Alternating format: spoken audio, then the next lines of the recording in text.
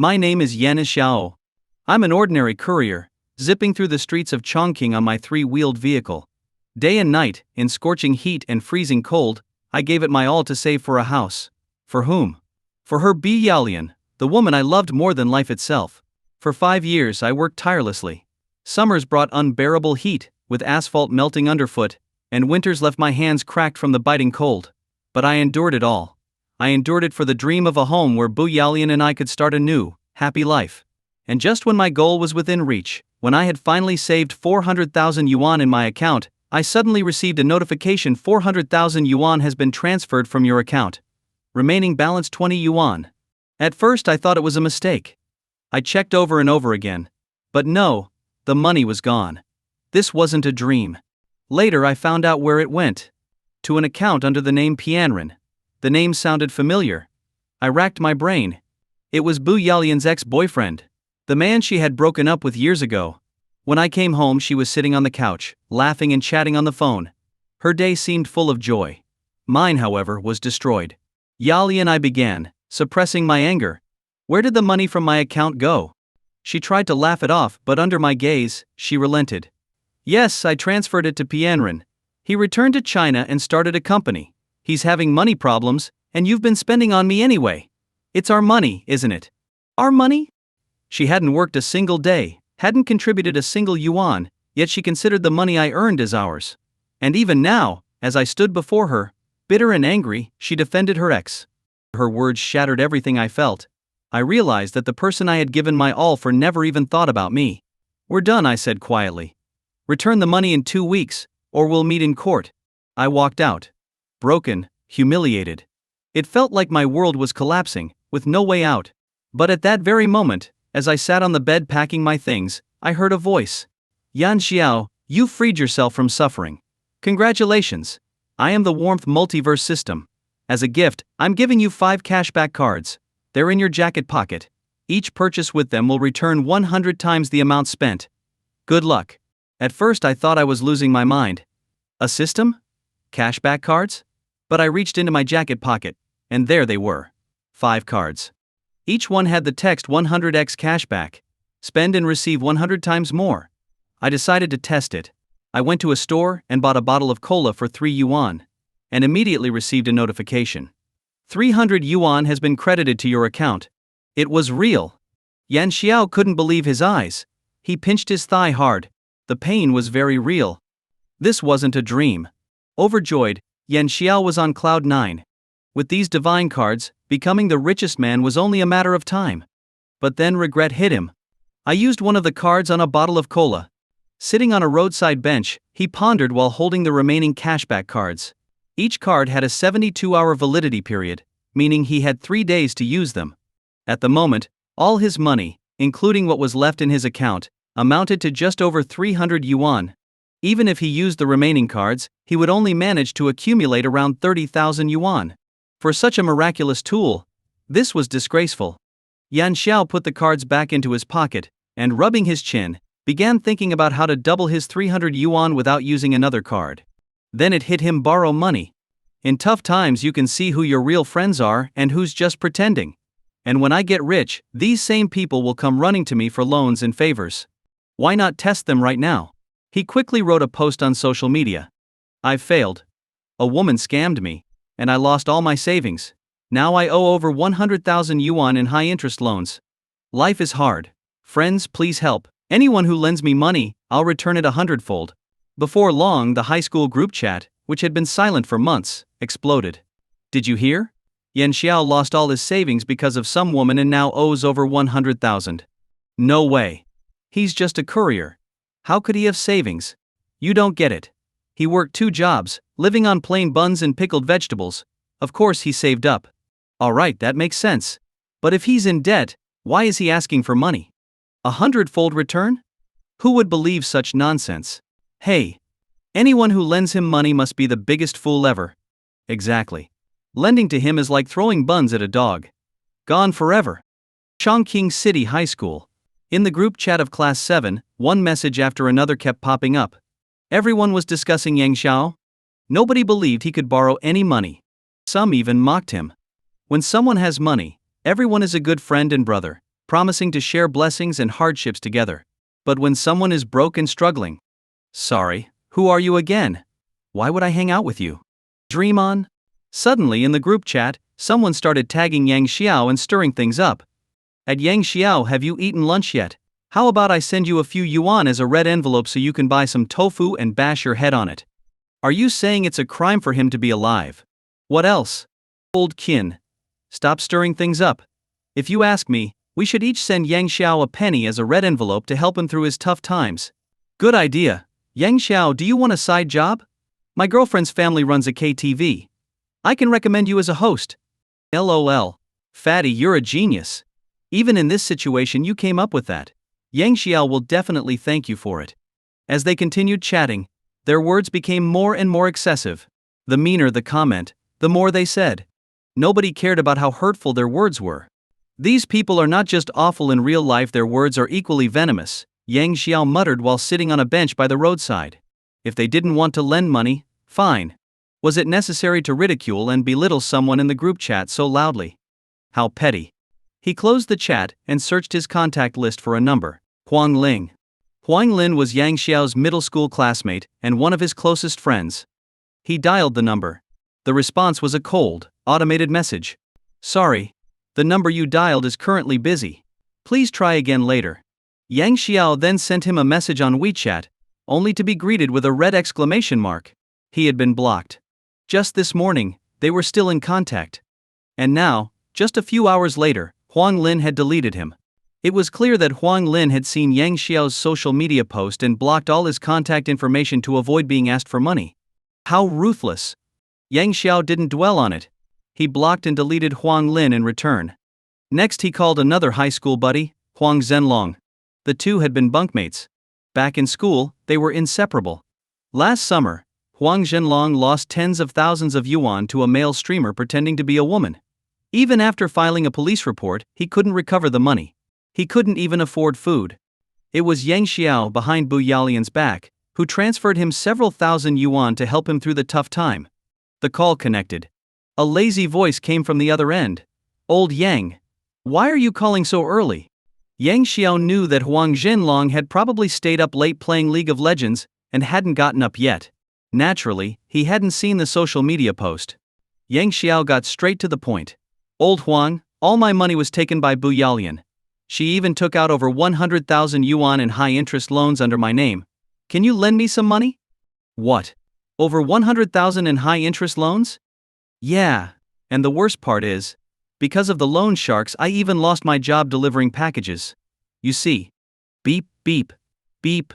Before he could finish, the call was disconnected. Yang Xiao stared at the hung-up call, which wasn't redialed. He smiled bitterly. So this is how it is. Human nature is truly unpredictable. In everyday life, no matter how pretty the words, they still can't withstand the test of reality. A so-called brother who hangs up out of fear of being asked for money is not worth keeping around. Yang Xiao blocked him without hesitation. After putting down the phone, a wave of sadness hit Yang Xiao. He never expected that in his lowest moment, not a single person capable of helping him would step forward. How pitiful. Then again, after this round of failed borrowing attempts, he had gained clarity on people's true nature. A worthwhile trade. Since he couldn't borrow money, Yang Xiao decided to turn the 300 yuan he had into his foundation for wealth. With the cashback card, he would rise step by step. He was going to become a billionaire. Just as he stood up, ding. A WeChat transfer notification appeared on his phone. Opening it, he saw that it was from his high school deskmate, Lu Wei, who had transferred him 30,000 yuan. He was stunned. Lu Wei, in his memory, wasn't tall, around 1.6 meters, with bangs that always covered her forehead and a pair of thick, black-framed glasses that hid her true appearance. The two had been deskmates for 2 years during high school, a rare bond. During that time, Yang Xiao often teased her, not in a malicious way, but in a playful, light-hearted manner. While Yang Xiao was still processing, Lu Wei sent a message. Deskmate. I only have 30,000 yuan right now. Don't think it's too little. Use it to get through this tough time first. Too little? No way. To Yang Xiao this was a godsend, a lifeline in the snowstorm. Overwhelmed with joy, he quickly replied, thank you. Don't worry. At most I'll return it in 3 days. 3 days later, he would be one of the richest people in the country. By then, 30,000 or even 30 million would be nothing to him. Lu Wei responded, no rush. Pay it back when you're financially stable. Even through the text, Yang Xiao could feel her warmth and sincerity. Who would have thought that in his darkest moment, the one willing to help him would be a deskmate he hadn't contacted in years? High school wasn't a waste. Deskmates are the best. Lu Wei sent another message, just mute or leave the class group chat. Don't listen to them. Yang Xiao replied, don't worry. If a dog bites me, I'm not going to bite it back. If a dog bites you and you bite it back, what's the difference between you and the dog? Lu Wei covers mouth laughing. Yang Xiao, thanks for your care and support, deskmate. I'll treat you to the best meal soon. Lu Wei, sure, I want the most expensive one. Yang Xiao didn't mind her joke. No problem. He would treat her to the best meal and prove that her faith in him wasn't misplaced. Yang Xiao, deal. Lu Wei, okay. Let's set a date. It's almost 1 p.m., so I have to get back to work. Talk later. Yang Xiao, bye. With the funds in place, his plan to rise to wealth began. But first he needed to cancel the lease on his apartment, which was rented under his name. Since they had already broken up, why shouldn't he take it back? Yang Xiao went to his landlord's house. What? You want to terminate the lease? The landlord, an older woman, looked at him in surprise. Xiao Yang, think carefully. Good apartments like mine in Zhongyu district are hard to come by. I'm going home. Yang Xiao replied, shaking his head. As for where Bu Yaolian would live? Sorry, they were broken up, why should he care? He wasn't running a charity. Xiao Yang, are you really determined to give up the apartment? Yes, consider the deposit compensation, Yang Xiao said with a nod. After completing the lease termination, Yang Xiao passed the stairwell and overheard some strange noises echoing through the hallway. The sounds were, well, reminiscent of certain videos from Sakura country. It was unbearable to listen to. Yang Xiao shook his head, speechless. The younger generation these days so reckless, with no sense of decorum. What if an elderly resident overheard this and got too excited? What then? Once outside, Yang Xiao decisively took out his phone and dialed a number. Hello, I'd like to report inappropriate activities between a man and a woman in the stairwell of Jinghua City, Wanel Street, Zhongyu District. Me? I'm a model citizen of the new era. Everyone calls me Red Scarf. After hanging up, Yang Xiao felt even better. He'd done another good deed today. He then called his boss to quit his job. Why work when he was on his way to becoming rich? Standing by the roadside, he hailed one of Chongqing's signature yellow Ferraris taxis and headed straight to his wealth-building destination, Jifangbei Pedestrian Street. Jifangbei Pedestrian Street, Zhongyu District. One of Chongqing's 5 major commercial hubs. Here you'd find everything from high-end luxury stores to affordable underground shopping malls. Bustling and lively, it was no less impressive than Beijing, Shanghai, or Shenzhen. And the beauties here? Plenty. According to certain media reports, every few minutes, a stunning beauty would pass by. For those who wanted to people watch, this was the ideal spot. But Yang Xiao wasn't here to ogle beauties. He had serious business to attend to. While others came to spend money, he was here to spend money to make money. With 30,000 yuan in hand, Yang Xiao got out of the taxi and headed straight for a Huawei store. Due to his ordinary attire and backpack, the young saleswoman, who was new on the job, couldn't tell whether Yang Xiao was buying for himself or picking up for someone else. She bowed politely with a smile. Hello, sir. Are you here to buy a phone or pick up an order? Buying a phone, Yang Xiao replied casually, and headed straight for the newly released Huawei P999 Pro. The Huawei P999 Pro was a powerful, high-performance phone perfect for gaming, photography, music and more. It was practically a mini-computer, and essential for modern living. The base model was priced at 16,888 yuan. The top-tier version? Even more expensive, at 19,999 yuan. Its steep price deterred many who admired it, including Yang Xiao in the past. Back then he could only use Bu Yaolian's discarded phones. The phone in his pocket now was long overdue for replacement, but he had held onto it. After all, most of his money had gone towards saving for a house or subsidizing Bu Yaolian's expenses. Where would he have found the extra cash to buy himself a phone? Seeing Yang Xiao's clear goal, the saleswoman quickly followed. Sir, if you're interested in the Huawei P999 Pro, I'd suggest coming back in a few days. Why? Yang Xiao asked, puzzled. From the saleswoman's perspective, Yang Xiao's attire suggested he could, at best, afford the base model. The top-tier version was a stretch at nearly 20,000 yuan, a price most wouldn't dare to spend lightly. However, she maintained a professional smile and patiently explained, "I'm sorry to trouble you, but the base model of the Huawei P999 Pro is currently sold out." Did I say I wanted the base model? Seeing his reflection in the glass display, Yang Xiao realized he had been underestimated. Still, he wasn't upset. He appreciated the saleswoman's professionalism and replied with a smile, "Is the top-tier version also sold out?" If he was buying and getting cashback, it had to be the best version. Why settle for less? The saleswoman froze momentarily before responding. "The top-tier version is still available. Please follow me." After guiding Yang Xiao to a seat, she quickly fetched a trial unit of the top-tier Huawei P999 Pro. Handing it to him with both hands, Yang Xiao took the phone and tested it for a while. Satisfied with its performance and suitability for his needs, he said, "How much is this phone?" "I'll take it." So quickly? Such decisiveness. The saleswoman suppressed her excitement. "Sir, the top-tier version is 19,999 RMB. Will you be paying by card or cash?" "Not so fast," Yang Xiao said, waving her off. "Help me pick out a laptop around 10,000 yuan as well." "Ah. All right, please wait a moment." Overjoyed, the saleswoman dashed off to find a suitable laptop. It was her first day at work, and she was already making a big sale. Within 2 minutes, she returned with a laptop and placed it in front of Yang Xiao. Just as she began introducing its features, Yang Xiao waved her off again. "No need to explain. Just tell me the price." Collecting herself, the saleswoman replied excitedly, "The total is 29,887 RMB. I can apply for a discount on the laptop." She could offer up to a 5% discount. Beyond that, she had no authority. But Yang Xiao frowned. A discount? Even a small one could mean losing tens of thousands or even hundreds of thousands through the cashback multiplier. "No need for a discount." He quickly interjected. "Charge me full price. In fact, round it up to 30,000 if you can." "No discount?" The saleswoman was stunned. Most customers she'd seen wouldn't even buy a pair of headphones without demanding a discount. And here was someone refusing one.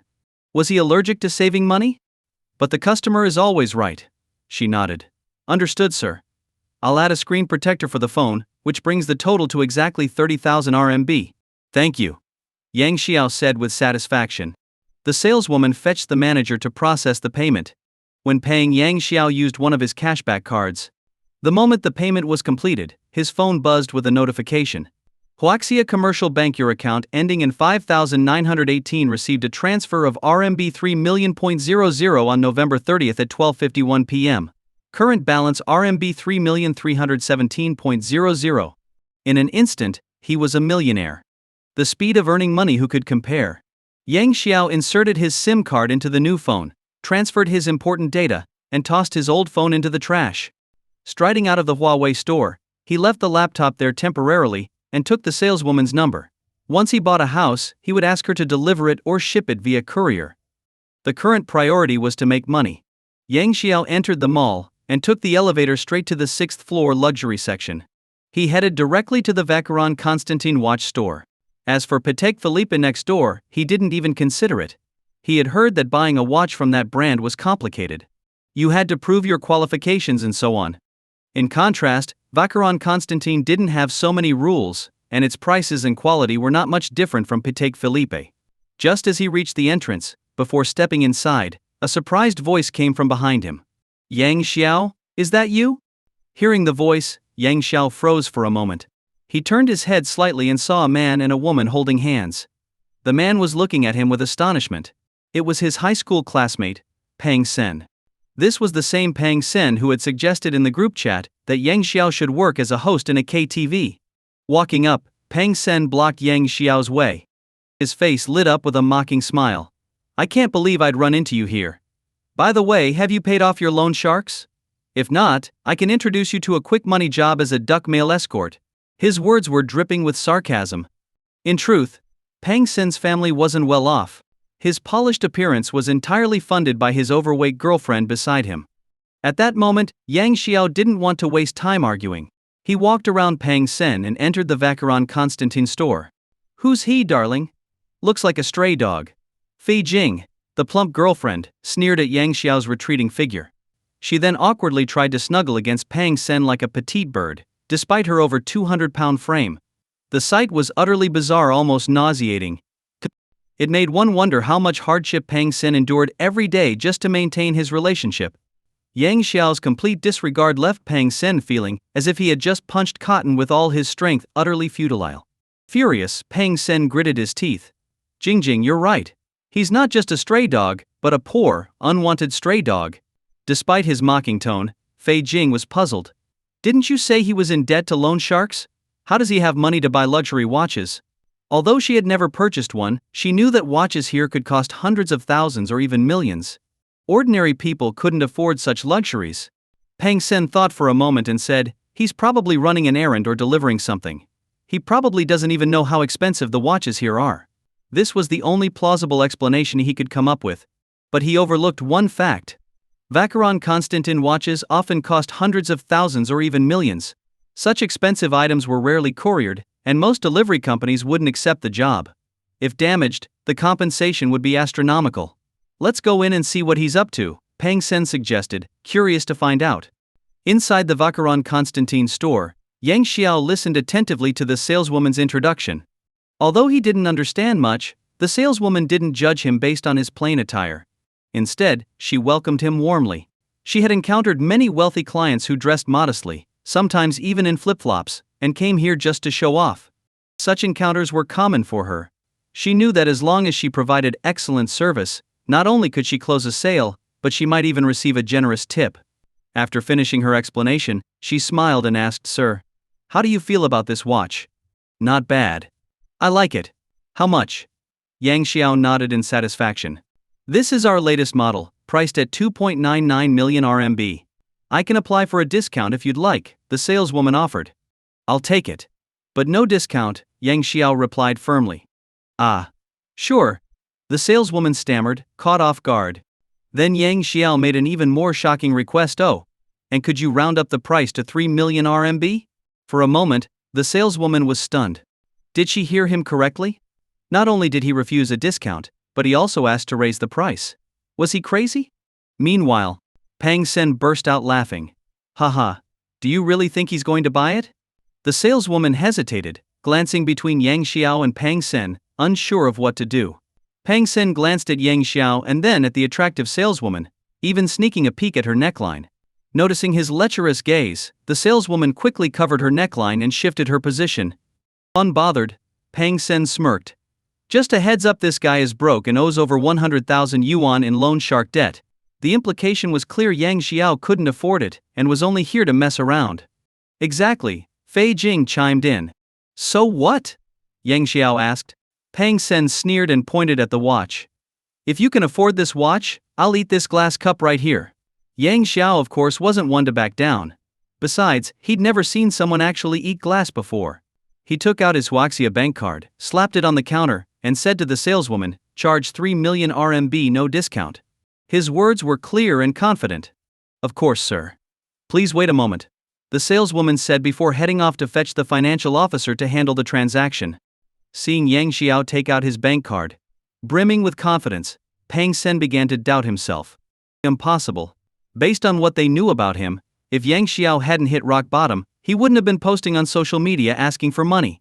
So how could he now have the audacity to pay for something like this? It didn't make sense. Fei Jing was equally puzzled and muttered, he owes loan sharks and had his money stolen by a woman. How is he not losing his mind? Right. Why didn't I think of that? He must have gone crazy from all the stress. That must be it. In that instant, Pang Sen felt enlightened. Excited, he kissed Fei Jing's chubby cheek. Fei Jing, delighted, pulled Pang Sen close and gave him a dramatic dragon kiss, leaving everyone in the store stunned. Yang Xiao felt utterly nauseated. When the two finished, they looked at Yang Xiao with smug satisfaction, as if they were students eagerly waiting for school to let out. Before long, the saleswoman returned with a poised woman carrying a POS machine. She smiled professionally at Yang Xiao. Hello, sir. It's my pleasure to assist you. Yang Xiao pointed to the bank card on the counter. Charge it. Understood. One moment, please, she replied with a slight smile and quickly began processing the payment. Pang Sen wore a smug expression, ready to enjoy the show. Fei Jing also looked pleased, as if she was already imagining Yang Xiao's embarrassment. Soon enough, The poised woman who had been operating the POS machine took Yang Xiao's bank card with both hands, inserted it into the device, and then pushed it toward him. Sir, please confirm the details and payment amount. If everything is correct, enter your PIN and press confirm. Thank you.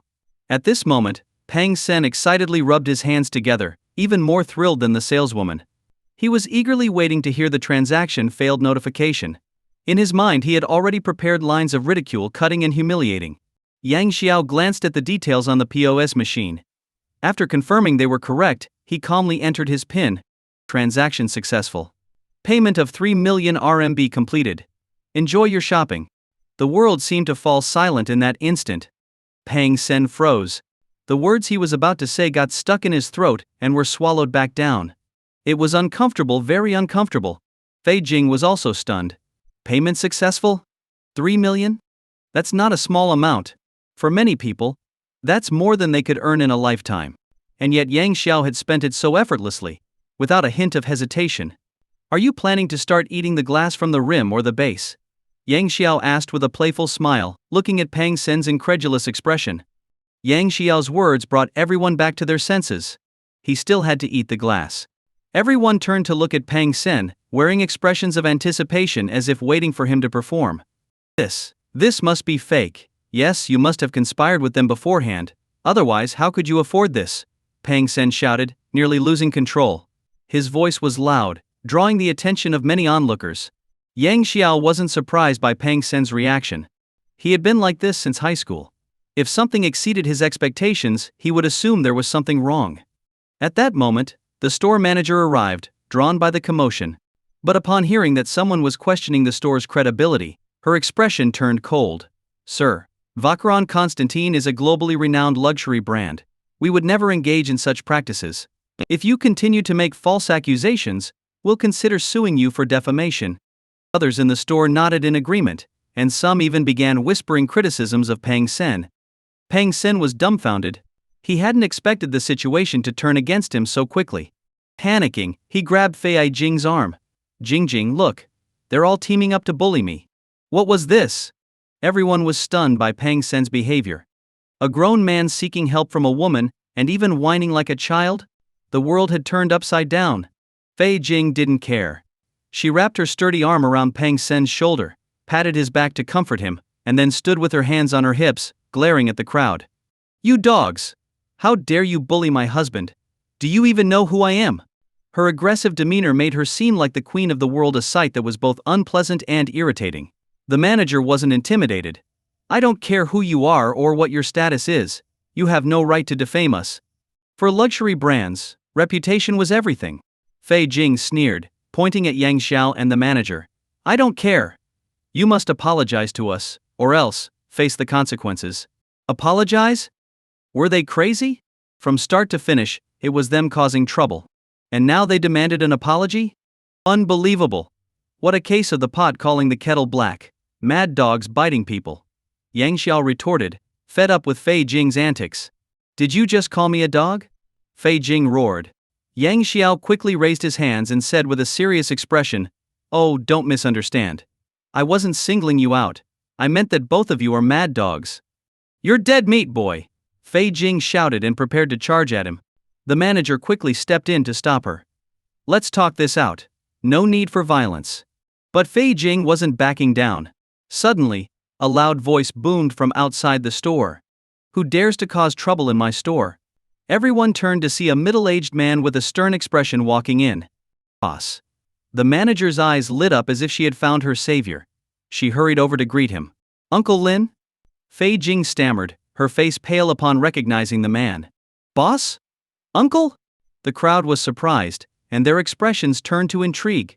What an interesting turn of events of family drama right here in the store. Lin Hai. The man said. What's going on here? Boss, here's what happened. The manager quickly explained the situation in detail. But meanwhile, Fei Jing looked like she was sitting on pins and needles, wishing she could disappear. Lin Hai turned to Fei Jing. What do you have to say for yourself? Sorry, Uncle Lin. I was wrong. I'll leave with Pang Sen right away.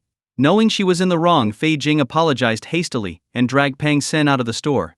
The more arrogant they had been earlier, the more pathetic their escape was now. After they left, Lin Hai personally apologized to Yang Xiao and promised him the best possible discounts on any future purchases. Yang Xiao accepted with a smile. Leaving Vacheron Constantine, Yang Xiao's wealth had now grown to 300 million RMB. This speed of making money, who could compete? Looking at the 2 remaining cashback cards in his hand, he realized that barring any unforeseen circumstances, his total wealth would soon reach at least 10 billion RMB. All in cash. He was practically a private bank. Next on his agenda, buying a house. That was the only way to spend 300 million RMB quickly and reasonably. Without delay, he hailed a taxi and set off. Just as he got in, a formally dressed, balding middle-aged man with a briefcase hurried over to the taxi. "Young man, could you give me a ride? I have an urgent meeting at my workplace," he asked anxiously. The taxi driver glanced at Yang Xiao in the back seat, waiting for his response. "No problem," Yang Xiao agreed readily. He wasn't in a hurry anyway. Driver, to the Government Affairs Center. The balding man climbed into the car and repeatedly thanked Yang Xiao. On the way, the man explained he was heading to an important conference at the Government Affairs Center. After failing to find a cab, he had been desperate. Patting his thinning hair, the man turned to Yang Xiao. "Where are you headed, young man?" "I saved up a little money and plan to buy myself a house," Yang Xiao replied. "Oh? Where do you plan to buy it?" "Not sure yet," Yang Xiao admitted. The man lowered his voice. "If you ask me, you should look at the houses in Tianfu New Town." Yang Xiao asked curiously, "Why?" "That area is about to be converted into a school district. Housing prices will definitely skyrocket soon. Now is the best time to buy." "How do you know?" "To be honest, I'm on my way to attend a press conference for the official launch of the bidding process for the educational land next to Tianfu New Town." "That's fantastic."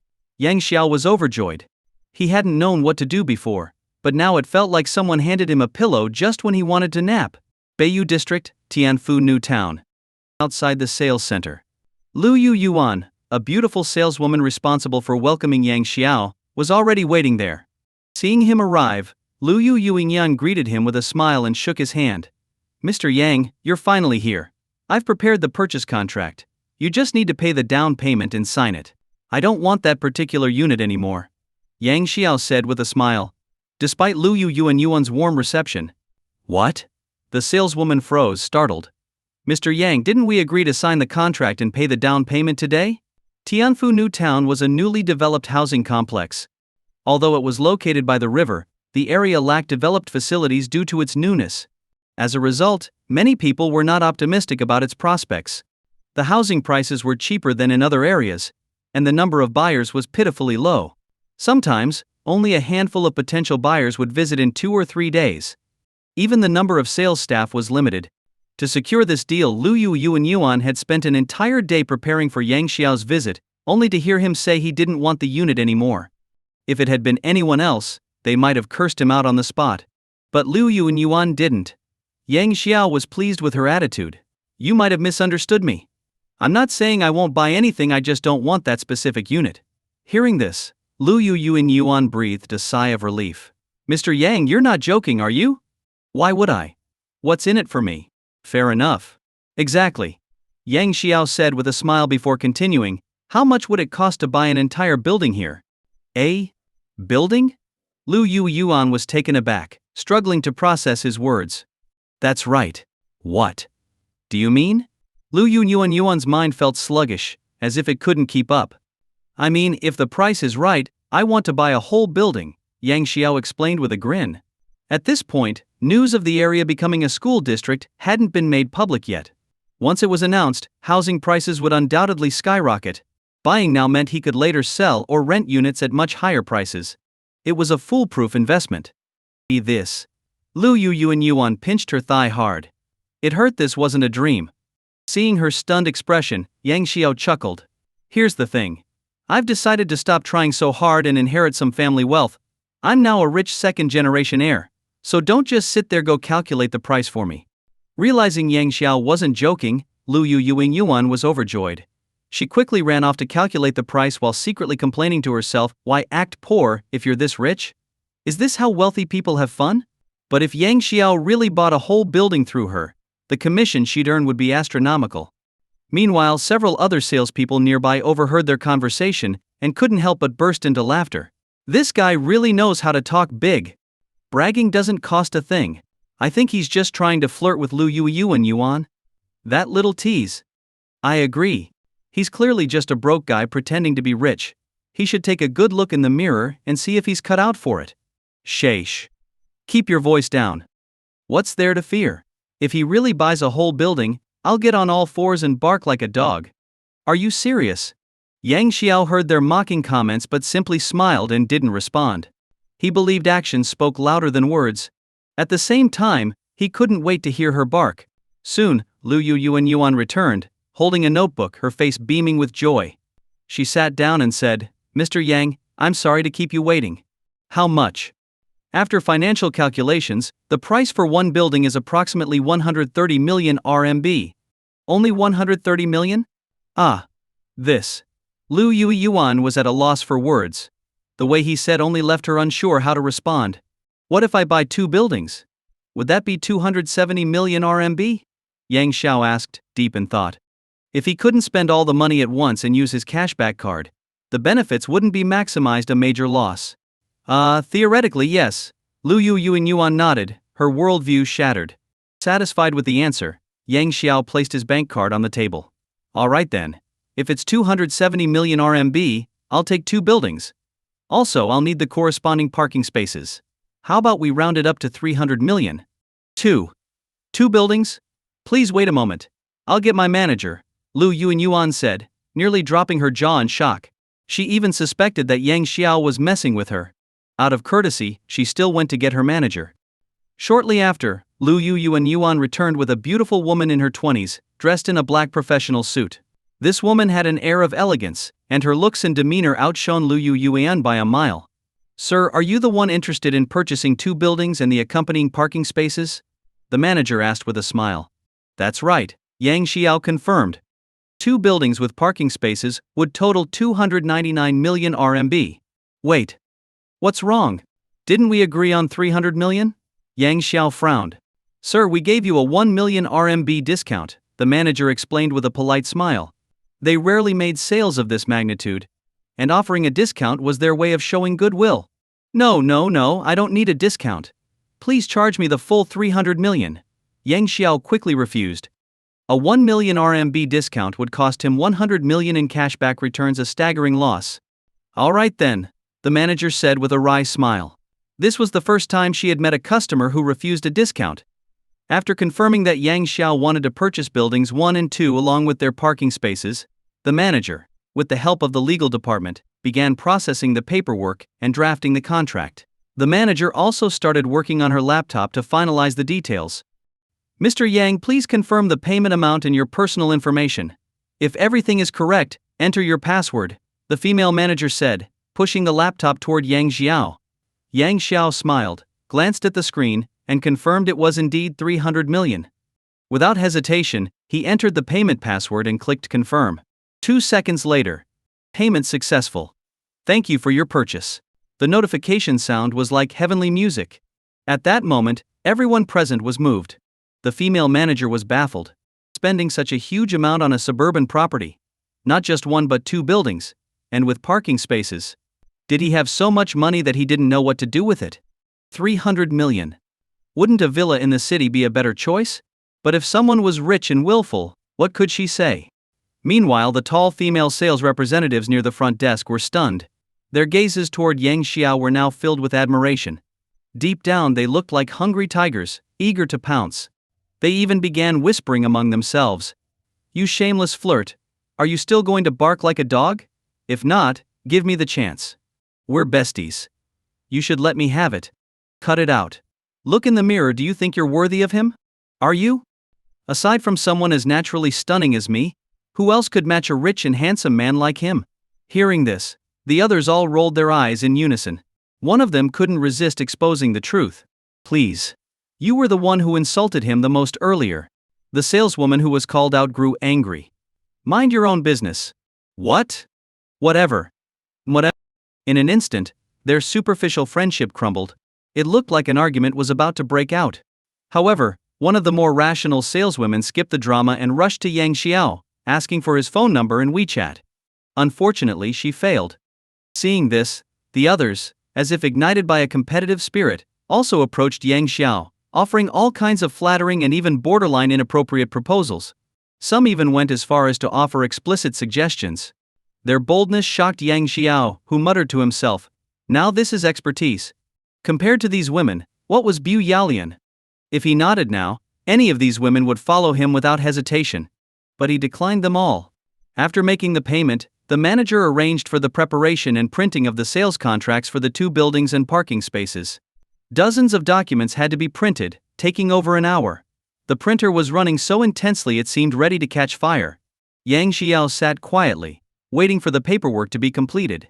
At the same time, he was pondering his next steps: how to spend the remaining 3 billion RMB quickly. Buying a company? Not feasible. Acquiring a company required complex procedures and calculations, taking at least a month. There was no way he could complete it within the 3 days he had for his cashback card. Unless a miracle happened, it was impossible. Finally, the thick stack of contracts was ready. Yang Xiao spent over an hour signing them all. By the time he finished, his hand felt like it no longer belonged to him. Just as he was about to leave, satisfied, a commotion arose outside the sales center.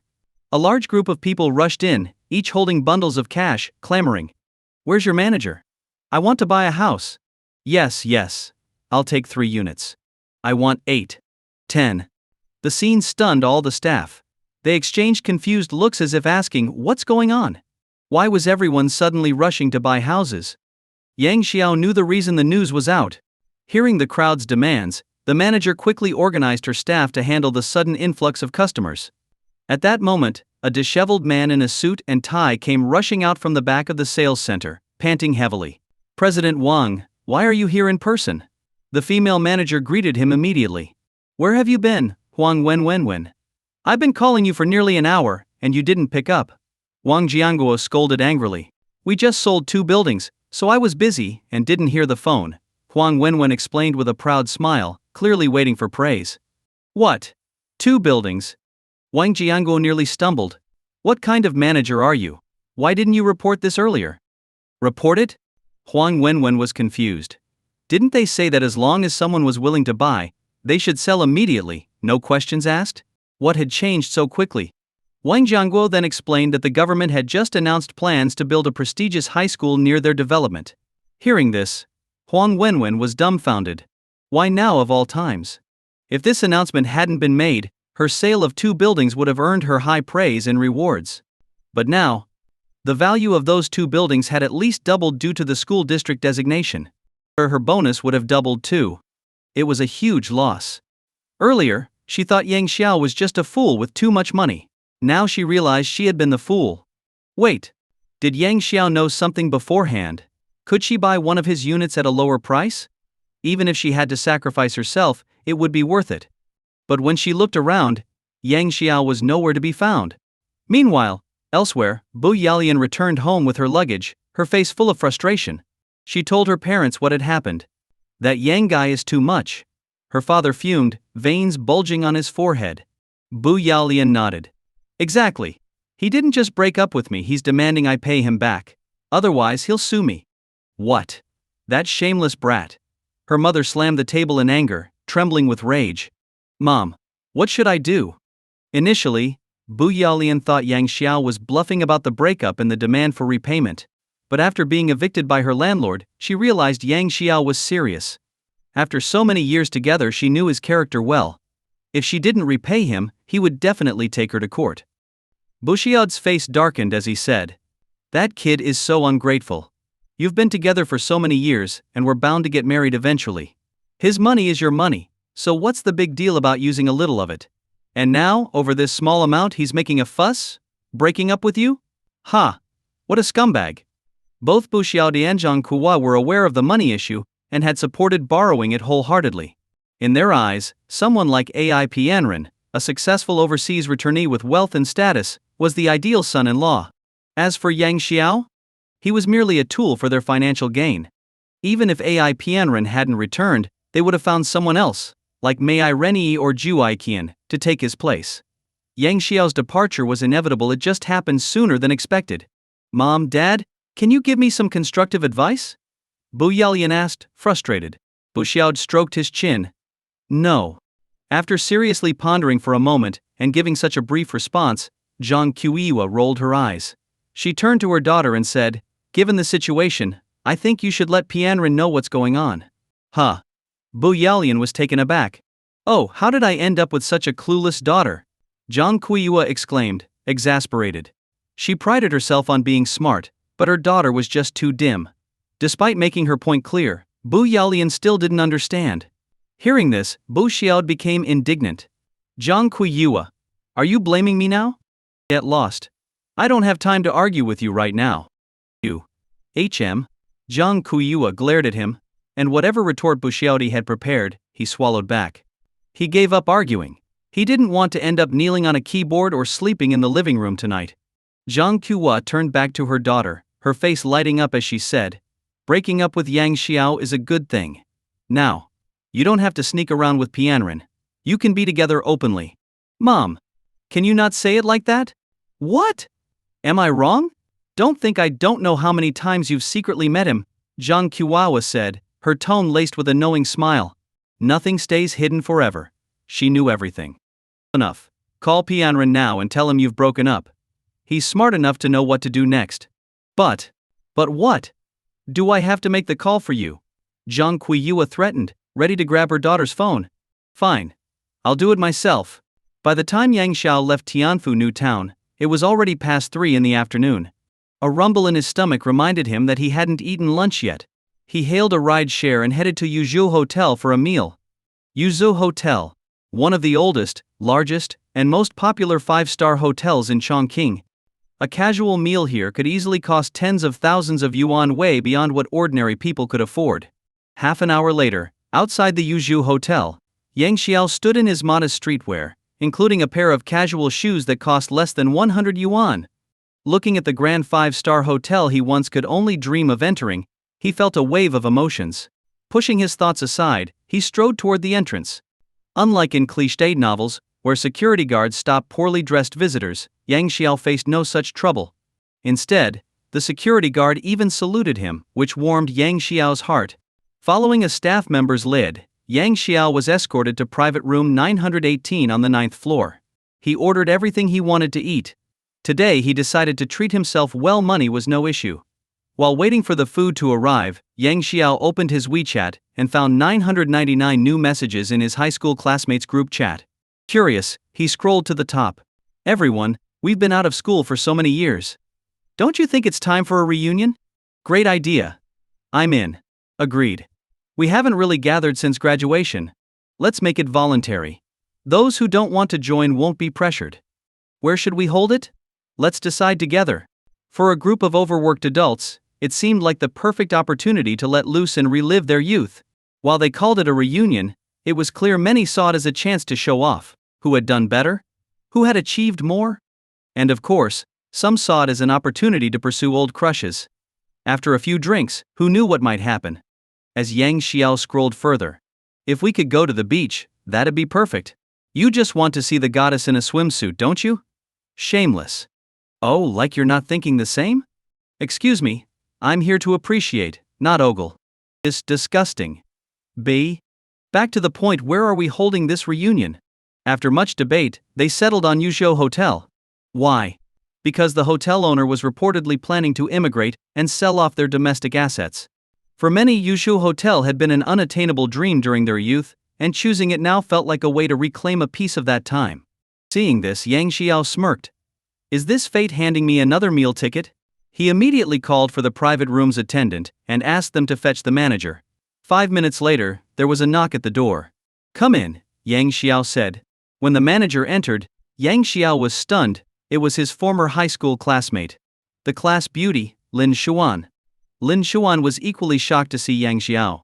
She had seen the group chat messages but hadn't participated. Judging by Yang Xiao's inexpensive attire, she didn't think he could afford to dine here. Could he be here out of spite? To cause trouble? Then her eyes landed on Yang Xiao's wristwatch, and her pupils widened. Isn't that a Vacheron Constantin? How did he get that? Could he actually be a rich second-generation heir? A flood of thoughts raced through her mind. She felt like she was re-evaluating Yang Xiao from head to toe. For a moment, neither of them spoke. Finally, Yang Xiao broke the silence. After all these years, our class beauty is as radiant as ever. Back then, the boys who liked Lin Xuan could have formed an entire battalion. Lin Xuan shook her head. Come on, compared to your deskmate, my looks don't even come close. What do you mean? Your deskmate was actually a stunning beauty, but her bangs and thick glasses sealed away her true appearance. Looking at the photo on Lin Xuan's phone, Yang Xiao had to admit he was moved. He hadn't expected such breathtaking beauty to be hidden behind those thick black glasses. Over the years, Lu Wei had never posted any pictures of herself on social media, so Yang Xiao had never seen her true appearance. You've fallen for her, haven't you? Lin Xuan raised an eyebrow. She's currently single, no boyfriend, Lin Xuan interjected knowingly. Could I? Don't worry. We haven't met in person, so I won't tell her, Lin Xuan said, seeming to read Yang Xiao's thoughts with ease. Her words left Yang Xiao scratching his nose awkwardly. Smiling, he suggested, as thanks, why don't you join me for dinner? Another time. I'm still on the clock. But I'll remember this meal, you owe me one next time, Lin Xuan quickly explained, her face flushing red with embarrassment. At that moment, she wished she could dig a hole and hide. All right. Lin Xuan was principled, and Yang Xiao didn't press further. Enjoy your meal. Let's catch up another time. Lin Xuan was about to leave. Wait a second. I heard your boss is planning to sell this hotel? Yang Xiao asked, almost forgetting his main objective. Lin Xuan froze, confused by the sudden question. Gathering herself, she replied, Are you joking? Do I look like I'm joking? Well, our hotel is indeed up for sale. But I heard that just a few days ago, a major conglomerate from Beijing offered 25.5 billion yuan, and our boss refused. Lin Xuan paused, letting the implications sink in. Anything less than that wouldn't even be considered. Don't worry. 2 to 300 billion isn't an issue for me. Just let your boss know I'm interested, Yang Xiao said casually. 2 to 300 billion. What kind of family did he come from? Why hadn't she seen this side of him before? Lin Xuan felt like she was meeting Yang Xiao for the first time, her mind spinning with shock. Seeing her hesitation, Yang Xiao smiled and said, What are you waiting for? Go talk to him. But our boss doesn't meet people easily. Tell him to ask around who just bought 2 buildings in Tianfu New Town today. Huh? No more zess, get moving. Yang Xiao clapped his hands, snapping her out of her daze. Lin Xuan's head buzzed as she turned and left. For Yang Xiao, as long as the price didn't exceed 300 billion, it wasn't a problem. And even if it did, he had other solutions. On the top floor of Yuzhou Hotel, in the boss's office. After listening to Lin Xuan's report, Yu Zhu leaned back in his chair, his brow furrowed in thought. After some hesitation, he made a phone call to verify the situation. The response left him stunned. It was true. Not only had Yang Xiao bought 2 buildings in Tianfu New Town, but shortly after, the area's designation as a school district caused property prices to skyrocket. 2 entire buildings. Even before the price increase, they were worth $1 billion or $2. And he had paid in full, up front. The audacity of such a purchase was mind-boggling. In today's world, plenty of people could come up with a few million, or even tens of millions, in cash. But being able to pay several billion in cash up front? Even the wealthiest conglomerates in Chongqing would struggle with that. Not only had Yang Xiao done it, but he seemed to have foreseen the price surge in Tianfu New Town. Could he be part of a powerful family on a training mission? Perhaps he had insider information. That was the only explanation Yu Zhou could come up with. Standing behind him, Lin Xuan couldn't see her boss's expression but felt uneasy about the prolonged silence. President Yu, he's still waiting in private room 918. Will you meet him or not? She asked, trying to gauge his thoughts. When Yu Zhou didn't respond, Lin Xuan added, Didn't you say we should fulfill all reasonable and lawful customer requests? Stop talking. Lead the way, Yu Zhou said abruptly, standing up. Lin Xuan couldn't help but notice his face, beaming like a flower in full bloom. It left her utterly confused. In private room 918, Yang Xiao was enjoying a feast of high-end dishes, food he had once only dreamed of tasting. Now, not only could he eat it, but he could order anything he wanted. The life of a wealthy man was simple yet satisfying. Just as he was savoring the meal, there was a knock on the door. Come in, he said. Lin Xuan entered, followed by Yu Zhou. Seeing Yang Xiao's cheap outfit, Yu Zhou became even more convinced that Yang Xiao was part of a wealthy family, sent to train undercover. The low-key attire was just a facade. Yu Zhou approached with a smile. Mr. Yang, welcome to Yuzhou Hotel. I'm Yuzhou, the owner. Mr. Yu, nice to meet you. Are our dishes to your liking? Excellent, very tasty. That's wonderful to hear. Wiping his mouth, Yang Xiao got straight to the point. Mr. Yu, I heard you're planning to sell this hotel. Yes. Yu Zhou nodded. How much? To be honest, building this hotel cost nearly 10 billion yuan, and over the years, we've accumulated many loyal customers. Its value. Yu Zhou trailed off, implying that the price wouldn't be low. Just give me a number, Yang Xiao said directly. Mr. Yang, are you serious? We only accept full payment, in cash transfers, Yu Zhou said cautiously. Not a problem. Yu Zhou took a deep breath before stating, we shareholders agreed on a minimum price of 29 billion yuan. Nervously, Yu Zhou waited for Yang Xiao's reaction. Their original bottom line had been 28 billion, but he had added another billion at the last minute. If Yang Xiao refused, they would have to lower the price. Alright, I'll pay 30 billion. But I have two conditions, Yang Xiao said, holding up two fingers. What? Yu Zhou's hand trembled, nearly dropping his phone. Not only had Yang Xiao not negotiated the price down, but he had also increased it by 1 billion. Was he crazy rich? Yu Zhou took a deep breath to steady himself. Please go ahead. Even if you have 20 conditions, we'll meet them. Yang Xiao outlined his conditions first. I'll pay immediately, but all procedures must be completed by 10 a.m. the day after tomorrow. That's tight. But we have a professional team. It can be done. Yu Zhou assured him. Good. Second, the current management team, including the kitchen staff, must remain in place. No one is to be removed. No problem. Great. Make the arrangements, I can pay today, Yang Xiao said decisively. Understood. I'll get everything ready right away. And Mr. Yang, this meal is on the house, Yu Zhou said, barely containing his excitement. At the door, Yu Zhou called Lin Xuan over. Lin, take good care of your future boss, Mr. Yang.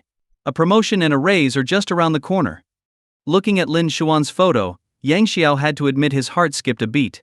He hadn't expected such stunning beauty to be hidden behind those thick black glasses. Over the years, Lu Wei had never shared any photos of herself on social media, so it was only natural that Yang Xiao hadn't seen her true appearance. Falling for her, aren't you? Lin Xuan raised an eyebrow knowingly. She's currently single, no boyfriend. Can I? Don't worry, I won't tell her anything, Lin Xuan said, seemingly able to read Yang Xiao's thoughts effortlessly. Her words left Yang Xiao scratching his nose awkwardly. Smiling, he said, how about you join me for dinner as thanks? My treat next time. Another time. I'm still on the clock. But I'll remember this meal, you owe me one next time, Lin Xuan quickly explained, her cheeks flushing red with embarrassment. At that moment, she wished she could find a hole to crawl into. Alright. Lin Xuan's professionalism left Yang Xiao unable to press further. Enjoy your meal. We'll catch up another time. Lin Xuan turned to leave. Wait a second. I heard your boss is planning to sell this hotel. Yang Xiao asked, nearly forgetting his main objective. Lin Xuan froze, confused by the sudden question. Gathering her composure, she replied, are you joking? Do I look like I'm joking? Well, the hotel is indeed up for sale. But I heard a major conglomerate from Beijing offered 25.5 billion yuan a few days ago, and our boss turned it down, Lin Xuan said after a moment of hesitation. The implication was clear, anything less than that would not be considered. Don't worry. 200 to 300 billion is no issue for me. Just let your boss know I'm interested, Yang Xiao said confidently. 200 to 300 billion. What kind of background did he have? Lin Xuan felt as if she was meeting a completely different Yang Xiao, her mind swirling with thoughts. Seeing her hesitation, Yang Xiao smiled and said, what are you waiting for? Go talk to him. But our boss doesn't meet just anyone. Tell him to find out who just bought 2 buildings in Tianfu New Town today. Huh. No more hues, us. Get moving. Yang Xiao clapped his hands, snapping her out of her daze. Lin Xuan's head buzzed as she turned and left. For Yang Xiao, as long as the price didn't exceed 300 billion, it wasn't a problem. And even if it did, he had other ways to handle it. On the top floor of Yuzhou Hotel, in the boss's office. After listening to Lin Xuan's report, Yu Zhou leaned back in his chair, his brows furrowing in thought. After some hesitation, he made a phone call to verify the situation. The response left him stunned. It was true. Not only had Yang Xiao bought 2 buildings in Tianfu New Town, but shortly after, The area's designation as a school district caused property prices to skyrocket. 2 entire buildings. Even before the price increase, they were worth over 1 billion yuan. And Yang Xiao had paid in full, up front. The audacity of such a purchase was mind-boggling. In today's world, many people could come up with millions or even tens of millions in cash. But being able to pay several billion in cash up front? Even the wealthiest conglomerates in Chongqing would struggle with that. Not only had Yang Xiao done it, but he seemed to have foreseen the price surge in Tianfu New Town. Could he be part of a powerful family on a training mission? Perhaps he had insider information? That was the only explanation Yu Zhou could come up with.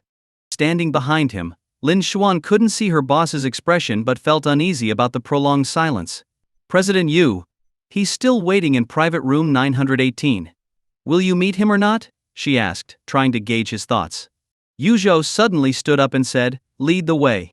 Lin Xuan noticed his expression, a bright, beaming smile that left her utterly confused. In private room 918, Yang Xiao was enjoying a feast of high-end dishes. These were the kinds of delicacies he could only dream of in the past.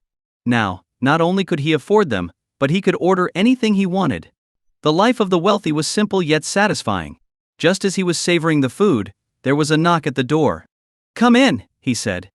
Lin Xuan entered, followed by Yu Zhou and several other executives.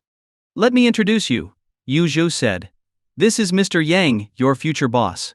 The executives greeted Yang Xiao respectfully, while Yu Zhou's mind was racing. Looking at Yang Xiao's unassuming attire, Yu Zhou became even more convinced that he was a hidden heir from a wealthy family, sent to train discreetly.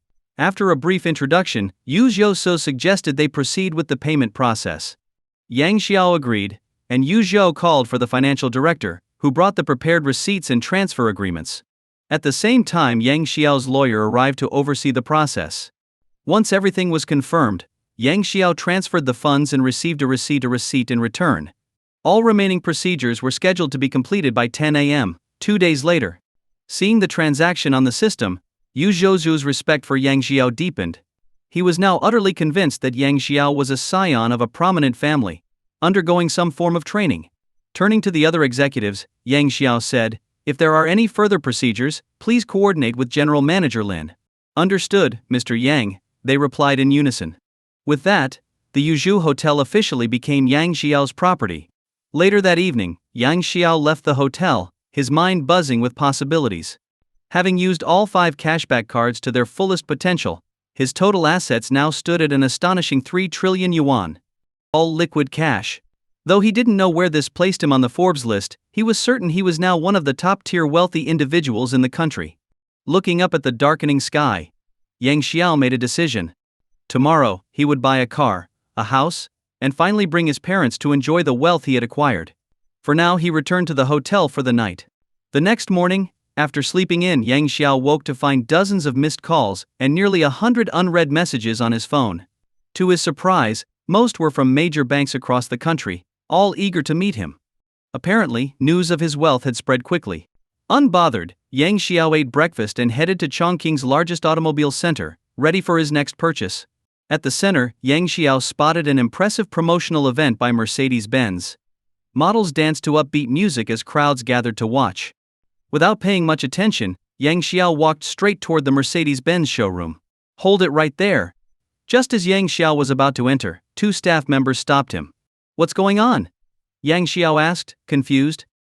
2 staff members glanced at Yang Xiao and said dismissively, sorry, we're not hiring migrant workers at the moment. Migrant workers? Yang Xiao was momentarily stunned. He had been misunderstood. But given his outfit, which was worth less than 200 yuan, it wasn't entirely surprising. I'm not here for a job, I'm here to buy a car. Yang Xiao explained with a smile. Buy a car? Not today, Chen Shanhui replied coldly, shaking his head. Not today? Yang Xiao was about to argue when a man in a suit, sporting a beer belly and holding a female secretary's arm, walked over. Chen Xianhui's face lit up, and he rushed to greet him with a smile. Ah, Mr. Wang, you're here in person. Of course. Buying a car requires my personal attention. What, you expect to deliver it to me? Wang Jingkao retorted.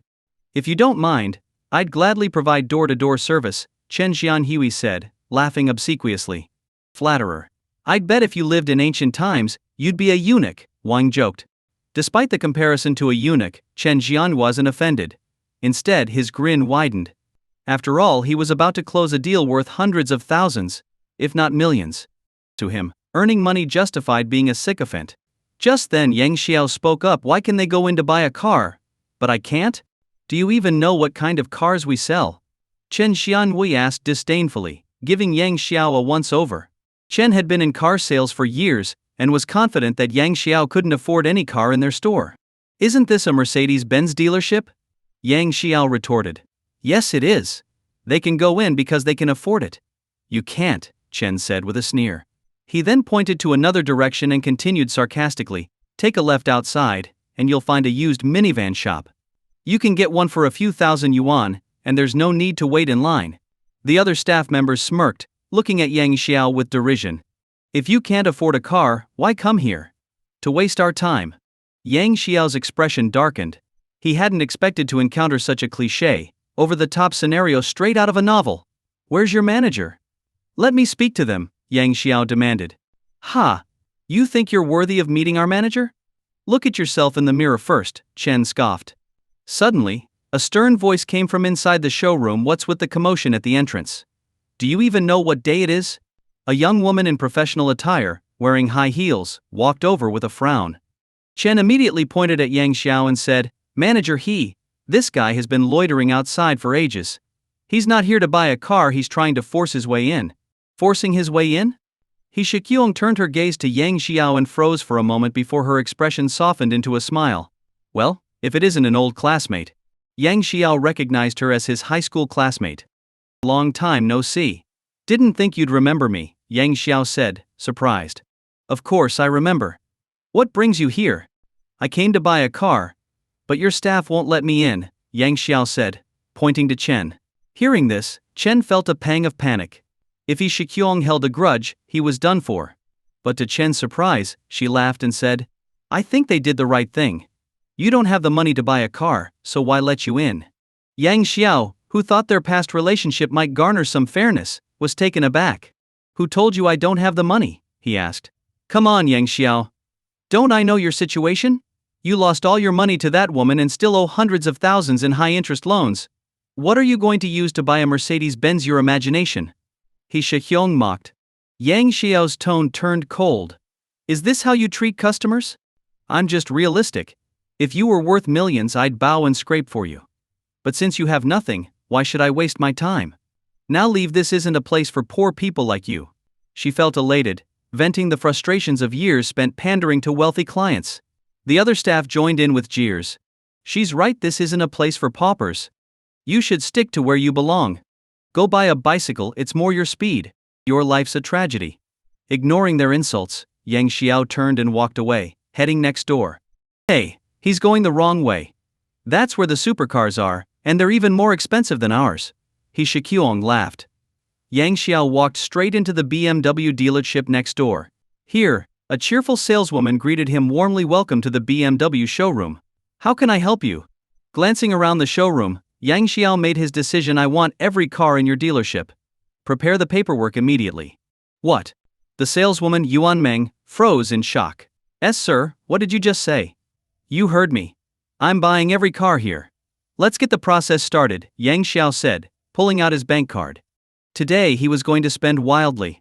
Let's see who dares look down on him now. Hearing this, Yuan Meng was now certain she hadn't misheard. As a luxury car salesperson accustomed to dealing with wealthy clients, she knew how to recognize status.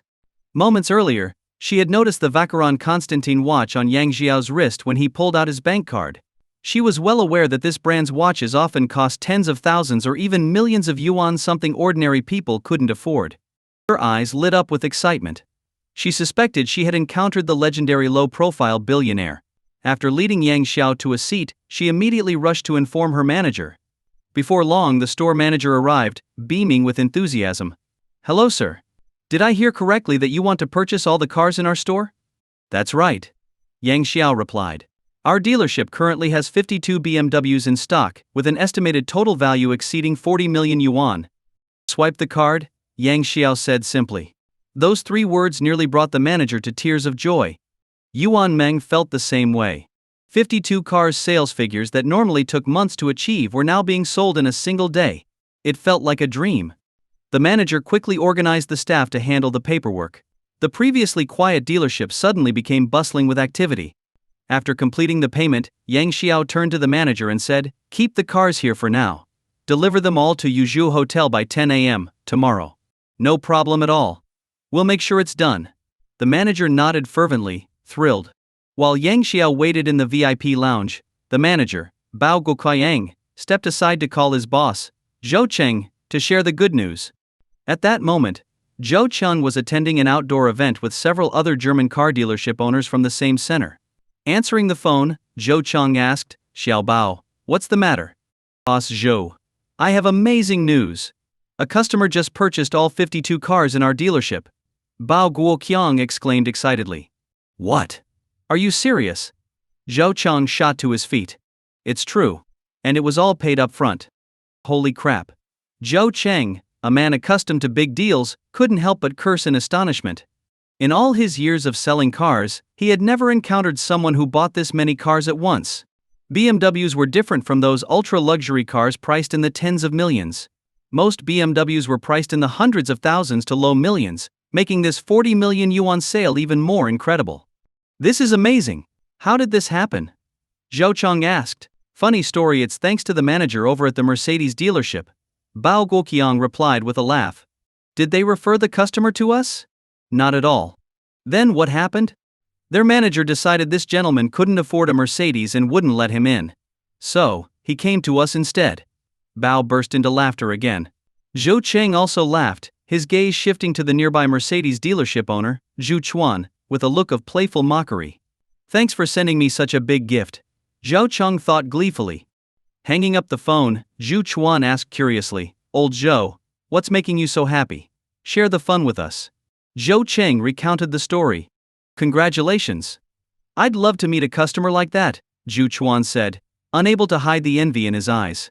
Selling 40 million yuan's worth of cars in one day, who wouldn't be jealous? Zhou Cheng chuckled. "And it's all thanks to you." "Thanks to me?" Zhu Chuan was puzzled. "That's right. If your staff hadn't driven him away, I wouldn't have had the chance to close this deal." Hearing this, Zhu Chuan felt like he'd been struck by lightning. Damn it. He had a golden opportunity handed to him, and his staff kicked it away. His veins bulged with anger, and his chest heaved. Zhou Cheng stood and waved. "Apologies, everyone. I need to head back and meet this customer." "Wait, old Zhou. I'm coming with you. I need to personally explain this to him," Zhu Chuan said, quickly following. Meanwhile, back at the Mercedes dealership, Chen Xianhui approached He Shiqiang nervously. "Manager He, that guy has been at the BMW dealership for almost 40 minutes and still hasn't come out." "He hasn't come out? He's probably still gawking at the fancy cars," he sneered. "Exactly. A guy like that will never be able to afford a car in his lifetime," Chen added. "Unless it's a toy car." He laughed. "Right, he might manage a toy car." Their laughter was interrupted when a staff member rushed in, out of breath. "Manager He, something big has happened." "What's with the panic?" "I just heard that the BMW dealership sold all 52 of their cars just now." "Are you serious?" He Shiqiang asked incredulously. "It's true. You watch the store." "I'm going to check it out," she said, running out with Chen in tow. Outside the BMW dealership, a crowd had gathered, eager to see the big spender in person. As he approached, the manager of the Audi dealership teased, "Why didn't the big spender choose Audi or Mercedes instead?" Good question, he thought. Before she could respond, another store manager chimed in, "I heard from someone at BMW that the big spender actually came from your Mercedes store first." "From our store?" He and Chen exchanged confused looks. Which customer could it be? Didn't we deal with everyone properly today? While they struggled to remember, a BMW X5 pulled up, and the BMW dealership owner stepped out, smiling as he jogged into the store. Moments later, a Mercedes Maybach arrived, and Zhu Chuan emerged. Seeing her boss, he rushed over obsequiously. "Boss Zhu, why are you back from the event so early?" It would have been better if he hadn't seen He Shiqiang at all. The moment he laid eyes on her, Zhu Chuan felt his blood pressure spike. "From this moment on, you're fired." Hearing this, He Shiqiang froze, staring at Zhu Chuan in disbelief. "Mr. Zhu, what did I do wrong?" Slap. Zhu Chuan delivered a hard slap across her face. You still don't know what you did wrong? Wrong? What did I do wrong? He Shikyong held her face, completely confused. Chen Shanhuai was equally at a loss. Both racked their brains but couldn't recall anything they might have done. Was it memory loss? Chen cautiously asked, Mr. Zhu, what exactly did manager he do wrong? Everyone around them perked up, curious about what could have angered the boss so much that he would publicly lash out and even hit someone. Zhu Chuan pointed at both He Shikyong and Chen, his voice trembling with rage. That customer who bought all the cars at the BMW store? He came to our store first. Both their faces instantly turned pale. Impossible. Why would such a wealthy person come to our store but not buy anything? That doesn't make sense. Our service is top-notch. Then Zhu Chuan's furious voice rang out again. It's because of you idiots. You blocked the entrance and wouldn't even let him in. Were you full and bored out of your minds? Blocked the entrance? Wait a minute. Both He Shikyong and Chen gasped, their faces ashen. Like being struck by lightning, they stood there frozen, unable to utter a word. Earlier that morning, they had indeed turned away several casually dressed people. But they had assumed these individuals couldn't afford their cars. Who would have thought that one of those people was actually a wealthy customer? One who would spend millions in a single transaction? Absurd. At this moment, commotion erupted at the BMW store entrance. Looking over, they saw Zhou Changcheng and others escorting a young man out, their faces adorned with flattering smiles. Zhu Chuan hurried to intercept them. Hello, sir. I'm the owner of the neighboring Mercedes-Benz dealership. Due to my management oversight, you had an unpleasant experience earlier. I sincerely apologize. Yang Xiao cast a calm glance at him but said nothing. Seeing this, Zhu Chuan dragged both he and Chen out of the crowd. What are you waiting for? Apologize to this gentleman. Both of them were dumbstruck. It had never crossed their minds that the man they had ridiculed earlier was the very one capable of making such lavish purchases. He really did have the means to buy a car. And his first choice had been their dealership. Moreover, he had given them multiple chances, all of which they squandered. It felt like a cruel joke. Why on earth had someone so wealthy played the victim on social media? Was it some sort of twisted game? And why couldn't he dress decently when coming to buy a car? It was infuriating.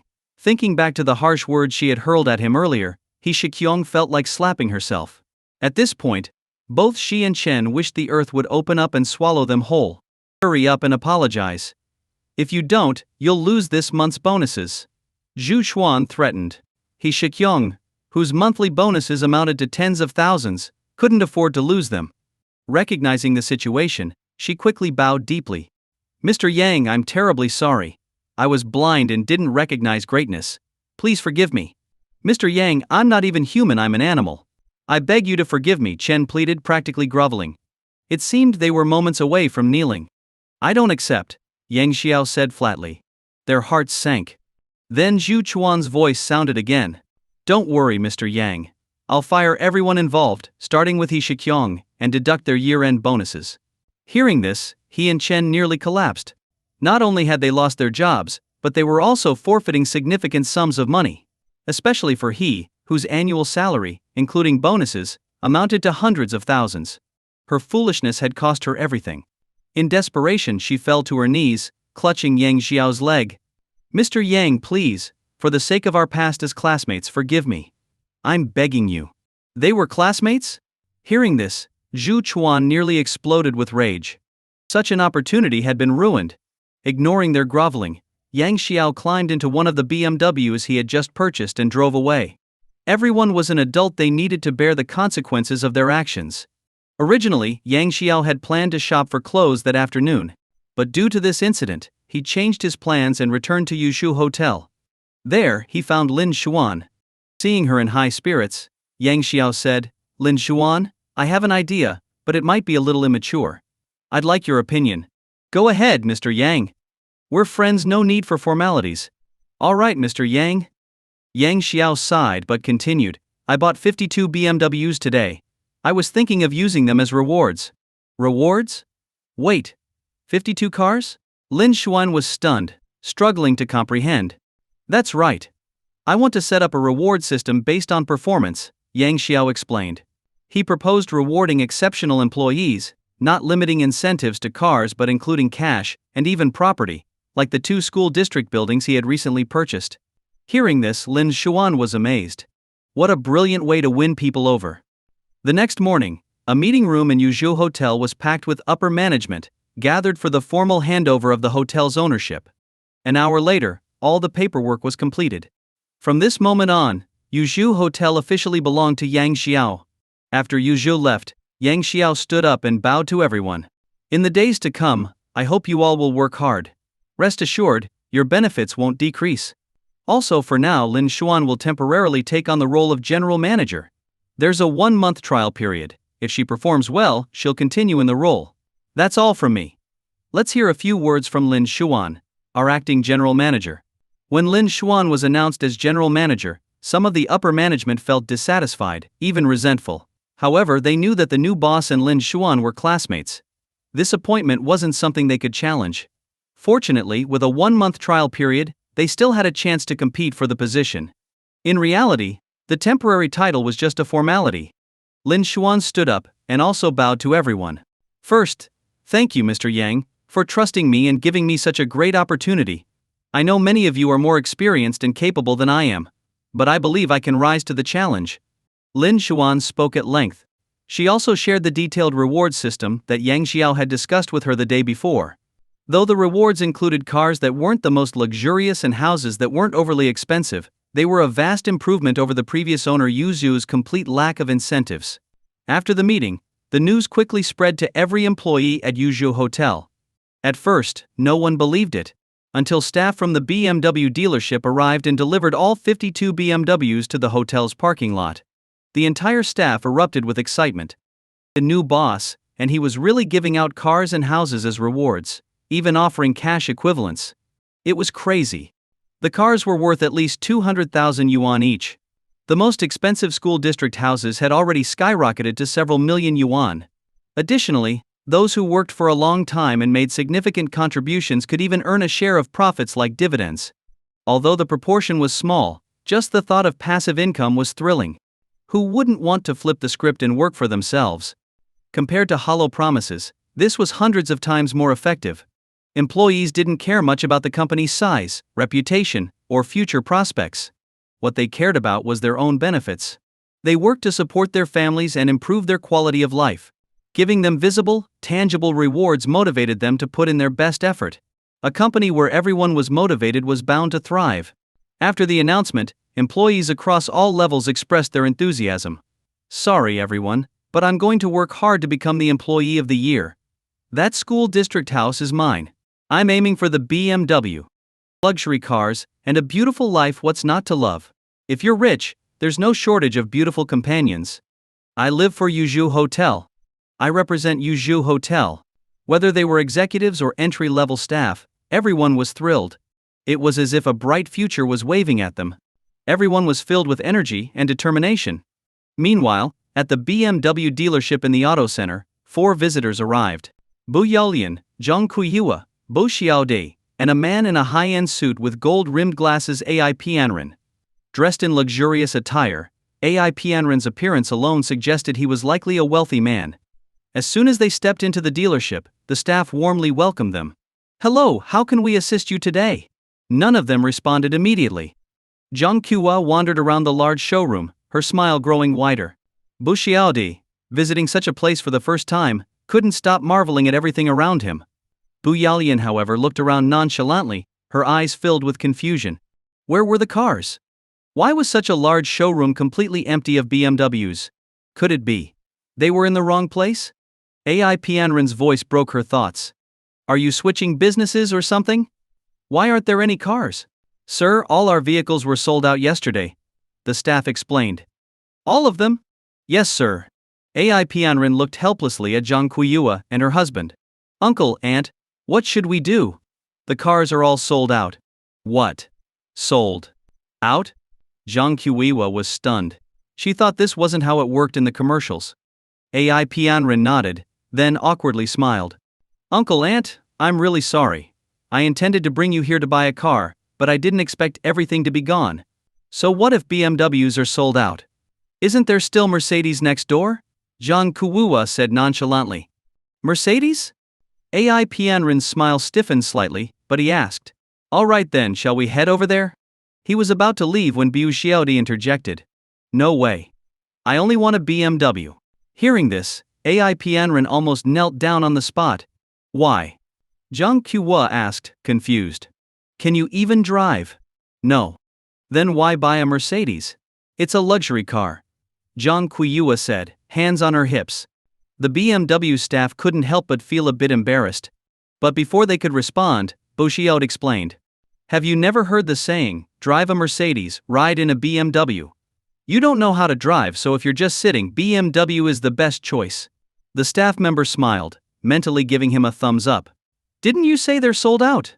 Zhang Qiuhua muttered, unwilling to argue further. "Then we'll order one," Bo Xiaode suggested confidently. Left with no choice, they agreed to place an order. When filling out the order form, Ai Pianren insisted on using Bu Yalian's name and contact information. He said the car was for her and felt it was only fair.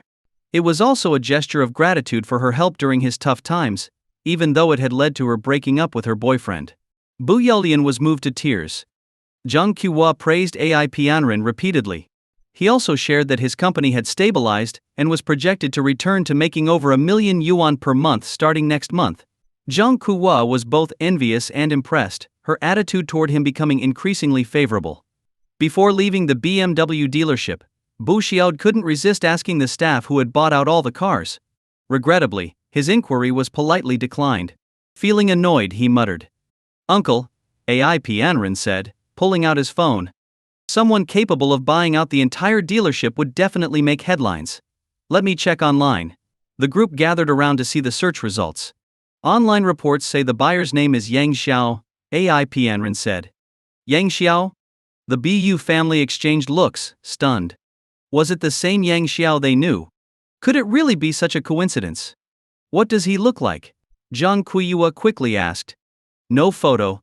Ai Pianren shook his head. "No photo?" Bu Xiaodi looked puzzled and turned to Bu Yalian, whispering, "Could it be him?" "Absolutely not." Bu Yalian shook her head vigorously like a rattle drum. "If he were that rich, he would have already bought a house and a car." Bu Xiaodi thought for a moment. That made sense. He liked her daughter so much, if he had that kind of money, he would have already married her and taken her home. Then he himself could live a shameless, luxurious life as a rich man. Yang Xiao was just a lowly pest. At best, he was fit for scraps. He could never soar to the sky and turn into a golden dragon. Now, look at Ai Pianren. Dignified and graceful. Not only young and successful, with wealth in the millions, but he was also buying their daughter a car. The next step would probably be buying them a house. This was the perfect son-in-law. He's the one. Seeing the mixed expressions on the Bu family's faces, Ai Pianren knew there was a story here. He couldn't just sit idly by. With a calm demeanor, he smiled and asked, "Uncle, Aunt, do you happen to know Yang Xiao?" "Ah yes," Zhang Qiuhua replied directly. "He's Yao's ex-boyfriend." They hadn't told him earlier who their daughter's ex-boyfriend was. Zhang Qiuhua continued, "That guy was dirt poor. When he was with our Yao, he was so stingy. Not like you, so generous, even buying her a car. So it was him." Ai Pianren nodded knowingly. With that, the group left the auto center and had lunch together. After lunch, Ai Pianren excused himself, saying he had work to attend to, and left in a hurry. In North Yuzhou District, Cloud Sky City. This luxury residential area featured both opulent villas and grand high-rise duplexes. It was the most prestigious residential area in all of Yuzhou. The villa area even had a massive artificial lake. Not only was the scenery exquisite, but the surrounding amenities were also top-notch. However, the prices were steep. The cheapest villa reportedly started at 100 million yuan. By comparison, the high-rise duplexes were much more affordable. But that was only relative to the villas. In reality, the starting price for the duplexes was over 10 million yuan. Still, the area was worth every penny. Residents included top-tier entrepreneurs and wealthy entertainment stars. Luxury cars were a common sight, to the point where Yang Xiao's BMW, worth a mere million, seemed to lower the tone. Entering the sales center of Cloud Sky City, Yang Xiao found an empty hall with only 7 or 8 female sales staff chatting casually among themselves. Even when they saw him come in, no one bothered to greet him, acting as though he wasn't there. Cloud Sky City had been open for nearly 2 years. In the beginning, So many people came to view the properties that the sales center's threshold was almost worn down. Those with purchasing power had already made their move. Those without knew better than to waste their time, as the prices were simply unaffordable for the average person. When the saleswomen saw Yang Xiao, dressed plainly, they immediately assumed he couldn't afford anything. None of them wanted to waste their time on him. Seeing no one approach him, Yang Xiao shook his head and walked over to the scale model display to take a look. A few minutes later, a voice suddenly spoke up behind him. "Sir, are you here to view the properties?" Turning around, Yang Xiao saw a beautiful young saleswoman in her 20s smiling at him. Yang Xiao nodded, "Yes." Hearing his confirmation, Lu Yuyi's eyes lit up. She quickly asked, "What kind of property are you interested in? Is that villa still available?" Yang Xiao pointed at the model. Following his finger, Lu Yuyi was stunned. Yang Xiao was pointing at the villa known as the King of the Hill, the most prestigious property in the area. She vaguely remembered its price exceeding 200 million yuan. Was he joking? What's wrong? Has it been sold? Yang Xiao asked seriously. No, Lu Yuyi shook her head. Would you like to see it in person? Yang Xiao was about to agree when a sharp voice interrupted him. Lu, when you first joined, what did I teach you? Properties in Cloud Sky City aren't for just anyone to view as they please. Looking toward the source of the voice, Yang Xiao saw a haughty woman in her 30s walking over from the group of gossiping saleswomen. As soon as she spoke, the other saleswomen chimed in with scornful remarks. Exactly. The high-rises and villas here are all luxury units with top-notch interior designs. Designed by elite architects, no less. The cost is astronomical. Who would compensate us if something gets damaged? Some people you can tell at a glance whether they can afford a place here. That's right. This guy looks like a nobody. If he's here to impress girls, he should get lost. Stop wasting our time. Their barrage of insults enraged Yang Xiao. He had initially been willing to simply view the property, but now he had no intention of holding back. Taking out his bank card, he slammed it onto the table in front of them. This one. Swipe the card. I'll buy it. How big is the house? How many floors does the villa have? Does it have a garden? Is it furnished? I don't care. Today I'll show you what the nobody you scorn looks like. Or perhaps, you don't even meet the standards for being nobodies yourselves. Really? Lu Yu stammered after a moment of shock. Of course. All right, sir. Please wait in the lounge while we prepare the paperwork, Liu Yuyi said excitedly as she ran to get the manager. She felt like she was dreaming. This villa was priced at 230 million yuan. If the deal went through, her commission would exceed 2 million. In her entire life, she had never seen so much money at once. A few minutes later, the manager arrived with the finance staff to process the transaction. Yang Xiao swiped his card, paid in full, and signed the contract. An hour later, everything was finalized. The saleswomen who had insulted him earlier felt like knives were stabbing their hearts. If they had taken the initiative to serve him, the commission would have been theirs. Over 2 million yuan, gone just like that. Afterward, Yang Xiao walked up to the group of saleswomen and waved the purchase contract in their faces. Now, do I have the qualifications to view the property? Insane. He spent over 200 million yuan just to qualify to view a house? This wasn't a nobody, this was a bona fide tycoon. The saleswomen lowered their heads in shame, practically burying their faces in their chests. I deeply apologize, Mr. Yang. It's my fault for not training them properly. I'll discipline them immediately, the manager said, glaring at the saleswomen before turning back to Yang Xiao. Would you like me to personally show you the villa, or shall I have someone else do it? I just want to familiarize myself with the route home. Lu Yu can take me, Yang Xiao said with a wave of his hand. With Lu Yu, a pretty young lady, why would I want a male manager tagging along? That'd just be weird. In the Cloud Sky City Villa District, Lu Yu led the way, while Yang Xiao followed closely behind. Along the path, there were standalone villas everywhere, each with large private gardens. The environment was elegant, and the air felt exceptionally fresh. Moreover, every property staff member they passed would bow and greet them with warm smiles, making the experience delightful and uplifting. Every penny spent was worth it. The villa Yang Xiao purchased was located on a small lakeside peninsula, surrounded by water on 3 sides. The scenery was picturesque. The villa had 3 stories and was incredibly spacious. Every room had excellent lighting and modernized interiors. Even the basement and private cinema exuded sophistication. There was also a decent-sized swimming pool. Pure luxury. Yang Xiao, you're not planning on moving any of this stuff out, are you? Rest assured, Mr. Yang, everything you see here belongs to you. We won't take a single item, Lu Yuyi quickly assured him. Does that include you? Yang Xiao joked. Lu Yuyi glanced at the oversized double bed nearby, momentarily at a loss for words. Normally, if anyone dared to tease her like that, they'd have already received a slap and been called a pervert or creep. She might have even threatened to call the police. But now? For some reason, she didn't feel angry at all. In fact, she even felt a spark of anticipation.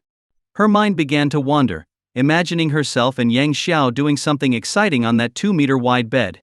If it weren't for her shyness, she might have knelt on the spot, ready to serve him like a maid. After all, this was a man who could spend millions without batting an eye to buy such an expensive villa. It wasn't just her. Even a stunning actress would probably throw herself at him without hesitation after hearing about this. Seeing Lu Yuyi's bashful demeanor, Yang Xiao froze. Goodness! Could she really be thinking about? 2 hours later, Yang Xiao emerged from the swimming pool, feeling completely refreshed. He had also watched a few exciting movies in his private cinema.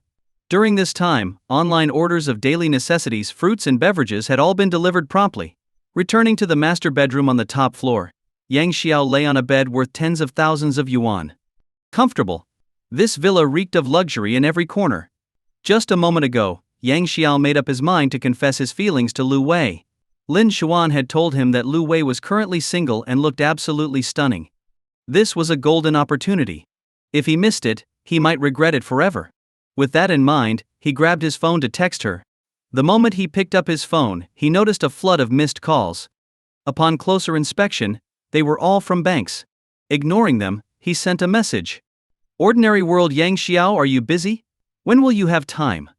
I need your help with something. Lu Wei replied quickly. I was just on the plane. Not enough money? Wait until I land, I'll find a way to transfer a few thousand to you.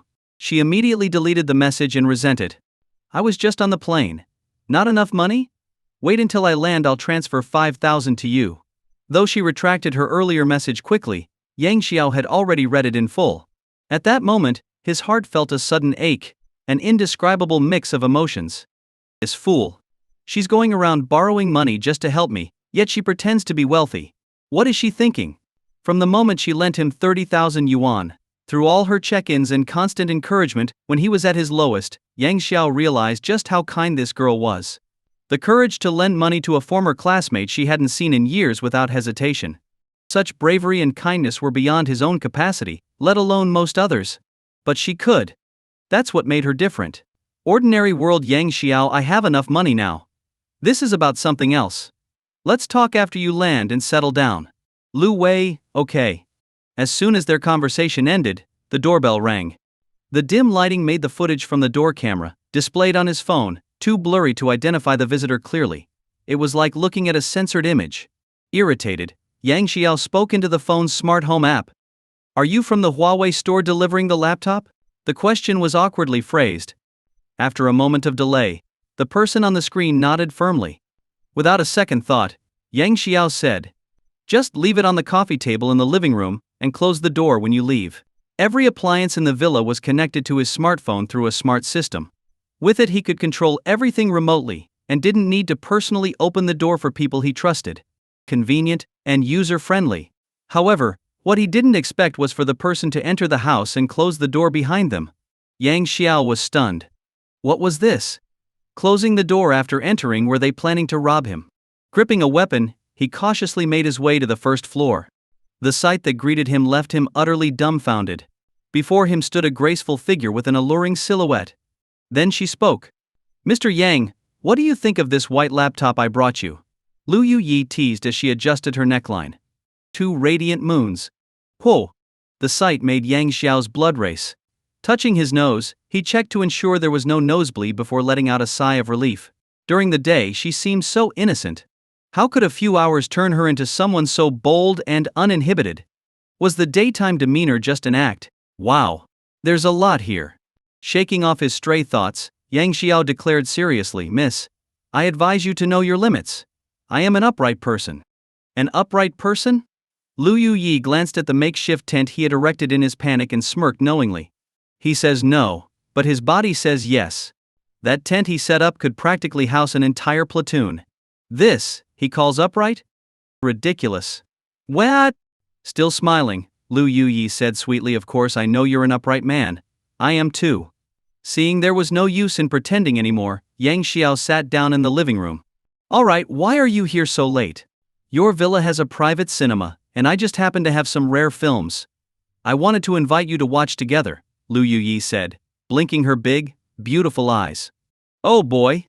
Yang Xiao inhaled deeply. Rare films? Can we even watch those? I don't think this is appropriate. What's inappropriate about it?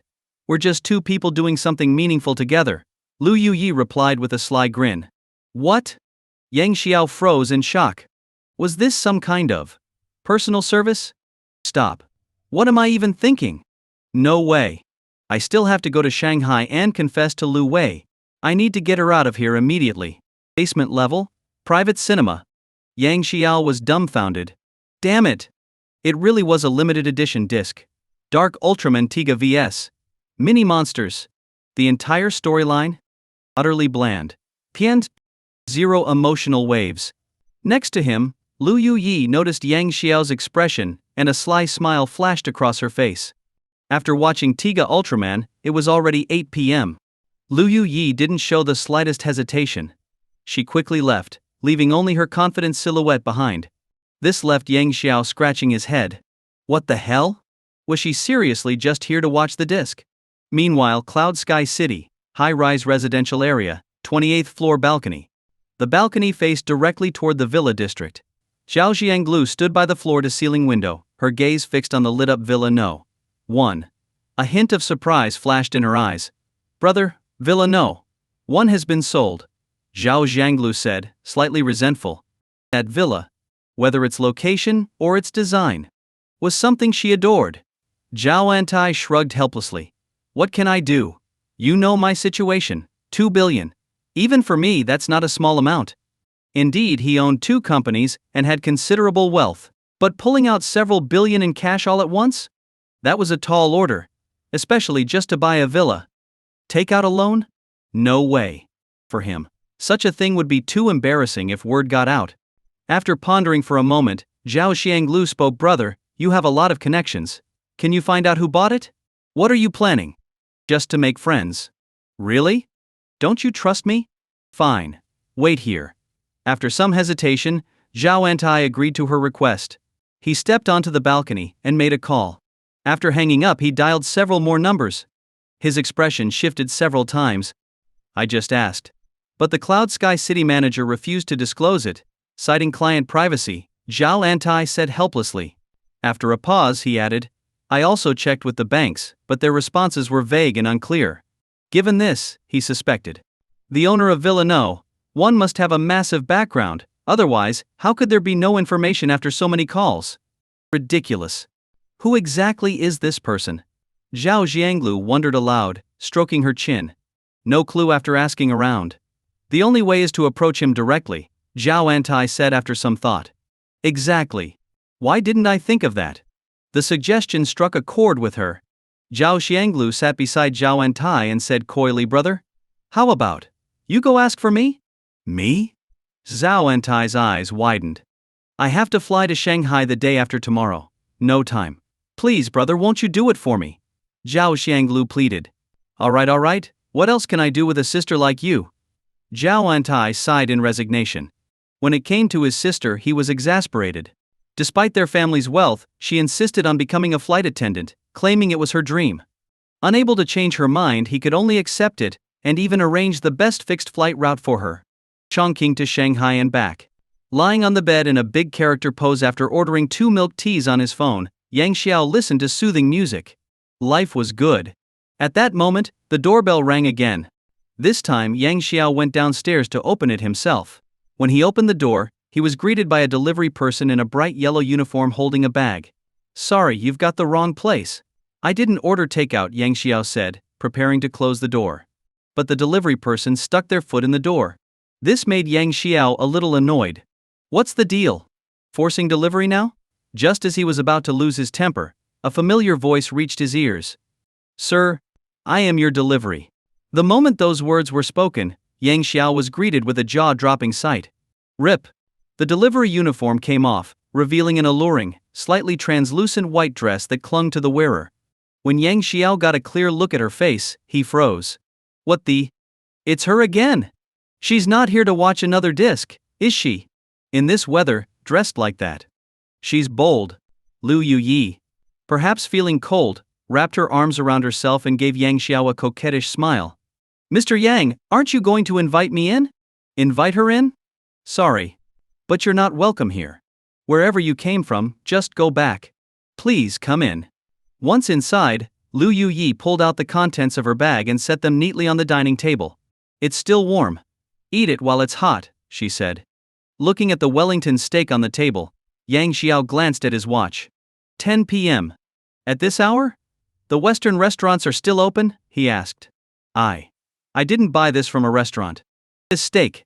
I made it myself, Lu Yuyi admitted shyly. You can cook like this? Intrigued, Yang Xiao sat down and took a bite. Wow. This is good. Did you study culinary arts? No, not at all, Lu Yuyi said, waving her hands and blushing. If you like it, I can bring you food every day. Wait, what? Who's this every day? Whatever. Eat first. Yang Xiao had to admit the steak was delicious. While it couldn't compare to the chefs at his hotel, it was decent. As he ate heartily, a glint of satisfaction appeared in Lu Yuyi's eyes. She had put in a lot of effort for this moment. After the meal, Lu Yuyi immediately cleaned up the table and even took the utensils to the kitchen to wash. Yang Xiao, meanwhile, was utterly perplexed. What's her deal?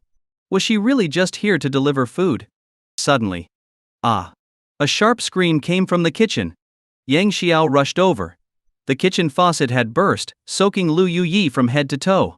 Her white dress, already semi-transparent, now clung to her body, leaving little to the imagination. Move aside. Without a second thought, Yang Xiao pulled her away and turned off the faucet. The kitchen was a flooded mess. I'm sorry, Mr. Yang. I didn't mean for this to happen, Lu Yuyi said pitifully. Glancing at the drenched Lu Yuyi, Yang Xiao quickly averted his gaze. Damn it! This has to be intentional.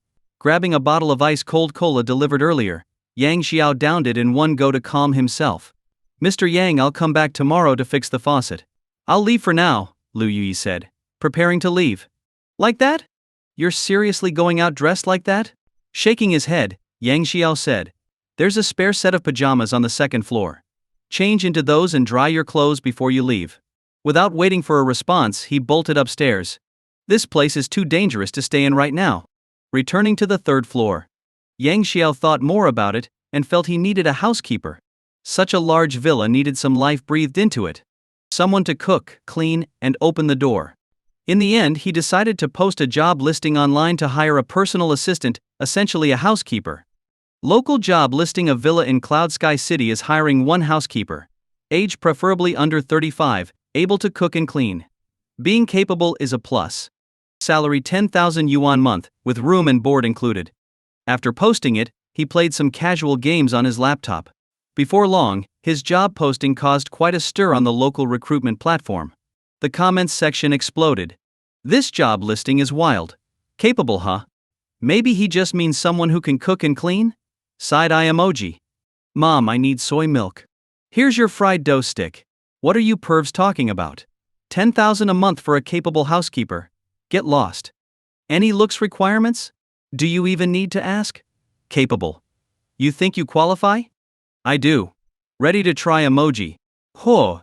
You're not a guy, are you? Guess? Stop arguing. This guy's so stingy. A full-time housekeeper for just 10,000 a month? Is he nuts? This comment section is gold. After finishing his game, Yang Xiao checked his job post and saw it had tons of views but no actual resumes submitted. The comment section? Fun, but completely useless. So, he increased the salary. Local job listing: a villa in Cloud Sky City is hiring one housekeeper. Age preferably under 35, able to cook and clean. Being capable is a plus. Salary 30,000 yuan month, with room and board included. Exceptional performance will be rewarded with a raise.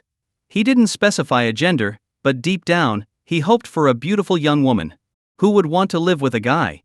Within moments of reposting, the resumes jumped from 0 to 99. cooking and cleaning, with room and board provided, earning 30,000 a month. No education required? Too easy. Yang Xiao opened the first resume. The document contained nothing but photos of the applicant in revealing clothing, along with her height, weight, and measurements. What the hell? That's not a resume. He opened another dozen or so resumes. Every female applicant? The same approach. It was ridiculous. Yang Xiao cancelled the online recruitment altogether and messaged Lin Xuan to arrange the hiring of a housekeeper. Just as he finished setting it up, there was a knock at his bedroom door. "Mr. Yang, could you come out for a moment?" Lu Yuyi's soft, coquettish voice came from outside. Yang Xiao got up and opened the door. What's up? The sight before him made his blood boil. "My clothes aren't dry yet. Can do something meaningful?" Lu Yu looked at him expectantly. Something meaningful? This didn't seem right. On second thought, refusing might come off as rude. After all, she suggested it herself. Not going along with it would seem inconsiderate. "Are you sure?" he asked. "Absolutely." Lu Yu was thrilled.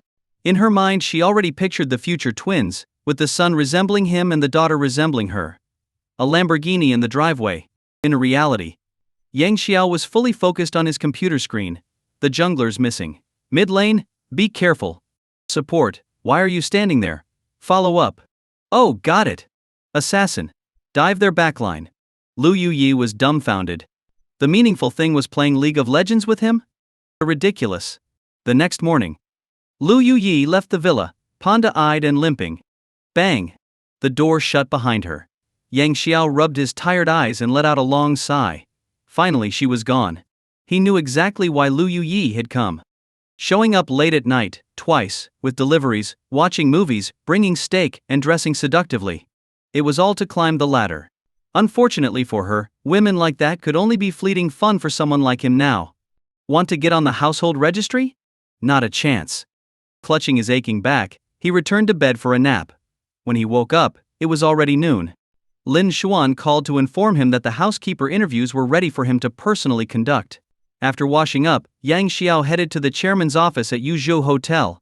"Mr. Yang, here are the profiles. Take a look, and if you find someone suitable, I'll bring them in," Lin Xuan said, handing him a tablet.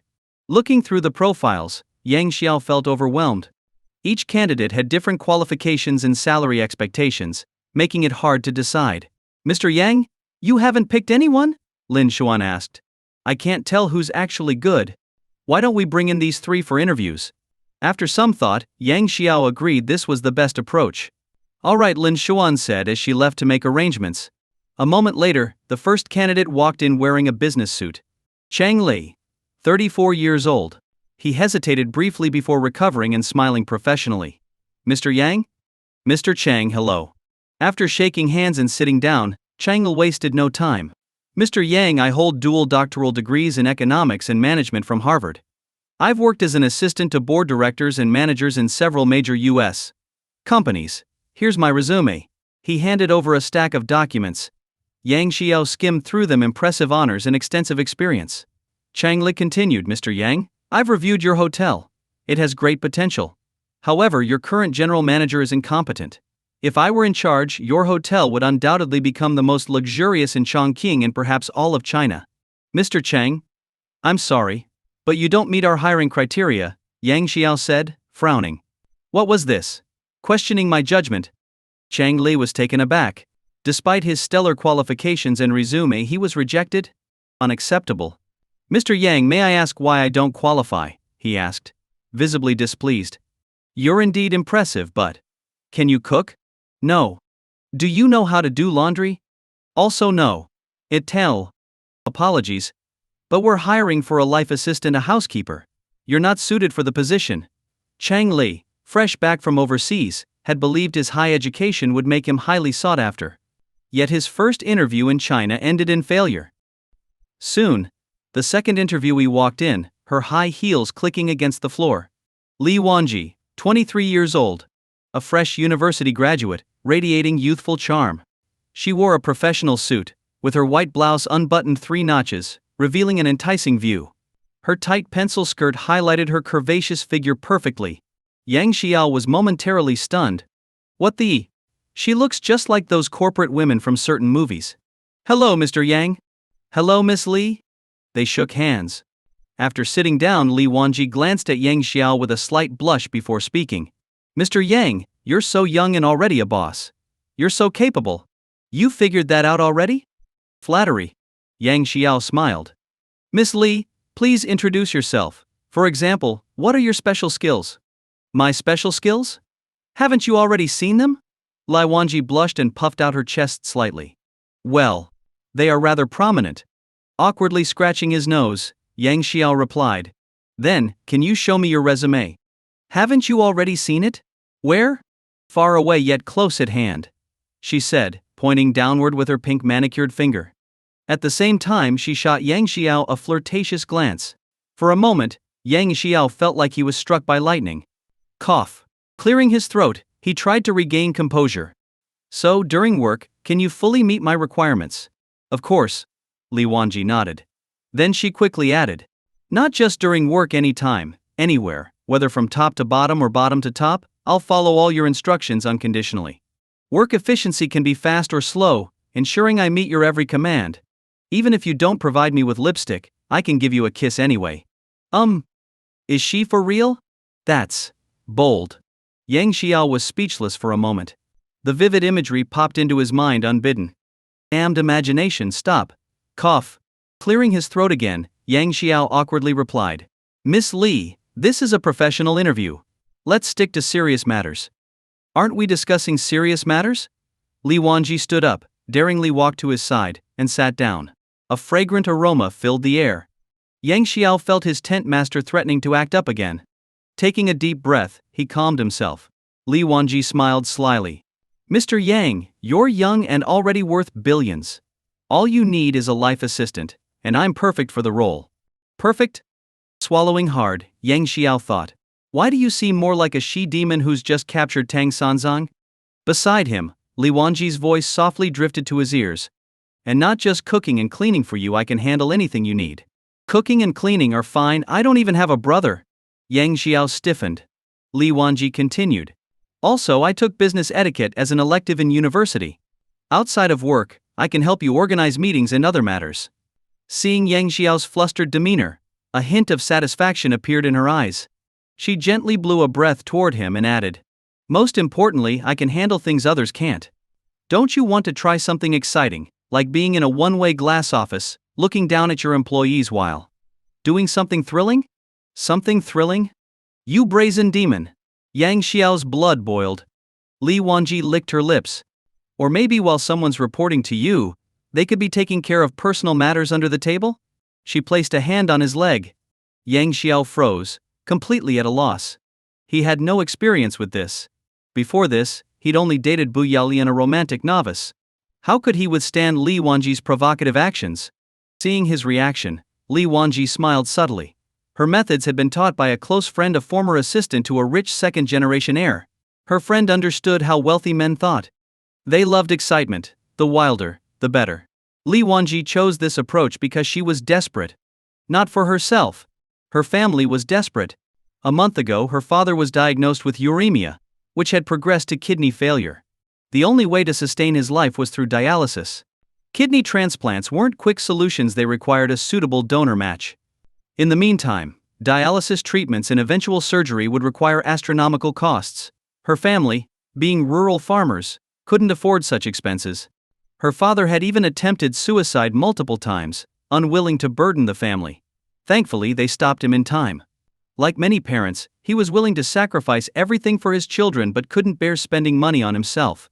He'd rather endure the pain or seek cheaper treatment than go to a major hospital. Looking at her father's weathered face, Li Wanji's heart ached. She resolved to earn enough money to save him. She learned that the entire process of treatment and surgery would cost at least 500,000–600,000 yuan. To her, it was an astronomical figure. But she had no choice, she was the family's only hope.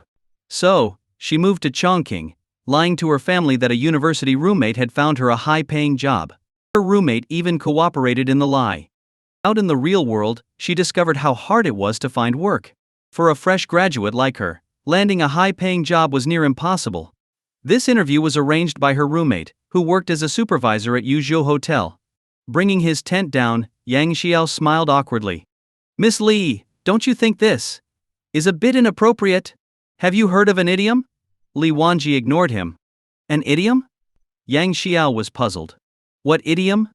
Arlai Wanji, Li Wanji said, blushing slightly as she enunciated each word. That doesn't seem. Wait. I'm out of here. This isn't the ride to kindergarten. Maybe. Should I take a risk? No. Let's save it for another time. Do you have a driver's license? Yang Xiao asked. Of course. Want to give it a try?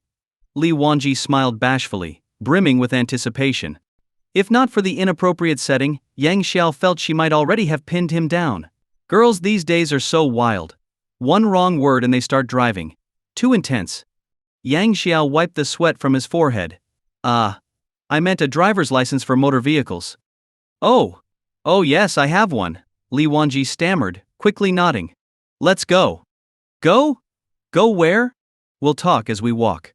Mr. Yang, isn't this a little too fast? Li Wanji nervously followed him.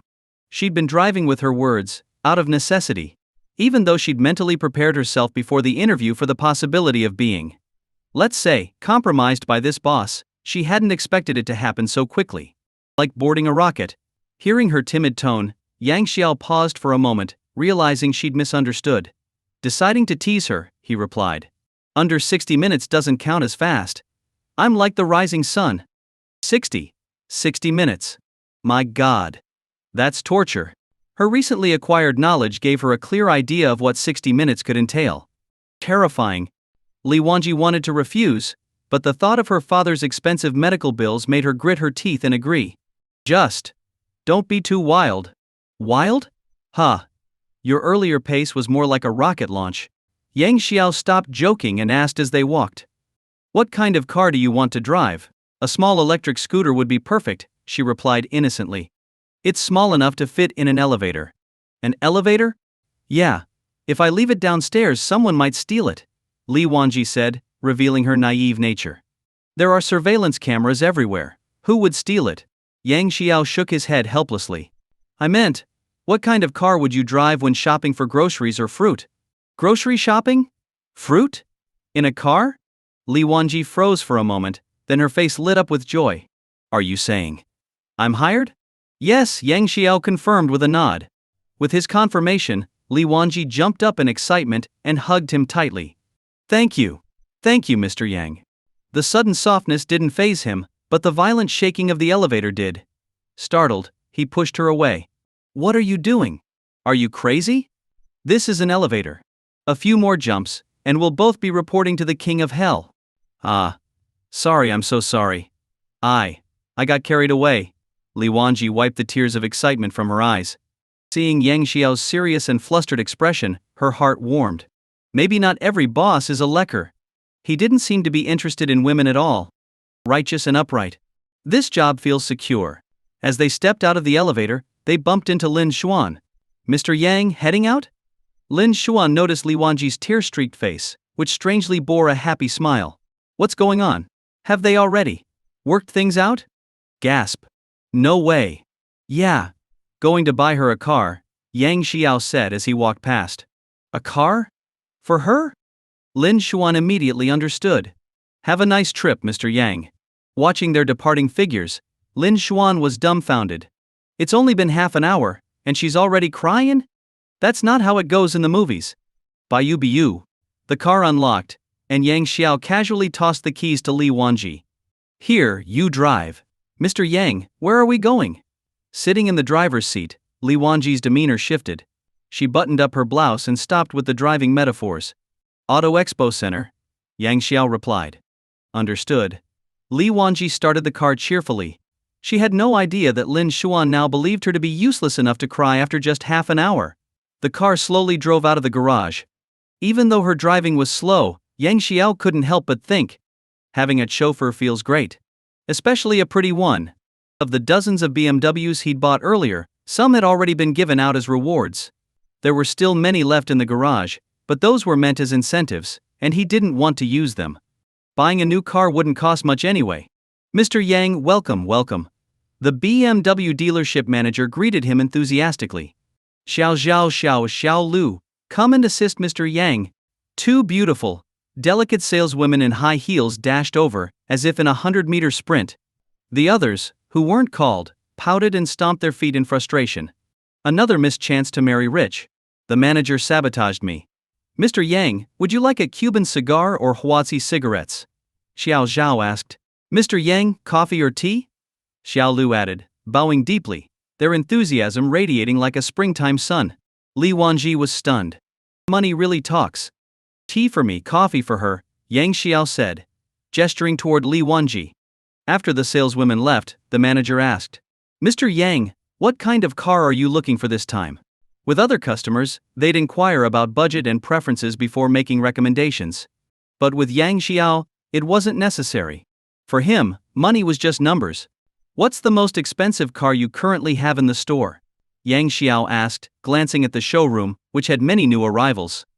The most expensive one would be the BMW M8, priced at 2.8 million yuan, the manager replied after a subtle glance at Li Wanji. Big spender. Only 2.8 million. Too cheap, Yang Xiao frowned, clearly dissatisfied. From anyone else, this might sound like showing off. But coming from Yang Xiao, no one thought so. Li Wanji gulped. Poverty truly limits imagination.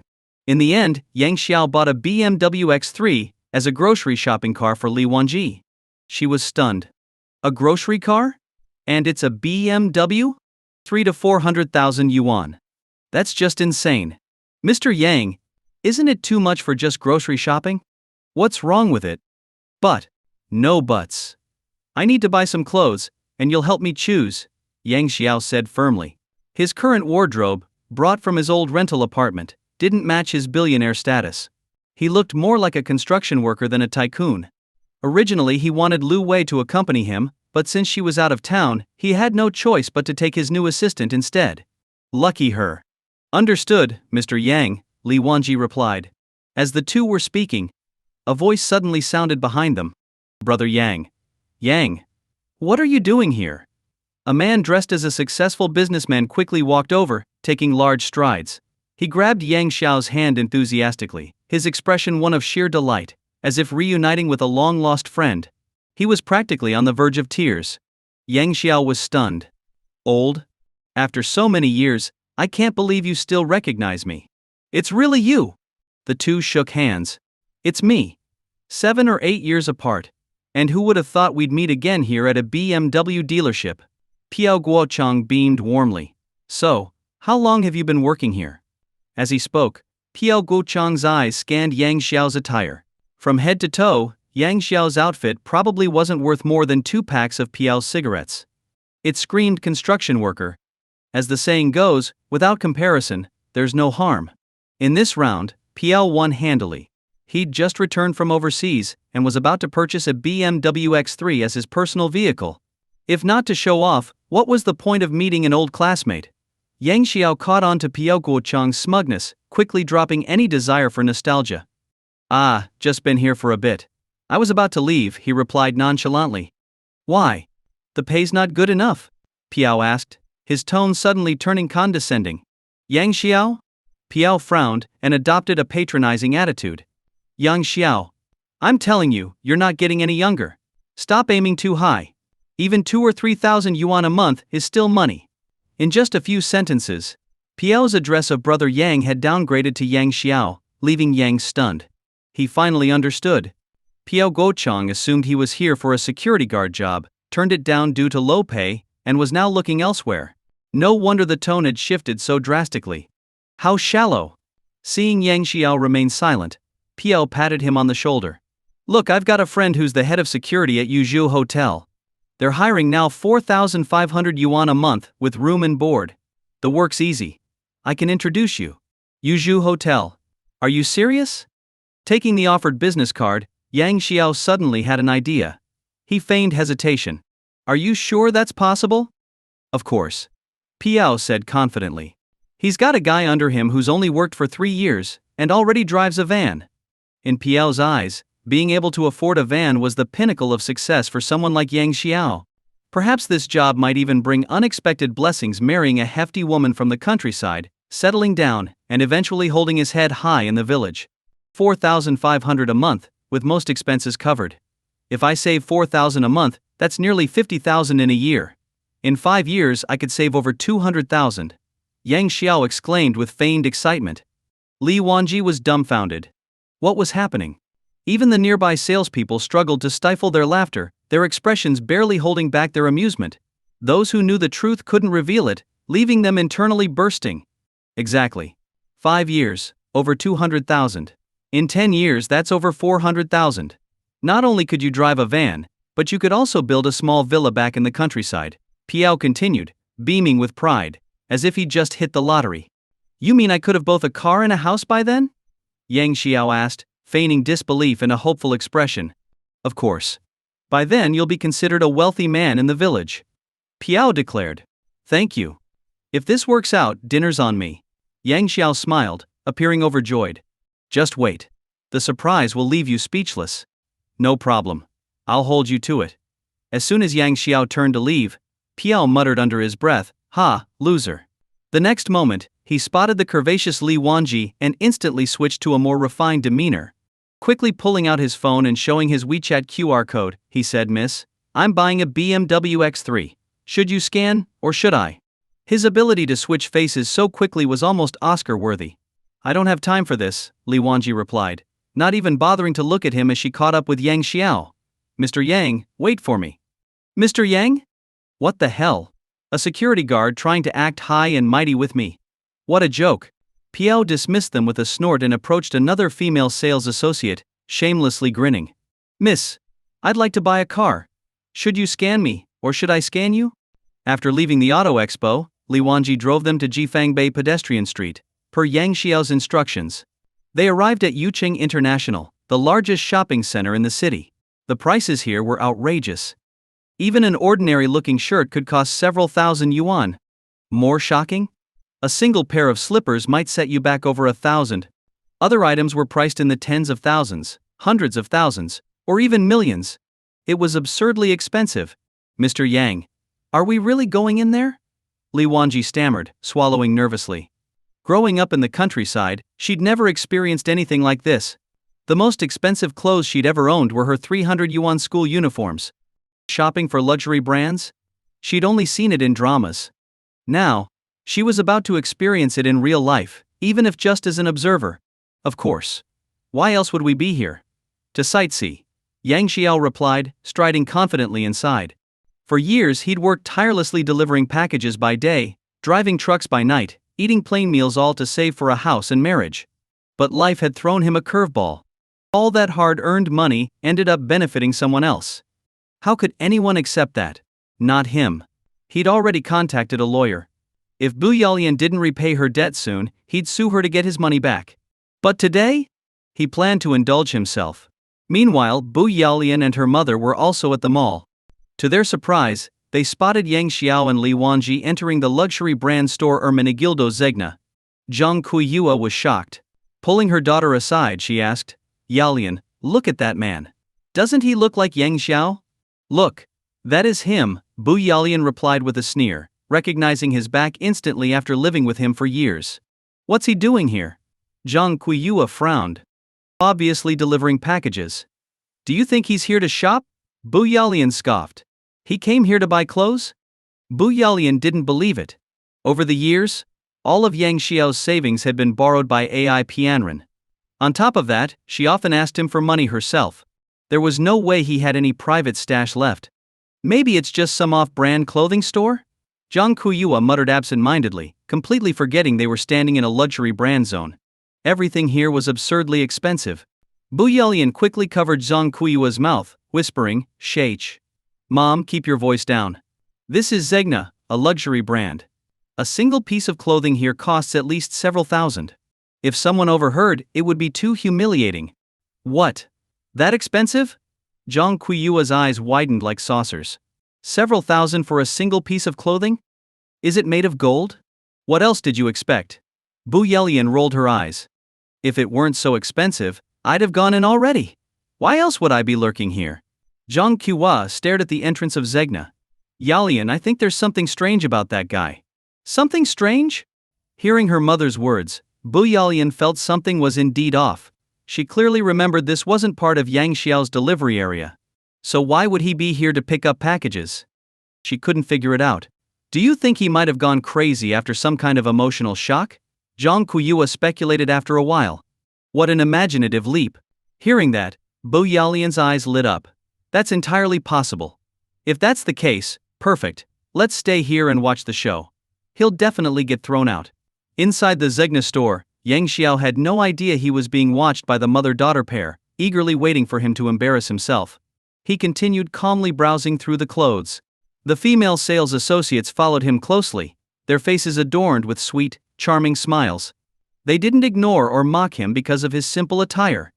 Working in such a store for a long time, they'd encountered all kinds of wealthy customers. Some rich people even enjoyed dressing plainly, while bringing their favorite beautiful women to shop here and flaunt their wealth.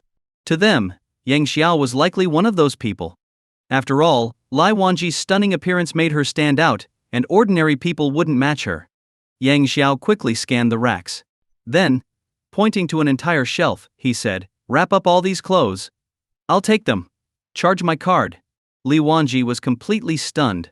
"Boss, you're buying clothes, not groceries. Shouldn't you at least try them on or check the fit? How could you decide with just a glance? That's way too casual." "Of course, sir. Please wait in the lounge for a moment," the saleswoman replied with a beaming smile, her mouth nearly frozen in place. After packing up the clothes, they brought them to Yang Xiao. She handed over the PO's machine respectfully. "Sir, your total comes to 999,000 yuan.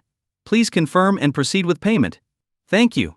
As the successful payment notification chimed, 1 million yuan vanished. After paying, Yang Xiao walked out of the store. Behind him, Li Wanji carried a pile of bags, leaving the female sales associates dumbfounded. This wasn't just flirting with a girl. This was a dominant CEO move. "Oh my god! He's so dashing. And loaded. Me and loaded." At that moment, they all wished they could replace Li Wanji. After leaving Zegna, Yang Xiao turned into the Cartier jewelry store next door. Zhang Kuyua couldn't remain calm anymore. "Yalian, didn't you say Yang Xiao came here to pick up a package? Why doesn't he have any?" "Maybe the order got cancelled," Bu Yalian muttered, though she herself was confused and could only settle on this reasonable explanation. Just then, Lai Wanji appeared, carrying bags after Yang Xiao. They weren't far apart. In an instant, a thought crossed their minds. Could this be a wealthy woman enamored with Yang Xiao's enduring gaming skills and physique? Impossible. Absolutely impossible. She's so beautiful. Why wouldn't she find someone of her own status? There's no way they know each other. Serves him right. Who told him not to know his place? Zhang Kuyua exclaimed gleefully upon assuming the order had been cancelled. "Maybe it's karma," Bu Yalian added smugly. The mother-daughter pair echoed each other's sentiments perfectly. What ingrates! All these years, Yang Xiao had given them money when they needed it. Yet now, they had the audacity to label him ungrateful. How laughable! Inside Cartier, the sales staff warmly greeted Yang Xiao. "Good day, sir and madam. Are you here for perfumes, watches, or fine jewelry?" "I'd like to look at some women's jewelry," Yang Xiao replied, planning to pick out some pieces for Lu Wei to express his gratitude for her help. If possible, he also wanted to confess his feelings. Regardless of the outcome, he had to try. "Right this way, sir." The sales associate led Yang Xiao and Li Wanji to a seating area. Yang Xiao gestured grandly. "Bring out your best bracelets." "Right away, sir." The sales associate couldn't contain his excitement. A big spender. The best bracelets cost millions. Just the commission alone would be significant. Watching this scene, Li Wanji was puzzled. Why is the boss, a man, buying women's jewelry? For me? Impossible. We've only known each other for a day. Why would he buy me jewelry? In her mind, she reasoned. If he were to buy me something, it would only happen after getting to know me better. Suddenly, a shocking thought flashed through her mind. Could it be for himself? No way. Is this why he doesn't like women? She panicked. Oh no. If I've uncovered the boss's secret, will I be silenced? Yang Xiao had no idea about her inner turmoil. The sales associate finished presenting the options. Sir, which one would you like? Yang Xiao hesitated, unsure of what to choose. What do you think?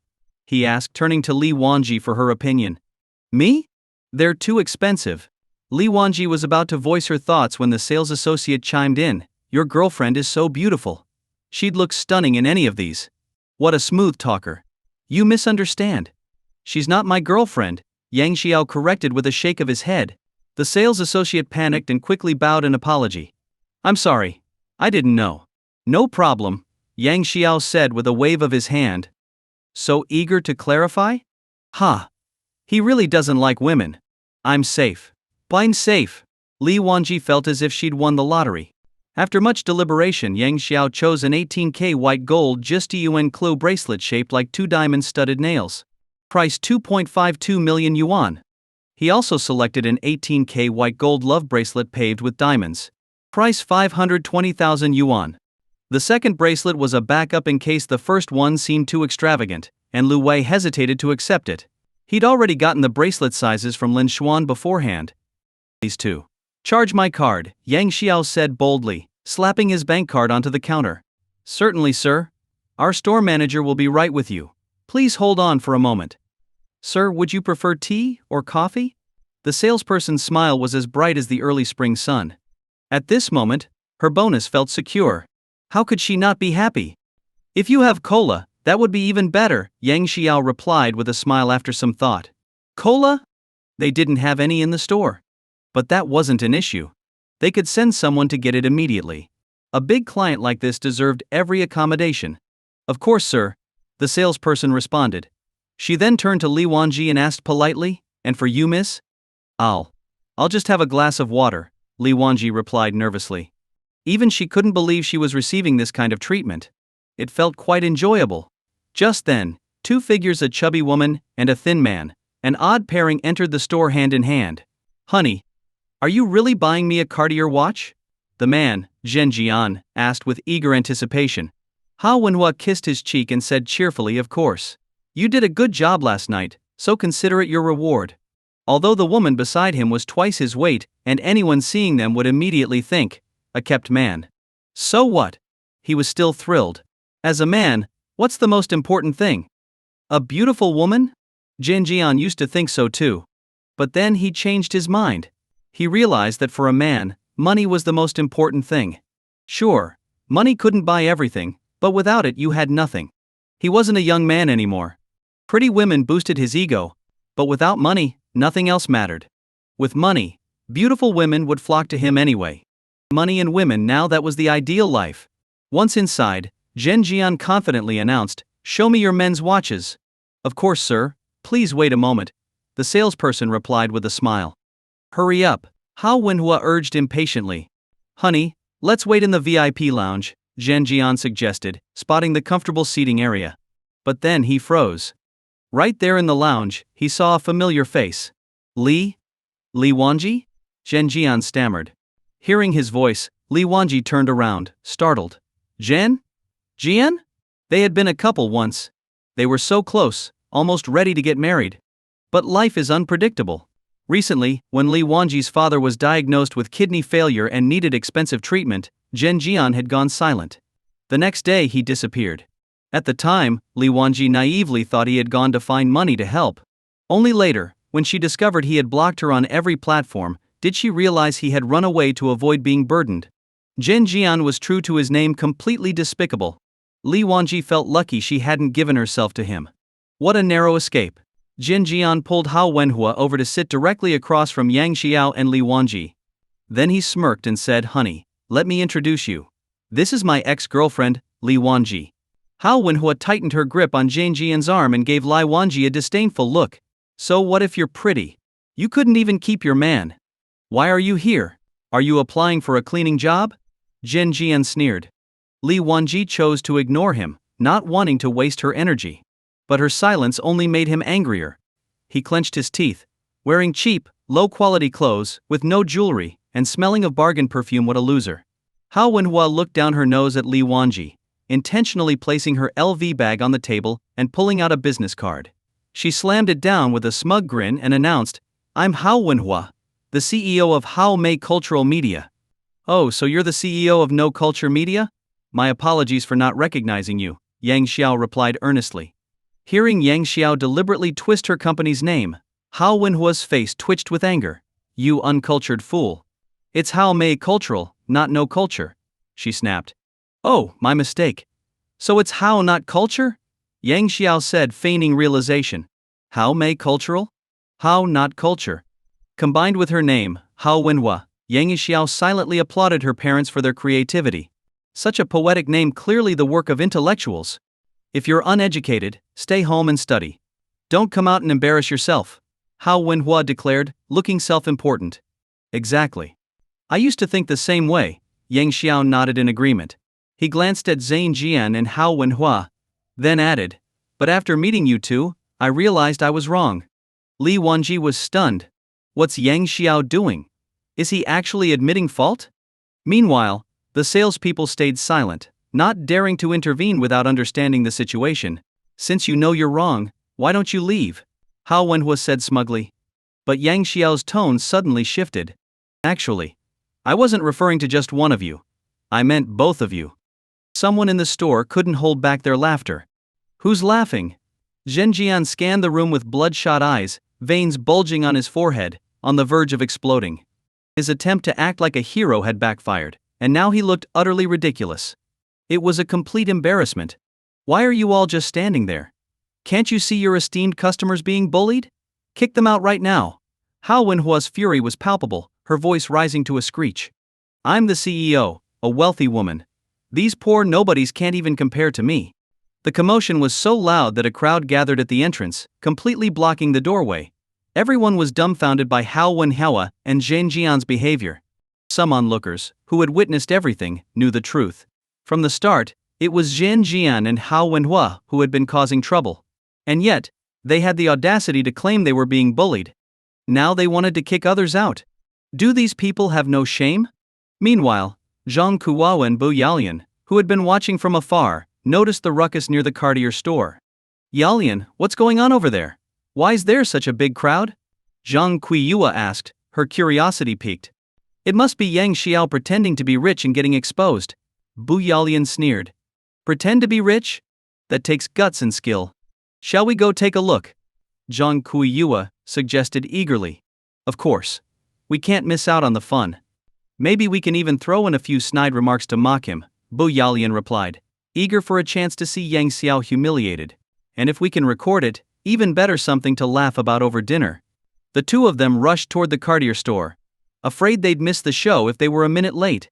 But before they got far, Bu Yalian's phone rang. It was Ai Pianren. Stopping Zhang Kuiyua, she answered the call in a sweet voice. Pianren, I'm at the Monument Pedestrian Street. What's up? I'm at Tianfu New City right now. Do you have time to come over? Ai Pianren asked. Yes, of course. Why? Bu Yalian inquired curiously. I'm planning to buy you a house here, and wanted you to come check it out. Ai Pianren replied. Buy me a house? Tianfu New City. That's one of the hottest school district areas right now, and incredibly expensive. Bu Yalian was ecstatic. Okay, I'll head over right away. Ending the call, she excitedly dragged Zhang Kuiyua out of the mall, hailing a cab to Tianfu New City. Back in the Cartier store, the sales associate, Feng Yu, returned and immediately noticed her client being harassed. Without hesitation, she chose to stand by her client's side. Miss, this is Cartier. Please don't cause trouble here. Us, causing trouble? Are you blind? Zhen Jian roared, pointing angrily at Feng Yu. Who are you to lecture us? You're just a salesperson. All I heard was you two shouting, Feng Yu responded calmly. Our business here is worth millions. Who do you think you are, talking to us like that? Hao Wenhua snapped, her hands on her hips like a fishwife ready to brawl. I'm just stating the facts. Feng Yu replied firmly. Seeing Feng Yu's calm demeanor, Hao Wenhua gritted her teeth. Fine. Just wait. I'll have you fired by the end of the day. At this, Yang Xiao couldn't help but chuckle. You dare laugh, you idiot. Let's see how smug you are in a moment. Zhen Jian growled, itching to slap Yang Xiao into the ground. Not long after, the Cartier store manager arrived. Hao Wenhua wasted no time recounting the events from her perspective. Feng Yu and the other staff also gave their side of the story. It didn't take long for the manager to understand the situation. But Hao Wenhua wasn't done. I'm warning you, if you don't kick them out, I'll stop shopping here and I'll make sure all my friends do the same. The manager smiled and replied, I'm sorry, Miss Hao. But these two are also our customers. We can't just kick them out. The manager was well acquainted with Hao Wenhua, who had made several purchases before. Customers? We're distinguished customers. They're nothing like us. Hao Wenhua fumed, slamming her hand on the table. Jian Jian chimed in support. My wife is right. We're here to spend money, not to interview for jobs or wander around aimlessly. In their minds, Yang Xiao and Li Wanji were there for an interview if they even stood a chance of getting hired. How dare they compete with us? The manager, still smiling, shook her head. I'm sorry, Miss Hao, but we can't fulfill your request. Two penniless fools who've never seen luxury goods. Fine, I'll let you see what real wealth looks like, Hao Wenhua declared. She turned to the sales associate. Bring me all the men's watches under 300,000 yuan. I'll show them what it means to have money. The sales associate politely responded, of course. Please wait a moment.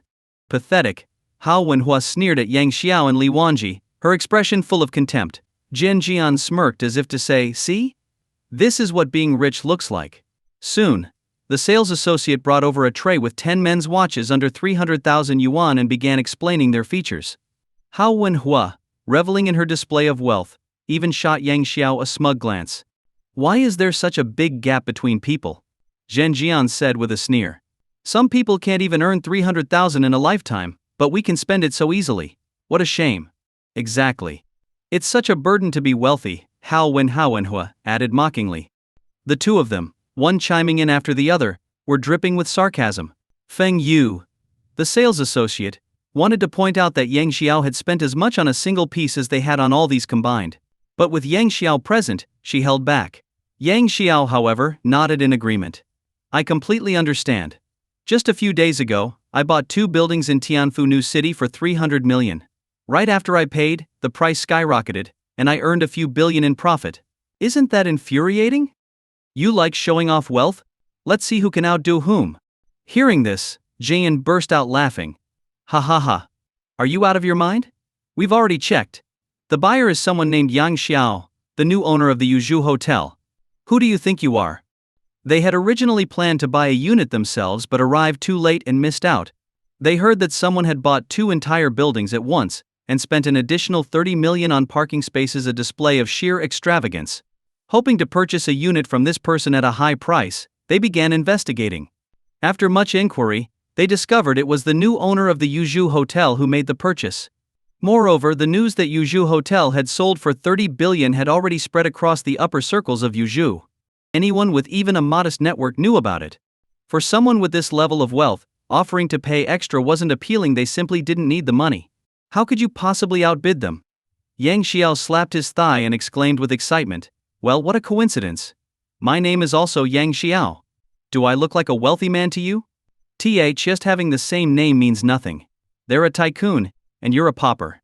Hao Wenhua sneered, rolling her eyes. Exactly. How could you even compare?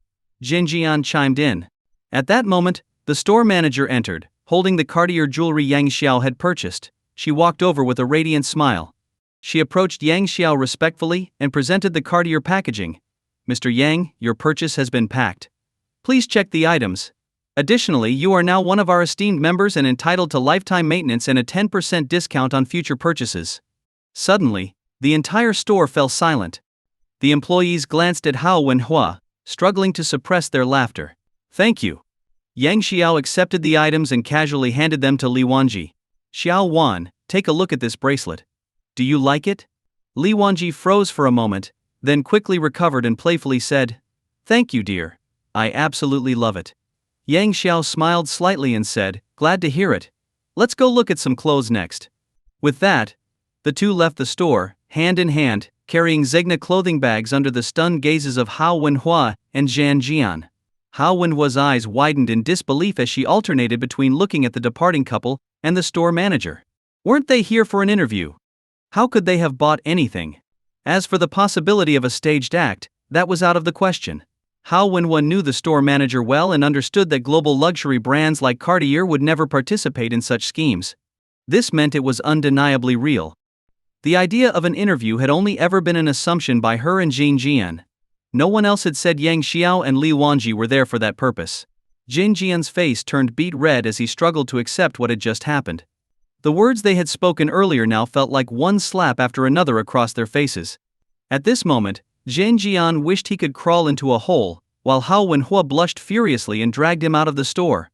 She couldn't bear to stay there a second longer. Meanwhile, Bu Yalian and Zhang Kuiwa had just arrived at Tianfu New City. Ai Pianren had been waiting at the entrance for some time, accompanied by a young man holding a briefcase. Seeing them step out of the car, Ai Pianren hurried over with a smile. "Auntie Yalian, you made it here so quickly." "Sorry, there was traffic on the way." Bu Yalian apologized shyly. "No worries, we just got here ourselves," Ai Pianren said with a smile, waving his hand. He then introduced the young man. "Oh, by the way, this is Xiao Li, a real estate agent from Angela Realty." "A real estate agent?" Zhang Kuiyua scrutinized the well-dressed Xiao Li, still feeling a bit skeptical. "Last time, he said he'd buy a car, but days passed, and I didn't even see a bicycle, let alone a BMW." This made her wary of Ai Pianren's promises. In contrast, Bu Yalian was overjoyed, clinging to Ai Pianren's arm and affectionately leaning against him. After a brief explanation, Ai Pianren led Zhang Kuiyua and Bu Yalian toward the residential complex. The real estate agent walked ahead, bowing and smiling. The security guard at the gate took a quick look at their identification and let them through. Angela Realty had prior collaborations with the complex, and with property prices in the area soaring recently, many speculators were buying units just to flip them. Angela was just one of the many agencies involved. Their group wasn't the first to arrive and certainly wouldn't be the last. After confirming their IDs, the guard had no reason to stop them. It was only then that Zhang Kuiwa began to believe. The group arrived at Building 1 and took the elevator to the 18th floor. Xiao Li pulled out a key, unlocked the door, and stepped aside, bowing. "Mr. AI, please come in." The unit was fully renovated and tastefully done. Once inside, Xiao Li smiled and began explaining. "Mr. AI, this is a 3-bedroom, 2-living-room unit with a kitchen, 2 bathrooms, and a small courtyard." After finishing his introduction, Xiao Li glanced at Ai Pianren. They exchanged a look before Xiao Li quietly stepped aside. At this point, Zhang Kuiwa was thoroughly convinced. She tried to contain her excitement as she inspected the house, acting as if it were already hers. Bu Yalian was equally thrilled, smiling nonstop. Seeing their joy, a sly smile flickered across Ai Pianren's face. He turned to the mother and daughter. "Yalian, Auntie, what do you think of this place?" "It's nice, but the secondary bedroom is a bit small," Zhang Kuiyua said, nodding before pursing her lips. Suddenly, as if recalling something, she turned to Xiao Li. "Do you have anything bigger? This one feels a little cramped." Overall, she was satisfied with the unit. Compared to their current walk-up apartment, it was a significant upgrade. And since they didn't have to pay for it, why not go for something larger? "I'm sorry, Auntie. This is the last available unit," Xiao Li replied with feigned regret. He wasn't lying. Property prices in Tianfu New City had been skyrocketing, turning the market red hot. After a pause, he added, "If it weren't for Mr. AI's connection with our company's CEO, this unit would have been gone long ago." "A connection with their CEO?" Zhang Kuiyua froze for a moment, then broke into a delighted smile. She was about to say something when her daughter interrupted. "Pianren, don't listen to my mom. This unit is perfect. Let's not overthink it." With over 100 square meters, this unit was worth millions given current prices. Moreover, Xiao Li's earlier comment about this being the last one left made her wary of missing out. Since her daughter had spoken, Zhang Kuiyua decided not to press further. "I was just rambling. Let's go with what Yalian said." Bu Yalian's remark indirectly reminded her she didn't want a repeat of the BMW incident. "Alright, let's go with this one," Ai Pianren said, turning to Xiao Li with a wink. "Prepare the contract immediately. Let's get this settled today." "Of course, Mr. AI. I'll get the paperwork ready right away." "Good." Looking at Xiao Li, who had just run off to get the contract, Zhang Kuiwa couldn't stop smiling. This house was practically theirs. She thought to herself, this son-in-law is truly the best, a golden catch. The more she looked at Ai Pianren, the more satisfied she became. At the same time, she felt lucky that she had persuaded her daughter to accept him. Where else could they find such a great son-in-law? With the house deal settled, Zhang Kuiyua decided to seize the opportunity. She turned to Ai Pianren with a smile. "Xiao AI, now that the house is taken care of, what about the car?" Before she could finish, Bu Yalian frowned and interrupted. "Mom, what are you doing?" Zhang Kuiyua's behavior asking for a car immediately after the house purchase made Bu Yalian feel a bit embarrassed. Still, deep down, she didn't entirely reject the idea. Despite her daughter's reprimand, Zhang Kuiyua wasn't fazed at all. Instead, she justified herself confidently. Don't think I don't know. That BMW dealership called you yesterday afternoon, asking you to come in and pay for the car. I didn't get any call. Bu Yalian quickly denied. In truth, she had received the call and wanted to pick up the car. But she couldn't. First, she didn't have the money. Second, she felt too embarrassed to ask Ai Pianren directly. She worried that if she brought it up he might think she was only after his money, his car, or his house. Their relationship would lose its purity and become transactional. At this moment, Ai Pianren smiled and said, "It's fine. Once we finish with the house we'll go get the car right away." Xiao Ai. Are you serious? Zhang Qiuiwa's eyes lit up. Auntie, I wouldn't lie to you. You're my family, aren't you? Yes. Xiao Ai is right. Zhang Qiuiwa nodded repeatedly, grinning from ear to ear. As they chatted, Xiao Li returned, holding a stack of papers. It seemed to be the purchase contract. Xiao Li handed the contract to Ai Pianren, who took it and pretended to scrutinize it carefully on the balcony for quite some time. This scene only reinforced Zhang Qiuiwa and Bu Yalian's belief that Ai Pianren was someone capable of accomplishing great things. They had seen similar behavior on TV. Successful people always reviewed contracts thoroughly. As for the previous loan of 400,000 yuan to help him through his difficulties, even billionaires sometimes face financial struggles. After all, he wasn't the richest man alive yet. To them, his hardship had actually been a blessing in disguise for their family. Zhang Qiuiwa considered it fate, an opportunity destined to bring them together. Ai Pianren's serious demeanor caused a ripple in Bu Yalian's heart. If it were up to her and her mother, they wouldn't even know where to start reading the contract. After a while, Ai Pianren finished his pretense. He waved the contract toward Xiao Li and said matter-of-factly, "I've reviewed it. Everything looks fine. Let's make the payment now." Got it. Xiao Li's face lit up with exaggerated joy. He quickly pulled up a WeChat QR code for Ai Pianren to scan, his eyes gleaming with excitement at the prospect of receiving payment. WeChat payment received 3 million, echoed a notification in the spacious apartment. Thank you, Mr. Ai. The funds have been received, Xiao Li said, checking his phone and bowing repeatedly. 3 million yuan. Gone just like that? Zhang Qiuiwa and Bu Yalian exchanged glances, both swallowing nervously. They were amazed and stunned. Strangely, neither of them found it odd that Xiao Li had received the payment through his personal WeChat account. In reality, purchasing a house through an agent shouldn't involve payments to a personal account. However, immersed in the excitement of buying a home, they overlooked this detail, or perhaps they simply didn't understand how things should work. Everything was proceeding exactly as Ai Pianren had planned. The payment complete, it was time to sign the contract. Insisting that the property was a gift for Bu Yalian, Ai Pianren used her personal information for the contract and had her sign it. He claimed it was a token of gratitude for her support. Initially, Zhang Qiuiwa thought he was just being polite. How could a property worth 3 million yuan be so easily gifted?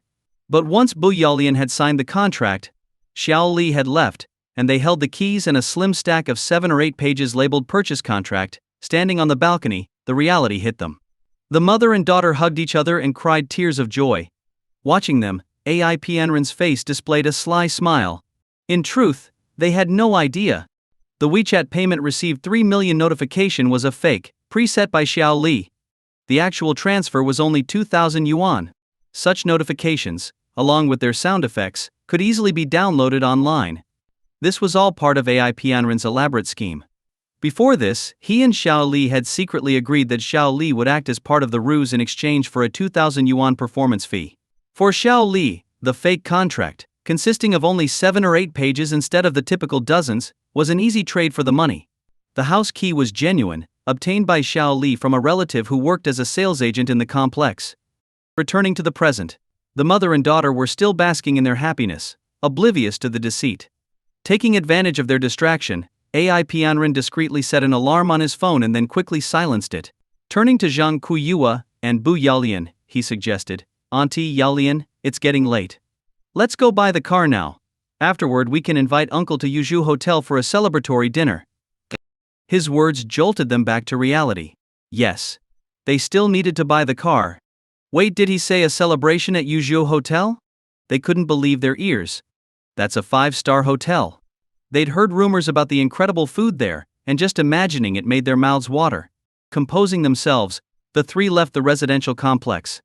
As they exited, AI Pianren's phone rang. He pulled it out and smiled apologetically. Sorry, it's a call from the company. Let me take this. Bu Yalian nodded, unconcerned. Neither she nor her mother questioned him. AI Pianren discreetly silenced his alarm and launched into his performance. Hello? Yes, that's unacceptable. Have you found out who reported it? I'll figure something out.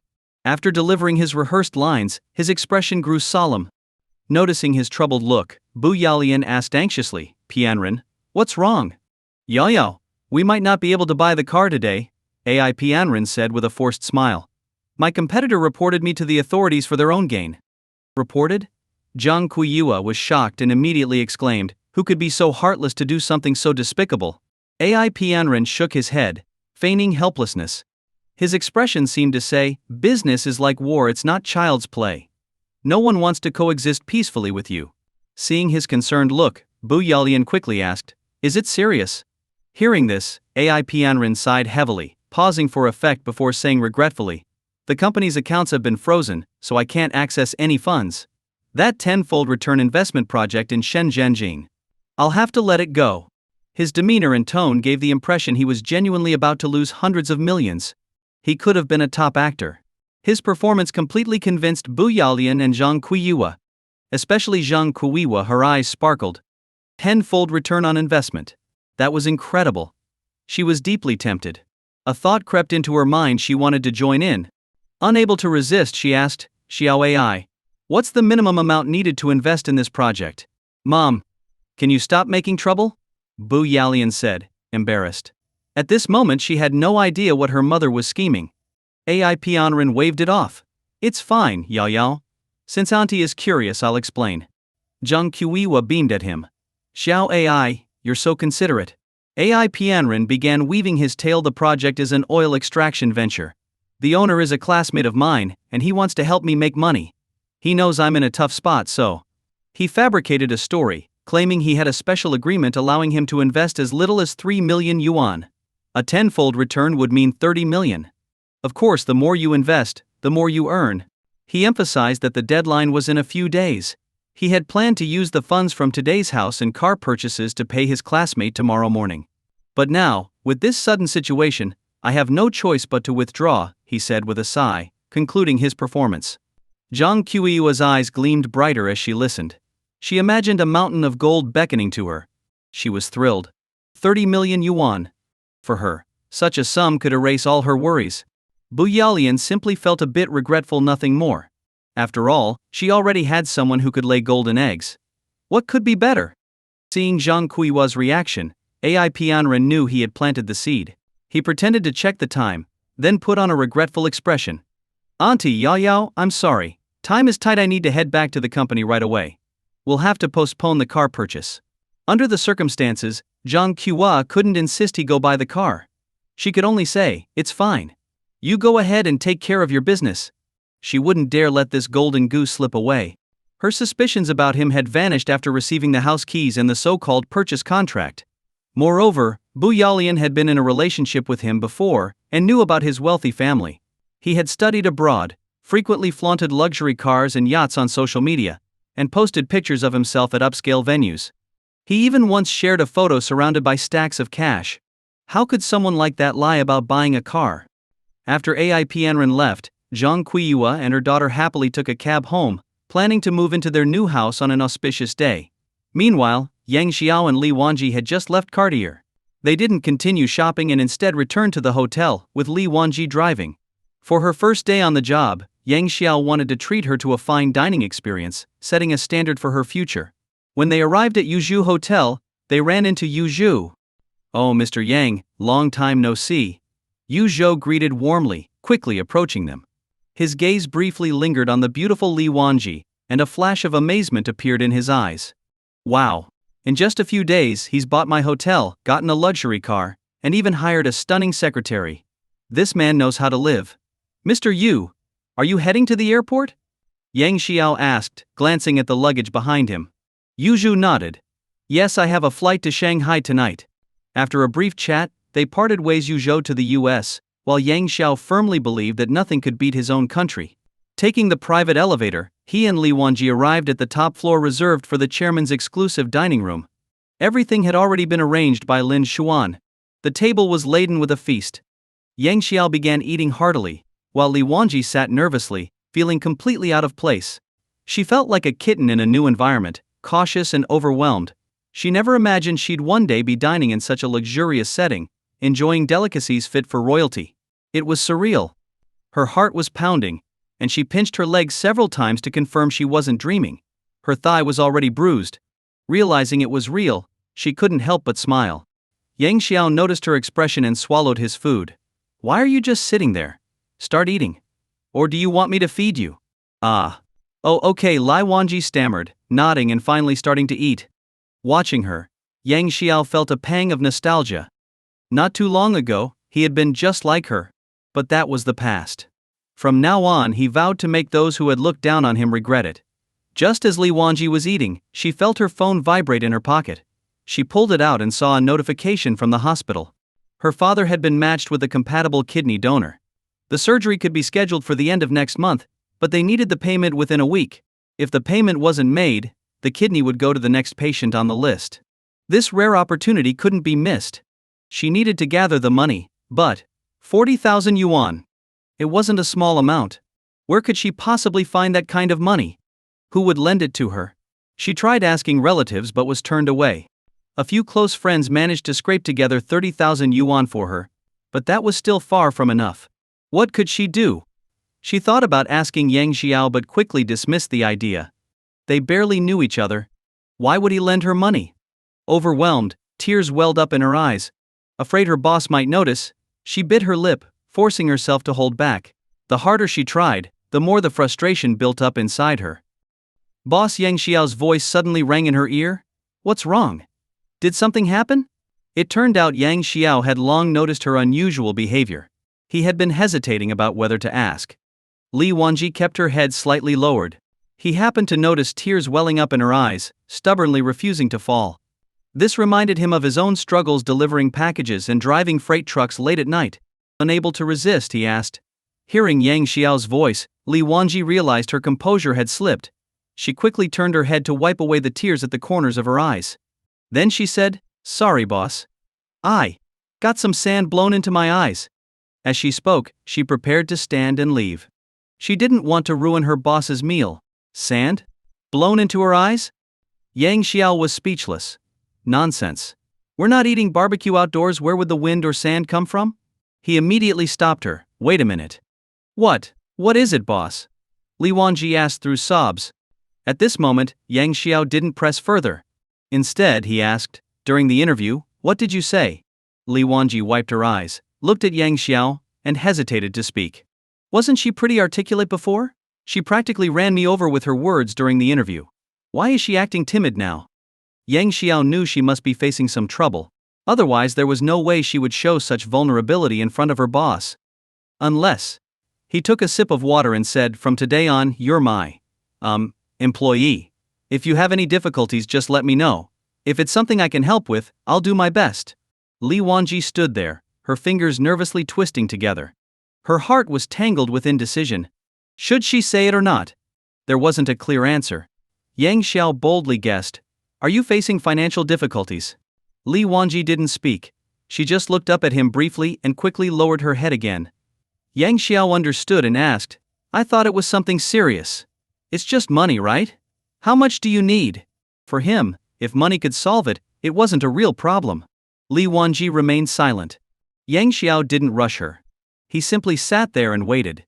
After what felt like an eternity, Li Wanji finally mustered the courage to stand up, bowed deeply to Yang Xiao, and quickly blurted, "Could you lend me 400,000? Don't worry, I'll definitely pay you back." "Can you give me a reason?" Yang Xiao asked. Li Wanji explained honestly, "My dad has uremia, and his kidneys are failing. He needs a transplant urgently, and it will cost 400,000. But I." Hearing this, Yang Xiao finally understood. Honestly, he admired Li Wanji. Not for anything else but for how, even in such a desperate situation, she clung to her principles and didn't resort to anything dishonorable. That was rare. 400,000. Such a heavy burden, entirely on her shoulders. If it were him, he might not have been able to stick to his principles either. "No problem. Give me your account number, and I'll transfer it to you right now, Yang Xiao said without hesitation. Li Wanji could hardly believe her ears. Really? Of course, Yang Xiao nodded. Some might think he was being reckless. Perhaps. But he didn't care. Having experienced hardship himself, he wanted to hold an umbrella for someone else in the rain. Even if he were deceived, he'd feel at peace with himself. Besides, he trusted his judgment. Earlier, he had clearly seen the struggle, pain, and helplessness in Li Wanji's eyes. The eyes are the windows to the soul. He believed he hadn't misjudged her. Hearing Yang Xiao agree, Li Wanji froze in place.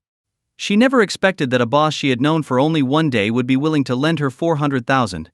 Why? Because of her looks? But in his eyes, she saw no trace of lust. This kindness was profound. Yang Xiao promptly transferred the money to Li Wanji's account via online banking. Receiving the money, Li Wanji burst into tears, crying so hard she nearly knelt before him. After she calmed down, the two left the private dining room together. Take care, Mr. Yang, the waiter at the entrance said with a bow as they left. In that moment, the waiter noticed the tear stains on Li Wanji's face and immediately filled in the gaps with her imagination. Soon after, a message was sent in the staff group chat. Breaking news. The boss and the secretary spent 2 hours in the private dining room, and the secretary left in tears. What? That intense? Of course. The boss is young, it's different. True, so envious. The boss is so rich. Meanwhile, Li Wanji had no idea she had become the subject of gossip in the staff group chat. She was moved to tears, but others spread it as if she had been emotionally devastated. The soundproofing was too good. The real situation inside the room was known only to the two of them. Who could she even explain this to? Even if she did, no one would believe her. Driving back to Yunqian City, from a distance, Yang Xiao noticed someone standing at the entrance of his villa. The man was dressed impeccably in a suit, exuding an air of authority. Clearly, not an ordinary person. After getting out of the car, the man approached and handed Yang Xiao a business card. Hello, Mr. Yang. I'm Zhao Antai. I live in the high-rise building in Yunqian City. Up until now, Zhao Antai knew almost nothing about Yang Xiao. He had asked many friends and only learned from the property management that Yang Xiao's last name was Yang. Nothing more. Details about Yang Xiao's background or more in-depth personal information were entirely unknown in the circle of wealthy elites. This rich man seemed to have appeared out of nowhere. Mr. Zhao, nice to meet you. I'm Yang Xiao, he said, accepting the card with both hands and carefully reading it. It said, Yushi Cultural Tourism Group. This piqued Yang Xiao's curiosity. What was he here for? The two exchanged polite handshakes. Zhao Antai smiled and said, I hope Mr. Yang doesn't mind me dropping by, Yun announced. Yang Xiao laughed. A friend from afar is always welcome. Why would I mind? At this moment, Zhao Antai noticed Li Wanji stepping out of the car. Suddenly he seemed to understand something and quickly said, It looks like Mr. Yang is busy. I'll come back another time. Clearly he had misunderstood. But Yang Xiao didn't know that. He simply smiled and waved it off, saying, No problem. Let's talk inside. Zhao Antai was delighted and immediately agreed. Inside the villa, Yang Xiao asked Li Wanji to prepare some drinks while he entertained the guest in the living room. My sister has had her eye on this villa for a long time. She's always wanted to buy it but never had enough money, Zhao Antai said with a hint of regret. Yang Xiao replied, To be honest, this villa is pretty cheap. Billions and still cheap? Zhao Antai didn't know what to say. Because they weren't very familiar, their conversation was a bit awkward. Yang Xiao felt so embarrassed he wanted to curl his toes. Sensing this, Zhao Antai decided to be direct, explaining that he wanted to invite Yang Xiao to an upcoming event. The event would be attended by Yushi's most influential and wealthy individuals. It was an excellent opportunity to expand his network. Yang Xiao might have money but lacked connections. This was a golden opportunity. He immediately agreed to attend. Yushi City. The inpatient department of the People's Hospital. Room 302. Li Jingjun was packing his things, preparing to leave. He was none other than Li Wanji's father. Yesterday morning, the doctor informed him that a kidney donor had been found and told them to prepare the money quickly.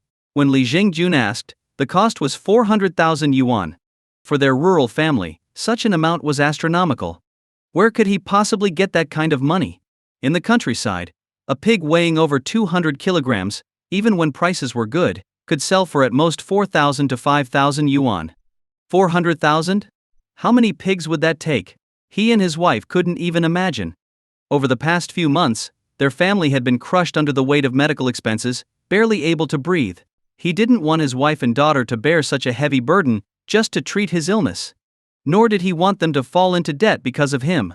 So, after much thought, he decided to leave the hospital secretly without telling his daughter. At that moment, Fang Mei, his wife, returned with a thermos of hot water and saw him packing. She quickly approached and asked, "Old Lai, why are you packing your things?" Li Jingjun replied coldly, "I'm going home." Going home? Fang Mei froze for a few seconds before hurriedly asking, "Why are you going home now? Aren't you getting treatment?" "No money, so what's there to treat? Besides, it's just kidney failure. It's not like I'll die right away," Li Jingjun said with a forced, carefree laugh. But his tone betrayed a hint of helplessness. Money isn't everything. But without money, nothing is possible. But Fang Mei wanted to say more. She was quickly interrupted by Li Jingjun. Enough. Don't just stand there. Hurry up and help me pack." Reluctantly, Fang Mei said, "All right."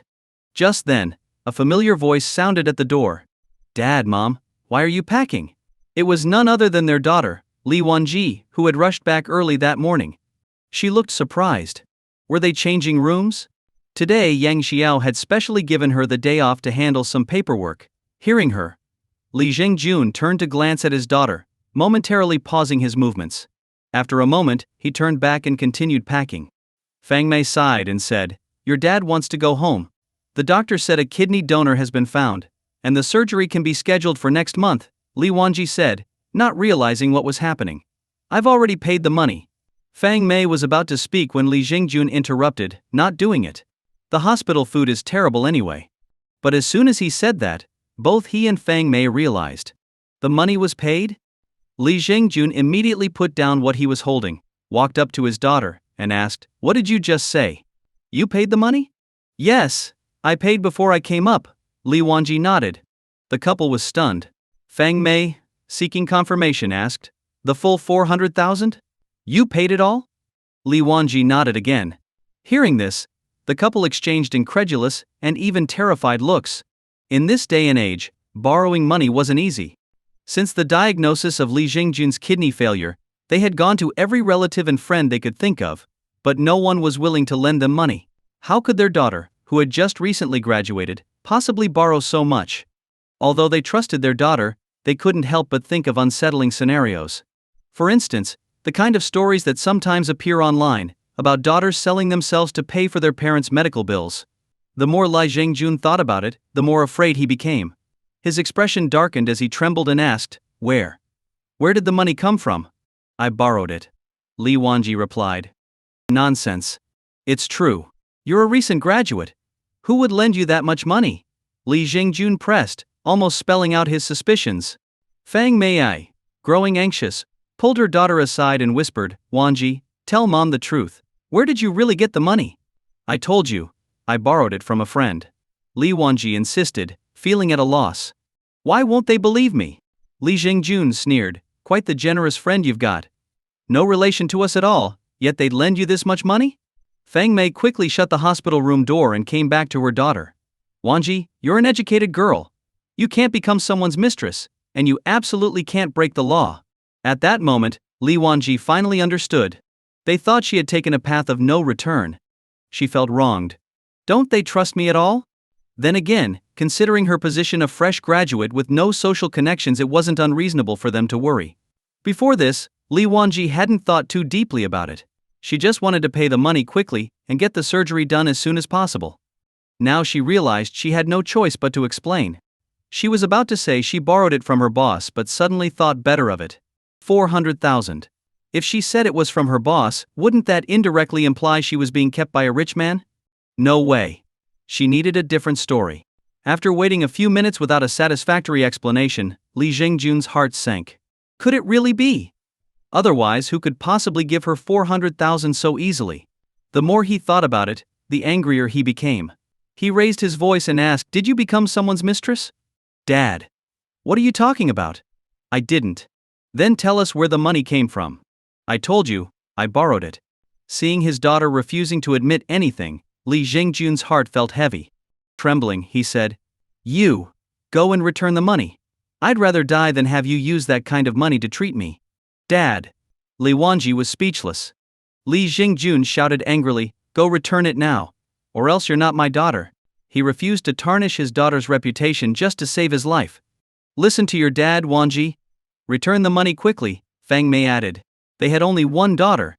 They couldn't let her take the wrong path. You've got it all wrong. Li Wanji knew that if she didn't come up with a reasonable explanation soon, her parents would see her as a disgrace. So she blurted out, Dad, Mom, I have a boyfriend. I borrowed the money from him. A boyfriend? They'd never heard of him before. Fang Mei, skeptical, asked, why didn't you tell us earlier? Li Wanji replied, with everything that's been going on at home, I didn't have the chance to bring it up. Didn't have the chance? Li Jingjun sneered and asked, I bet you were too scared to tell us. Is your boyfriend older than me? Since the story had already begun, Li Wanji decided to keep spinning her tale. I was afraid you'd scold me. You're an adult now. This isn't the feudal era. Why would we scold you? Li Jingjun said. But in his heart, he still believed her boyfriend must be someone she couldn't bring home, a much older man perhaps. Li Wanji hesitated for a moment. In the end, she decided to blacken her own name further. Actually, we've been together since high school. I was afraid you'd criticize me for dating early and neglecting my studies, so I never dared to tell you. She originally planned to say they met in college, but thought that wouldn't sound convincing enough, so she changed it to high school. Li Jingjun furrowed his brows in suspicion. He remembered that during her senior year of high school, her grades fluctuated for a while. Could it have been because of a relationship? Could she be telling the truth? Fang Mei pulled her daughter to sit on the hospital bed and asked, what's your boyfriend's name? What does he do? His name is Yang Xiao. He's a boss. Li Wanji began fabricating a story about how they met. Of course, she didn't hide Yang Xiao's real identity, stating it outright. The less she concealed, the fewer lies she'd need to cover it up, reducing the risk of getting caught. She aimed for at least 90% truth to ensure she could pass through this ordeal smoothly. After hearing her explanation, Li Jingjun seemed to partially believe her but wasn't entirely convinced. He needed further proof. So he said, if that's the case, call him on a video chat. We'd like to thank him properly. A video call? Just like that? Li Wanji's jaw dropped. Yang Xiao was her boss, not her boyfriend. A video call would expose everything. What should she do? Go ahead, call him. Why are you hesitating? Seeing her reluctance, Li Jingjun grew more suspicious. Thinking quickly, Li Wanji said, this morning, he has a meeting. Calling him now would interrupt his work. Then there shouldn't be an issue during lunchtime, right? Li Jingjun reasoned, reluctantly backing off. That should be fine, Li Wanji said, agreeing reluctantly since she had no better excuse. Now what? She knew if she didn't resolve this soon, her father would refuse to accept the surgery. She had to coordinate with her boss in advance. Unable to rehearse in the hospital room, she excused herself to go to the restroom. Sneaking to another floor to ensure her parents didn't follow, she pulled out her phone and called her boss. The night before, Yang Xiao had stayed up late chatting with Lu Wei and watching a new blockbuster action movie in his home theater until 3 a.m. It was already well into the morning, and he was still fast asleep. Suddenly his phone rang, waking him up. Annoyed, he grabbed the phone and answered groggily, who is it? Hiding in the restroom stall, Li Wanji covered her mouth and spoke softly, boss. It's me, Li Wanji. Yang Xiao's initial irritation eased when he realized it was his housekeeper calling. Oh, little Lai, what's up? Boss, I ran into some trouble again, Li Wanji stammered. Trouble? Yang Xiao adjusted his position and asked, oh? What kind of trouble? Can you agree to a request of mine? She asked hesitantly. You've got trouble. And you want me to grant a request? I'm the boss here. What kind of request? Yang Xiao asked. It's not an overly unreasonable request, she replied hesitantly. Not overly unreasonable? What does that even mean? Money again? Or something else? Just say it outright, Yang Xiao said after a pause. What do you want? See, could you pretend to be my boyfriend? Li Wanji finally blurted out, her face turning crimson.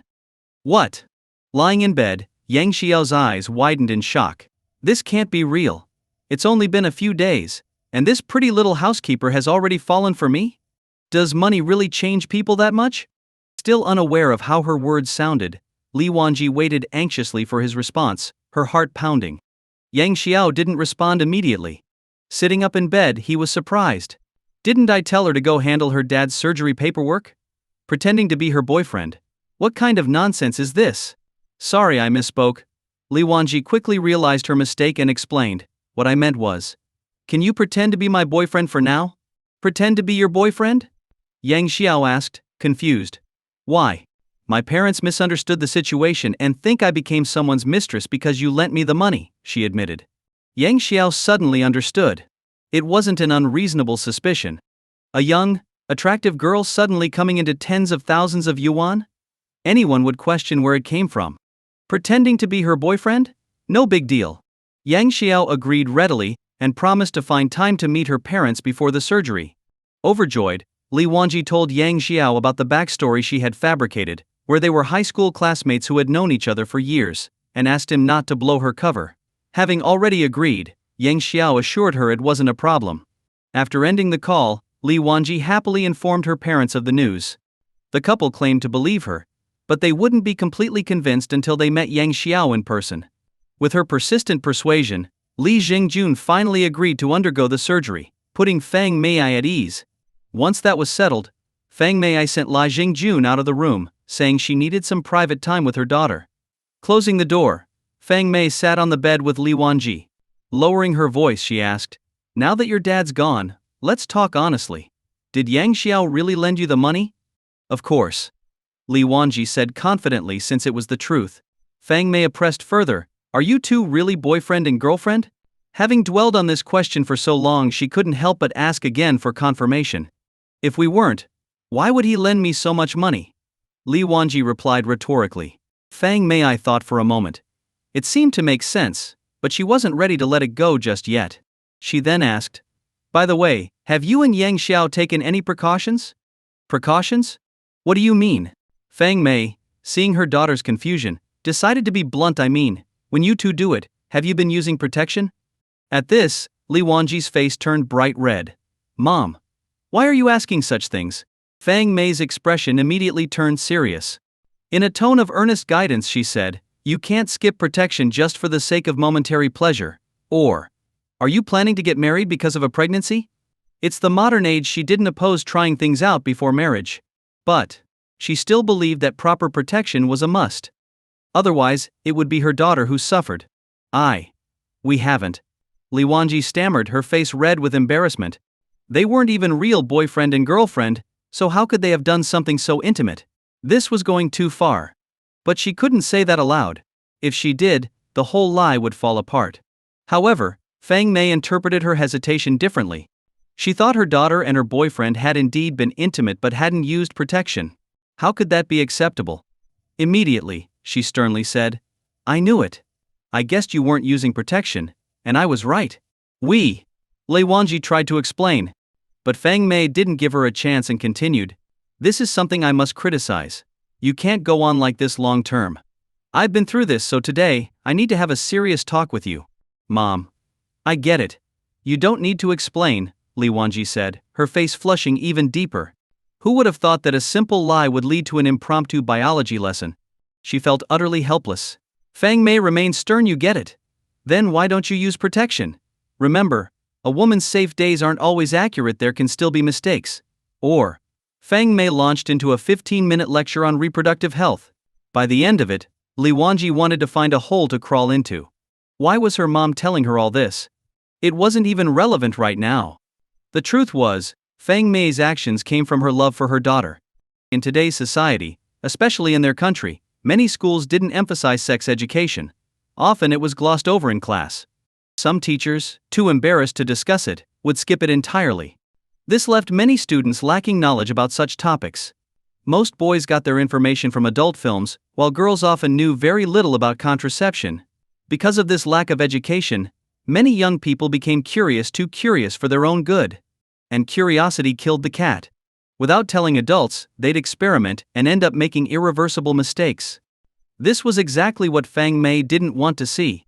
So, she felt it was her responsibility to tell her daughter everything she knew. Seeing her daughter's red face and silence, she thought her words had made an impact and felt satisfied.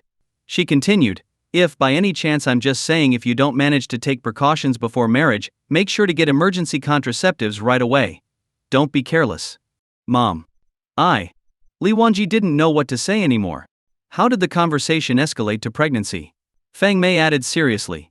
If you're too shy to talk to him, it's fine. When he comes here, your dad can tell him. What?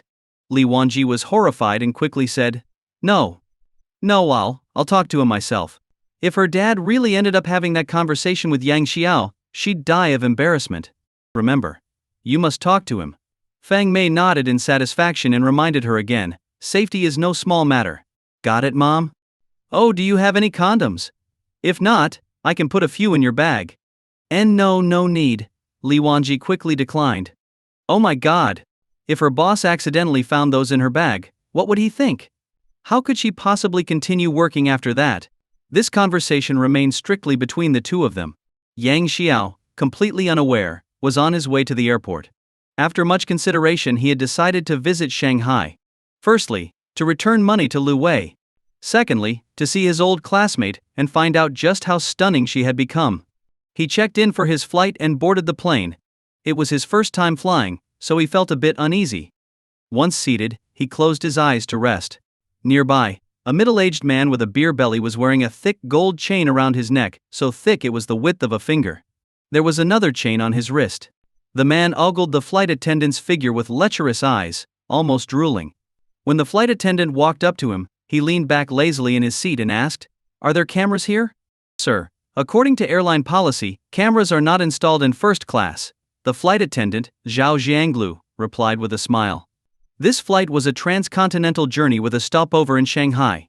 The first-class cabins were designed to be very luxurious, with private compartments more like small private rooms. That's good, the man said, nodding in satisfaction. Zhao Xianglu smiled and said, Sir, if there's nothing else I'll. Before she could finish, the man quickly removed the gold chain from his wrist. With a loud clang, he slammed it onto the small table in front of him. Then, with a triumphant grin, he said, Close the door, and this gold chain is yours. Close the door? Zhao Jianglu was momentarily stunned. Was he offering the gold chain as a tip for shutting the door? She quickly realized what he meant. The man wanted to do something inappropriate in the private room. Seriously? Her high heels alone were worth more than that gold chain. You have 3 seconds to decide, the man said arrogantly, acting like a victor. He had spent tens of thousands on that gold chain and thought it was a fortune. In his mind, there was no way the flight attendant would reject him. But Zhao Jianglu replied, Sir, I'll gladly shut the door for you. However, company policy forbids us from accepting tips from passengers. With that, she smiled, closed the door, and left. The man was stunned. In this day and age, someone would turn down money. He wasn't ready to give up. This flight had only one flight attendant who looked this exceptional. He was determined not to miss the opportunity. Meanwhile, Yang Xiao, unable to sleep, picked up a magazine to read. A few minutes later, a pleasant voice interrupted his thoughts. Sir, would you like something to drink? Looking up, Yang Xiao saw a beautiful young flight attendant in uniform standing beside him in the aisle, pushing a cart of drinks. She had a sweet face, and the uniform only added to her allure. Caught off guard, Yang Xiao stared for a few seconds before saying, I'll have a cola please. Sure, sir, the flight attendant replied with a sweet smile. She handed him a bottle of Tianfu cola from the cart. Thank you, Yang Xiao said as he took the bottle. Impressed by her pleasant voice. It was so captivating that it made his thoughts wander. However, Yang Xiao knew now wasn't the time to flirt or get distracted. To avoid further interruptions, he asked, Can this door be closed? He noticed that others' compartments could close, so he figured his should too. But after fiddling with it for a while, he still couldn't figure it out. Yes, sir.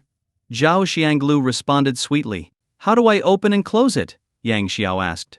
Sir, you just need to tap here to close it, and then tap again to open it, Zhao Xianglu explained, squatting next to him to demonstrate. Got it. Thanks, Yang Xiao said. You're welcome. If you need anything, feel free to call me. With that, Zhao Jianglu opened the door and turned to leave.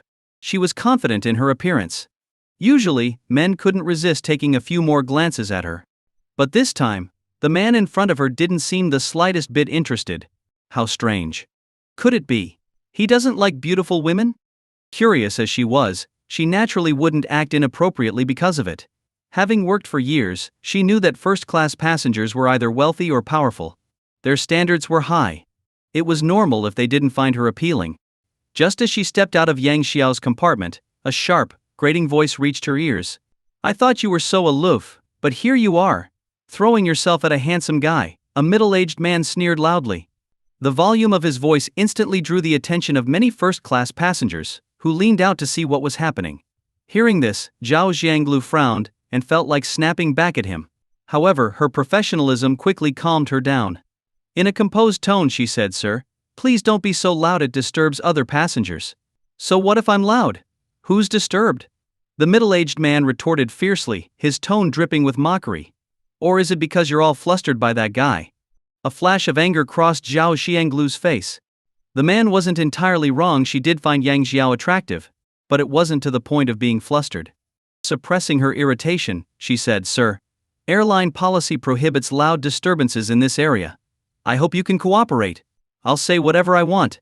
I've been like this since I was a kid. What can you do about it?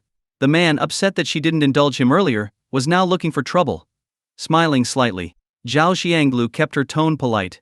If you continue, we have the right to ask you to leave the plane. Ask me to leave? How?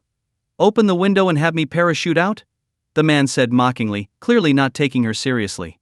He didn't believe they'd land the plane just to remove him. Zhao Xianglu's words were more of a warning, but the man, acting like a scoundrel, wasn't fazed at all. Yang Xiao, about to close his door, heard the commotion outside and immediately reopened it. Looking toward the back, he saw the middle-aged man leering at Zhao Xianglu, his eyes roaming indecently over her. Zhao Xianglu once again said, Sir, you're disturbing the other passengers. Not my problem, the man replied with an air of defiance. Unable to bear it any longer, Yang Xiao stood up, looked at the man, and said coldly, Shut up if you don't want to get beaten. The man stood up, pointing a finger at Yang Xiao's face. What's this? Trying to play hero for the lady. Do you think you're worthy? His tone was arrogant, dripping with disdain. His mocking gaze seemed to say, Know your place and don't bring trouble upon yourself. The man had no awareness of how inappropriate his actions were. He even threatened, If you stick your nose where it doesn't belong, don't blame me if something happens to you. Something happens to me? By you? Faced with the man's threat, Yang Xiao didn't waste time. He grabbed the man's finger and bent it forcefully. Ah! It hurts. The man cried out, struggling to free his hand but unable to budge. Sweat poured from his forehead. He hadn't expected Yang Xiao to actually make a move and with such force. Yang Xiao released the man's hand and said sternly, If there's a next time, your finger won't be so lucky. Years of delivering packages, driving freight trucks at night, and carrying heavy loads had given Yang Xiao a strong and sturdy physique. Compared to him, this middle-aged man, who probably spent most of his energy on women, was no match. Fine. Just you wait. Don't run after we land. The man cursed as he backed off, glaring at Yang Xiao with hatred before returning to his seat. Yang Xiao didn't care. He returned to his seat, closed his eyes, and prepared to rest. There was still over an hour before they'd land in Shanghai. At that moment, a voice broke the silence. Thank you for earlier. I'm Zhao Xianglu. If you need anything, feel free to call me, she said with a sweet smile. Without opening his eyes, Yang Xiao waved dismissively. You're welcome. Seeing Yang Xiao's indifferent response, Zhao Xianglu felt annoyed. What kind of person talks to a beautiful woman like this? In all her years, she had never been so blatantly ignored by a man. She wanted to say more, but Yang Xiao had already closed his eyes as if asleep. Left with no choice, she walked away sulking. After closing the door to his compartment, Yang Xiao let out a sigh of relief. He was on his way to see Lu Wei and couldn't afford any mishaps along the way. At the same time, he couldn't help but marvel at how tempting the uniform had been. It had almost made him lose control. Back in the galley, Zhao Xianglu returned with her cheeks puffed out in frustration, her displeasure evident. Seeing her expression, a colleague teased, Well, is the sun rising in the west today? Our Miss Zhao is actually smitten? Startled, Zhao Xianglu stammered, smitten? Who's smitten? With what? Seeing her embarrassed reaction, her colleagues burst into laughter. Who knows? By the way, since when do you tell passengers your name? You usually just give your ID number. What changed today? One of them, her closest friend Zhu Xiaoyan, playfully mimicked her, saying in a coquettish tone, I'm Zhao Xianglu. If you need anything, feel free to call me. Her exaggerated mimicry made everyone laugh even harder. Zhao Xianglu was both angry and flustered. How dare they tease me like this, and not even help earlier when I was being scolded? Zhao Xianglu blushed slightly and retorted, I didn't say anything wrong. We're here to serve the passengers. After speaking, she felt it wasn't enough and quickly added, besides, even if I don't say my name, they can see it on my badge. The more she tried to explain, the harder her colleagues laughed, especially Xu Xiaoyan, who was laughing so hard she had to hold on to another flight attendant for support, unable to stand straight. Through her laughter, Xu Xiaoyan teased, if it's a physical need, would you help him with that too? This line caused an uproar of laughter among the group. But since they were on duty, they couldn't linger in the workspace for too long. After teasing Zhao Xianglu a bit more, they dispersed with smiles. Initially, Zhao Xianglu had only felt a slight attraction to Yang Xiao. However, after all the teasing, that small spark grew stronger. As she recalled Yang Xiao's appearance and the decisive way he had stood up for her, she couldn't help but smile to herself. That pretentious guy. He's actually pretty handsome. Too bad. He's blind. After this little episode, Yang Xiao still couldn't fall asleep. Feeling stuffy with the door closed, he opened it again. As soon as the door opened, a meal cart passed by. Zhu Xiaoyan stopped and asked if Yang Xiao wanted anything to eat. Having woken up late in the morning and skipped lunch, Yang Xiao was starving. One portion definitely wouldn't be enough, so he asked, can I have 2 portions? 2 portions? Xu Xiaoyan chuckled and said, for our dear Lulu's sake, I'll give you 2 portions. Lulu? Does she mean Zhao Xianglu? Thank you, Yang Xiao replied. In first class, passengers could request extra meals, and the crew would make it happen even if portions were limited. However, this was Yang Xiao's first time flying, let alone in first class, so he wasn't aware of these details. After Xu Xiaoyan left, Yang Xiao devoured the 2 meals quickly and leaned back in his seat, sipping a cola. At that moment, his mood could be summed up in one word: bliss. Not long after, Zhu Xiaoyan came by again with an empty cart to collect trash. As she picked up the empty boxes near Yang Xiao, she asked, so sir, are you full now? Yes, thank you, Yang Xiao nodded. No need to thank me. If you want to thank someone, thank our Lulu, Zhu Xiaoyan teased. Then, while pretending to pick something up, she leaned in and whispered, I already told Lulu you're going to treat her to dinner after we land. Treat her to dinner? Why? Yang Xiao froze. Well? Xu Xiaoyan raised an eyebrow, looking smug, as if saying, aren't I clever? Praise me. Excited? Not really. If anything, Yang Xiao was caught between amusement and exasperation. If he didn't already have plans, he wouldn't mind having dinner with someone as stunning as Zhao Xianglu. But he had to rush to meet Lu Wei. There was simply no time for dinner with someone else. However, since Xu Xiaoyan had already brought it up, it felt awkward to refuse outright. So he said, sure, let's go to the best restaurant in Shanghai. He figured he'd agree for now. After all, the chances of running into Zhao Xianglu again after disembarking were slim to none. If they didn't meet, it wouldn't be his fault. Feeling proud of his quick thinking, he didn't realize that Xu Xiaoyan had already gone back and told Zhao Xianglu everything about the dinner plan. Though blushing furiously, Zhao Xianglu didn't refuse.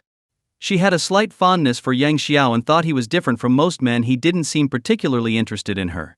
This intrigued her. For someone like Zhao Xianglu, who always got what she wanted, being ignored was a blow to her pride.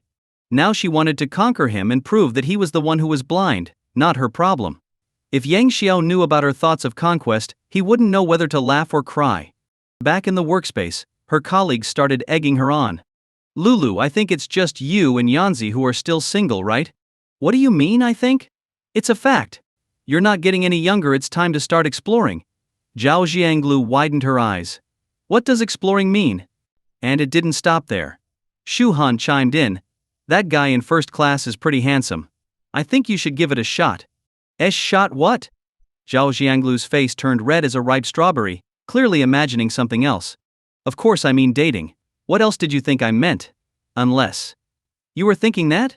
Zhu Xiaoyan teased, noticing Zhao Xianglu's blushing face. Feigning sudden realization, she added, ah, I see now. Zhao Xianglu's face turned even redder.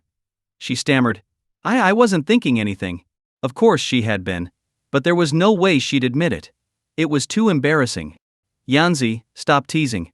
Our Lulu isn't interested in someone with an average background, Shu Han said, covering her mouth as she laughed. Zhu Xiaoyan nodded. That's true. Stop it. I'm not a materialistic girl, Zhao Xianglu protested. Her words inadvertently confirmed her interest in him. Xu Xiaoyan's eyes lit up. So, you're actually interested in him? Interested? Why does that sound so weird?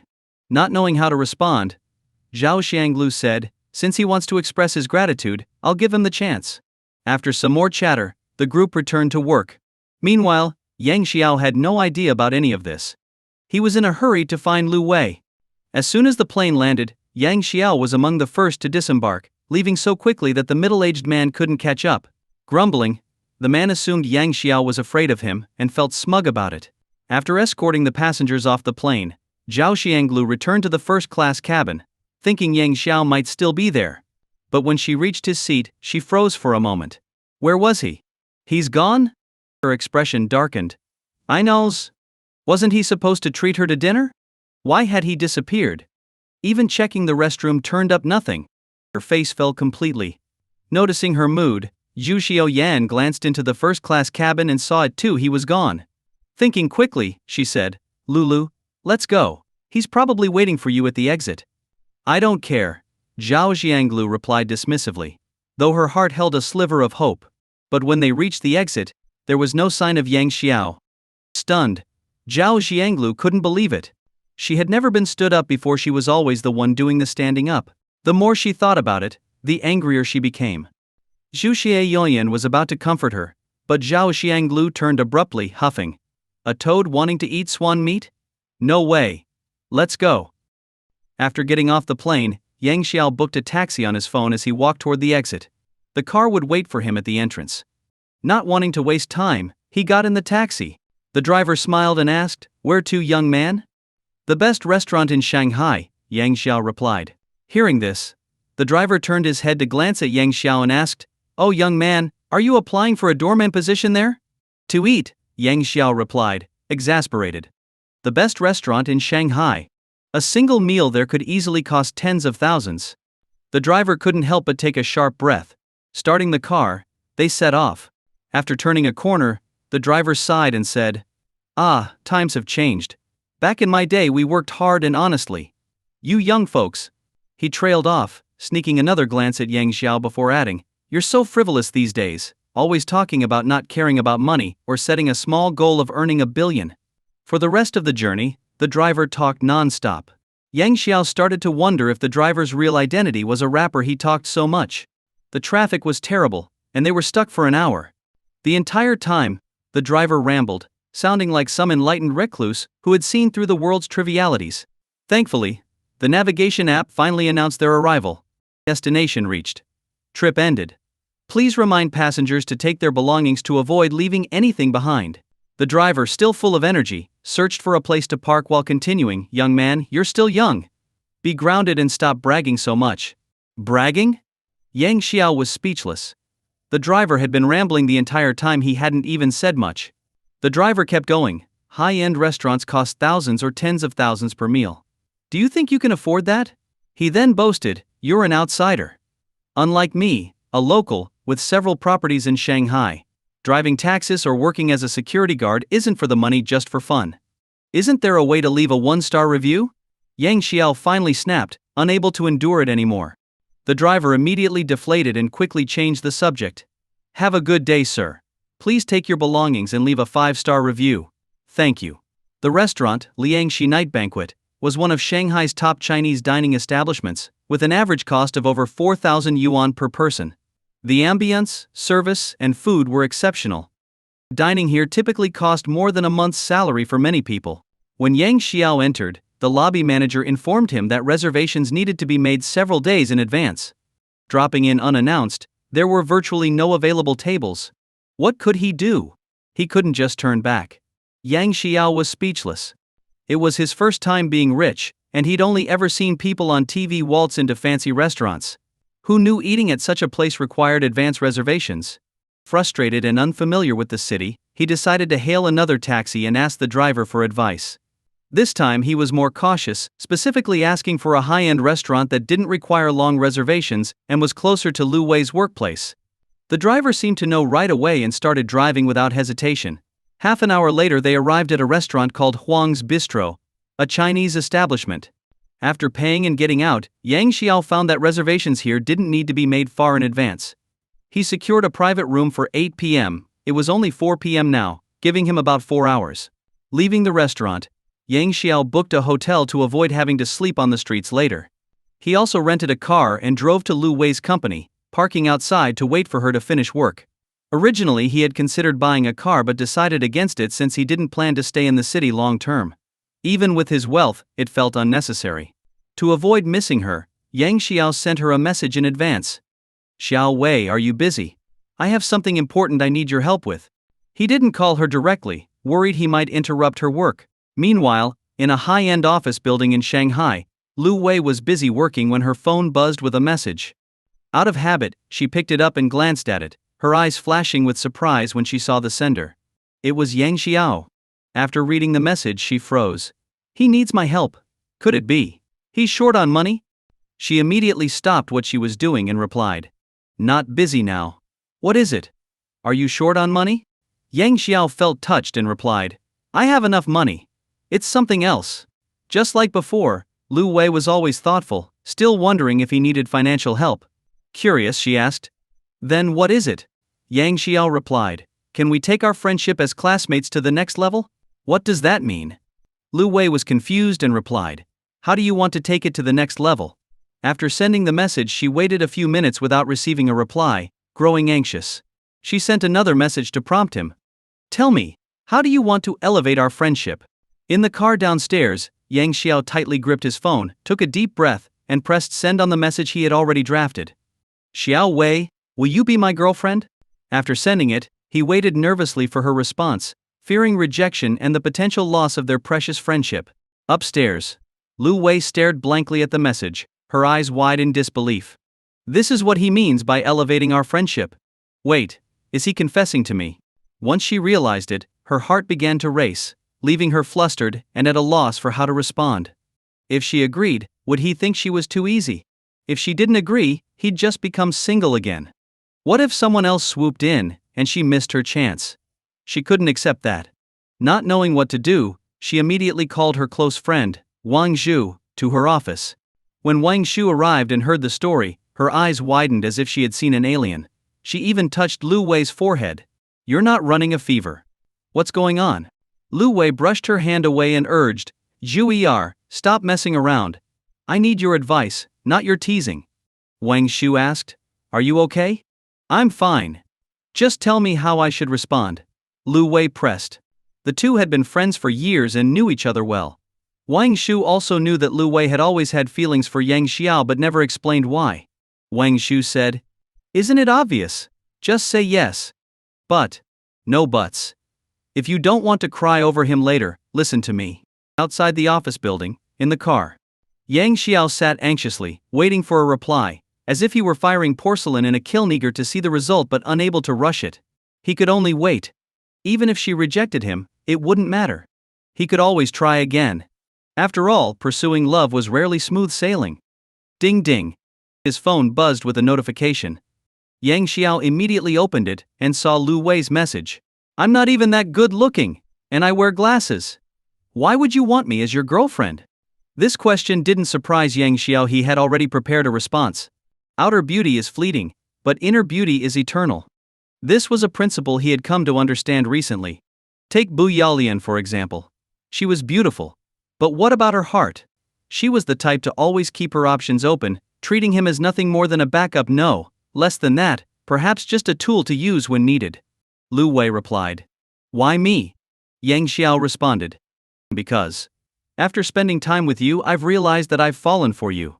A simple, honest reason. No flowery words, just sincerity."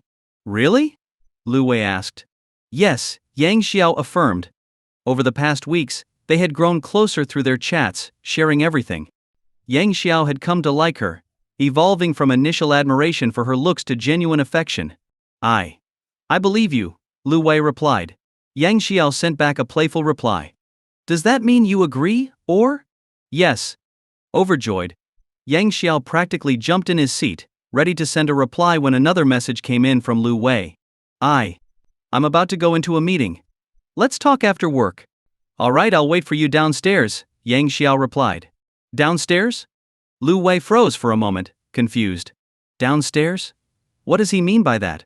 The thought dawned on her, and she couldn't help but walk to the floor-to-ceiling window, looking down. From so high up, it was impossible to see clearly. Miss Lu, everyone's here. When will you join the meeting? Her assistant reminded her. Let's go, Lu Wei said, shaking off her thoughts. 2 hours later, it was time to leave work. The two had agreed to meet at the entrance. Yang Xiao stood outside the building, scanning the faces of people coming out one by one. Suddenly, a striking figure caught his attention. She wore a mid-length wool coat over a white knitted sweater and a gray pleated skirt. Her radiant appearance and flawless skin made her the center of attention wherever she went, drawing admiring glances from both men and women. It was Lu Wei. Yang Xiao recognized her instantly, having seen her photos before. But in person she was far more stunning, so much so that he was left speechless. She wasn't just beautiful, she was breathtaking. It was hard to believe this was the same girl who had been his desk mate for 2 years in high school. Lu Wei noticed him as well. Turning to her friend Wang Shu, she said, Zhu Yi'er, I have something to do. You head back first. Wait, could it be? Wang Shu teased. Blushing, Lu Wei replied, Go, go. Stop being nosy. After shooing Wang Shu away, Lu Wei approached Yang Xiao. When she reached him, she gave a sweet smile and said softly, Yang Xiao, long time no see. Xiao Fu. Xiao Wei, long time no see, Yang Xiao stammered, nervous enough to fumble her name. Anyone watching might have thought they were filming a short video. Lu Wei noticed his awkwardness and felt a small sense of triumph. What's the matter? She asked with a sly smile. It's been years. I didn't expect you to change so much, I almost didn't recognize you, Yang Xiao admitted. Really? Yang Xiao nodded. Did you wear those big black-rimmed glasses in high school on purpose? Maybe, Lu Wei replied truthfully. Back then she had been infatuated with a celebrity and liked mimicking their style. And now? Do you think I look better now, or back then? She asked. Yang Xiao froze. Damn. A seemingly simple question, but actually a trap. One wrong answer, and he'd fall into a pit. Without hesitation, he replied, You were beautiful back then, but now you're stunning. Satisfied with his answer, Lu Wei dropped the subject. All right, it's getting late. Let's go, dinner's on me. I didn't come here for you to treat me. I've already made arrangements. Follow me, Yang Xiao said quickly. Lu Wei nodded. There had been a time when she dreamed of being with Yang Xiao, imagining a future where they married and grew old together. Waking from those dreams, she always found herself disappointed by reality. Today, her dream had come true. How could she not be happy? Yang Xiao drove her to Huang's bistro in the rented car. During the ride, they reminisced about their school days, sharing stories and laughs. When they arrived, Lu Wei was stunned. She had never been here before but had heard from Wang Shu that this restaurant was extremely expensive, with an average cost of over 3,000 yuan per person. Why bring me here?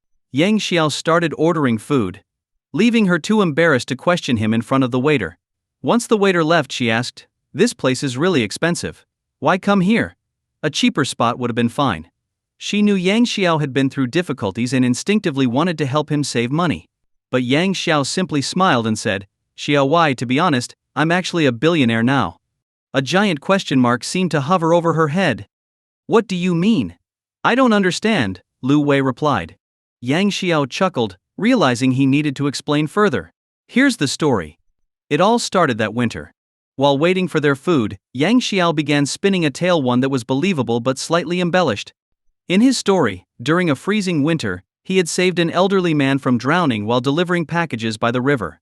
He later learned the man lived alone and was very lonely. Out of kindness, Yang Xiao started visiting him regularly, even spending holidays with him. Over time they became close friends despite their age difference.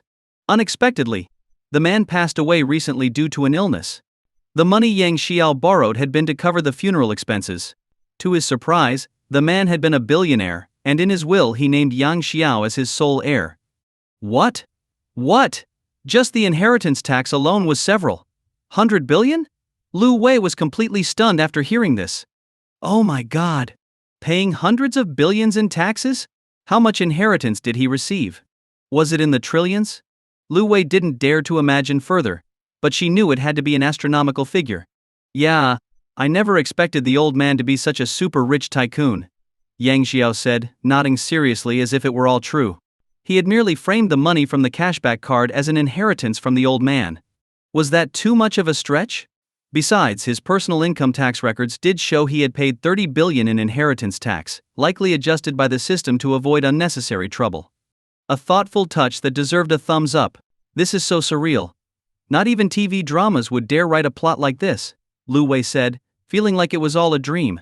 Yet she was genuinely happy for him. Perhaps this was one of those cases where blessings were hidden in misfortune, and vice versa. What was meant to be his couldn't be taken away, and what wasn't couldn't be forced. Thinking this way, she couldn't help but feel their story was similar. She had silently loved him for years, and now her wish had finally come true. Yang Xiao pretended to sigh in disbelief. And the strangest part is, he lived in such a rundown house. Lu Wei's beautiful eyes were filled with amazement as she tried to process all the information. Meanwhile, the food they had ordered began arriving at the table. Dishes from land, sea, and air, they had it all. An hour later, the meal was almost finished, and Lu Wei had finally digested the shocking news. At this moment, Yang Xiao took out a bracelet he had prepared earlier and gently placed it on the table. Xiao Wei, I'm not great at picking gifts, but this is the first one I've chosen for you. I hope you won't refuse it. Lu Wei glanced at the logo on the box and was immediately startled. It was Cartier, a global luxury brand whose jewelry often cost hundreds of thousands, even millions. She earned 20 to 30,000 yuan a month, but she had no savings. Not because she spent extravagantly. On the contrary, she was very frugal. The reason she had no savings was that her parents forcibly took her earnings to save for her brother's house, car, and wedding expenses. Wasn't this blatant favoritism towards sons over daughters? What era was this? Initially, Lu Wei had resisted, but her mother threatened to end her life if she didn't comply. With no other choice, Lu Wei agreed, gritting her teeth as she sent 20,000 yuan home each month, leaving only 10,000 for herself for rent and living expenses.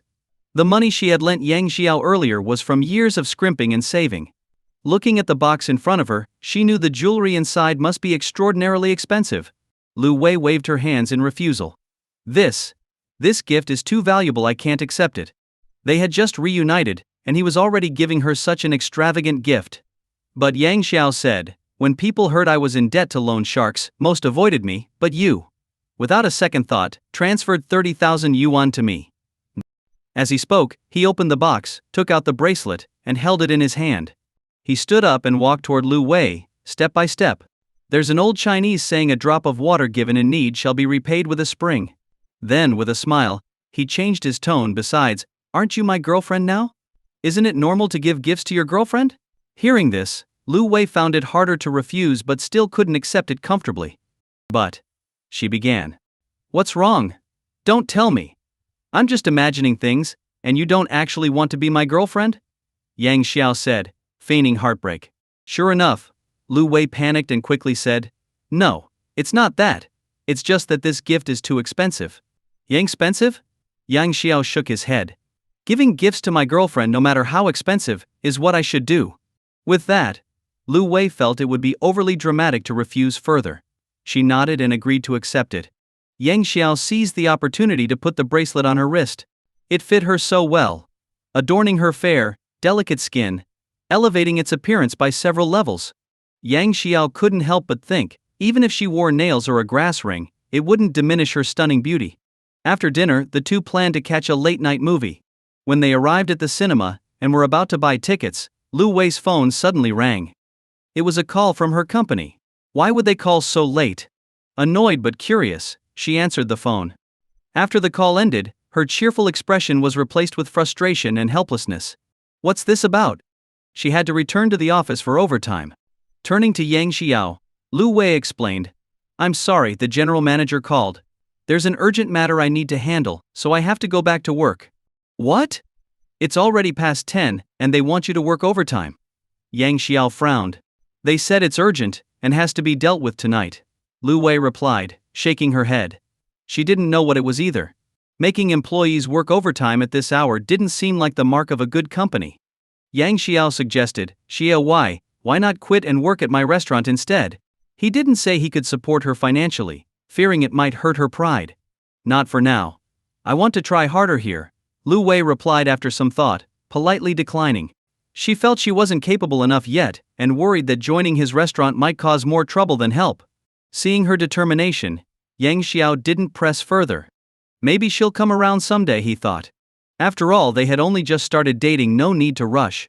With this unexpected turn of events, their movie plans were completely ruined. Yang Xiao drove Lu Wei back to her company. He offered to go up with her, but Lu Wei thought it wouldn't look good and asked him to wait downstairs. She swiped her card to enter the building. At this hour, only a few scattered lights were on in the office tower. Lu Wei took the elevator to her office. At this late hour, the company was completely dark, except for the light in the general manager's office. She had to use her phone flashlight to navigate. As she walked through the office alone, a chill ran down her spine. As if someone was following her. A sense of unease crept in. At that moment, Lu Wei regretted not letting Yang Xiao come up with her. Even if her manager caught them, it would have been understandable. The sound of her high heels echoed in the empty hallway, the clack clack clack amplifying the eerie atmosphere, like a scene straight out of a horror movie. Perhaps alerted by the sound, the slightly ajar door of the general manager's office suddenly opened. Out walked a man with sharp features and gold-rimmed glasses. This was Kong Ab, the general manager of the branch office. Their company's headquarters was in Beijing. Seeing Lu Wei, Kong Ab immediately put on a warm smile. "Ah, Xiao Wei, I didn't expect you to arrive so quickly. Come in and have a seat." Once inside, Lu Wei sat down and got straight to the point. "Mr. Kong, what's so urgent that you had to call me in at this hour?" Her tone carried a hint of displeasure, which was understandable. Being called in to work late at night would irritate anyone. Lu Wei's attitude was already relatively restrained. Kong Ab wasn't offended. Instead, he adjusted his glasses with a grin. "It's good news, of course." "Good news?" Lu Wei couldn't help but feel skeptical. If being called to work overtime at midnight was considered good news, what would bad news look like? Frowning, she chose to remain silent. Kong Ab walked to the water dispenser, poured a glass, and placed it in front of Lu Wei with a smile. "Here, have some water while we talk." Although she was annoyed, Lu Wei still reached for the glass but didn't drink it. She set it on the desk instead. Seeing her disregard the drink, Kong Ab touched his nose in mild disappointment but didn't show it. He returned to his seat and began. "I know you've been feeling a bit resentful since being transferred here from Yushi, but I follow company orders. Why would I feel resentful?" Lu Wei interrupted, and her statement was genuine. Before coming to this branch office, General Manager Lu of Yushi had assured her that this transfer was to prepare for an inspection from upper management. If she passed the inspection, she would take over as General Manager of the Yushi branch. It was precisely because of this promise that she agreed to the transfer. Kong Ab continued, "Tomorrow is the nomination meeting for the Yushi branch's General Manager position." "What are you trying to say?" Lu Wei asked. The smile on Kong Ab's face gradually faded, replaced by a serious expression. "I know what Liu Xinyuan promised you." Before Lu Wei could respond, he added, "But during yesterday's video conference, the board asked each branch to make nominations. He didn't nominate you." "He didn't nominate me?" Lu Wei was stunned. "Wasn't this already decided? Why did it suddenly change? Could it be because I turned down his advances before leaving? If so, that was incredibly petty." "That's right, he didn't," Kong Ab confirmed with a nod. Then his tone shifted. "But I nominated you." Lu Wei was taken aback. They had known each other for less than 2 weeks. Why would he nominate her instead of one of his own subordinates? Sensing her doubt, Kong Ab looked at her meaningfully and said, "Even though we haven't worked together long, your abilities are evident to everyone. Recommending you is a no-brainer." "Thank you, Mr. Kong," Lu Wei replied politely. Kong Ab continued, "You should quickly draft a development plan for the Yushi branch. I'll rally a few other branch managers to support you. We'll make sure you get this position and leave Liu Xinyuan speechless." Lu Wei was both touched and disheartened. A colleague she had worked with for years was less supportive than someone she had known for less than a month. What kind of situation was this? Smiling, Kong Ab raised his glass of water and said, "Let's toast to your upcoming promotion and raise." "Thank you, Mr. Kong," Lu Wei said, raising her glass and clinking it with his. They each took a sip. Afterward, Kong Ab asked Lu Wei to quickly draft a simple plan. Then, using the excuse of going to the restroom, he left the office. Unaware of his ulterior motives, Lu Wei immediately returned to her desk to work on the plan. It was a time-consuming task, and with Yang Xiao still waiting downstairs, she called him to suggest he head home first. Yang Xiao agreed but couldn't shake a sense of unease. Is working for a big company always this intense? Having never worked in such a corporate environment, he didn't fully understand. But waiting idly in the car only made him more restless, as if something bad was about to happen. After sitting for a few more minutes, he couldn't take it anymore and decided to go upstairs. Taking advantage of the dozing security guard, he slipped past the card swipe gate and headed for the elevator. Meanwhile, in her office, Lu Wei began to feel strange. It was as if her body was burning, an intense heat spreading through her. What's happening? Why am I so hot in the middle of winter? Even worse, her mind was filled with thoughts she couldn't bring herself to describe, along with an overwhelming urge she couldn't control. At that moment, the office door opened. Kang Aab walked in, his eyes filled with a fiery intensity and a lewd smile on his face. Lu Wei, are you all right? You drugged the water, didn't you? Lu Wei snapped, realization dawning on her. So that's why he had been so kind, it was all part of his plan. Feigning innocence. Kang Aab said. Now, don't accuse me of something like that. It's because of the water you gave me that I feel like this. Really? Then why don't I feel anything? Kang Aab countered. His question left Lu Wei momentarily speechless. Why doesn't he feel anything if we drank the same water? When she saw the sinister smile on his face, her heart sank. It must have been something on the glass. This scumbag. She reached for her phone to call for help, but Kang Aab was faster. He grabbed it off the desk and smashed it. Panic set in. What? What are you trying to do? Kang Aab's expression turned serious as he said, You seem to be struggling. Want me to help? From the moment Lu Wei had started working here, he had been attracted to her. But despite his repeated advances, she had never shown interest. So, he decided on this plan. He was about to be transferred back to the headquarters anyway. If he could sleep with her tonight, he figured he might as well pull some strings to secure her the general manager position in Yushi. And who knows? Maybe she'd even become his long-term mistress. The thought excited him. Get out. Lu Wei gritted her teeth and yelled angrily. Leave, now. The prey was already within reach. How could Kang Aab let her escape? He chuckled obscenely, rubbing his hands together. Lu Wei, you've ingested an aphrodisiac from Japan. It's potent and undetectable afterward. If you don't release it soon. He. Lu Wei's heart sank to the bottom. Her worst fears were coming true. But she didn't lose her composure entirely. Kang Aab, you're on the rise in your career. Don't ruin your future like this. Ruin my future? Kang Aab laughed and quickly dismissed her words. No. I won't do anything reckless. But once the drug takes full effect, the one acting recklessly will be you. His grin widened with triumph as he spoke, clearly reveling in his plan. His idea was well thought out. Once the drug kicked in, he'd simply sit by. It was late at night, and he was the only man in the building. What could she do? Surely she'd come to him willingly.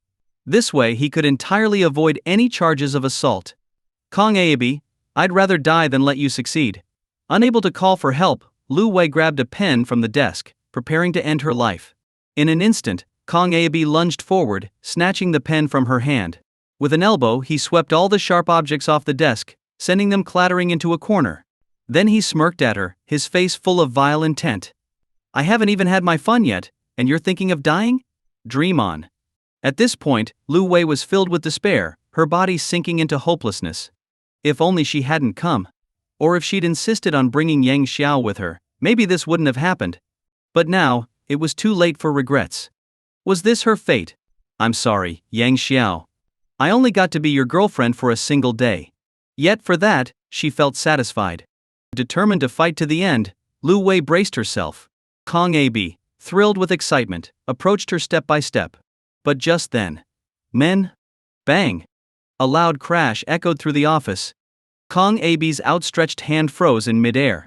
He turned to see a young man standing at the door, his face darkened. Who are you? He stammered. It was Yang Xiao. He scanned the chaotic office and saw Kang Aab's hand reaching for Lu Wei. In that moment, a rage surged through him like a tidal wave. Without a word, Yang Xiao dashed forward and landed a powerful punch squarely on Kang Aab's face. Then, a kick sent Kang Aab sprawling onto the floor. Clutching his stomach, writhing in pain, Kang Aab groaned. But Yang Xiao wasn't done. He stormed forward and delivered another kick.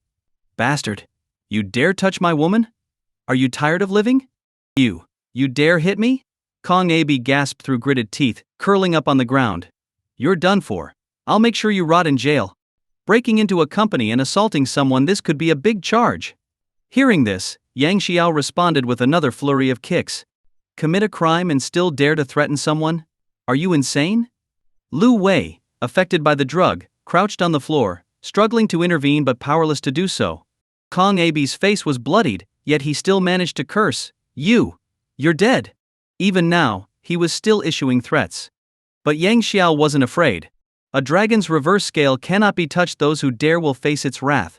Even if Yang Xiao ended up crippled with legal consequences, he wouldn't care. If a man couldn't protect his woman, what kind of man was he? Besides, with the heinous acts Kong Abe had committed, this could almost be considered heroic intervention. Fuming, Yang Xiao roared, "You like to force yourself on others, huh? Fine. Just wait." He strode to the water dispenser, filled a cup with boiling water, and returned to Kong Abe.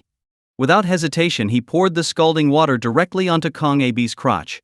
A blood-curdling scream erupted, echoing across the floor. The pain was unbearable, like being skinned alive. At that moment, Kong Abe would rather die.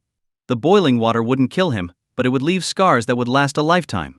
This was far more excruciating than a physical beating. He had thought about calling the police but dared not. If the authorities got involved, his attempted assault and use of drugs would undoubtedly come to light.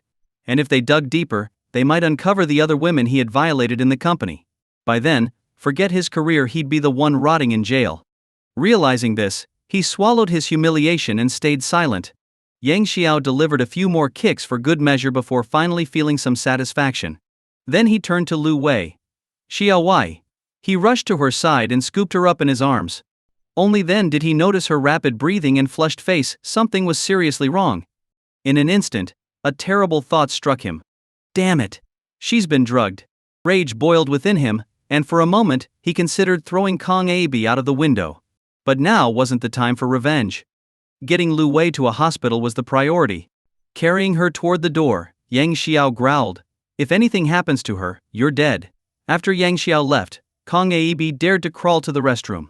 He frantically removed his pants and splashed cold water on himself, desperately trying to ease the burning pain.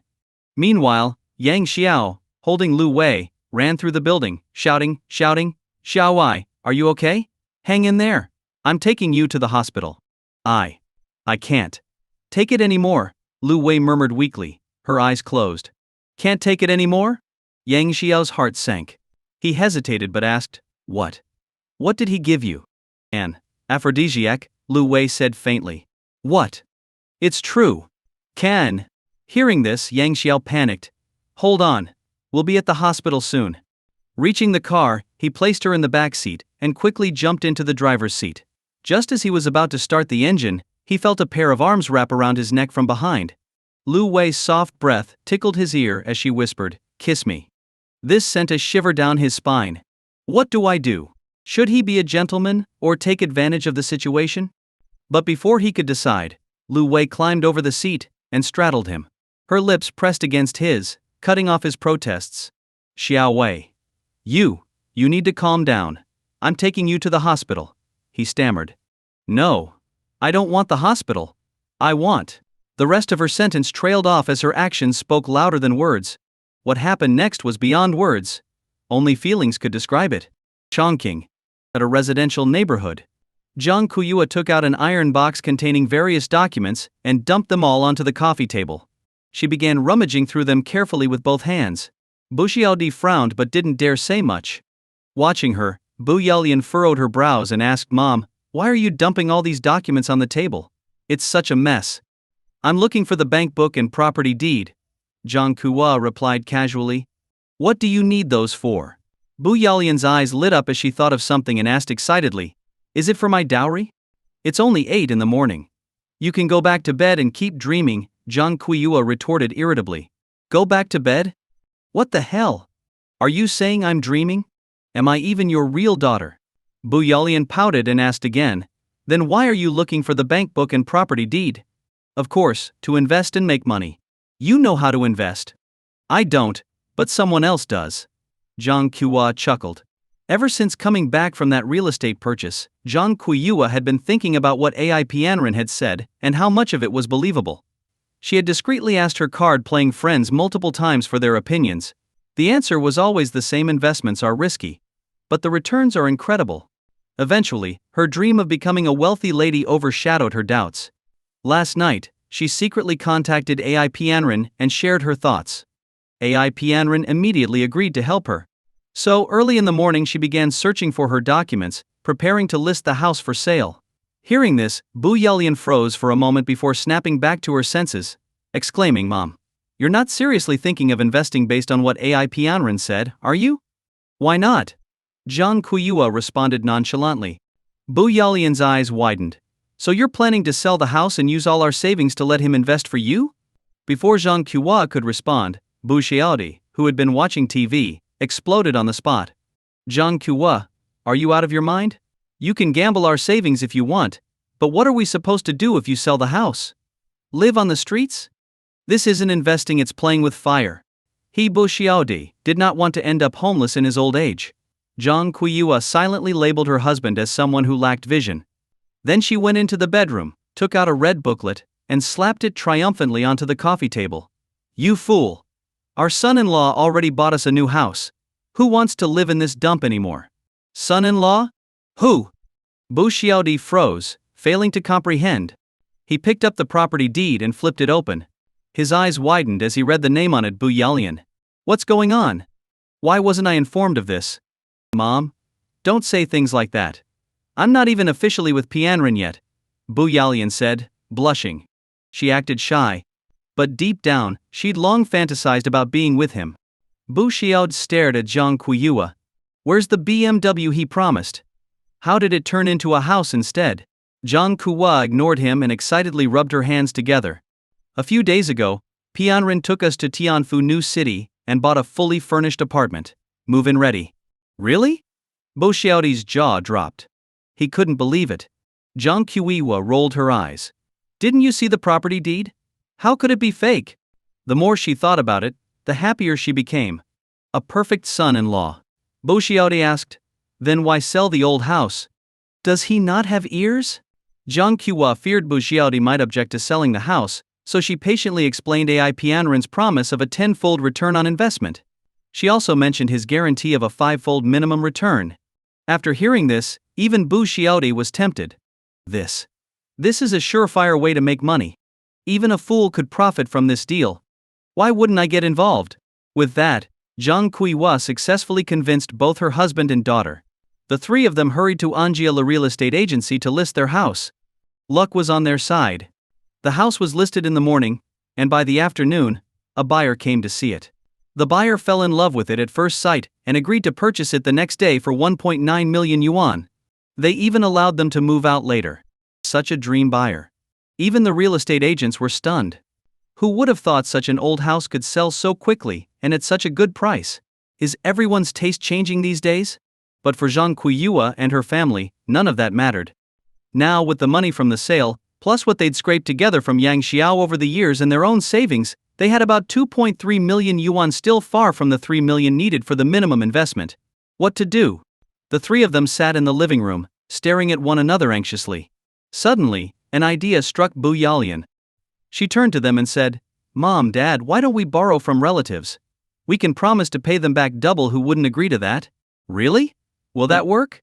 Bu Xiaod was uncertain. "Of course." Zhang Kuyua exclaimed, her eyes lighting up. Her daughter's words were like a wake-up call. There were so many relatives borrow 50,000 from each and promise double the repayment. Who wouldn't agree to such easy money? And even if some didn't agree, they could raise the repayment promise to triple or quadruple. Someone would surely lend them the money. Either way, they'd still make a profit. Why not? Zhang Kuyua couldn't stop smiling, already envisioning herself living in a mansion, enjoying a luxurious lifestyle. Returning to reality, Zhang Kuyua said, "Hurry. Start calling people to borrow money. I'll ask my brother. You, ask your sister. Yalian, ask your classmates and friends. The more we borrow, the better." Without hesitation, the three of them split up and got to work. Over the next 2 days, their house was flooded with people, eager to lend money in exchange for double repayment. They wrote dozens of IAS, ranging from 10,000 to as much as 200,000 yuan. In the end, they managed to borrow 2.5 million yuan. Combined with their 2.3 million yuan, they now had 4.8 million yuan in total. Looking at the bank account balance displayed on the mobile app, The 3 family members couldn't contain their excitement. 4.8 million multiplied by 10 equals how much? 48 million. After paying off their debts, they'd still have over 30 million left. That much money was enough to make them forget all their worries. To avoid missing out on this once-in-a-lifetime investment opportunity, Jiang Kuwa urged Bu Yalian that same afternoon to quickly contact Ai Pianren and invite him over. Time was of the essence, and any delay could lead to unforeseen complications. Agreeing with her mother, Bu Yalian immediately called Ai Pianren. At that moment, in a basement office building in Chongqing, Ai Pianren was lounging on a worn-out sofa, chatting up women on WeChat. Just as he was about to send one of his handsome selfies, his phone froze for a second, and an incoming call interrupted him. Seeing it was from Bu Yalian, his previously furrowed brow instantly relaxed. Smiling, he quickly pressed the answer button. "Yalian, what's up?" he asked warmly. "Pianren, are you free tonight?" she asked directly. "Free? Could this be another golden opportunity?" Instantly interested, Ai Pianren replied, "I have a meeting, but after that I'm free. What's up? Can you come to my house after the meeting?" "Do I have to?" "Yes. It's urgent." "Well, fine, I'll reschedule the meeting for tomorrow," he said, pretending to hesitate before agreeing. Hearing that he had rescheduled his meeting for her, Bu Yalian felt touched. "Great, we'll be waiting for you for dinner." After hanging up, Ai Pianren fell into brief contemplation. What could be so urgent? Given what he knew about the family, it wasn't hard for him to guess they had likely scraped together the money and were ready to invest. Jackpot. They were practically delivering the money to him. Springing up from the sofa, he rummaged through his cabinet and pulled out a fake designer suit he had bought online. After spraying on some cologne, he started getting ready, humming a tune. Before heading out, he even booked a flight to Shanghai for the next day, just in case. Finally, he called a taxi and made his way to the Bu family's home. Upon arrival, Jiang Kuwa greeted him warmly. The coffee table was laden with fruits and snacks, signaling their excitement and welcome. Seeing this, Ai Pianren's anticipation grew, but he worked hard to suppress it, staying cautious to avoid revealing his true intentions. Throughout his interactions with Bujiao and Jiang Kuwa, he remained overly polite and reserved, fearing that any misstep could ruin his plans. Ironically, this overly cautious behavior only made him seem more respectful and well-mannered in their eyes, winning him even more favor. After dinner, the 4 of them sat in the living room, chatting while watching TV. As it neared 9 p.m., Jiang Kuwa decided it was time. She poured a glass of water, handed it to Ai Pianren, and said, "Xiao Ai, about what I mentioned the other day, you've got to help us with this." She didn't explicitly say it, but her meaning was clear. "Whether or not I become a millionaire socialite depends on you." Taking the glass of water, Ai Pianren smiled. "Auntie, don't worry. As long as I'm here, this will definitely work out." Jiang Kuiwa's grin widened as she pulled a bank card from her pocket and placed it on the table. "There's 4.8 million on this card," she said with a smile. "How do you want me to transfer it to you?" 4.8 million. Holy crap. I've hit the jackpot. Suppressing his excitement, Ai Pianren was about to speak when Bu Yalian interrupted. "Pianren, are you sure the returns are really that high?" While she trusted Ai Pianren, the concept of investment still made her uneasy. What if they lost everything? That much money, all at once. If it's lost, we'd be ruined. "Yalian, come on. I'd never cheat you guys." Ai Pianren lied through his teeth, his expression completely composed. As if to add credibility, he took out a pen and notebook, pretending to be serious. "How about this?" he suggested. "Treat this 4.8 million as a loan. I'll return it to you with interest once I make a profit. Does that sound good?" His approach was clever. He appeared humble while subtly pressuring them to hand over the money. Jiang Kuwa panicked immediately, waving her hands. No, Xiao Ai, don't misunderstand. Yalian didn't mean anything by that. We trust you completely with this money."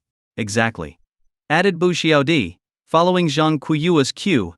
Who else could pull off something this profitable? The couple couldn't let such a lucrative opportunity slip through their fingers. Handing over the money as a loan would mean they'd only earn a fixed interest, not the massive investment returns. It wasn't even a contest. Investment was the obvious choice. Realizing her mistake, Bu Yalian quickly apologized. "Pianren, I'm sorry, we were just being cautious. Of course we trust you to handle the money." "I understand," Ai Pianren nodded graciously. "How about I still write you a receipt for the money?" "No need. Don't make it so formal," Jiang Kuwa protested. You even bought us a house worth millions, what's there to doubt? Dreams of wealth danced in her head, and she couldn't stop smiling. Bu Xiaodi, curious, asked, "So, how's your company doing these days?" "The situation is improving. By the end of the month, everything should be resolved," Ai Pianren replied smoothly. "That's good to hear," Bu Xiaod said, relieved. The conversation paused briefly, and the room fell silent. Suddenly, Zhang Kuyua broke the silence with a grin. "Pianren, the more I look at you, the more I like you. Why don't you two hurry up and give us a big healthy grandson?" "Mom. What are you talking about?" Bu Yalian's face turned bright red. "What's wrong? I'm just speaking plain Chinese," Zhang Kuyua teased. She had already decided Ai Pianren was the perfect son-in-law. As for Bu Yalian, her heart had long been set on him, even if she pretended otherwise. While they laughed and joked, Ai Pianren shifted the topic subtly. "Auntie," he said with a sly smile, "aren't you worried I might cheat you?" His words, part jest, part probing, caught Bu Xiaod off guard. But Zhang Kuyua didn't miss a beat, flattering him. "Cheat us? You're so successful already, why would you even care about our small change?" "My mom's right. Your family's so well off, we trust you completely," Bu Yelian added in agreement. She had always been aware of Ai Pianren's family background and had often mentioned it to her parents. That was precisely why Zhang Kuyua dared to take such a big gamble. Hearing Zhang Kuyua's flattery, Ai Pianren smiled without offering any explanation. His smile, however, carried a hint of mockery. "A bunch of fools. In a few days you'll all be crying your eyes out." But the Bu family didn't notice anything unusual. They were all smiles, even asking if he wanted anything to eat or drink, showering him with care and attention. They agreed to meet at the bank the next morning to handle the large transfer. Ai Pianren stayed until 10 p.m., then used the excuse of having materials to prepare and left the Bu household. Early the next morning, at 7 a.m. sharp, Zhang Kuyua couldn't contain her excitement and urged her daughter to call Ai Pianren so they could meet at the bank as planned. Once the transfer was completed, Zhang Kuyua finally felt at ease.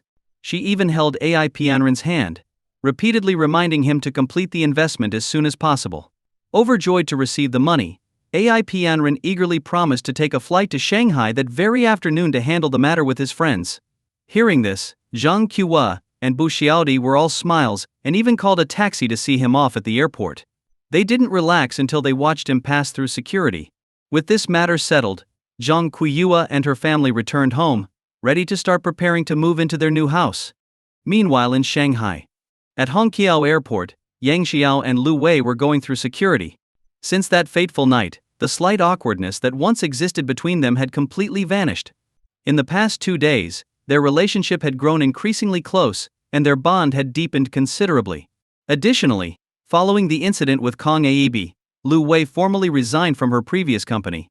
When her best friend Wang Shu heard the news, she immediately resigned as well, and was in the process of completing her handover. She planned to join Yang Xiao's business shortly. And as for Kong Aebe, it was said that he had applied for a 3-month medical leave the very next day. He was probably in some prestigious hospital, trying to rescue his family heirloom. Whether or not it could be saved remained a question, but even if it were, it would hardly function as it once did. Back in Chongqing. Upon returning, Yang Xiao brought Lu Wei directly to his hotel. The moment the two entered the lobby, they drew plenty of attention, though Yang Xiao ignored it entirely. Taking a private elevator, they headed straight to the exclusive restaurant where Lin Xuan had already prepared everything and was waiting at the entrance for their arrival.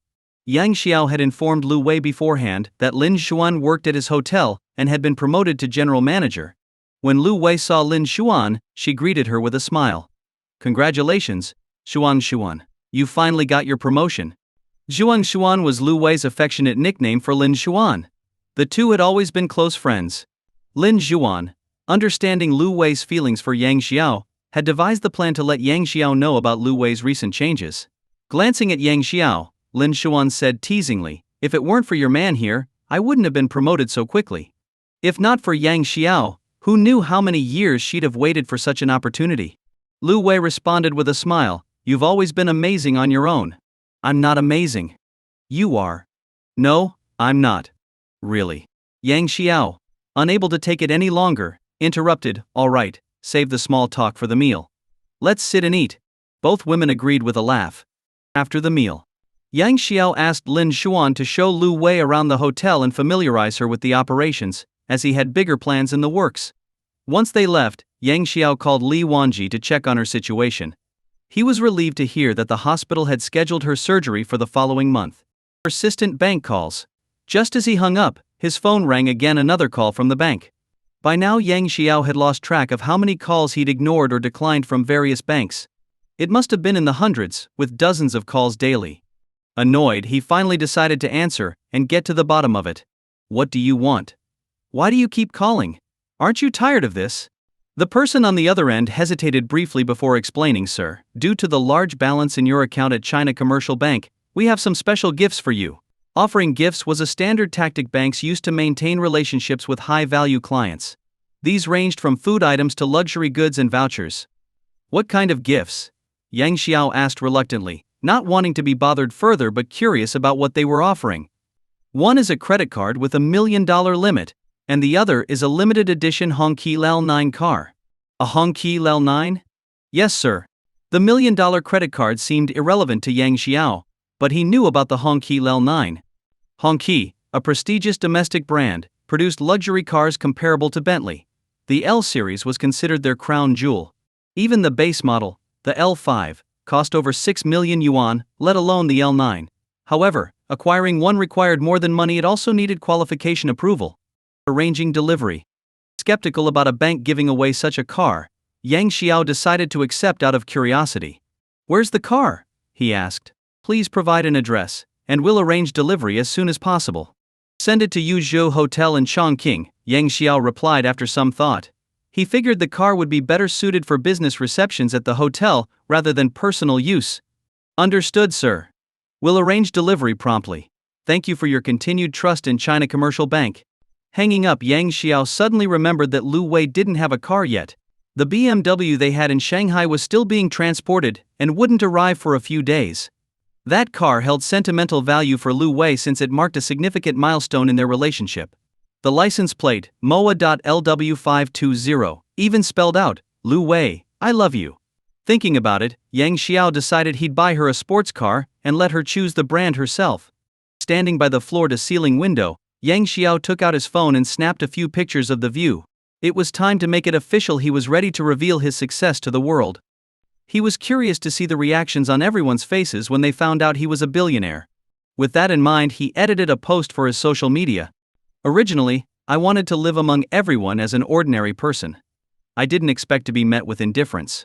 Fine, no more pretending I'm a billionaire, and I'm coming clean. Words won't mean much.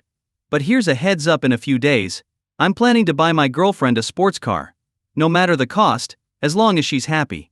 After editing, he uploaded the pictures he had just taken and clicked send. Meanwhile, Zhang Qian emerged from her manager's office with a defeated expression. She had only 3 days left. If she couldn't secure an investment in that time, she'd be forced to pack up and leave. The live streaming industry was currently in decline, and despite 2 months of hard work meeting clients, sharing meals and even enduring inappropriate advances, she had little to show for it.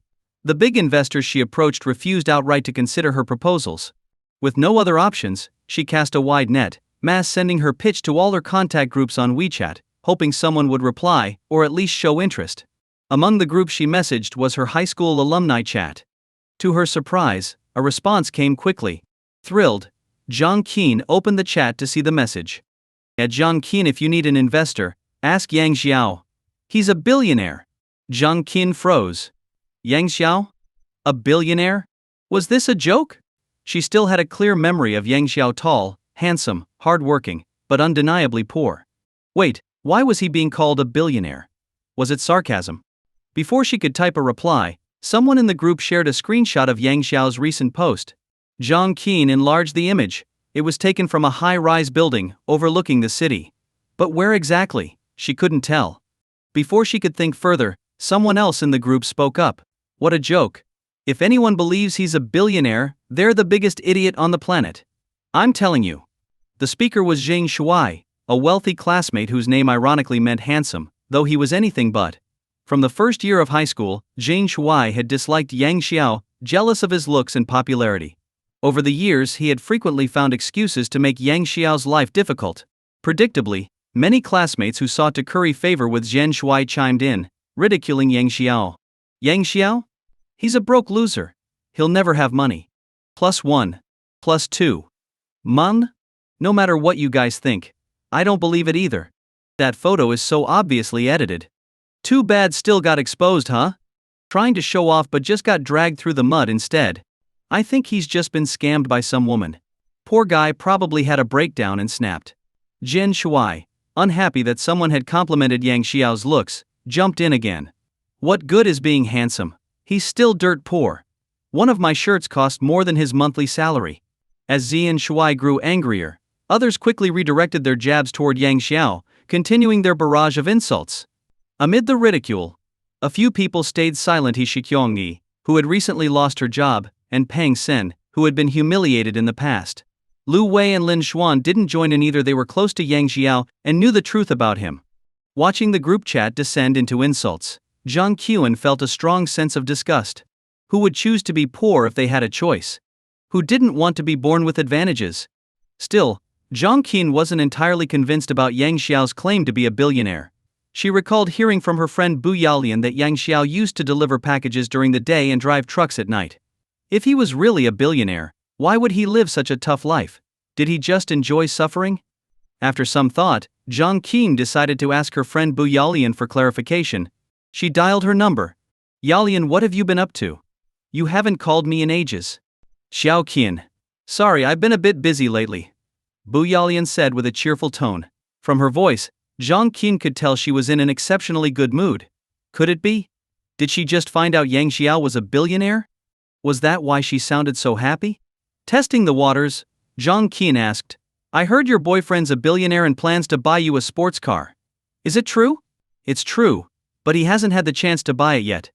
Bu Yalian was puzzled. Other than her parents, she hadn't told anyone about AI Pianren's promises. How did Zhang Qian know? Unbeknownst to her, Zhang Qian was referring to Yang Xiao. Wow, I'm so jealous. If I'd known, I wouldn't have introduced him to you, Zhang Qian joked, partly in jest but mostly in regret. Wait, what? Introduced him? Bu Yalian frowned. She clearly remembered that her introduction to AI Pianren had nothing to do with Zhang Qian. Was Zhang Qian talking about Yang Xiao? Her tone suddenly turned cautious. How do you know my boyfriend? Yang Xiao was my classmate, how could I not know him? Zhang Qian replied. Oh, it's him. Bu Yalian relaxed, realizing the misunderstanding. She casually said, oh him? Sorry, he's not my boyfriend anymore. Really? Zhang Qian's voice lit up. Yeah. In that case, I have to go. Let's talk later. Zhang Qian hung up hurriedly. Watching the call disconnect, Bu Yalian frowned. What's wrong with her? Piecing together the conversation, she realized Zhang Qian's purpose was to verify Yang Xiao's claim of being a billionaire. Him? A billionaire? Impossible. She knew Yang Xiao's financial situation all too well. Forget being a billionaire, he'd probably struggle to scrape together 1,000 yuan. Meanwhile, Zhang Qian added Yang Xiao on WeChat, writing her name in the request note, and waited for him to accept. She was ready to test the waters herself. However, after waiting for a long time, she still hadn't received a response to her friend request. There was nothing she could do. She had Yang Xiao's phone number before, but considering that he was now dating her close friend, she felt it was inappropriate to contact him privately, so she had deleted it. Now, wanting to reach him, she realized she had no way to do so. She could only wait. Meanwhile, in the office of the owner of Yuzhou Hotel, Yang Xiao was having a conversation with his dedicated lawyer. Yang Xiao asked, Attorney Zhang, I've heard you're the company's ace. This case shouldn't be too hard for you, right? It turned out that the repayment deadline Yang Xiao had set for Bu Yalian 2 weeks had passed, and she hadn't repaid him. So, Yang Xiao decided to use the power of the law to defend his rights and teach her a lesson she wouldn't forget for the rest of her life. Zhang Wei smiled. Don't worry, Mr. Yang. The evidence is solid, and there's no doubt she'll be convicted of fraud. Hearing this, Yang Xiao nodded in satisfaction. That's good to hear. Recovering the money is secondary, what's important is that she ends up in prison. That shouldn't be a problem. If you can achieve that, I'll increase your fee by an additional 10%. Zhang Wei was overjoyed. Thank you, Mr. Yang. The two chatted a bit longer before Zhang Wei left. Feeling a bit bored, Yang Xiao decided to go for a stroll. At the same time, A formally dressed middle-aged man hurried into the lobby of Yuzhou Hotel. He approached the front desk with a polite smile and asked, "Excuse me, is Mr. Yang available?" "Who are you?" The receptionist didn't answer directly but instead asked a question in return. Recently, there had been an unusual number of people asking to meet Yang Xiao. Most were from financial institutions, far too many to count. She had already turned away over a dozen groups under orders. The man pulled a business card from his briefcase and handed it over. "I'm Qian Duoduo, the branch manager of Huaxia Commercial Bank's Yuzhou office. I have an important matter to discuss with Mr. Yang." Hearing this, receptionist Luo Wei was startled. She initially assumed Qian Duoduo was here to sell insurance or promote mutual funds to Mr. Yang. But to her surprise, not only was this not the case, but he was also the branch manager of Huaxia Commercial Bank's Yuzhou branch, a significant figure. This was far above the rank of the so-called financial institution managers who had visited in recent days. Luo Wei put away her earlier dismissive attitude and said politely, "Mr. Qian, do you have an appointment with Mr. Yang?" "What? An appointment?" Qian Duoduo was taken aback. Of course, an appointment is necessary. Mr. Yang is very busy, and without one, it's difficult to meet him. Was Yang Xiao busy? Perhaps. But the kind of busy he was might be a bit awkward to describe. This left Qian Duoduo in a bind. He had come ahead of the car delivery team to complete his task early and head home sooner. In his haste, he'd completely forgotten to schedule an appointment. Checking his phone, he learned the car delivery team would arrive in half an hour. Time was money. Qian Duoduo had also heard that several other bank managers were planning to approach Yang Xiao personally. They were likely trying to poach his account. This couldn't be allowed. If Yang Xiao transferred his funds to another bank, it could mean the end of Qian Duoduo's career as branch manager. Left with no choice, he stepped aside and called Yang Xiao, hoping the man would agree to meet him. Yang Xiao was in the elevator when his phone rang. "Hello, who is this?" "Mr. Yang, hello. This is Qian Duoduo, the branch manager of Huaxia Commercial Bank's Yuzhou office." Qian Duoduo quickly introduced himself, fearing the call might be disconnected. "Oh, what's the matter?" Yang Xiao had been about to hang up, but hearing it was someone from Huaxia Commercial Bank, he decided to listen. After all, the car they were sending hadn't arrived yet. What if this call was about the delivery?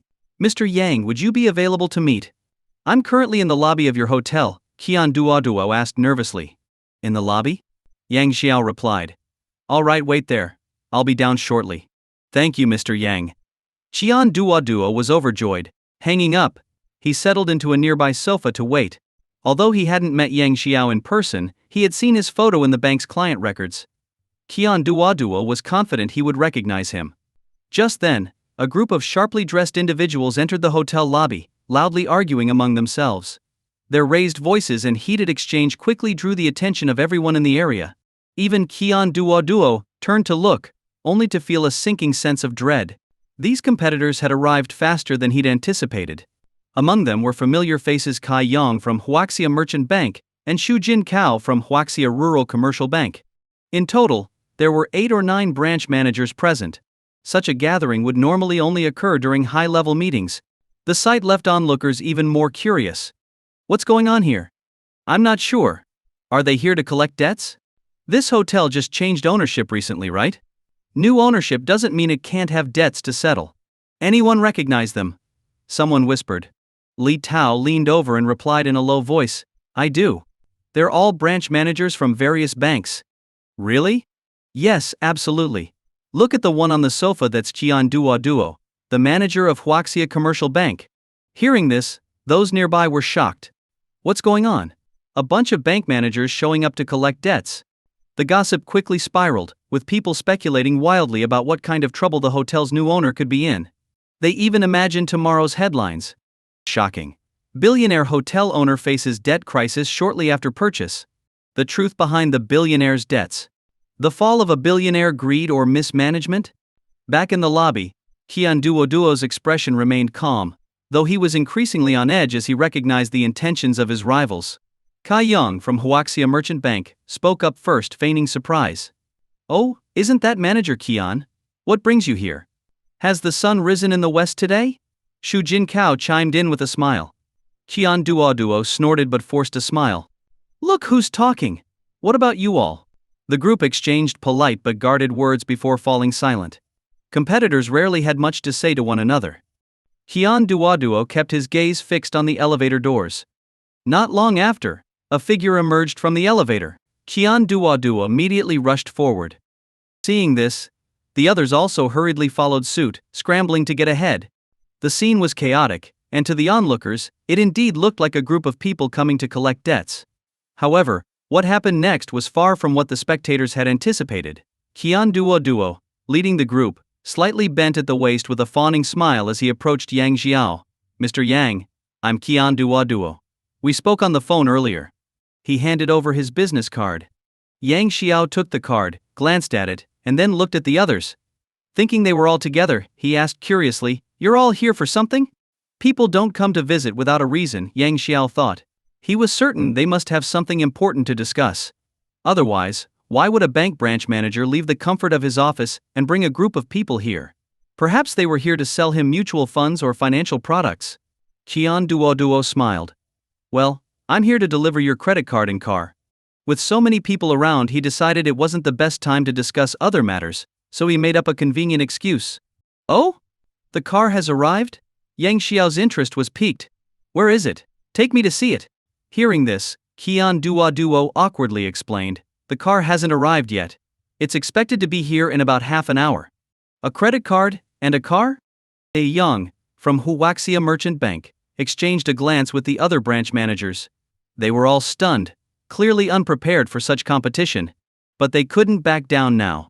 Kai Young mustered his courage, stepped forward, and introduced himself with a smile. "Mr. Yang, I'm Kai Young, branch manager of Huaxia Merchant Bank in Yuzhou." Yang Xiao was puzzled. He glanced at the others, realizing they weren't all from the same group. So, they're not together? One after another, the others also began introducing themselves. "Mr. Yang, I'm Xu Jin Kao from Huaxia Rural Commercial Bank." "Mr. Yang, I'm with Huaxia Construction Bank." "Mr. Yang, I represent Huaxia Development Bank." The branch managers all wore bright smiles, eager to seize this golden opportunity to establish a connection. If they missed it, who knew when they might get another chance? Seeing this, Yang Xiao felt a bit strange. "They're all from banks? What could they want? Could they actually be here to sell me financial products?" It was possible. With his wealth, even a few billion casually deposited into a bank could earn them significant profits in interest or fees. Kai Yang broke the silence with a chuckle. "Mr. Yang, we're all from different banks. We came to discuss a potential collaboration with you." "Collaboration?" Yang Xiao was skeptical and slightly wary. What kind of collaboration? Are they here to ask me for a loan? Yang Xiao couldn't help but chuckle internally. With his assets totaling several trillion yuan, borrowing money was the last thing he needed. "Surely you've heard the saying, don't put all your eggs in one basket," Kai Young suggested with a smile. The branch managers had learned that Yang Xiao had suddenly inherited a massive fortune, with taxes alone exceeding 30 billion yuan. His total inheritance was said to be in the trillions, all in liquid cash, a financial anomaly that shocked the banking world. Hearing this, Hyun Duo wasn't pleased. "Kai Young, what are you implying?" The comment seemed to cast doubt on the trustworthiness of Huaxia Commercial Bank, and Hyun Duo couldn't let that slide. "Hey Hyun, Kai Young does have a point," Xu Jin Kao interjected, attempting to diffuse the tension. "Point?" Hyun Duo retorted. "I know why you're all here. So what if you know?" Kai Young grinned. "It's not your money," Xu Jin Kao added. "Mr. Yang has the right to decide where he wants to keep it. What can you do about it?" They were determined to convince Yang Xiao to transfer a portion of his funds to their respective banks. Even a few billion would suffice to meet their quotas. Yang Xiao finally understood their intentions. They were here to persuade him to deposit his money with them. Realizing he now held the upper hand, Yang Xiao decided to make the most of the situation. But before he could respond, the branch managers began arguing again. "Why should he deposit everything with your bank?" "Exactly. Our rural commercial bank has enormous growth potential. Depositing with US makes the most sense." "Hey, keep dreaming. Our construction bank is the most reliable." "Don't make me laugh. Our development bank offers the highest interest rates." The argument turned heated, with the branch managers shouting over one another in the meeting room. Yang Xiao, amused, let them argue for a while before finally intervening. "Gentlemen, how about this? We find a room to sit down and discuss this properly." The branch managers eagerly agreed. This was their chance to make their best offers and secure a deal. Under the stunned gaze of onlookers, Yang Xiao led a group of 10 branch managers to a conference room on the first floor. Once seated, Yang Xiao stroked his chin thoughtfully before speaking. All right, here's what we'll do. You all discuss amongst yourselves and come up with your best offers. Whoever provides the most favorable terms will get my business. Hearing this, the branch managers were delighted, except for Qian Duoduo, who looked increasingly tense. Yang Xiao added with a smile, I'll give you half an hour to consult and finalize your proposals. Let's see what you've got. Hearing this, the 10 bank managers immediately rushed out to consult their superiors. Among them, Qian Duoduo couldn't bring himself to feel happy. The money had originally been deposited in their bank, but now it was about to be divided up. He felt miserable, as if he wanted to cry. Dialing his superior, Qian Duoduo explained, Director, I'm afraid I can't complete the task. Here's the situation. He then gave a lengthy report lasting over 20 minutes, which made his superior realize that the situation was already set in stone. However, his superior set a bottom line: at least 100 billion yuan must remain in their bank, otherwise, Qian would have to pack up and leave. When he returned, the others had already gathered. Yang Xiao asked, All right, what kind of sincerity can you show me? Hearing this, the bank managers exchanged glances. Kai Yang took the lead with a smile. Mr. Yang, as long as you deposit more than 100 billion yuan in our bank, we're willing to raise the annual interest rate for demand deposits to 5%. 5% annual interest rate? Qian Duoduo's mouth twitched. That's insane. For context, in recent years, the central bank's benchmark interest rates were 1.5% for 1 year, 2.1% for 2 years, and 2.75% for 3 years. But Kai Yang wasn't done. Of course, if you opt for a fixed deposit, the longer the term, the higher the interest rate. How high can it go? Yang Xiao asked. For a 1-year fixed deposit, we can offer up to 8%. And if you need to withdraw early for any reason, we'll make exceptions for you. Are you crazy? Qian Duoduo stared at Kai Yang as if he were looking at a lunatic. Was it really worth going to such extremes just to secure this business? Although Yang Xiao wasn't well versed in banking terms, he could tell that these rates far exceeded the norm. He turned to the other managers for their responses. Without hesitation, the other 8 managers echoed Kai Yang's terms. Seeing no other choice, Qian Duoduo reluctantly agreed, waiting to see if they had any further tricks up their sleeves. Looking at the 10 bank managers present, Yang Xiao made his decision. Since you're all showing sincerity, here's what I'll do: I'll deposit 30 billion yuan in each of your banks. But what? The group leaned in, eager to hear his next words. Yang Xiao smiled. But I think we should sign an agreement. Otherwise, what if someday the bank doesn't acknowledge the terms? Who will I go to for an explanation? His concern wasn't unfounded. It wasn't uncommon for banks to impose hurdles when large sums were withdrawn, citing bureaucratic red tape or policy issues. Yang Xiao had read a news story about an entrepreneur who struggled to withdraw money from a bank despite having an appointment. The bank made all sorts of excuses, causing significant financial losses. Yang Xiao didn't want to find himself in such a frustrating situation. However, his suggestion was unprecedented. Typically, banks dictated the terms to depositors, not the other way around. For a depositor to request a signed agreement was unheard of. Kai Yang and the others were taken aback. What should they do? Would they really agree to this? Before they could react, Qian Duoduo immediately spoke up. No problem. At Huaxia Commercial Bank we have no objections. What? His quick agreement left everyone stunned. Kai Yang, who had been preparing to step out and call his superiors, hesitated. Then Xu Jinkao smiled and chimed in. Rest assured, Mr. Yang. We wholeheartedly support your terms and are honored to protect your rights. The other managers quickly followed suit, each trying to outdo the last in their assurances. Left with no choice, Kai Yang begrudgingly agreed. If he insisted on consulting his superiors, Yang Xiao might interpret it as a lack of sincerity and exclude him altogether. All right, let's prepare the paperwork and sign the agreements, Yang Xiao said, satisfied. He called Lin Xuan to arrange for the agreements to be drafted as soon as possible. The result didn't surprise Yang Xiao. With his current net worth and ample cash flow from his hotel business, his original deposits were unlikely to be touched anytime soon. So no matter where he deposited his money, it was a win-win situation. Once the agreements were signed, the bank managers assured Yang Xiao that they would promptly arrange for his accounts to be set up and his cards issued. Such treatment would have been unheard of in the past. But for someone like Yang Xiao, the banks couldn't act fast enough. After the managers left, Qian Duo informed Yang Xiao that the red flag L9 had arrived. Led by Qian Duo, Yang Xiao went to the outdoor parking lot of the hotel.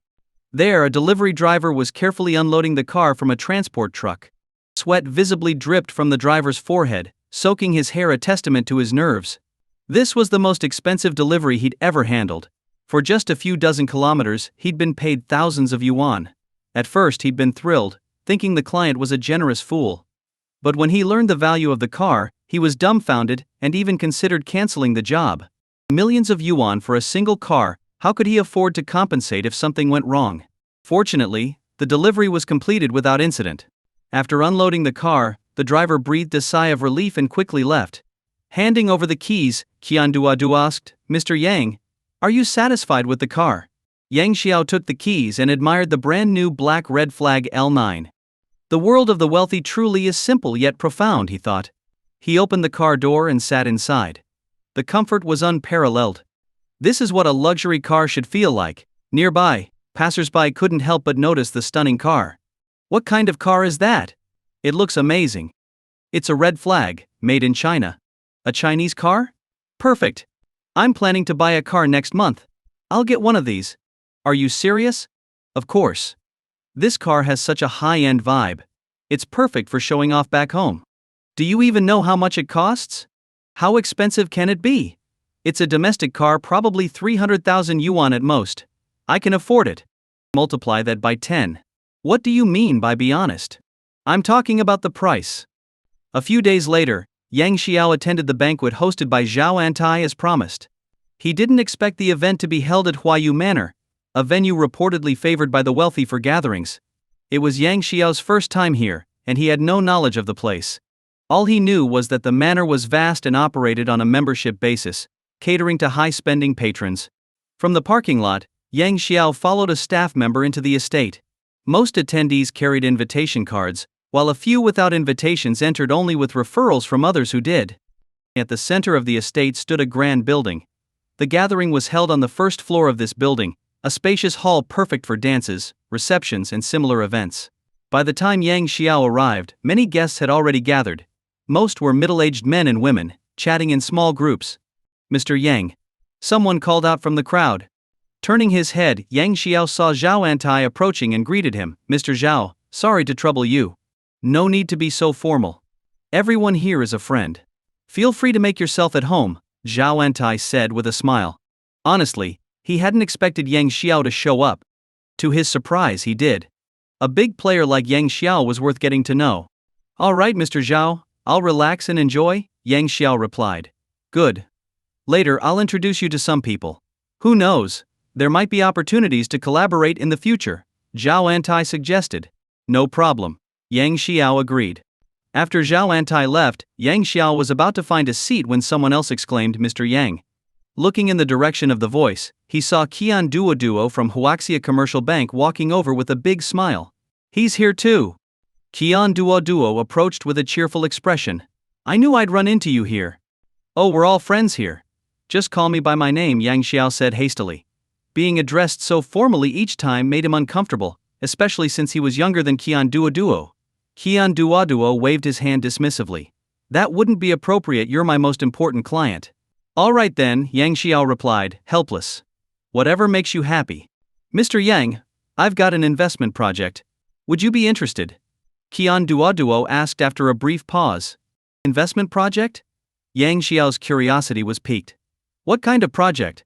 He had been looking for new opportunities to invest in, or perhaps acquire a company for Lu Wei to manage. "It's a long story. Let's sit over there and talk," Qian Duo suggested, pointing to a nearby sofa. Since he had nothing else to do, Yang Xiao agreed readily. But just as he turned to head that way, he spotted someone familiar in the crowd. It was flight attendant Xu Xiaoyan. Memories of their encounter on the plane flashed through his mind. Yang Xiao quickly turned his head, hoping to avoid being recognized. But to his dismay, his evasiveness had the opposite effect. He caught her attention. Xu Xiaoyan walked up to him. "I already saw you. Why are you hiding?" "I wasn't hiding," Yang Xiao replied, glancing around for Zhao Jianglu but not seeing her. He exhaled in relief. Times had changed. He was now a man with a girlfriend and couldn't afford to mess around. Are you here to see Lulu and invite her for a meal? Xu Xiaoyan asked with a teasing smile. What? Just his luck. Yang Xiao forced a smile and asked awkwardly, she's here too? Of course. This manor belongs to her family. I thought you came specifically to see her, Zhu Xiaoyan said, surprised. What? This manor is her family's property? Yang Xiao felt a growing sense of unease. I was invited by Mr. Zhao Antai. Wait a minute. Zhao Antai. Zhao Jianglu. Could they be siblings? They are, Xu Xiaoyan confirmed with a nod. Oh, I see. Lulu's here. Why don't we go upstairs and sit with her for a bit? Zhu Xiaoyan suggested. Terrified at the prospect of meeting Zhao Jianglu, Yang Xiao refused without hesitation. No, I have something to discuss with Mr. Qian here. He shot Qian Duo a look, hoping he'd back him up. Qian Duo, oblivious, said, It's fine. We can talk later. What? Yang Xiao's face darkened. You're useless. Xu Xiaoyan smiled. Come on, Lulu's easy to talk to. Just apologize to her later. Apologize? Yang Xiao was cornered. Seeing his predicament, Qian Duo tried to escape. Mr. Yang, since you're busy, we can talk about the investment later. You're not getting away that easily. Yang Xiao grabbed him. You're coming too. We can discuss it together.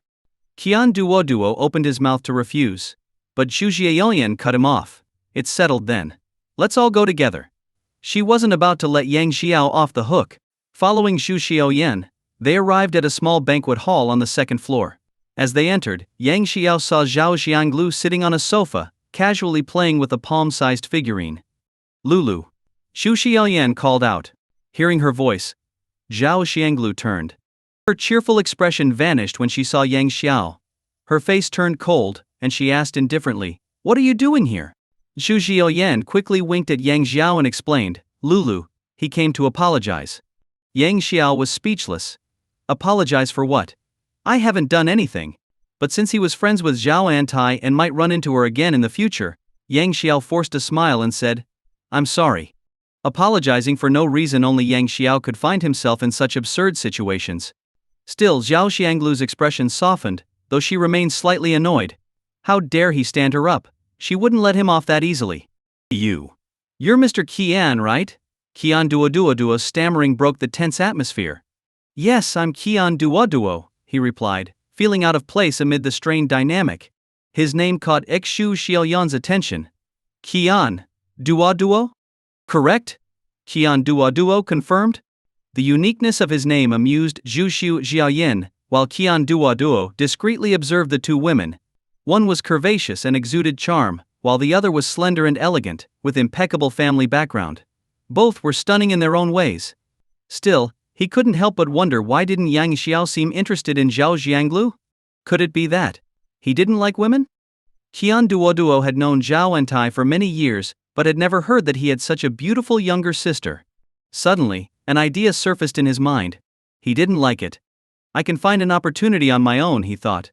Yang Xiao didn't take the initiative to start a conversation. Zhao Jianglu, too, puffed her cheeks in frustration, unwilling to break the silence first. Neither side backed down. Xu Xiaoyan gave a bitter smile. She really knew how to make trouble for herself. Sigh. There's no other way, she thought. Finally, she stepped forward to ease the tension. My name is Xu Xiaoyan, and her name is Zhao Jianglu. Meeting is fate from today onward, we're all friends. Upon hearing this, Zhao Jianglu glanced at Yang Xiao with a calm expression, her eyes flashing with a trace of displeasure. What about the apology you promised? She thought. Just a simple sorry. And that's it? Who are you fooling? Hey, didn't you say you'd apologize? What, cat got your tongue? The longer she waited, the more irritated she became. Zhao Jianglu finally couldn't hold back anymore. All she needed was a single word. Outside, there were countless people lining up to apologize to her. But this guy. He acted like a stubborn toad, he wouldn't budge unless you prodded him. Since Zhao Jianglu had already put it this way, Yang Xiao had no choice but to respond. Remaining silent would truly be inexcusable. With a forced smile he said, Miss Zhao, if I offended you in any way before, please forgive me. After so much build-up, that's all he could muster? Hey! Zhao Jianglu couldn't help but sneer inwardly. What does "if I offended you" even mean? Such a deliberate pretense of ignorance. Zhao Xianglu felt Yang Xiao's words were just superficial pleasantries, a blatant attempt to muddle through. This kind of apology was far from what she wanted. The more she thought about it, the angrier she got. What kind of person is this? Who do you think you are? Even at my worst, I'm still a renowned socialite in Chongqing. I could have as many guys like you as I want. And yet you, a mere commoner, dare to act all high and mighty with me. Who cares about you? Xu Xiaoyan glanced around helplessly. She was also annoyed. She hadn't expected Yang Xiao to speak like this. Unbelievable. She immediately shot Yang Xiao a look, as if to say something nicer. However, Yang Xiao pretended not to notice and didn't take the hint. Frustrated, Xu Xiaoyan gritted her teeth, nearly turning to leave.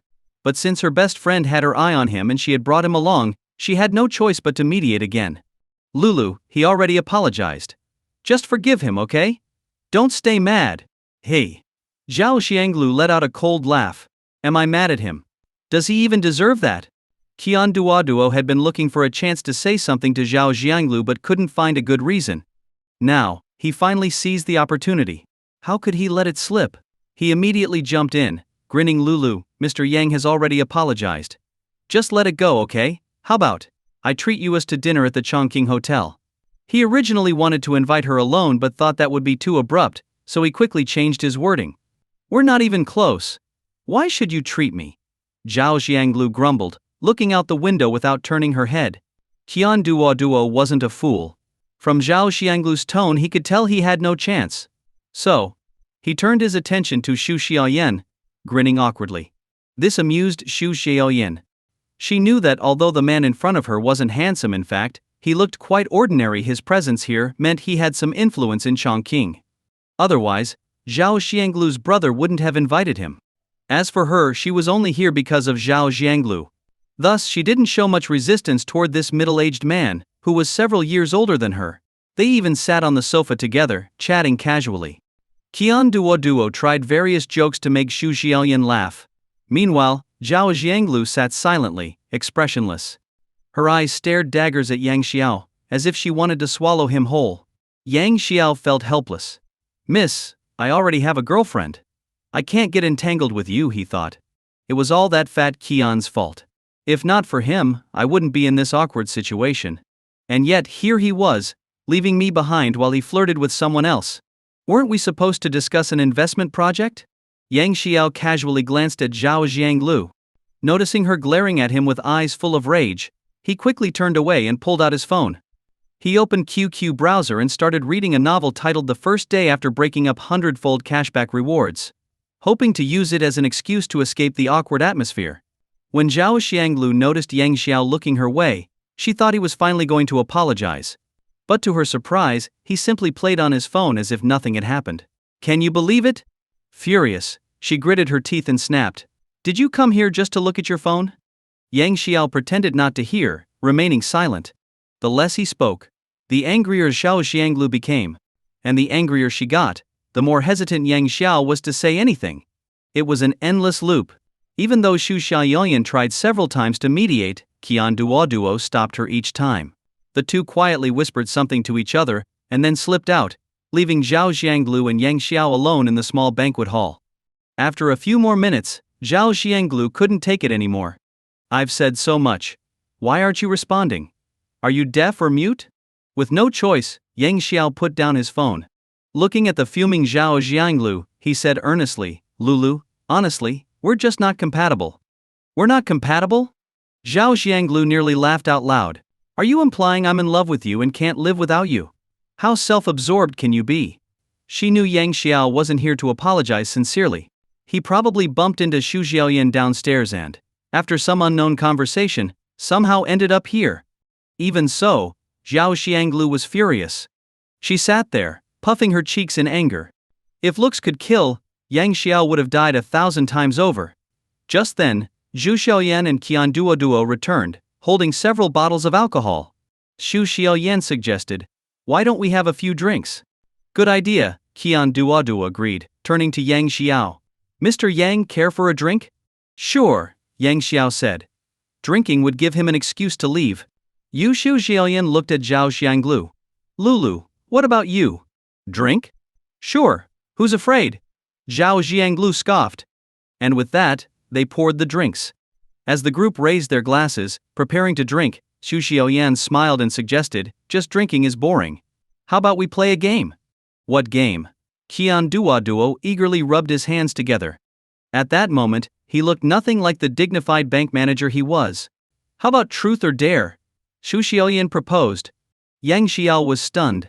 Why did this game feel like it had some unusual undertones? I agree. Qian Duo was the first to jump in with approval. Zhao Xianglu also expressed no objection and glanced over at Yang Xiao. What could he do? He was already on this ride and had no choice but to agree. Zhu Xiaoyan fetched a wine bottle and briefly explained the rules. Basically, they would spin the wine bottle, and whoever the neck pointed to would have to answer a truth or perform a dare proposed by the person at the tail end. Of course, they'd also have to take a drink. The four of them sat around the coffee table. The first round began. Zhu Xiaoyan spun the bottle, and it spun quickly on the floor. After several seconds, the neck pointed to Qian Duo, with the tail end facing Xu Xiaoyan. With a sly grin, Zhu Xiaoyan asked, truth or dare? Truth. Qian Duo decided after a brief moment of thought. He chose truth to gauge how far Xu Xiaoyan was willing to push the game's boundaries. That way, when it was his turn, he could plan his moves accordingly. Hearing this, Zhu Xiaoyan asked with a serious face, after getting married, do you still handle 5-on-1 situations? Her serious demeanor made the unexpected and outrageous question all the more shocking. The contrast was too much. Yang Xiao's eyes widened. What? You can actually ask that kind of question? That's too bold. Qian Duo coughed awkwardly, downed a glass of wine, and responded matter-of-factly, I'm not married yet, so occasionally, I do. He hadn't expected the first question to be so wild. What would the dares be like? Would they involve something outrageous right on the spot? How embarrassing would that be? Oddly enough, Qian Duo felt a bit excited at the thought. Zhu Xiaoyan, with her bold and carefree personality, didn't think her question was inappropriate. Zhao Xianglu didn't see anything wrong with it either. The game continued. By coincidence, the bottle pointed to Qian Duo again. He gave a helpless smile and this time chose dare. Excited, he eagerly awaited Xu Xiaoyan's daring challenge. With a gleam in her eye, Xu Xiaoyan pointed to a bottle of wine. Drink that entire bottle. What? The whole bottle? Qian Duo thought he had misheard and asked again. Upon receiving confirmation, doubts crept into his mind. Is this girl crazy? The neck of the bottle is so small, how am I supposed to down the whole thing? She's clearly out to mess with me. Still, the thought of doing something like this in front of a gorgeous woman suddenly filled him with energy. He immediately stood up, reached for his belt, and began to undo it. Hey, I told you to drink the wine. Why are you taking your pants off? Xu Xiaoyan exclaimed, her face exaggeratedly animated. Qian Duo froze for a moment but quickly recovered like the seasoned player he was. Don't misunderstand, I was just loosening my belt. He loosened his belt slightly, grabbed the wine bottle, and tipped his head back. Gulping it down, he drank the entire bottle in one go. He let out a burp. The game continued. This time, the bottle didn't land on Qian Duo, but pointed to Yang Xiao instead. Zhao Jianglu, as the one issuing the challenge, was momentarily flustered and didn't know what to say. Seizing the opportunity, Xu Xiaoyan jumped in. Hurry up. Truth or dare? Caught off guard, Yang Xiao hesitated briefly before answering, truth. He prayed she wouldn't ask anything too outrageous. However, his intuition told him Xu Xiaoyan was likely planning to trap him. Xu Xiaoyan asked, be honest, do you have feelings for Lulu? Zhao Xianglu glanced at Yang Xiao, seemingly interested in his answer. Who wouldn't like a beautiful woman? But Yang Xiao reminded himself that he had recently started dating someone stunning. So, he decided to lie. After all, how would they know the truth? Just as he was about to answer, Xu Xiaoyan seemed to read his mind and added, you must tell the truth, or I'll curse you to be impotent forever. What? That's too harsh. Even though the curse was meaningless, it still made him uncomfortable. Yang Xiao didn't respond immediately. He took the glass of wine Qian Duo handed him, downed it, and then nodded. He said. What does mean? Xu Xiaoyan asked, blinking with an innocent expression. Have you been watching too many cartoons? Yang Xiao thought. Why so many questions? Feeling exasperated, he clarified, it means yes. Hearing this, Zhao Xianglu's face lit up with a smug smile. See? You couldn't resist my charm, she thought. The game continued for several more rounds. Everyone had their wins and losses, with each person drinking about 3 or 4 glasses of wine. No one was drunk yet. The wine was nearly gone. Seeing Zhao Xianglu's flushed cheeks, Zhu Xiaoyan knew she had reached her limit. If she drank more, she'd definitely get drunk. Although the saying goes, a woman who doesn't get drunk gives no man a chance, health still had to be considered. So, Zhu Xiaoyan suggested they play one final round before everyone could do as they pleased. Unfortunately, the last spin landed on Yang Xiao again. He chose truth. Do you want to sleep with Lulu? Zhu Xiaoyan asked with a mischievous grin, waiting for Yang Xiao's answer. What? Yang Xiao was utterly floored. How could he answer that? If he said yes, it didn't feel right. If he said no, it would sound insincere and unbelievable. Hurry up and answer. Zhu Xiaoyan pressed. If you dare lie, I'll curse you to never get it up again. This was too much. Qian Duoduo wanted to answer on Yang Xiao's behalf, but no one was interested in his opinion. Looking at Zhao Xianglu, who was slumped over the table whether asleep or drunk, Yang Xiao said, She's very beautiful, but I already have a girlfriend, and she's also very beautiful. Upon hearing this, Zhao Xianglu abruptly stood up and grabbed Yang Xiao's arm. You! Come with me right now! As she pulled him away, Yang Xiao felt utterly confused. What was this about? Kicking him out? Zhao Xianglu dragged him to a door, swiped a card, and opened it skillfully.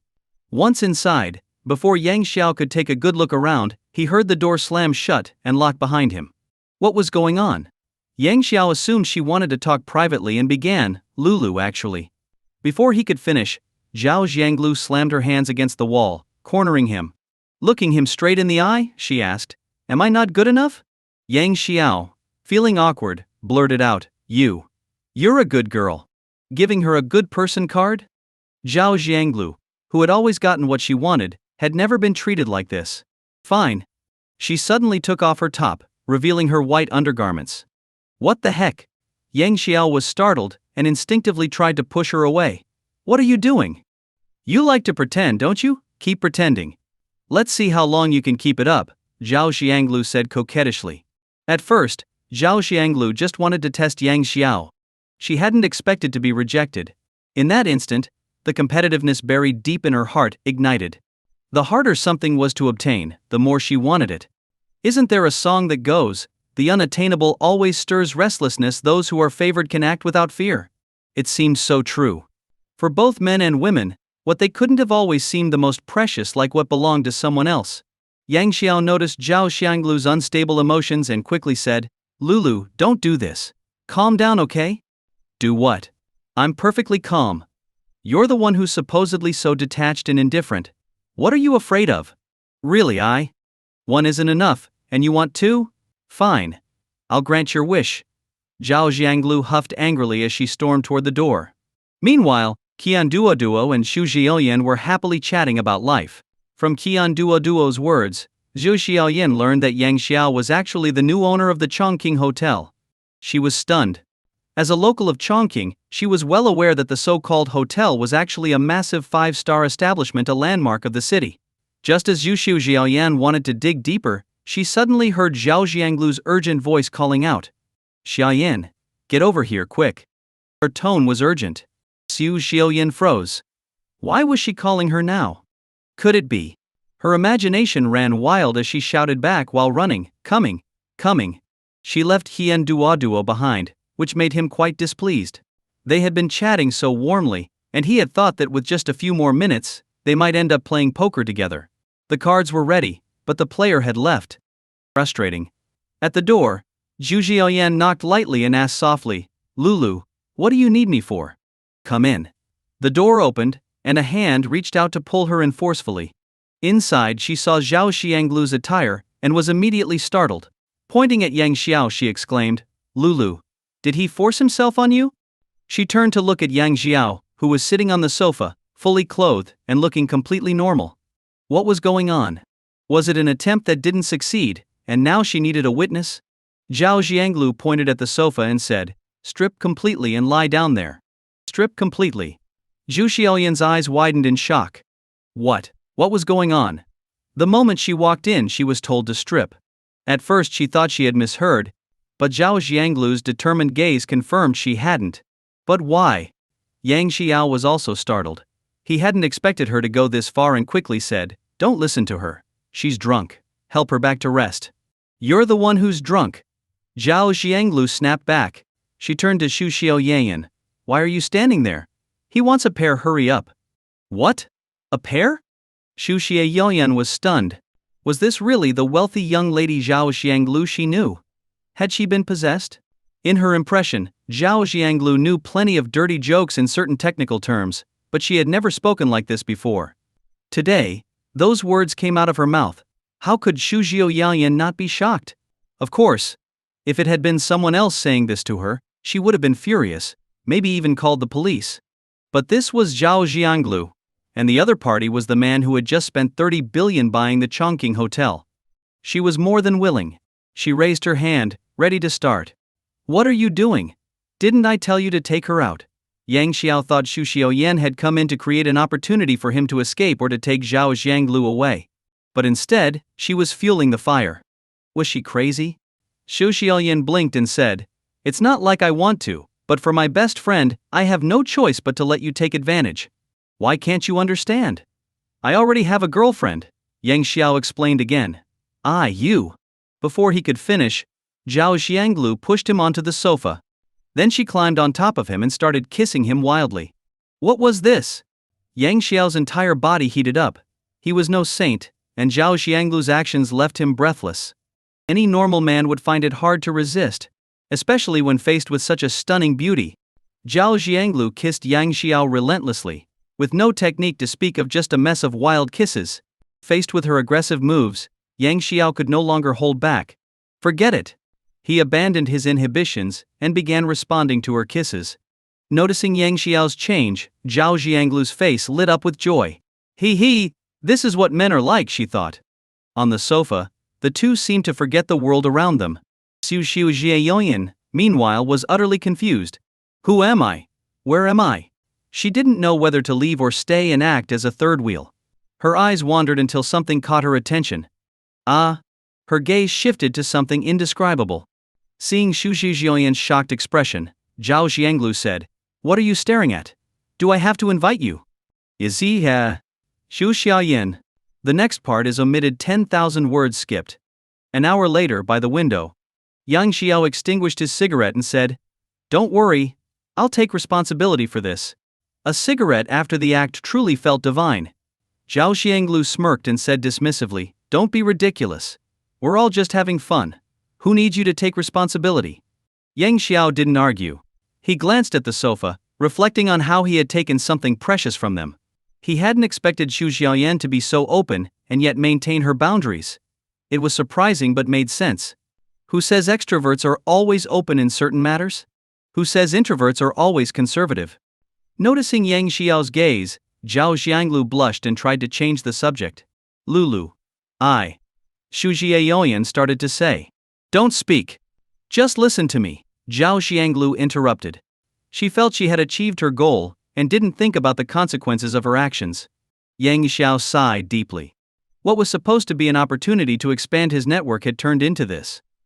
Xu Xiaoyan originally wanted to say something, but Zhao Xianglu suddenly stopped her. So the words she was about to say could only be swallowed back. At the same time, her face was full of displeasure. Her expression was like that of a wronged young wife with no one to complain to. Where was the uninhibited attitude she had while playing games earlier? Yang Xiao even wondered if she and Zhao Xianglu had swapped souls. The difference was night and day. It was truly baffling. Since the situation had already happened, and Yang Xiao was the one who took advantage, he couldn't just act like a scumbag who takes what he wants and then denies everything. But to abandon Lu Wei and choose them instead? That was absolutely impossible. If it hadn't been for Lu Wei transferring him 30,000 yuan back then, he wouldn't have the multi-billion-dollar fortune he had today. To abandon Zhao Xianglu and Xu Xiaoyan after this? That was unrealistic. To watch as they ended up in someone else's bed? That thought made him uncomfortable too. Although one cannot have both fish and bear's paw, he still wanted to try being a playboy who kept them all, rather than a scumbag who abandoned any of them. Yang Xiao sighed softly. Fate loves to toy with people. Before figuring out whether Lu Wei could accept all this, he had to keep it a secret. He couldn't let her know. Otherwise, who knows what kind of explosive reaction she might have and what drastic actions she might take. He took out a cigarette and lit it. But before he could even take a puff, Zhao Jianglu, who was sitting on the sofa, snatched it from his hand and took a deep drag. Because she inhaled too much, and it was her first time smoking, the strong hit made her cough violently. Tears welled up in her eyes. But she forced herself to look composed, pretending to be experienced. Get lost. Her tone and expression. If Yang Xiao hadn't experienced it himself, he might have believed her act. Even so, Zhao Jianglu's words left Yang Xiao at a loss. Damn! Why did he feel like he was the one being dumped? However, he quickly regained his composure, looking at Zhao Jianglu with a slightly surprised expression. Did she give up her first time to get revenge on me? And then act like it was just a casual one-night stand? And pretend it didn't matter? What nonsense. She was acting without considering the consequences. What if he really didn't take responsibility? Wouldn't she be the one at a loss? Yang Xiao said helplessly, fine, I give in. I admit I've been interested in you from the beginning. But since I already have a girlfriend, enough. We don't want to hear your nonsense. Get out. Zhao Jianglu, enduring her discomfort, forcefully pushed Yang Xiao out of the room. Then she locked the door. Xu Jiaoyan stood there, dumbfounded. What the hell? Didn't you really like him? Why kick him out? What about me? She had thought teasing him a little would be enough. Who would have thought it would end up with her foolishly losing her first time? Who could she even complain to now? Knock, knock, knock. Outside, Yang Xiao knocked on the door, wanting to say more. But no matter how much he knocked or spoke, the people inside acted as if they couldn't hear him and completely ignored him. Yang Xiao knew they were still angry. He could only wait for them to calm down and talk again later. Yang Xiao returned to the lobby on the first floor. By this time, the banquet had officially started. The hall was bustling with people.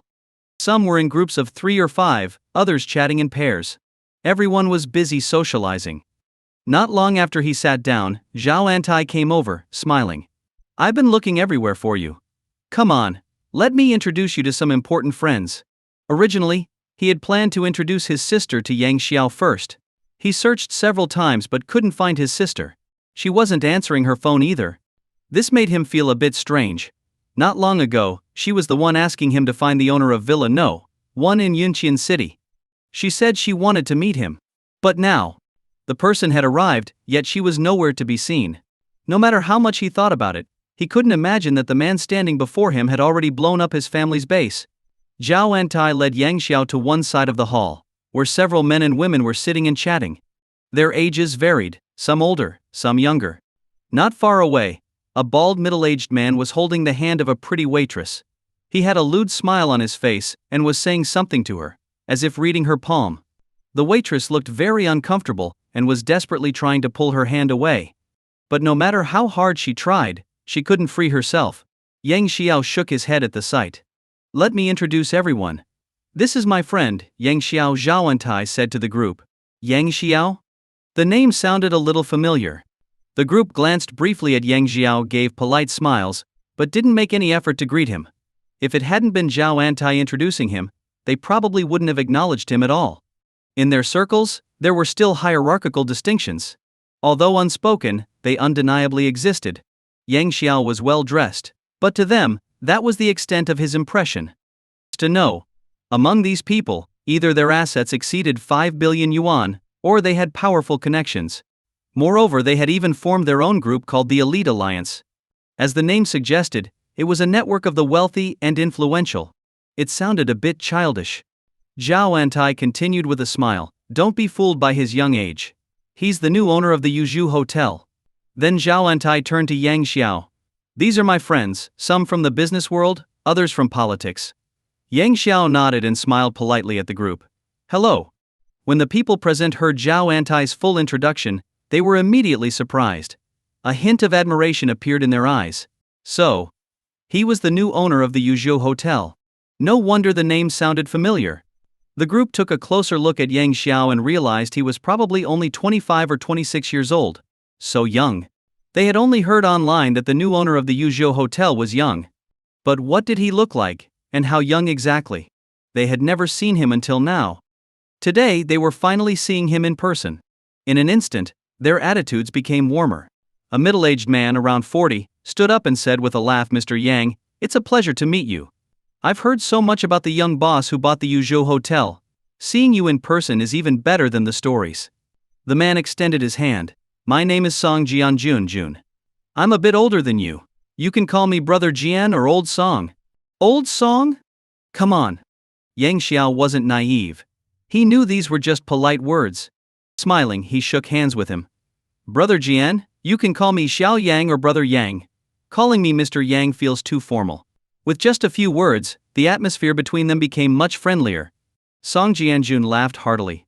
"Ha ha, all right, Brother Yang, have a seat." After Yang Xiao sat down, Song Jianjun casually said, "Brother Yang, becoming a boss at such a young age. When I was in my 20s, I was selling goods in underground passages, struggling to even afford my next meal. Life was tough." Yang Xiao smiled and said, "How can I compare to you, Brother Jian? I just got lucky and inherited some wealth, becoming rich overnight." Just inheriting some wealth allowed him to buy a 30 billion yuan hotel? Then what if he inherited everything? They didn't dare imagine. Secretly, they speculated that Yang Xiao must be the heir of some hidden wealthy family, currently sent out to gain experience. When the time was right, he would return to take over the family business. Song Jianjun laughed and said, "Luck is also a kind of strength, wouldn't you agree? Luck isn't something everyone has. When someone's luck is at an extreme level, it's also a reflection of their strength." "Brother Jian is absolutely right," Zhao Antai nodded with a smile. As if remembering something, he added, "How about I add Brother Yang to the group? Any objections?" Everyone nodded, expressing no objections. Being able to spend 30 billion to buy a hotel besides Yang Xiao, none of them had such capabilities. Who would dare object? After all, one day they might need his help.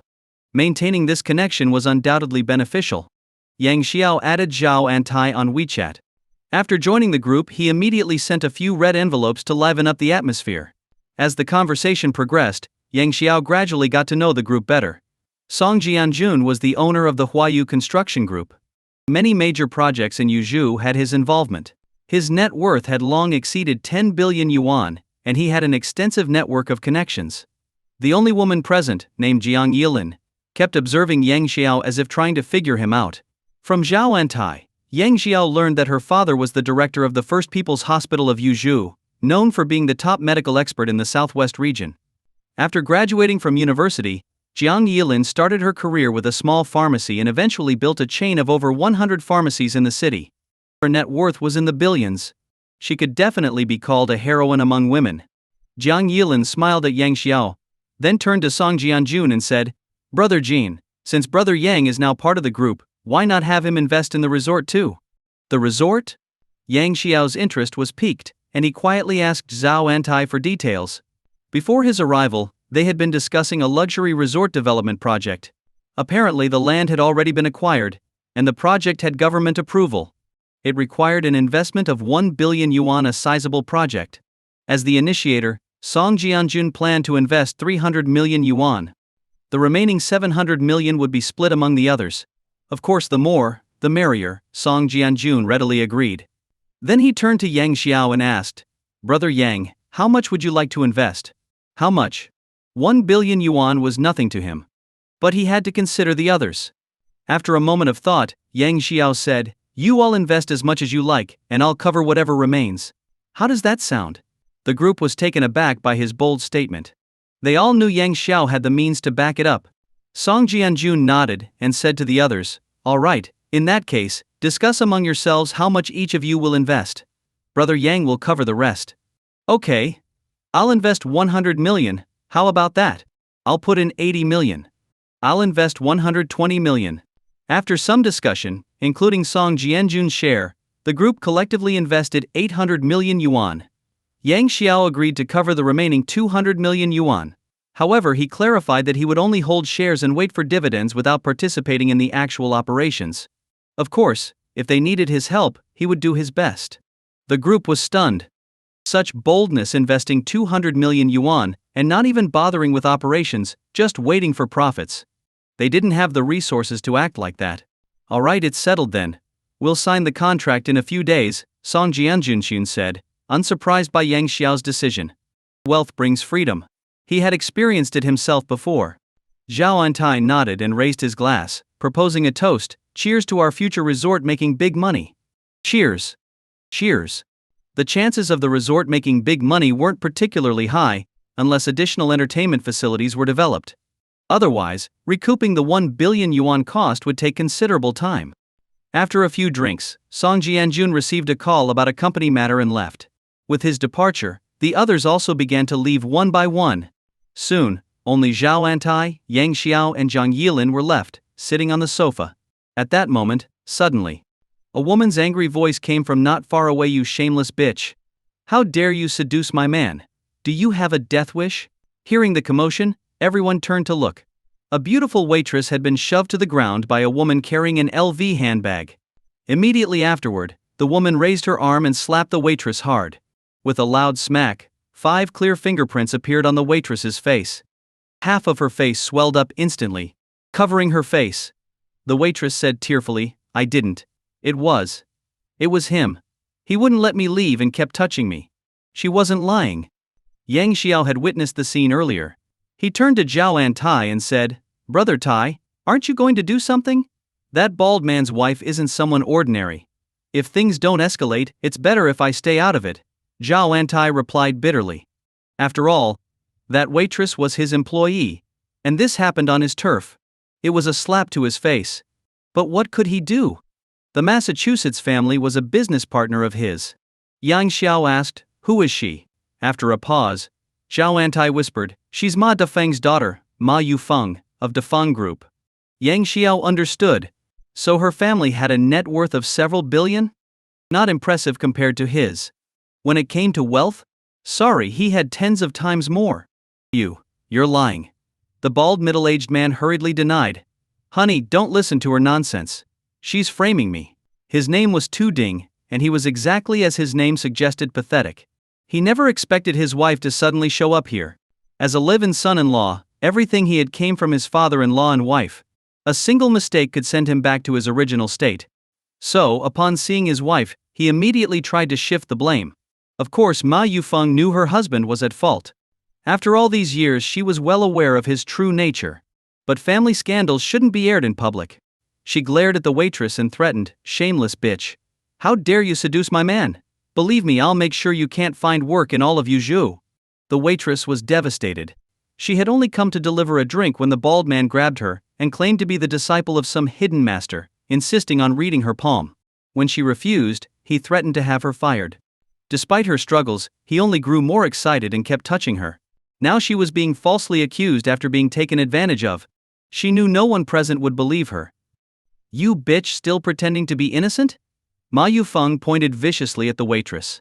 Her expression was filled with rage, as if she wanted to tear the girl apart. The waitress trembled in fear, her voice shaking. I'm telling the truth. Everything I said is true. But no one stepped forward to back her up. Lowly bitch, how dare you talk nonsense?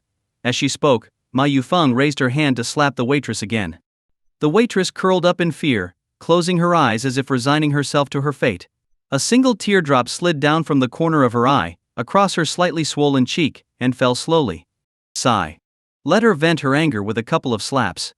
After all, she's wealthy and powerful. However, after a while the pain didn't come. What was happening? Did her conscience suddenly awaken? Cautiously, the waitress opened her eyes. Her beautiful eyes widened instantly. In front of her stood a figure not particularly strong, but one that made her feel incredibly safe at that moment. He had firmly stopped Ma Yufeng's descending arm. Because of this, she had been spared another slap. Yang Xiao turned his head to look at the waitress. Are you all right? The waitress bit her pale lips lightly and shook her head. Ma Yufeng never expected that someone would dare to intervene in her affairs. Was he out of his mind? She glared at Yang Xiao with blazing anger and tried to pull her arm free. But he didn't budge. Her temper flared. Who the hell are you, kid? How dare you interfere in my business? Yang Xiao let go of her hand and said with a calm smile, You hit someone without distinguishing right from wrong.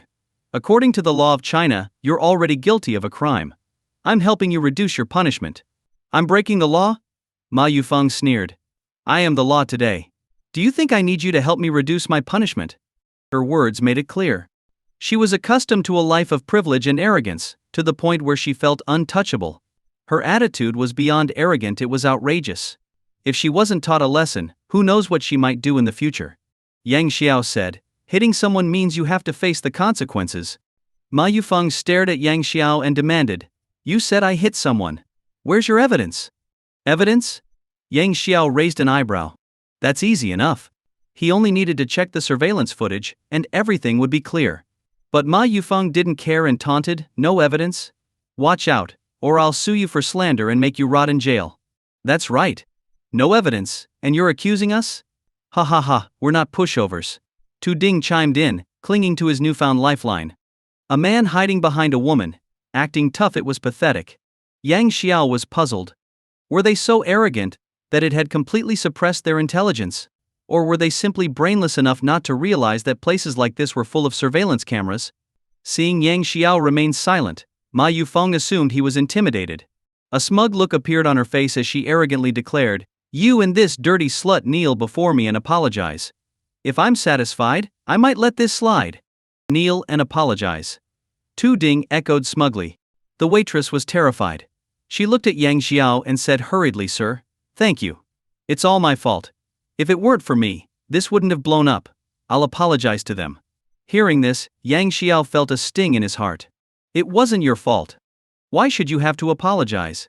Is this the reality for people at the bottom when facing the wealthy? No. Today I'll fight for justice for you.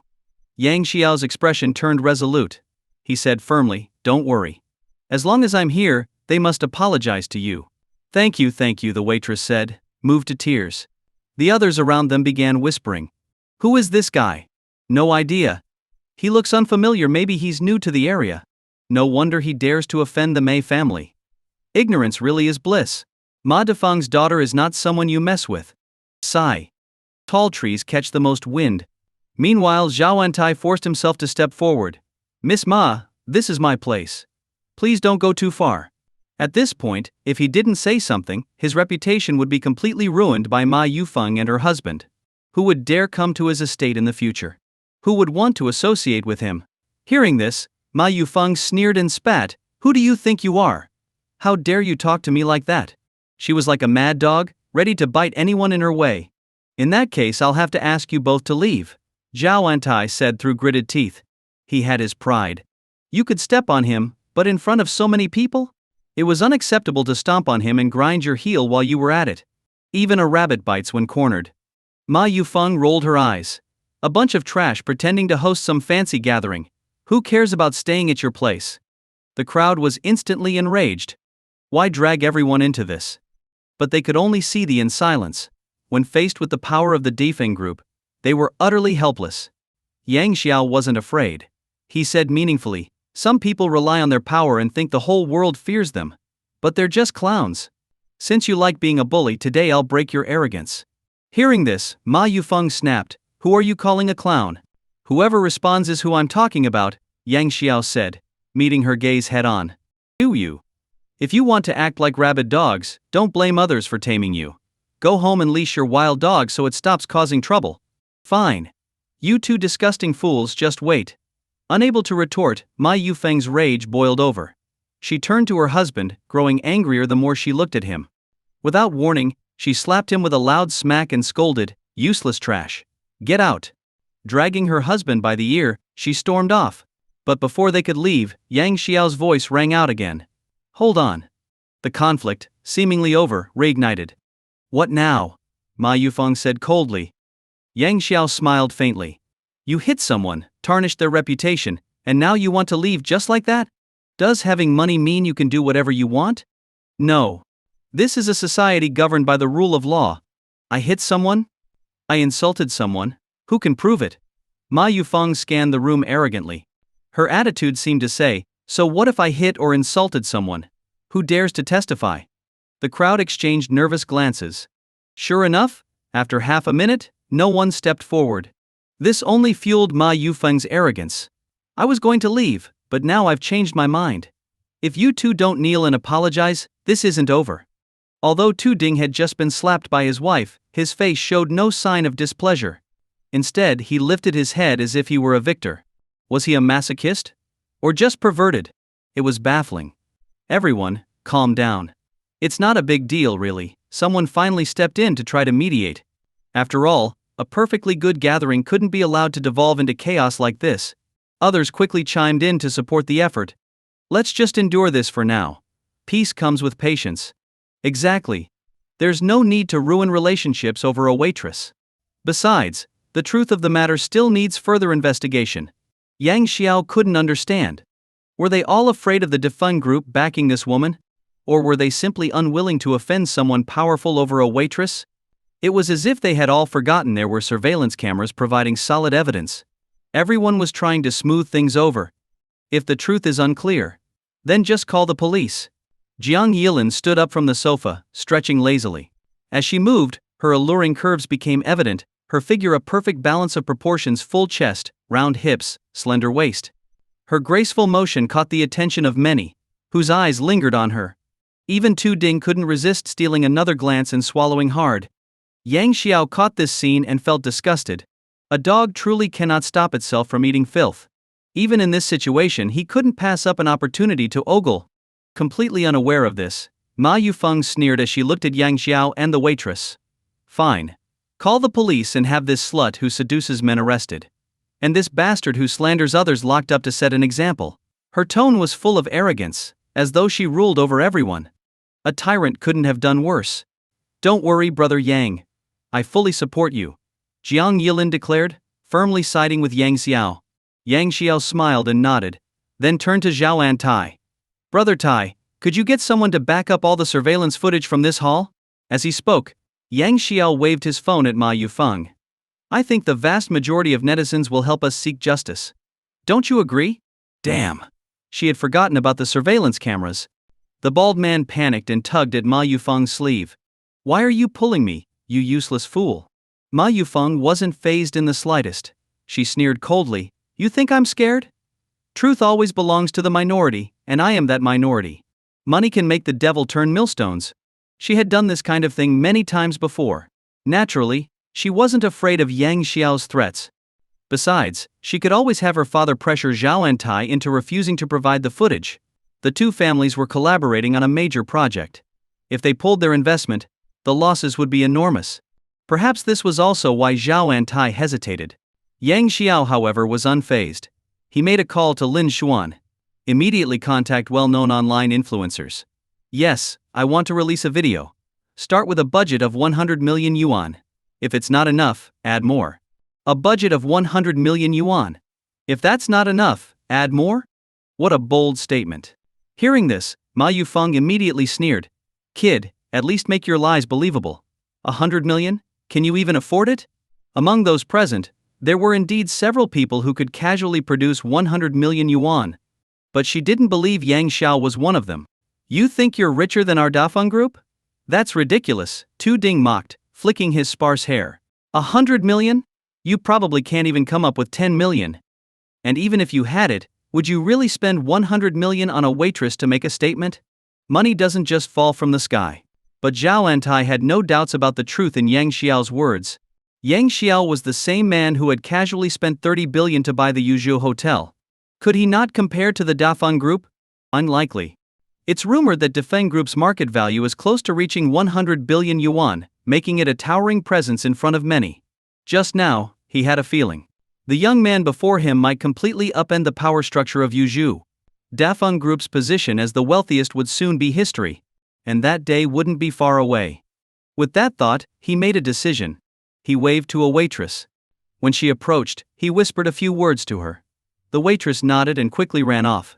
Seeing this, Ma Yufeng glared at Zhao Tai and threatened, Zhao Tai, if you dare help him, we'll pull our investment.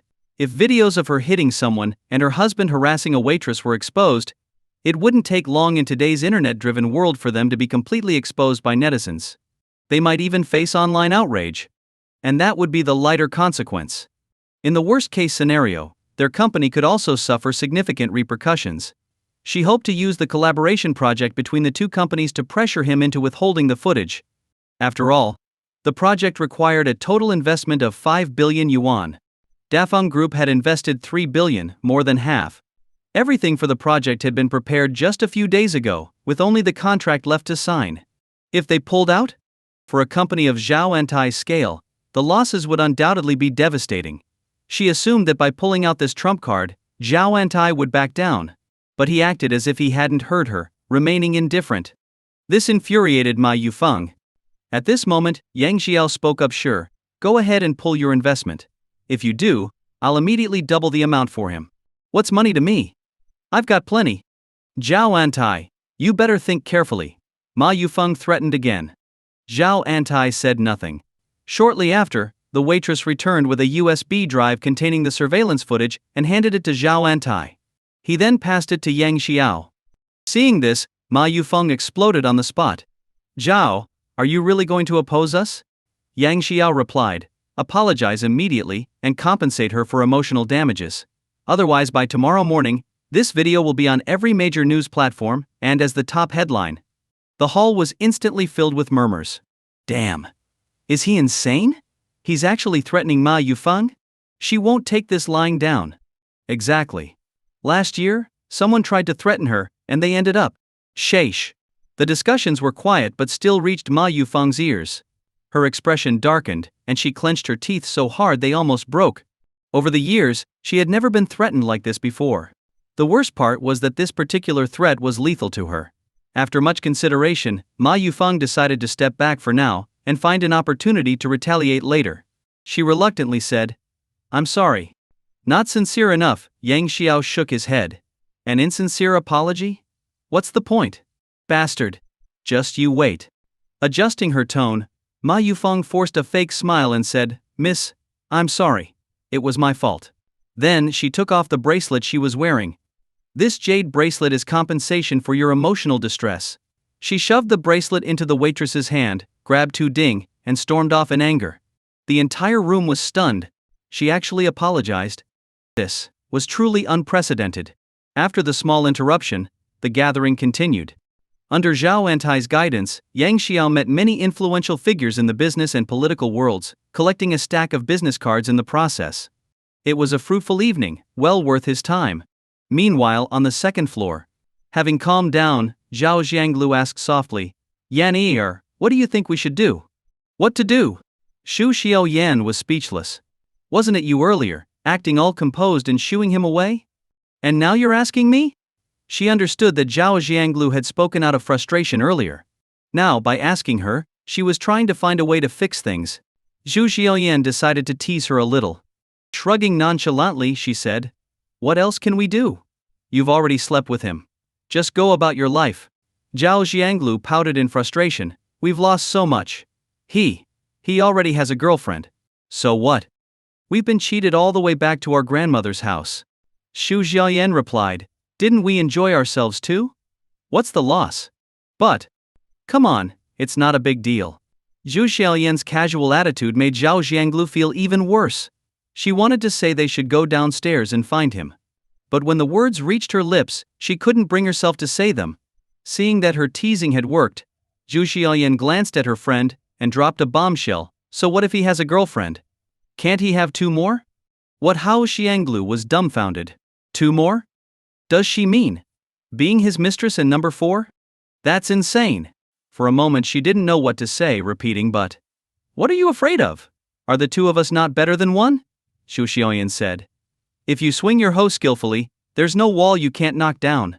The logic made sense, but Zhao Jianglu still felt it was inappropriate. Being a mistress was awful. At this moment, Zhao Antai entered the small banquet hall and saw the two whispering about something. He couldn't hear from a distance, so he called out, Little sister, come here for a moment. Brother. Upon hearing Zhao Antai's voice, Zhao Jianglu immediately smiled. She grabbed Zhu Xiaoyan and approached him. With a smile, Zhao Antai said, Come, let me introduce someone to you. Who? Zhao Jianglu asked curiously. Without keeping her guessing, Zhao Antai replied, The owner of Villa No. 1. Didn't you always want to meet him? Huh? Forget it. I don't want to meet him now, Zhao Jianglu replied. Her mind was entirely preoccupied with Yang Xiao. There was no room for anyone else. You don't want to meet him? Zhao Antai was surprised. Didn't you say you wanted to meet him last time? He had even planned to introduce Yang Xiao to his sister as a boyfriend, hoping to secure this connection with such a wealthy man. It would have been a great boost for his company's future development. Was that opportunity gone now? Blushing, Zhao Xianglu said, "That was before. I've changed my mind." Changed her mind? For a moment, Zhao Antai was stunned. Then, sensing something unusual, he glanced at Xu Xiaoyan. Avoiding eye contact, Xu Xiaoyan looked away. This only made him more convinced that something was off with his sister. Forcing things wouldn't work, so he didn't insist. "All right, but don't stay on the second floor too long. Go downstairs and mingle. You might meet someone you truly like." He said it casually, but his words struck a nerve. Both Zhao Xianglu and Xu Xiaoyan blushed deeply. "Okay. Got it. Will. Head down now." The two stammered awkwardly. Not wanting to press further, Zhao Antai turned and left. After touching up their makeup, the two went downstairs together. "Lulu," someone in the crowd called out upon spotting Zhao Xianglu. Hearing the voice, she turned to see a friend. "Xiao Mei, when did you get here?" "I came with my brother. He can't stop thinking about you." Xiao Mei nodded and gave a sly smile. "Can't stop thinking about me?" Hey!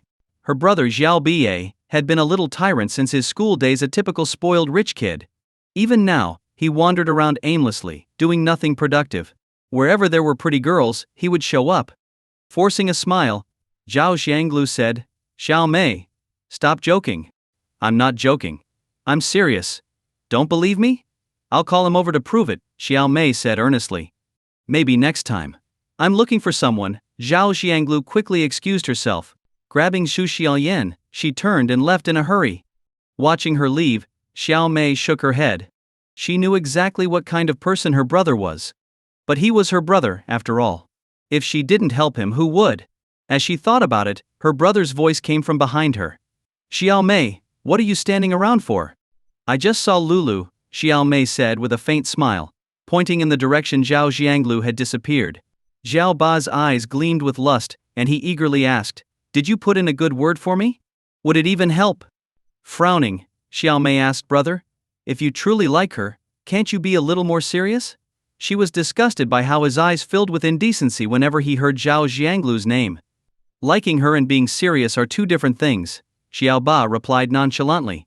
Xiao Mei was utterly defeated. With that attitude, how did he expect to win her over? Dream on. Even now, he didn't understand why he had failed so many times. Talking more would be pointless. Seeing his sister's silence, Xiao Bai's eyes darted around as he added, "Think about it. I'm still young. If I settle down too early, wouldn't all those naive girls lose their guiding star?" Xiao Mei couldn't help but roll her eyes. How could he say such things with a straight face? Xiao Ba, unfazed, continued, "Like the saying goes, better to die under a peony flower than to live without romance. I'm not going to tie myself to one tree and miss out on the whole forest." Hearing this, Xiao Mei wanted to kick him. How could anyone say something so shameless? "So, you want to eat from your bowl, look at the plate, and still eye the pot?" Turning a scumbag into a life coach that takes some nerve, Xiao Mei decided not to help him anymore.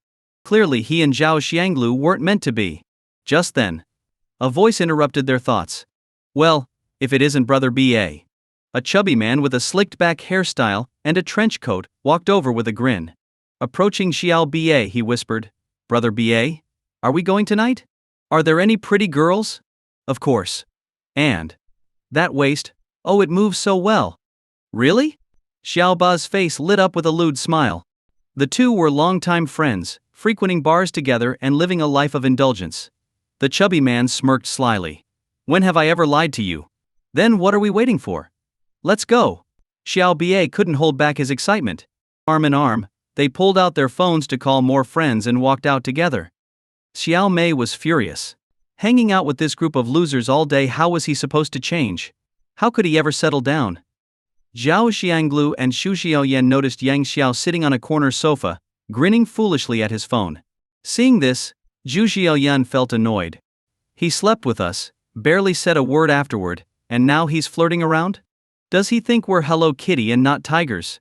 Immediately, she stomped over in her high heels, intending to demand an explanation.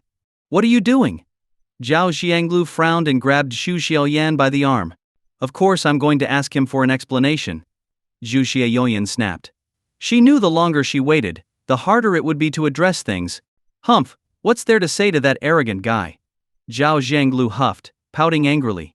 Fine, if you're not going, I'll go alone, Zhu Xiaoyan said, ready to leave.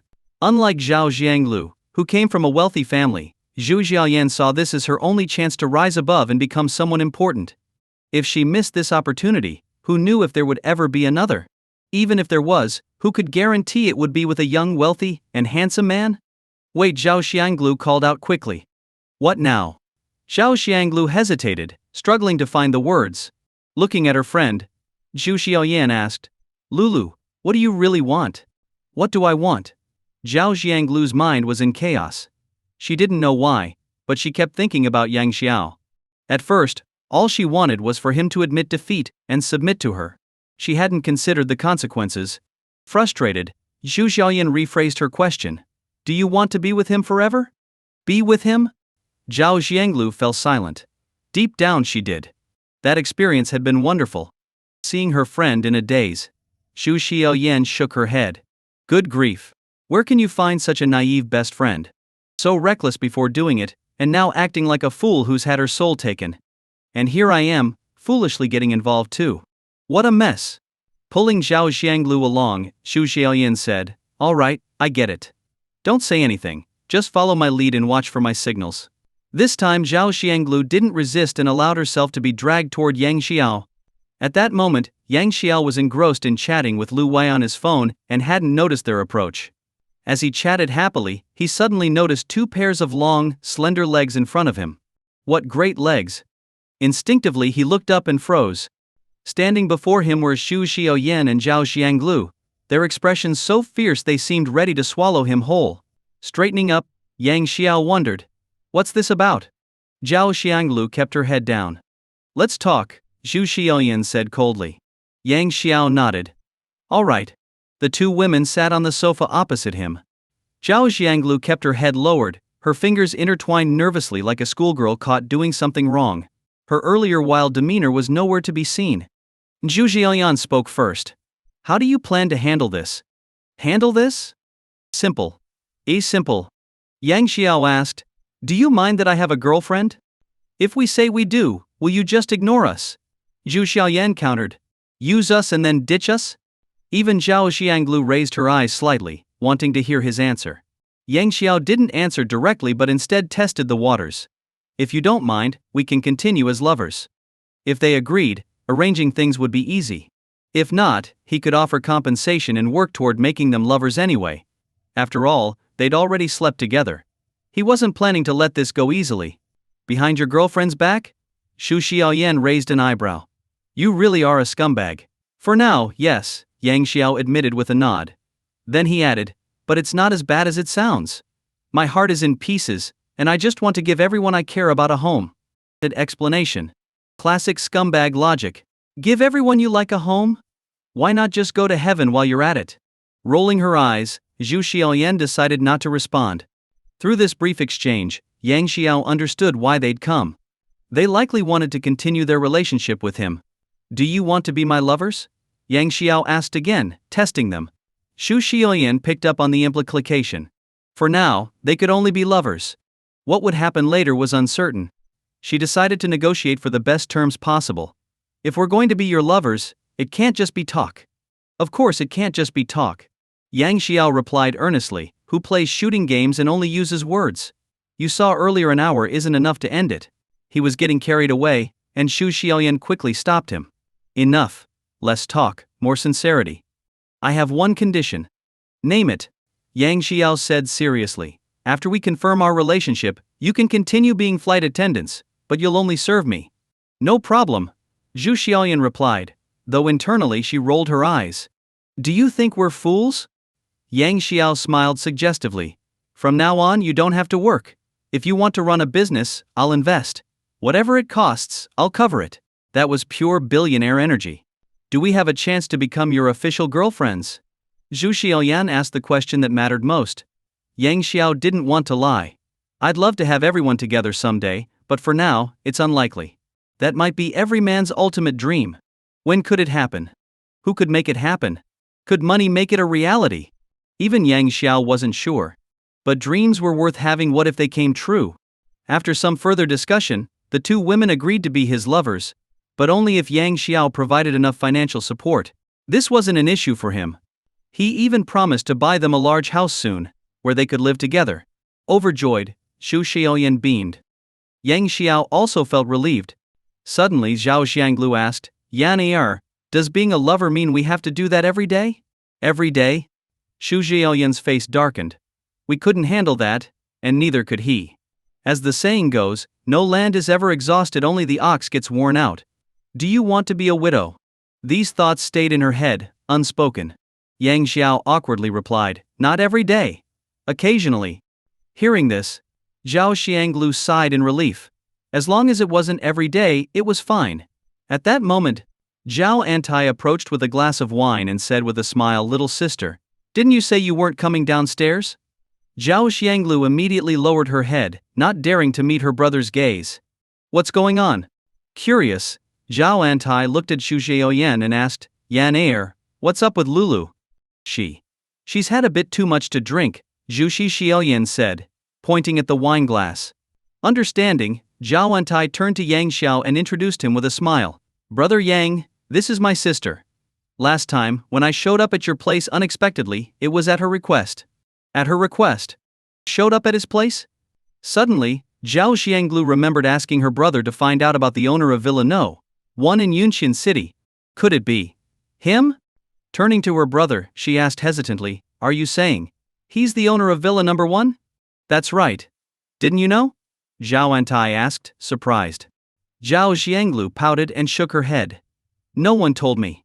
How was I supposed to know? The saying goes, searching far and wide, only to find it effortlessly in front of you. Could this be fate? A faint blush crept onto Zhao Xianglu's pretty face.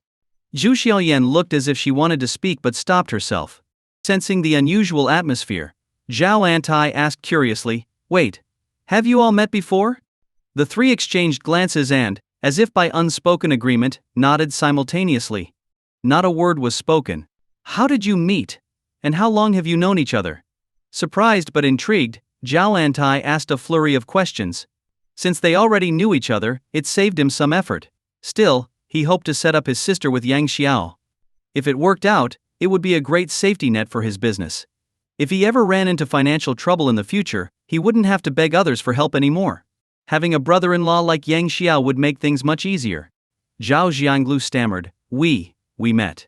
On a flight. Why is she stuttering? That's not like her. A suspicion formed in Zhao Antai's mind. Something must have happened between the three of them. What exactly? He didn't know. But with his sister's personality, it wasn't like her to be so hesitant and shy about something. Finding an excuse, he coaxed his sister upstairs, then returned to sit with Yang Xiao and Xu Xiaoyan. As soon as he sat down, he looked at them both and asked eagerly, be honest. Is there something you're hiding from me? Xu Xiaoyan glanced at Yang Xiao, motioning for him to speak. Yang Xiao understood, awkwardly rubbed his nose and said, it's a bit complicated, but here's the gist of it. He then briefly recounted how he met Zhao Xianglu. Of course, he glossed over the part where she had pushed him down. When he finished, Zhao Antai was stunned and sat in silence for a long moment, processing what he had just heard. He turned to Xu Xiaoyan, as if seeking confirmation. She nodded. For a moment, a mix of emotions swirled in Zhao Antai's heart, shock being the strongest. Since when did my sister become so bold? She actually pushed him down. This completely upended his understanding of her. And yet, knowing Yang Xiao already had a girlfriend, she was still willing to be with him. Wasn't she upset? Why? This baffled him. It was more shocking than seeing aliens dancing in front of him. Seeing that Zhao Antai hadn't spoken for a while, Yang Xiao assumed he was angry. Brother Tai, don't worry. I'm not the type to use people and leave. I'll take responsibility for them, Yang Xiao said earnestly. Zhao Antai shook his head with a bitter smile. Forget it. This was Lulu and Yan Er's decision. It's not something I can interfere with. Brother Tai. You're really not mad at me? Yang Xiao asked in disbelief. His sister had been taken by someone, and the man was right in front of him. How could he just let it slide so easily? If it were Yang Xiao himself, there's no way he would let the guy off without a beating. Shaking his head, Zhao Antai laughed. Why would I blame you? Lulu is my sister and I know her personality well. This was her choice. What else can I do but support her? After all, Zhu Xiaoyan had confirmed the story. There wasn't much else to say. As her older brother, he had always spoiled his sister, giving in to her every whim. This was her doing, not Yang Xiao's fault. Besides, Yang Xiao had already mentioned he had a girlfriend. It was Lulu who had pushed him down. Who could blame him? Thank you for your support, Brother Tai, Yang Xiao said, feeling as if he were a student unexpectedly given a holiday. Finally, he could breathe a sigh of relief. It's nothing. From now on, just call me Big Brother Zhao, Antai said with a smile. All right, Big Brother, Yang Xiao replied. Nodding, Zhao Antai added, I may not have as much money as you, but I have more connections than you might think. The implication was clear: if Yang Xiao ever faced a problem he couldn't solve, he should let him know, and he'd help pull some strings. Yang Xiao nodded. Got it. If I need help, I'll definitely come to you. Meanwhile, in a certain neighborhood, Yao Yao Lao Day. Let's plan to move next Monday, Zhang Qiuyua said excitedly, while snacking on sunflower seeds. Yesterday she had gone to Huayan Temple, spending a large sum to have a monk select an auspicious moving day. The chosen date was next Monday. Bu Yalian, wearing a face mask, replied casually, All right. Lao Di, tomorrow. Throw out all the old clothes, Zhang Qiuyua added after some thought. But those clothes are perfectly fine. Throwing them away would be such a waste. Bu Xiao protested, reluctant. Zhang Qiuyua rolled her eyes at him. Useless. Soon, we'll be millionaires. Who would still wear such cheap rags? Recently she had been waking up from dreams of sudden wealth. Everywhere she went, she boasted about it. Soon enough, news of her imminent millions had spread throughout the neighborhood. By now, almost everyone knew about it. Well, I guess you have a point, Bu Xiao said after pondering for a moment. When you're rich, who wears clothes worth just a few dozen yuan? Certainly not them. After a pause, however, he grumbled, But why do I have to do all the cleaning? Why should he be the only one working in a 3-person household? Oh, let me tell you why, Zhang Qiuyua said, sitting up and taking a sip of water. Because I helped Yao Yao buy this house. That counts as a reason. Unbelievable. Eh? Still dissatisfied, Bu Xiaodi retorted. If we don't need the clothes, why bother throwing them out? Just leave them behind when we move. Their new place was fully furnished. All they needed to bring were clothes and daily essentials. Fine, fine. You're full of nonsense, Zhang Qiuyua muttered. Turning to Bu Yalian, she asked, Yao Yao, how's Pianren doing over there? He's still processing his travel documents, Bu Yalian replied absent-mindedly. Travel documents? Zhang Qiuyua suddenly became suspicious. Is he planning to run away? Mom. What are you thinking? He's checking things out over there for us, Bu Yalian said, exasperated. If AI Pianren had heard this, he would have laughed himself silly. It was merely an excuse for his getaway. His travel documents hadn't been fully processed yet. It would take a few more days. To keep her from getting suspicious, he had come up with this story. Once he left the country, he would cut ties and block them.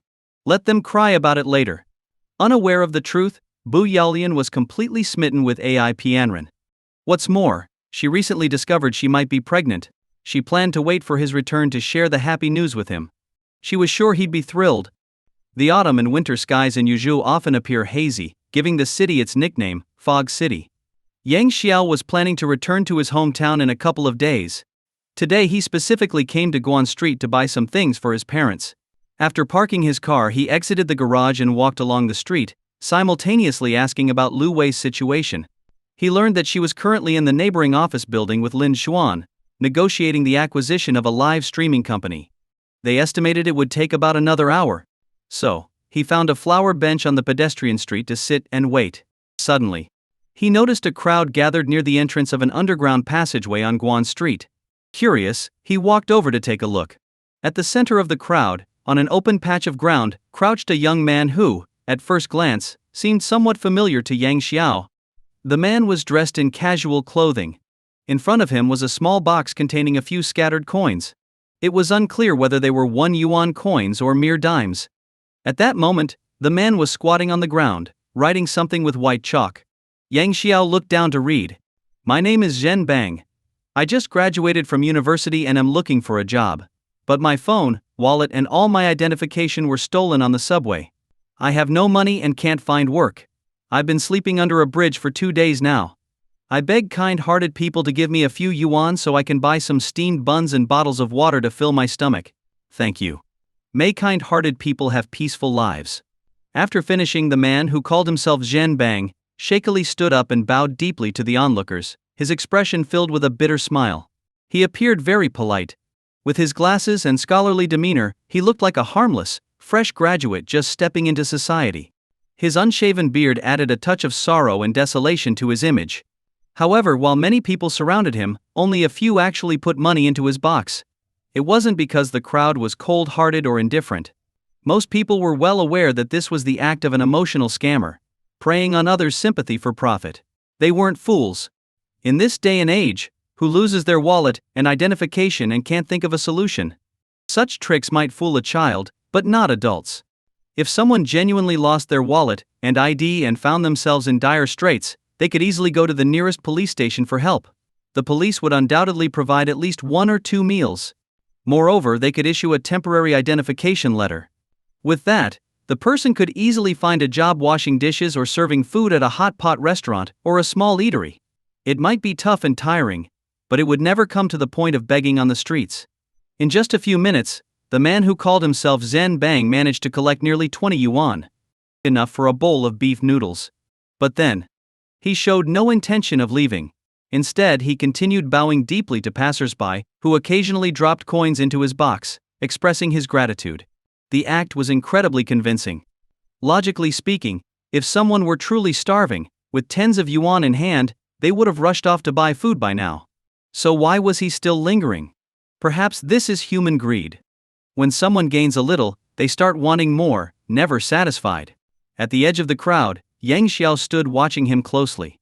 He couldn't shake the feeling that he'd seen this man somewhere before. But he couldn't quite place it. Then, in the instant when the man bowed and raised his head again, Yang Xiao suddenly remembered. Damn! Isn't this the guy from the Mercedes dealership? What's he doing here? And he's even switched careers. Yes, this was indeed Chen Shanwei, the man who had blocked Yang Xiao from entering the Mercedes dealership to buy a car. After being fired, Chen Xianhui had initially tried to find another job in car sales. But news of him blocking customers from entering the dealership had already spread throughout Yuzhou's auto sales industry. No 4S dealership was willing to hire him, at least not in the main city. Even many large or popular sales industries had shut their doors to him. Who would want an employee in their store who judges customers based on appearances? What if he offended an influential client? The consequences could be catastrophic. Out of options, he found himself in dire straits. Later, by chance, he met an old childhood friend who encouraged him to join the ranks of street beggars. Initially, he was nervous, worried about being recognized. But after disguising himself and trying it out a few times, he found that no one recognized him. His confidence grew. He calculated that by switching locations a few times a day, he could easily make around 500 yuan daily. Over a month, that added up to over 10,000 yuan pure profit, untaxed. So, he simply decided to make begging his career. Yang Xiao rubbed his chin, thinking about how to expose him. He claims he needs a few yuan to buy steamed buns, doesn't he? Fine. I'll make sure you have more than enough buns to eat. With that, Yang Xiao turned and headed toward the food street. A few minutes later, Yang Xiao returned, holding a bag of steamed buns in one hand and a bottle of mineral water in the other. Pushing through the crowd, he walked straight up to Chen Xianhui, now going by the alias Zhen Bang. Chen Xianhui, with his head slightly lowered, assumed it was someone else giving him money and quickly bowed. Thank you for your kindness. No need to thank me, Yang Xiao said, handing over the buns and water. Here, I brought you a bag of steamed buns.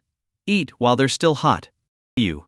Hearing the voice, Chen Xianhui raised his head and instantly recognized Yang Xiao. A surge of anger shot through him, but he quickly remembered his need to keep his identity hidden. He immediately forced a smile and said, "What a kind-hearted person.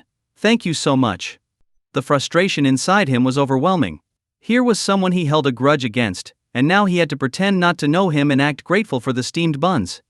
Bowing deeply, he expressed his gratitude. Yang Xiao, knowing he wouldn't dare reveal himself, added with feigned concern, "Hurry up and eat. You haven't eaten in days, you must be starving, poor thing." Poor thing? Damn it.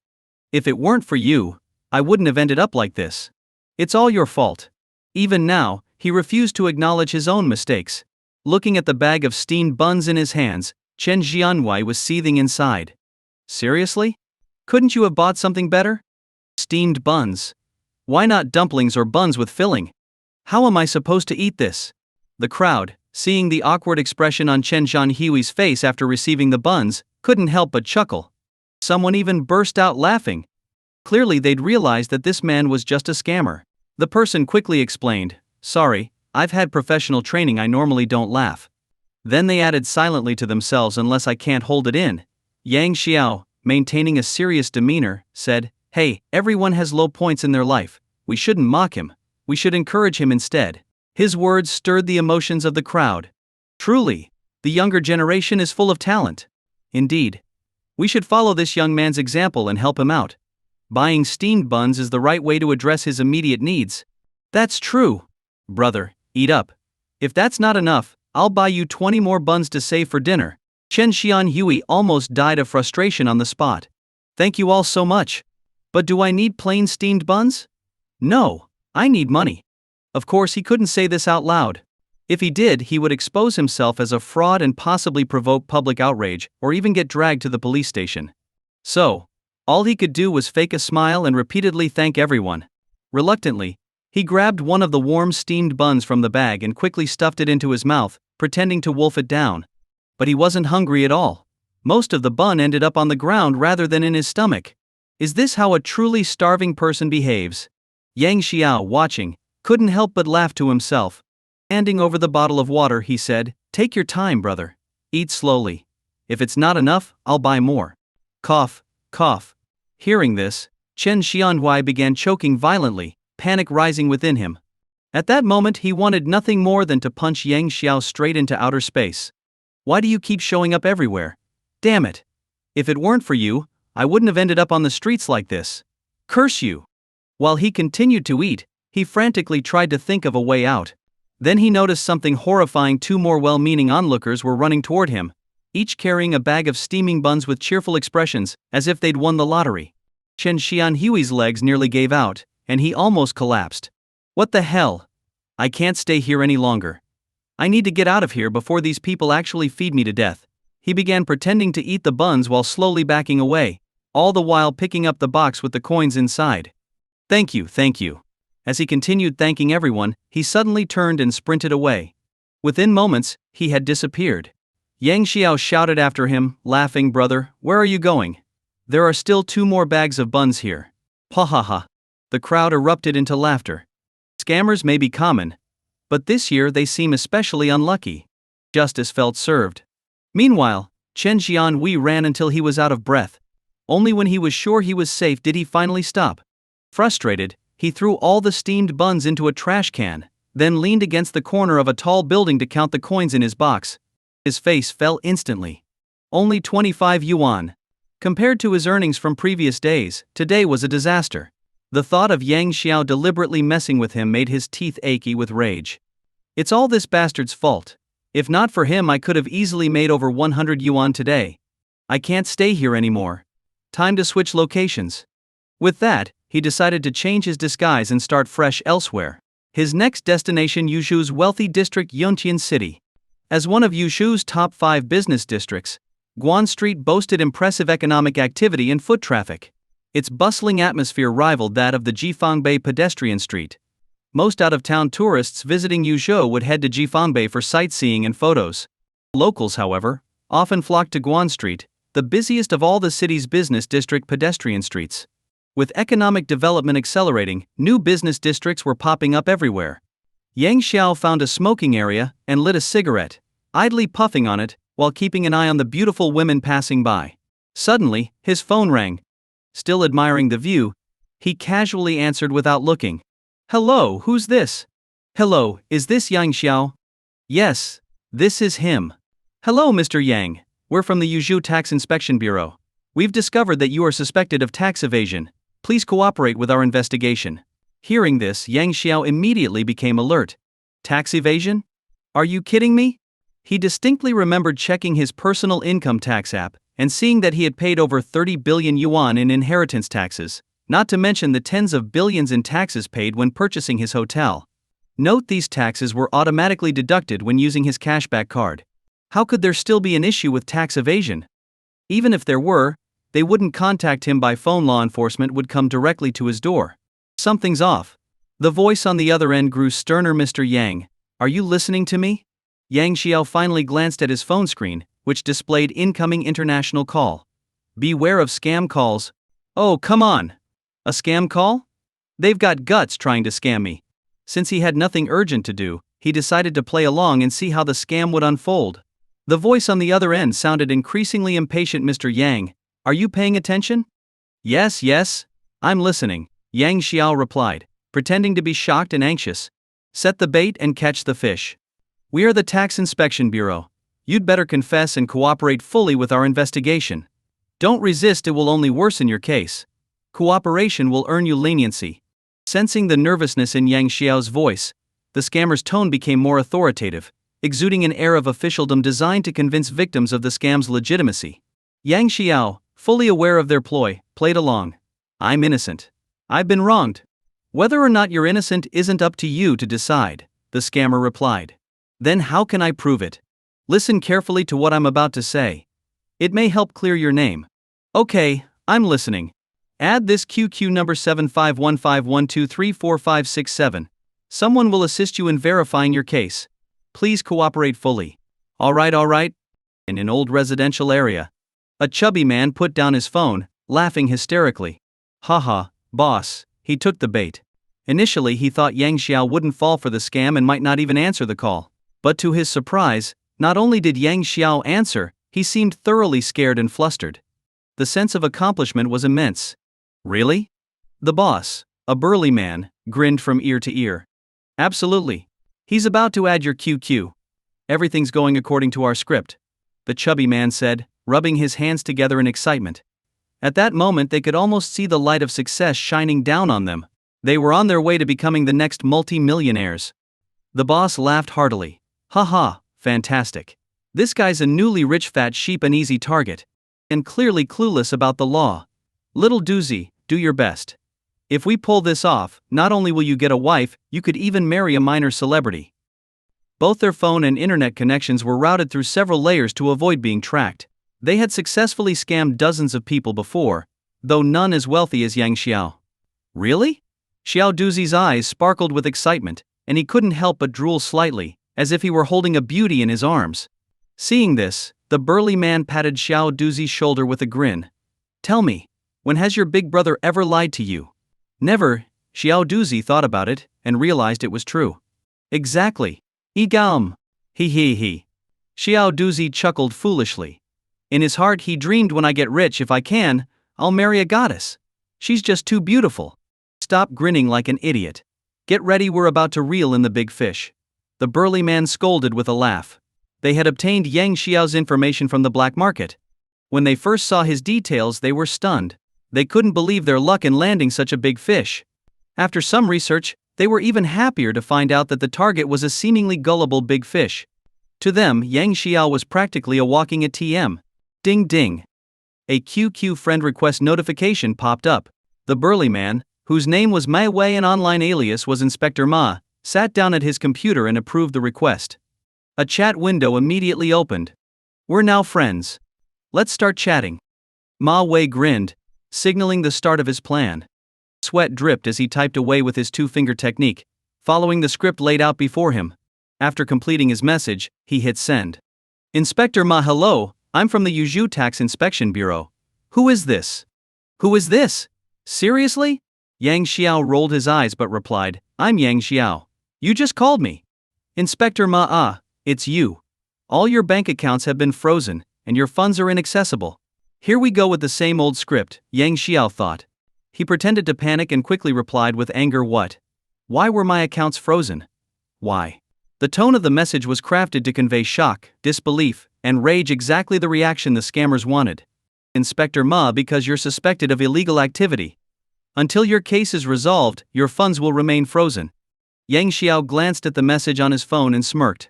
Really? That's it? Alright, let's see how far you'll go. Playing along, he replied, what if I urgently need money? Inspector Ma, the accounts are frozen. You can't access a single cent. His response carried a tone of strict professionalism, designed to sound believable. Yang Xiao thought for a moment and typed, "Is there any way to unfreeze my funds so I can use them?" Seeing this message, Xiao Duzi's heart nearly jumped out of his chest. "Big brother, look, he's handing it to us on a silver platter. Desperate people do desperate things. If we don't scam him out of his underwear today, I'll change my last name to his." Ma Wei chuckled confidently. "You'd be Yang Wei?" Xiao Duzi quipped, unable to resist making a pun. "Shut up. Focus on your computer," Ma Wei barked, though internally he muttered, "I'm as strong as ever." He sighed, lamenting that he hadn't encountered such a fool earlier. If he had, he would already be a millionaire. Ma Wei returned to his keyboard, carefully crafting his next message. "Inspector Ma, there is a way. We can provide you with a secure account. You can transfer your funds there temporarily, but you'll need to pay a 100,000 yuan security deposit first." "A secure account?" Yang Xiao nearly laughed out loud. This is such an old scam tactic. Asking for a deposit too? These guys really think I'm that stupid. Playing along, Yang Xiao replied, "Wouldn't that be risky? What if my money gets stolen?" "Inspector Ma, don't worry. The account is completely secure." Yang Xiao feigned hesitation but finally typed, "All right, I trust you. Inspector Ma, once we confirm you haven't evaded taxes, we'll return all your money immediately." Yang Xiao, "Okay, I'll cooperate. Please send me the secure account details." Upon reading this, Xiao Duzi let out an excited shout. This guy is such an idiot. Too easy. Ma Wei, suppressing his own excitement, crafted the fake secure account information. But as a new idea struck him, he erased it and instead copied a phishing link from his browser's bookmarks. "Inspector Ma, first, pay the security deposit." "Yang Xiao, how do I pay it?" "Inspector Ma, click on the link I sent you and follow the instructions." Soon, a suspicious link appeared on Yang Xiao's phone. "No need to ask, this is definitely malware. If I clicked it and followed their instructions, my bank accounts would be drained within minutes." Yang Xiao chuckled to himself but didn't click. Meanwhile, Ma Wei and Xiao Duzi waited eagerly, their minds already fantasizing about how they would spend the money. Minutes passed, but no money arrived. "What's going on?" Xiao Duzi asked, starting to doubt. "Big brother, is this guy messing with us?" Ma Wei rubbed his chin, reviewing their earlier conversation. He couldn't find any flaws in their performance. "Confident," he said, "impossible. He's just trying to figure out how to operate the site. Be patient." "True. He does sound pretty dumb," Xiao Duzi agreed. 10 more minutes passed, and still nothing. Growing restless, Ma Wei approached the computer, typed out a message, and sent it. "Inspector Ma, haven't figured it out yet?" Yang Xiao didn't do anything at all. He just sat on the bench, watching beautiful women pass by. When he heard the QQ notification sound again, he lazily pulled out his phone.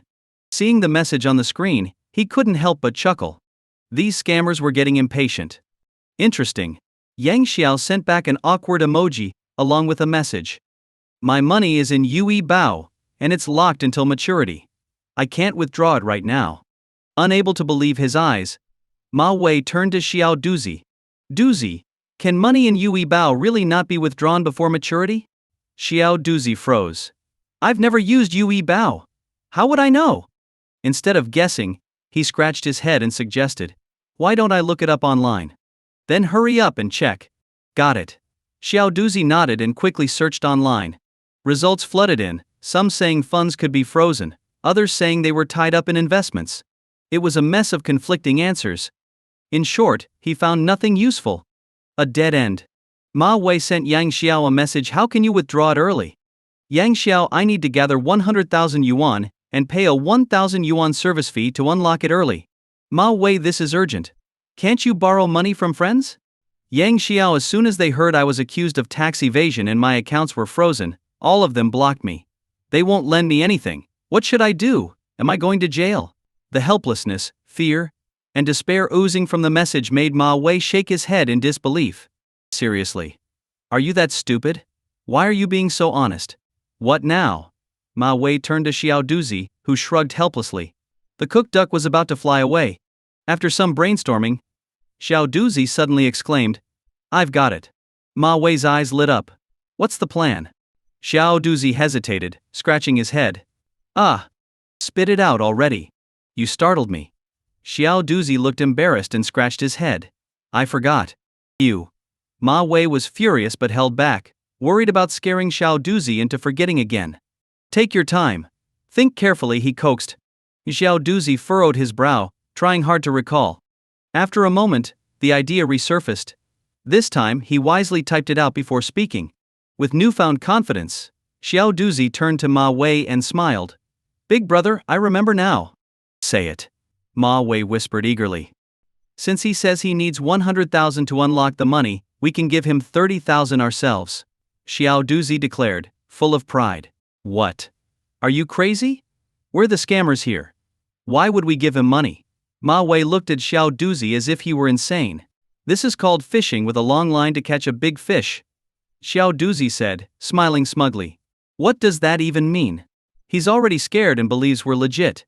He's a frightened bird, unsure of what to do, Xiao Duzi explained excitedly. Right now, he'll do whatever we say. Sounds logical, but it's risky. Ma Wei was torn between agreeing and hesitating. Big brother, Xiao Duzi waved dismissively. This will only make him trust us even more. Think about it. Have you ever heard of a scammer giving money to the person they're scamming? No, Ma Wei admitted. Exactly. If we give him money, he'll be convinced we're legit. He won't doubt us at all.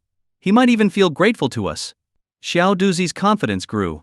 He stood tall like a modern-day Zhuge Liang, radiating the aura of a master strategist. Ma Wei, unable to think of a better plan, finally relented. All right, good job. Let's go with your plan.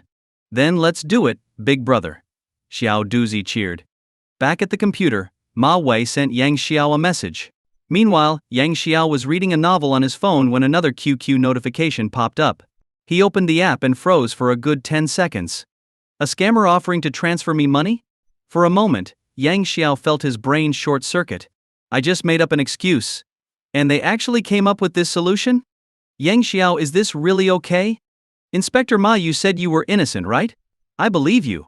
That's why I'm willing to help. Yang Xiao, thank you. Seeing this, Xiao Duzi smirked triumphantly at Ma Wei. See, big brother? Told you it would work. You're right, Ma Wei nodded.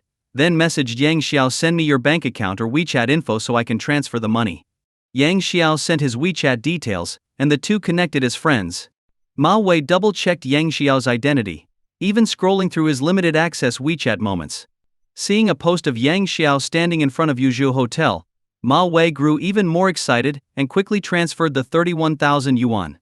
Yang Xiao stared at the 31,000 yuan transfer notification and fell into deep thought. Are these scammers brain dead? With a smirk, Yang Xiao accepted the money, immediately blocked Ma Wei, and deleted him as a contact. Blissfully unaware, Ma Wei was still fantasizing about his newfound wealth. It wasn't until Xiao Duzi reminded him to follow up that Ma Wei sent Yang Xiao a WeChat message, urging him to proceed with the payment. The moment he hit send, a red exclamation mark popped up next to his message. A system notification followed. The other party has enabled friend verification. You are not friends with this person. Please send a friend request and wait for approval to continue chatting. Looking at the cold words on the screen, Ma Wei and Xiao Duzi exchanged glances. Damn! What's going on? For a moment, both of them were still in shock. Gulp. Xiao Duzi swallowed hard and said, Big brother, it looks like that guy deleted you. That guy deleted you. Deleted you. Indeed. The deleted. This phrase echoed in Ma Wei's mind, lingering for a long time. It was only then that they realized they had been duped. But who could have imagined? A seasoned trickster who played others for fools ended up being outplayed himself. Can you believe it? Who would believe it? Seeing Ma Wei's lack of reaction, Xiao Duzi cautiously patted his shoulder. Big brother? Are you okay? Okay? How could I be? He was simply too stunned to respond right away. That bastard dared to scam me. Ma Wei finally snapped back to his senses and slammed his fist onto the keyboard. With a loud bang, keys flew in every direction. Xiao Duzi flinched in fear and quickly said, Big brother, I didn't know he'd scam us either. After all, transferring the money was Xiao Duzi's idea. Now Xiao Duzi was terrified. What if Ma Wei, in his fury, landed a punch on him? His skinny frame wouldn't be able to take it. Ma Wei ignored him. His face darkened as he manipulated the mouse, trying to re-add the guy as a friend. However, he was greeted by the words add friend failed. Below that was a smaller message. The user has declined your friend request.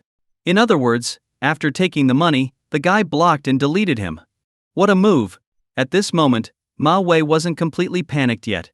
He hurriedly found Yang Xiao's phone number and dialed it again. But the cold, automated response from the computer came: "The person you are trying to reach is currently busy." No need to guess, it was clear he had been blocked. He tried calling again with his phone. The call connected briefly, only to be immediately hung up. When he called again, it went back to the busy prompt. At that moment, Ma Wei's suppressed rage exploded. He smashed his phone into pieces. Then, with another punch, he shattered the computer screen. Finally, he kicked the table over and roared toward the ceiling, "Yang Xiao, you son of a bitch! I'll make sure you die a horrible death." For a scammer like him, this humiliation was worse than having someone defecate on his head. Zhao Duzi trembled in the corner, too scared to breathe. It's over, it's over. If I had known this would happen, I wouldn't have suggested it. What now? Fortunately, after venting his anger, Ma Wei didn't lash out at Zhao Duzi. Instead, he said in a low voice, "Get the gear ready. I'm going to kill him." "Big brother, maybe? We should call the police." Zhao Duzi stammered. "Call the police?" Hearing this, Ma Wei burst into a sinister laugh. "Do you know what we do for a living? Calling the police is as good as turning ourselves in." "But." "No buts. It's either him or me. And you better not call the police. Or else." Ma Wei gestured a slicing motion across his neck. "Murder to silence him?" Gasp. Xiao Duzi sucked in a cold breath, shivering as he stared at the murderous Ma Wei like he was seeing him for the first time. He barely managed to squeak out, "Okay." Meanwhile, on Guan Street, Yang Xiao, before Lu Wei arrived, went to the nearest police station to file a report. He truthfully recounted the incident and handed over all the scammed money. Just as his lawyer advised, after completing his statement he left. Moreover, the police informed him that the scammer he outwitted was likely a wanted criminal. They were already working on tracking him down. Using the phone numbers Yang Xiao provided, the police would conduct precise tracking and arrest the culprit. How they would arrest him wasn't Yang Xiao's concern. Just as he stepped out of the police station, Lu Wei called to say she was done with her errands and was on her way. Yang Xiao quickly headed back to Guan Street. They agreed to meet at Rongcheng's entrance. Yang Xiao arrived first. Suddenly, a hesitant voice called from behind, "Yang Xiao?" He turned and saw an old acquaintance from his village, his childhood playmate, Chen Changping. After confirming it was him, Chen exclaimed, "Wow, it really is you. Changpeng. It's been 10 years, hasn't it? I didn't expect to run into you here," Yang Xiao replied, surprised. They used to be close friends, often playing together by the river. Once on a whim, they threw stones to kill someone's ducks in the river, roasted them over a fire, and ate them. The taste was horrible.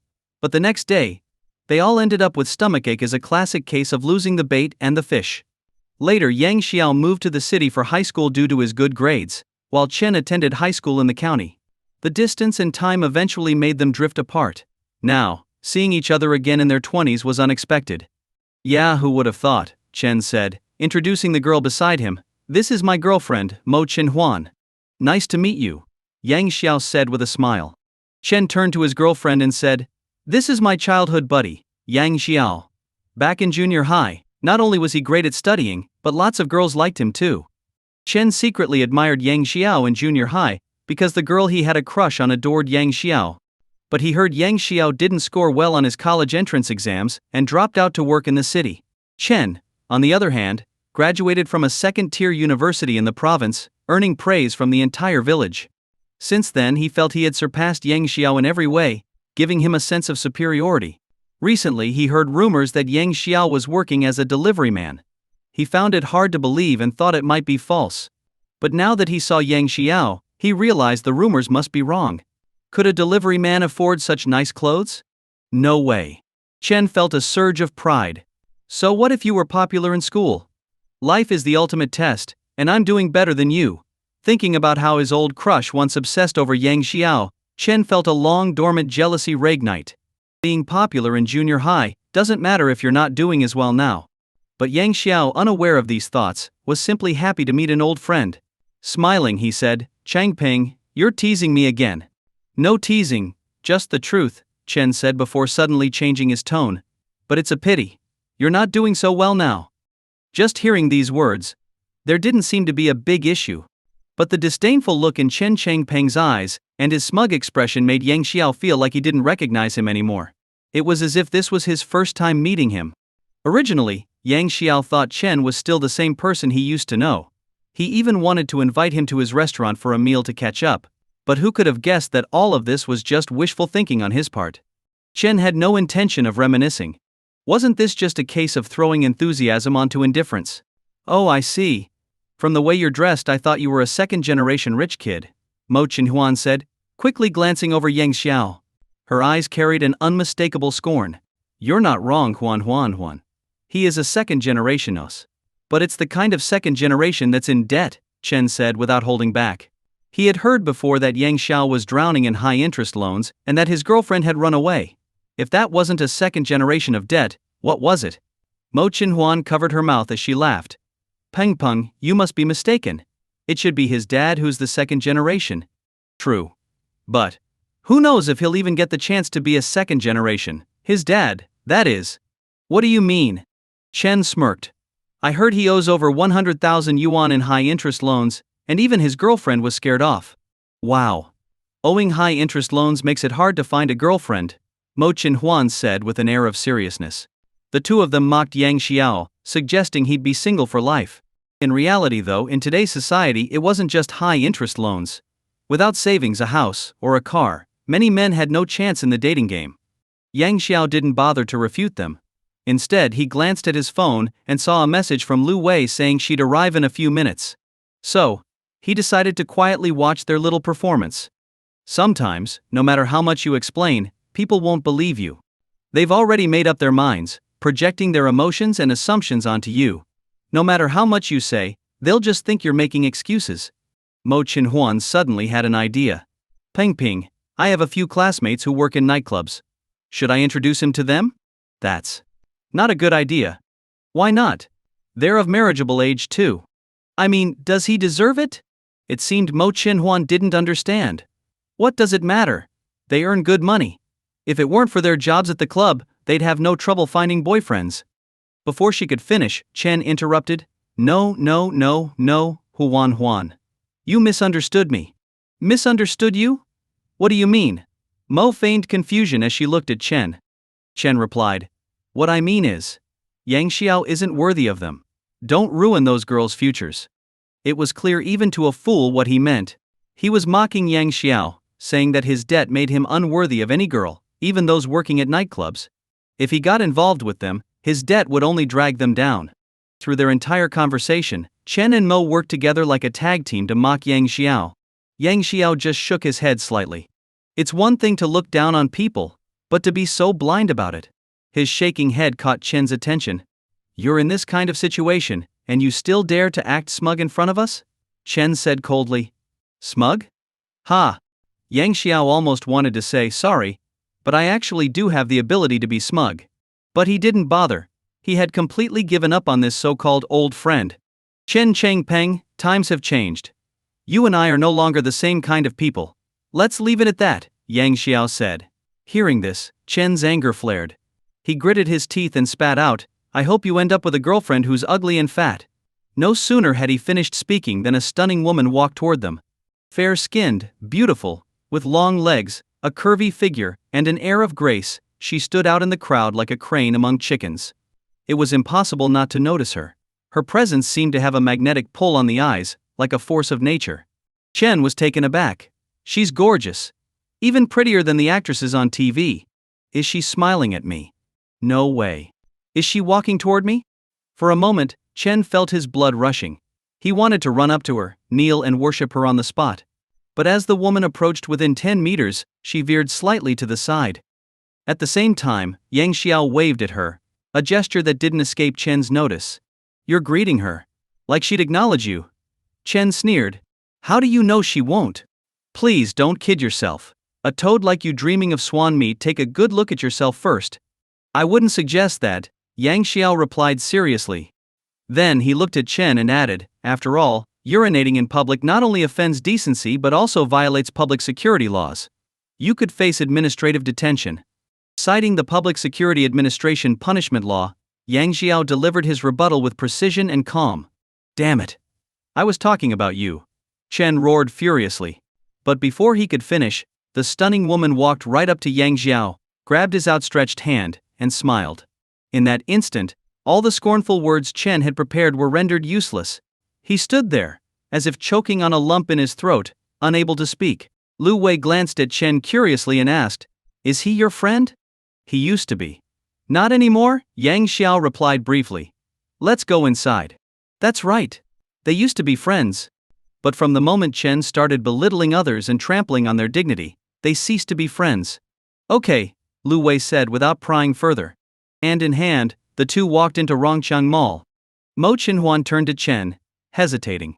"Peng, shut up." Chen growled through gritted teeth. He glared at their retreating figures, his eyes lingering on Lu Wei's figure with a mix of envy and hatred. One thought consumed him: revenge. His fists clenched so tightly that they turned pale. Meanwhile, Yang Xiao and Lu Wei spent a long time shopping in the mall. They bought clothes for Yang Xiao's parents, jewelry, and even a men's watch, spending over 1,000,000 yuan in total. On the way home, Yang Xiao invited Lu Wei to visit his hometown with him. Lu Wei wanted to go but had just finalized the acquisition of a live streaming company and had too much work to do. She had to decline for now but promised to go next time. Yunling Village WeChat group. A message was sent by an anonymous account that had joined the group by scanning a QR code. Shocking. Yang Xingjun's son has racked up a massive high-interest loan, and even his girlfriend has run away with someone else. As soon as the message appeared, a flood of question marks followed. Shortly after, a user named Fortune Life voiced doubt. "Who's this? Spreading rumors is not okay." This user was none other than Wang Fugui, the group admin, responsible for maintaining order in the group. Anonymous. There's proof. Then, a screenshot of a social media post was shared. The content was nearly identical to the anonymous user's message. In an instant, the group, which had been quiet with just a few people chatting about mundane topics like who was doing what or when to eat, erupted like a long dormant volcano. The group boiled over. Young or old, men or women, everyone started chiming in. Wang Fugui immediately tried to contact Yang Zhengjun for confirmation, but there was no response. Even phone calls went unanswered. This left him anxious. What now? Wang Fugui helplessly stared at the group chat as the messages surged past 99 plus within just a minute or two. People were saying all kinds of things. Wang Laosun, oh my. How did he get involved with high-interest loans? Lu Guangyun, did he lose money trading stocks? With over 100,000 yuan in high-interest loans piling up, how can he ever repay it? Wang Laosun, it's tough. High-interest loans are like man-eating monsters that leave no bones behind. Zhao Daxi, exactly. Remember Wang Lao'er? He was ruined by high-interest loans. As soon as Wang Lao'er was mentioned, someone explained why. Wang Lao'er was destroyed because of gambling. This led to speculation. Do you think it's possible that old Yang's son got into debt because of gambling too? This guess immediately gained traction in the group. Others offered fresh ideas. I think drugs are also a possibility. There are just so many examples. Zhangzhengguo, drugs and gambling ruin lives. Lu Guangjun, exactly. I have a mortal hatred for drugs and gambling. Unfortunately, Lu Guangjun's wife saw his message. She questioned him in the group chat. Where are you? Lu Guangjun, who was known for being scared of his wife, quickly replied. I swear, I've never. Li Xiaoying, your surname is Lu. Lu Guangjun, Lu Guangjun, swear eternal hatred for drugs and gambling. Li Xiaoying, where are you? The couple's back and forth in the group turned into an intense tug of war, briefly diverting everyone's attention. However, at that moment, another bombshell dropped in the group. Shocking. Yang Zhengjun's son Yang Xiao is being kept by a mysterious rich woman in the city. The explosive news silenced the group. For a full 1 to 2 minutes, no one said a word. During this time, the anonymous user followed up with a photo. The image was quite clear. It showed a young man holding hands with an overweight woman. The young man was glancing sideways at the woman, and that side profile was unmistakable to many in the group. The young man was none other than Yang Xingjun's son, Yang Xiao. Wang Fugui, Yang Zhengjun, come out and say something. Is this picture really your son, Yang Xiao? Wang Laosun looks a lot like him. Happy family looks like him? Don't lie with your eyes open. You moved to our village after he left for the city. How would you even know? Lu Guangjun, you can tell at a glance it's him. Why even ask? Wang Fugui, there are so many pretty girls in the village. Why go for a rich woman? Lu Guangjun, you don't understand, Fugui. If young people can lie down and win, why would they stand up and work? Happy family. Do you think it's because of the high-interest loans that he ended up with a rich woman? Zhang Zhengguo could be. Wang Laosan could be? It's definitely true. Lu Guangjun, I think so too. After all, Yang Xiao is pretty good looking and in good shape. Li Xiaoying come back and harvest the wheat. Chen Chengpeng, watching the heated speculation and discussions in the group, felt delighted. He silently closed his phone, no longer interested in following the group chat. Meanwhile, in Yunling village, the women quickly gathered under the village's yellow fruit tree. Forming a circle, they chatted while snacking on sunflower seeds. Who would have thought? Yang Zhengjun's son actually ended up with a rich woman. Didn't someone say in the group that it might be because of his debt? I don't think so, said Wang Laosan's wife, Isi Mei, rolling her eyes. He Yulin asked curiously, why not? I've always thought he didn't seem like a decent guy. Always staring at people's backsides. Zi Mei, I said disdainfully. Good thing I didn't introduce my niece to him, or she'd have been doomed. That might be true. But now he's got a rich woman. Plenty of money. Should we try again? That's a thought. Maybe we should. The women were deep in discussion when a motorcycle approached. They immediately fell silent and flashed smiles at the rider. Once the motorcycle passed and was out of earshot, they resumed their gossip. Did you see that? Yang Zhengjun and his wife are acting like nothing happened. They're really good at pretending.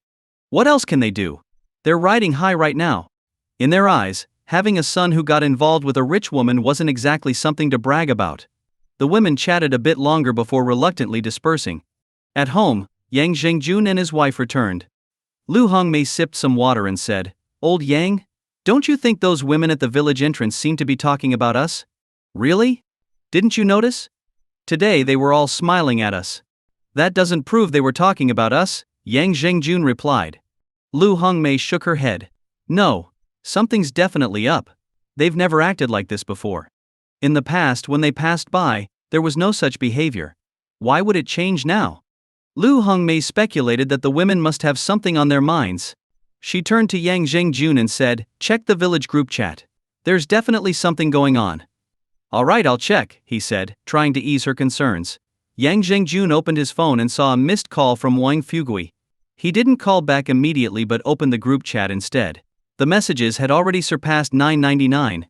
As he scrolled through, he saw heated discussions about high-interest loans and rich women. Confused, he took a minute or two to scroll to the top. The messages left him stunned. His son owed high-interest loans? His son was involved with a rich woman? Did his son's girlfriend leave because of the loans? Lu Hongmei noticed his expression and asked, Old Yang, what's wrong? See for yourself, he said, handing her the phone. In an instant, Lu Hongmei was just as stunned. Making money. I don't even know how to spend it.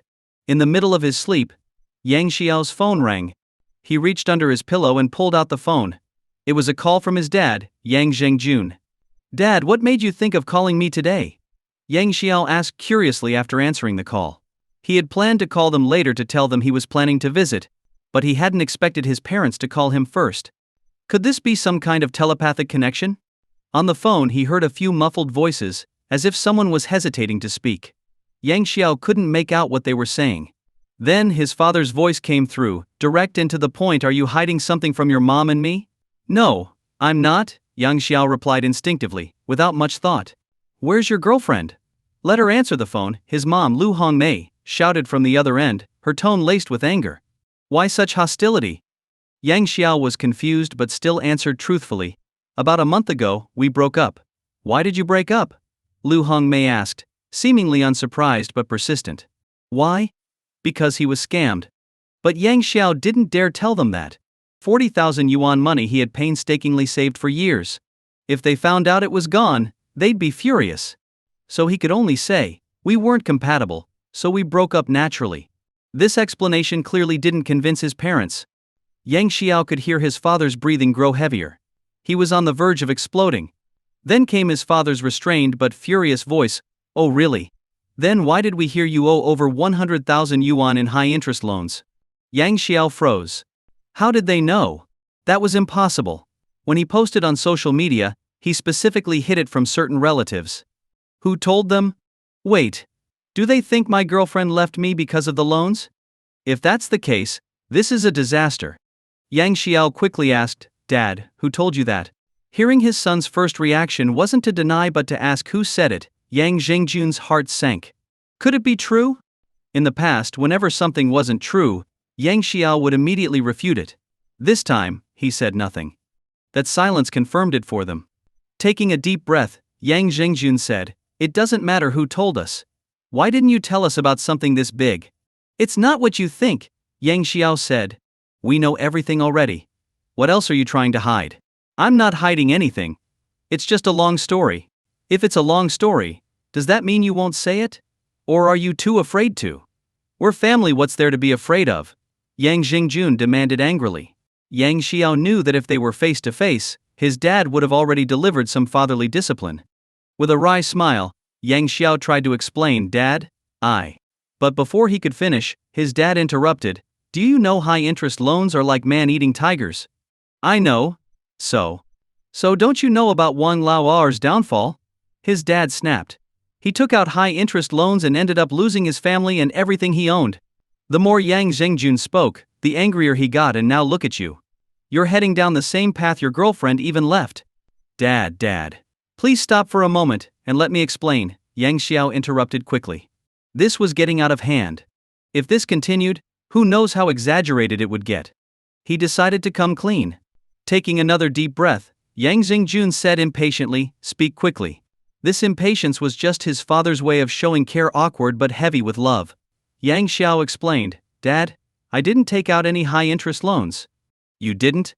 That stunned Yang Zhengjun. But he still didn't believe it. In their minds, they were certain their son's girlfriend left because of the loans. Yang Xiao's mom chimed in with a sharp question. "If you didn't, why did your girlfriend leave? And why are people saying you're being kept by a rich woman?" Yang Xiao was dumbfounded. "What? When did I get involved with a rich woman? Who started these ridiculous rumors?" Feeling exasperated, Yang Xiao asked, "Dad, who's spreading these lies? I'm not involved with any rich woman." "You're not?" His father still doubted him. "The village group chat says otherwise. There's even a photo." "That's slander." "Enough about that. Let's go back to the high-interest loans," his father demanded, steering the conversation back. Yang Xiao paused before calmly explaining the truth. "Actually, here's what happened." He then told his parents everything about Bu Yulian secretly transferring the house money he had saved to her ex-boyfriend and refusing to get it back. After listening, Yang Zhengjun hadn't yet spoken when his wife snatched the phone from him. She angrily asked, "Son, what about the money? Can you get it back?" That was her biggest concern. She knew her son worked tirelessly as a courier in the city, often leaving early and coming back late. What she didn't know was that Yang Xiao secretly worked 2 jobs. Otherwise, how could he have saved 40,000 yuan so quickly? Yang Xiao reassured her, "Don't worry, Mom. I'll get the money back. I've already hired a lawyer, and the case is in progress." It was an open and shut case. Winning was just a matter of time. "Good. Make sure you hire a good lawyer. If you need more money, I'll transfer it to you," his mom said, finally relieved. "I have enough money," Yang Xiao replied. Hearing this, his mom frowned and asked, "If you have money, why did you post on social media about owing high-interest loans? Wasn't that just asking for trouble?" His dad was equally puzzled. They had heard about this from a childhood friend of Yang Xiao's in the village. Yang Xiao chuckled and said, "Actually, it's like this." He then spun a story about inheriting a mysterious old man's fortune, becoming a billionaire overnight. After hearing this, his parents were stunned, their mouths agape. They looked at each other as if they had just heard a fairy tale. More than disbelief, they felt it was absurd. How could something so good happen to their son? His mom grabbed the phone again, questioning him, is this even possible? They had lived for decades and never encountered or even heard of such a thing. Why would a mysterious rich old man live in a rundown house? And even if it were true, why give the fortune to their son? Just because he helped out a little? Not even TV dramas would dare write such a plot. No matter how he explained, they wouldn't believe it. Yang Xiao smiled and said, "At first I didn't believe it either. But when I received the inheritance, I was just as shocked." He understood how hard it was to believe. "So," he added, "how about this? I'll come back tomorrow, and you'll see for yourselves if it's true." "Fine. Just tell me, did you get involved with a rich woman?" "Absolutely not." Hanging up the phone, Yang Xiao stared blankly at his mobile, feeling speechless. How did things come to this? Why was he being falsely accused of being involved with a rich woman? Yang Xiao thought for a moment. The person spreading these rumors was likely someone he knew, and probably someone from his village. Otherwise, why wouldn't they spread rumors elsewhere or about someone else? Why specifically target him in the village group chat? Lying on his bed, Yang Xiao pondered. He hadn't offended anyone recently. So who could it be? Who would have this much free time? Suddenly, a figure flashed through his mind. Chen Chengpeng. He had just seen him a few days ago, and their parting wasn't exactly pleasant. Could it be him? Yang Xiao estimated there was more than a 60% chance it was him. He was the only one who fit the criteria, someone Yang Xiao knew, and a fellow villager. Yang Xiao sighed. An old friend, why would he suddenly turn into this? Just then, there was a knock on the door. "Boss, breakfast is ready. Time to get up and eat," came the sweet voice of Li Wanji from outside. "Just a moment," Yang Xiao replied. "Today we've got meat buns and fresh soy milk," Li Wanji called out again. "Meat buns and soy milk? All right, I'll be right there," Yang Xiao said. He got up, got dressed, and went to wash up. As he brushed his teeth, he looked at his reflection in the mirror and sighed. Who would have thought that just a month ago, he was still racing through the streets, desperate to deliver one more package during the day, and frantically hauling goods at night to earn a bit more money. Even when he was completely exhausted, he didn't dare relax for a moment. And now, a month later, he was living in a mansion, served by a beautiful housekeeper, enjoying a life of luxury. It was then he truly understood TV shows weren't lying. The life of the rich really was as simple, plain and boring as it seemed. Coming downstairs, he saw the buns and soy milk on the table. His appetite was immediately aroused.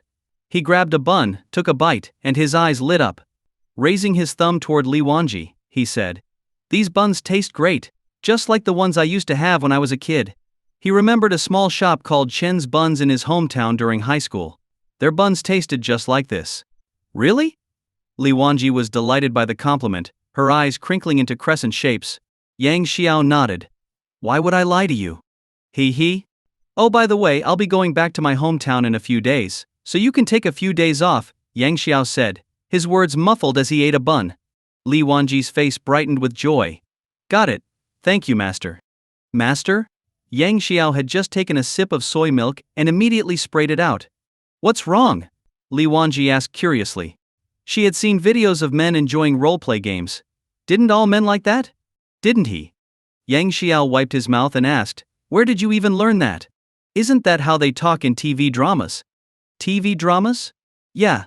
Haven't you watched any?" Yang Xiao was left speechless. Li Wanji asked again, "You don't like it?" Then, as if she had remembered something, she quickly added, "Should I call you teacher? Boss? Brother? Not dad." Yang Xiao interjected immediately. He feared he might collapse on the spot if she said that. Li Wanji's eyes sparkled as if she had discovered a new continent. "You can't handle it? Who? Who said that?" "You did." "I did not." Yang Xiao quickly denied it. Then he explained, "I mean, you can't call me dad." Li Wanji rolled her eyes. "No matter how nicely you address me, I'm not giving you a raise," Yang Xiao added before lowering his head to continue eating. Looking at his slightly flustered expression, Li Wanji couldn't help but giggle. The boss was amusing, not only wealthy but also a bit silly. And it seemed, he really wasn't into women. Suddenly she remembered something and said, "Boss, about that favor you promised to pretend to be my boyfriend?" Hearing this, Yang Xiao recalled their agreement. He quickly swallowed his bite of bun and said, "No problem. After I get back from my hometown, I'll go with you." But before that, he'd need to come up with an excuse to explain the situation to Lu Wei to avoid any unnecessary misunderstandings later. Dia Feng Group, top floor, chairman's office. "Daddy, you have to stand up for me." Ma Yufeng whined, tears glistening in her eyes. Her demeanor now was a far cry from the aggressive woman at Huayu Mountain Villa. Sitting in his chair, Ma Defeng, dressed in a traditional Zongshan suit, looked at her indulgently. "I just got off the plane and haven't even had a bite to eat. How can you eat when your daughter's been bullied?" "Oh? Someone in Yushi dares to bully my daughter. Who's the blind fool?" Ma Yufeng shook her head pitifully. "All I know is his name, Yang Xiao." "Yang Xiao?" Ma Defeng froze for a moment before saying, "That name sounds familiar. I looked into it. He seems to be the new owner of the Yuzhou restaurant, and there's something strange about him." "Strange? How so?" "Well." Ma Yufeng recounted everything she had recently discovered. Over the past few days, she had been investigating Yang Xiao in secret. The first pieces of information shocked her. Yang Xiao had once been a courier. How was that possible? She remembered the Huayu Mountain Villa gathering, attended only by influential figures. How could a mere courier have attended?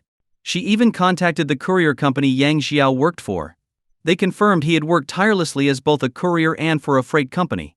This only deepened her confusion. Digging further, she discovered Yang Xiao was now the new owner of the Yuzhu restaurant. That left her stunned. A man with immense wealth, why had he worked as a courier? And even taken on 2 jobs? After hearing this, Ma Dafeng frowned. That does sound suspicious, he said. Even I've never encountered such a case. Could he be someone from a powerful family undergoing some kind of training? But then he reconsidered. Who would arrange for training in a courier company? Clinging to her father's arm, Ma Yufeng pouted. I don't care if it's suspicious, you have to teach him a lesson. Of course. But not now. When? Then? You just had a conflict with him. If I act now, it could implicate you. Daddy. Are you afraid of that? Pinching her cheek affectionately, Ma Dafeng said.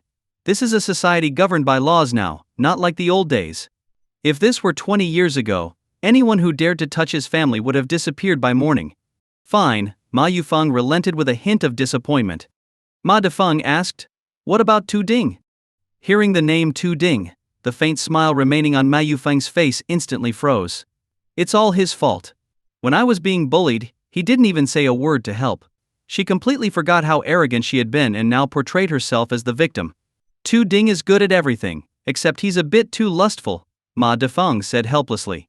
Hearing this, Ma Yufeng rolled her eyes and retorted, you've got the nerve to say that. Wasn't it you, his master, who taught him so well?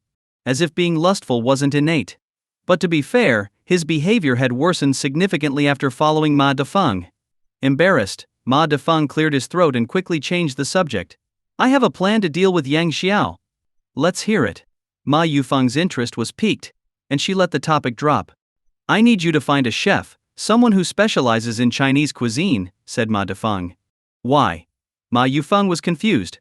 Why hire a chef specializing in Chinese cuisine? Assassinate him?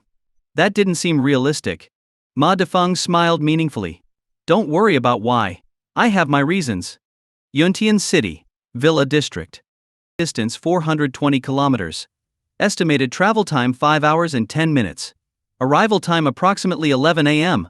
With navigation set, Yang Xiao drove out of the villa's garage in Yuntian City. Originally he planned to take the high-speed train home. But since he had bought so many things, and was being slandered about being kept by a rich woman, he decided to drive home to prove himself. His hometown was in the easternmost part of Yushi, in Hongyi County. Although it was a remote and impoverished county, it had seen significant improvements in transportation with developments in water, land, and air travel. The region's unique mountain landscapes and autumnal red leaves had led to burgeoning tourism efforts. The economy was gradually improving, and it was only a matter of time before it became a tourist hotspot. Driving alone, Yang Xiao took his time, stopping here and there. It wasn't until 11:30 a.m. that he arrived in town. Fortunately, he was driving a BMW X9 SUV.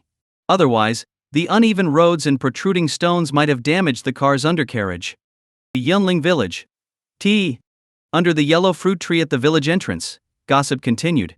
The topic was still Yang Xiao, but now there was a comparison figure, Chen Chengpeng. He had returned yesterday with his girlfriend, driving a Volkswagen Passat. His arrival had drawn significant attention and became one of today's hot gossip topics. Look at Yang Xiao and then look at Chen Chengpeng. They're from the same village, but the difference between them is huge. Exactly. And they used to be such good friends. Maybe Yang Xiao just enjoys mooching off others. He's a healthy young man. Why would he resort to this? It's ridiculous. Hey, look! A car's coming. Why so dramatic? As they talked, a white car approached from a distance. The women turned to look, their eyes widening as it drew closer, a white SUV. When they saw the logo, they froze. A BMW. A luxury car. Cars like this hadn't been seen in the village for years. To them, Mercedes-Benz, BMW, and Audi were the ultimate symbols of wealth. Anything else, they wouldn't recognize it. Even if it were a McLaren Mustang or Lamborghini, it wouldn't matter, they wouldn't know what it was. As the white BMW passed by, it honked briefly. The women exchanged curious looks. Who's that? Why honk at us? No idea. Maybe someone here to scout for tourism development? Do you think? It could be Yang Xiao? Could be. If he's really being kept by a rich woman, driving a BMW isn't far-fetched. Should we go check it out?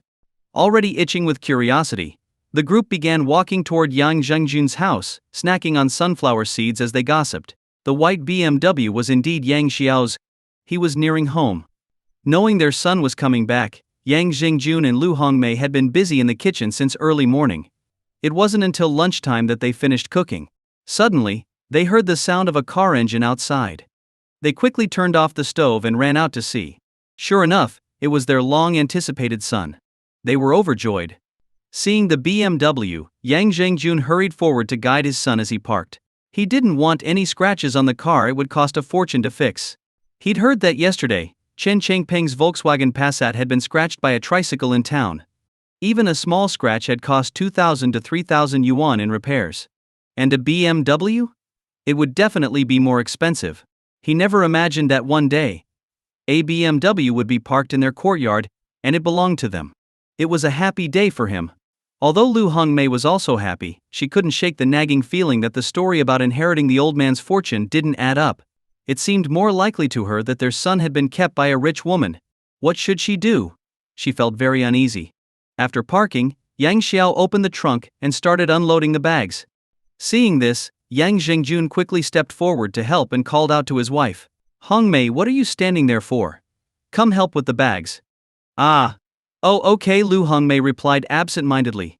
Yang Zhengjun didn't think much of it, assuming she was simply stunned by the sight of the BMW. After placing the last bag on the table, he said, You didn't have to buy so much stuff just to come home. I just picked up a few things, Yang Xiao replied with a smile. A few things? The table was full to the brim. Who knew how much money he had spent? Wash your hands. Let's eat, said Yang Zhengjun, smiling. All right. For the first time in a while, the family of three sat down to a meal together. The food tasted exceptionally good. After lunch, as they were tidying up, Yang Xiao pulled out a Rolex watch and handed it to his father. Dad, this watch is for you. For me? Carefully with both hands, Yang Zhengjun took the watch as if it were a priceless treasure. He looked at the shiny Rolex, feeling that it seemed familiar, like he'd seen it somewhere before. Turning to his son, he asked, How much does this cost? Not much, Yang Xiao replied. How much is not much? Just a few thousand yuan, Yang Xiao said after thinking for a moment.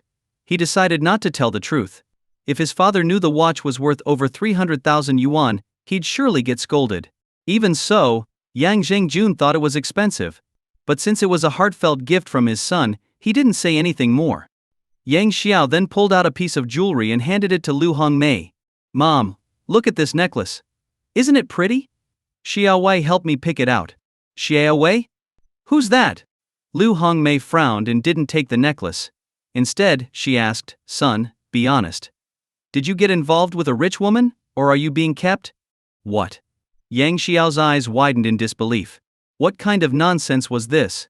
Hadn't he explained everything already?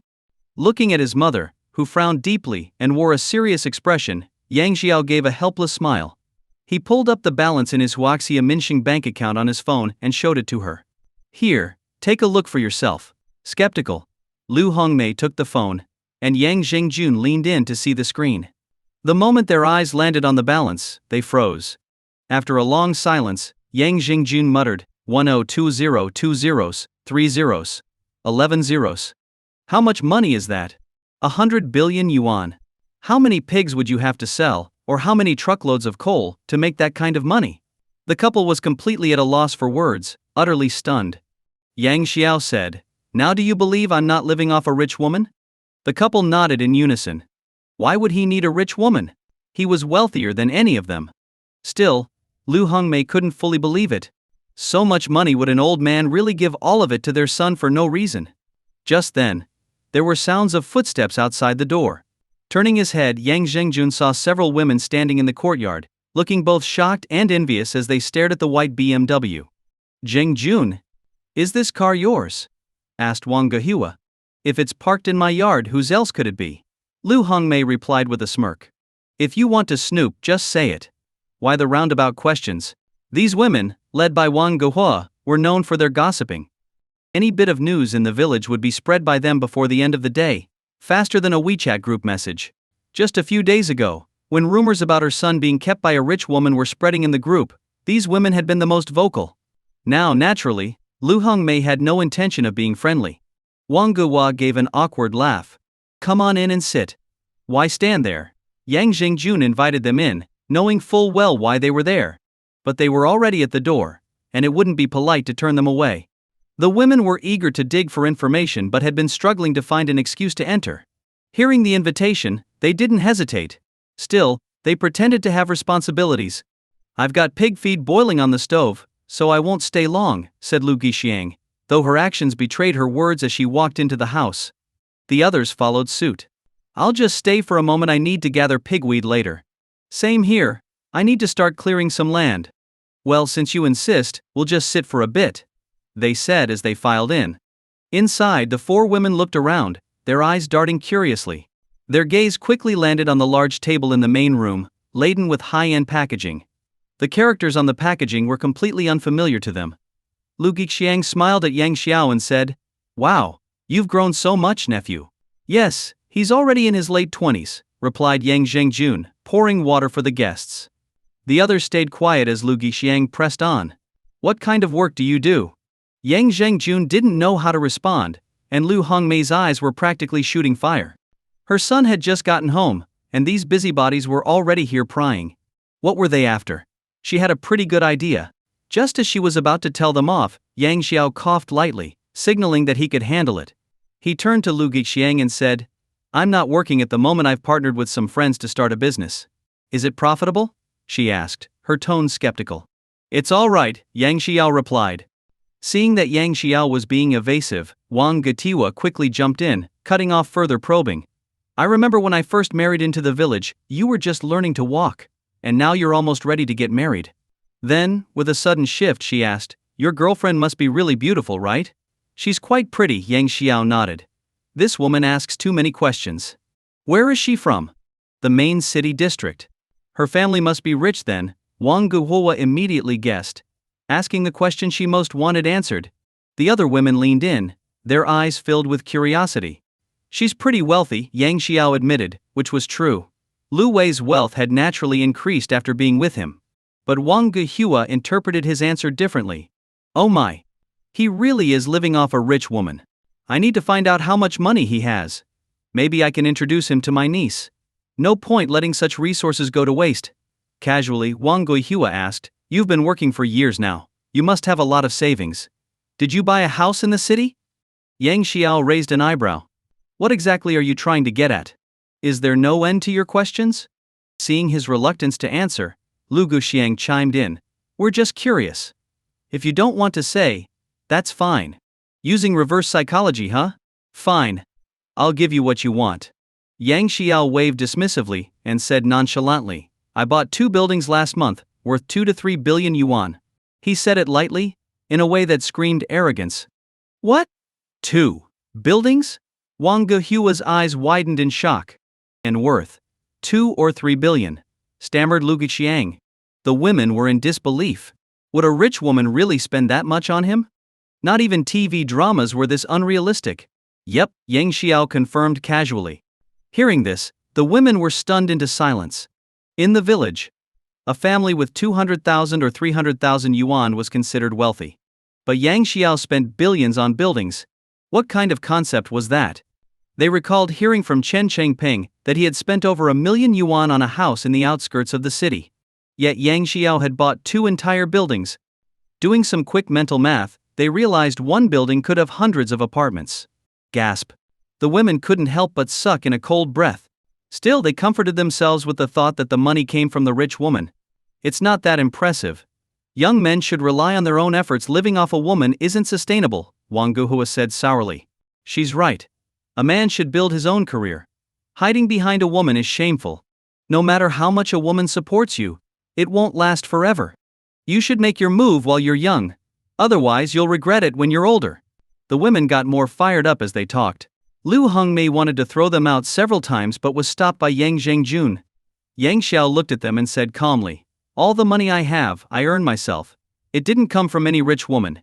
And honestly, what rich woman would spend billions on a young guy like me? That shut them up. Indeed, a few million or even tens of millions might be possible, but billions? Not even a rich woman could afford that. Realizing their intentions had been exposed, the women awkwardly made excuses about having things to do at home and quickly left, practically fleeing the Yang household. That afternoon, news of Yang Xiao spending 2 to 3 billion yuan to buy buildings quickly spread throughout the village.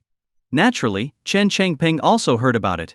His father Chen Jigang asked, "Changpeng, aren't you friends with Yang Xiao?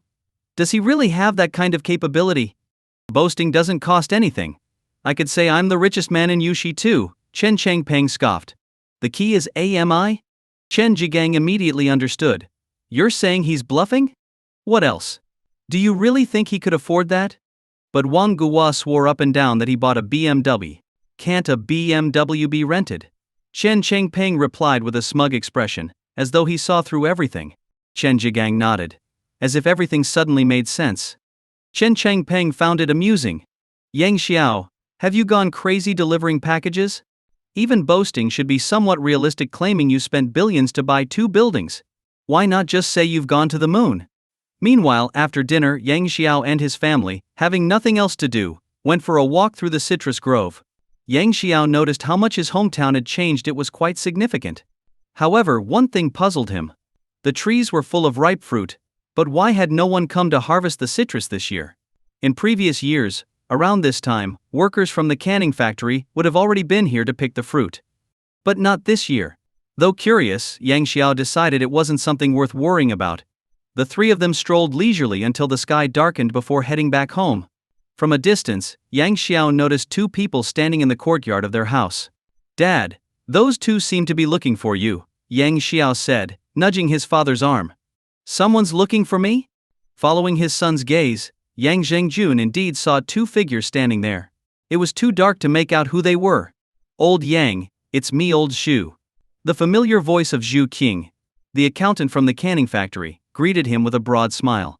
Xu then gestured to the person beside him. "I'm here with Boss Hu from the factory." Curious, Yang Zhengjun asked, "Boss Hu, Accountant Xu, what brings you here?" Due to health issues, he had resigned from the canning factory last year. Could they be asking him to come back? Impossible, he wasn't a technical expert or anything. Xu Qing chuckled. "The Laba festival is coming up, so Boss Hu wanted to visit some of the factory's former employees." Hearing this, Yang Zhengjun quickly opened the door. "Come in, have a seat." "All right, but we won't stay long." "Old Xu, bring in the stuff," Hu Li said with a cheerful laugh. "No problem," Xu Qing replied, carrying the items from the doorway into the house and placing them in the corner. "What's all this?" asked Yang Zhengjun. "Just a little gift from us," Hu Li said casually. Yang Zhengjun hurriedly waved his hands. "Boss Hu, Accountant Xu, I've been retired for over a year. I can't accept this." Though not well educated, he understood the principle of not accepting rewards without merit. What's more, it was usually the employees who gave gifts to their leaders, not the other way around. Especially for someone who had left the factory a long time ago, this didn't seem like an ordinary token of appreciation. But Hu Li responded earnestly, "Why not? You were one of the factory's most valuable employees. Even though you've left, your contributions to the factory can't be ignored."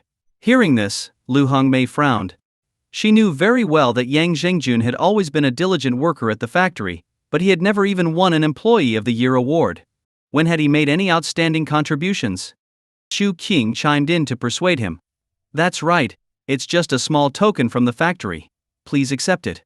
But Yang Zhengjun tried to refuse again. Feigning displeasure, Hu Li said, "If you don't accept, are you saying we're not welcome here?" Faced with such a statement, Yang Zhengjun had no choice but to agree reluctantly. Even so, he was puzzled. Why were old Xu and Boss Hu behaving like this? What was their real motive for bringing gifts? Though suspicious, he still called out to Lu Hongmei to pour tea for their guests. Hu Li and Xu Qing both expressed their thanks with big smiles. This only deepened Lu Hongmei's confusion. After all, Hu Li and Xu Qing were influential figures in town. Why did they seem so deferential toward her husband today? Almost like subordinates trying to curry favor with their boss. Even Yang Xiao, who wasn't familiar with them, could sense that something was off. Normally, when leaders came to visit former employees, they wouldn't act like this. This felt more like they were here to ask for a favor. The conversation meandered until the topic of visiting retired employees came up. Xu Qing sighed and said, "The canning factory is about to shut down, and no one's buying the citrus fruits from the orchards anymore." These days, canned goods were more about nostalgia or niche markets, hoping for the kind of massive sales seen in the last century. That was just a dream. As a result, many small canning factories were going bankrupt. Only industry giants were surviving, and even they diversified into other products to stay afloat. Ho Li added hesitantly, "The factory shutting down isn't the worst part." "What is it, Boss Hu?" Yang Jingjun asked. After exchanging a glance with Zhu Qiwing, Hu Li said with a sigh, "There are still over 100 workers waiting for their wages, and the factory's closure means many villagers will have to leave to find work elsewhere. It's heartbreaking."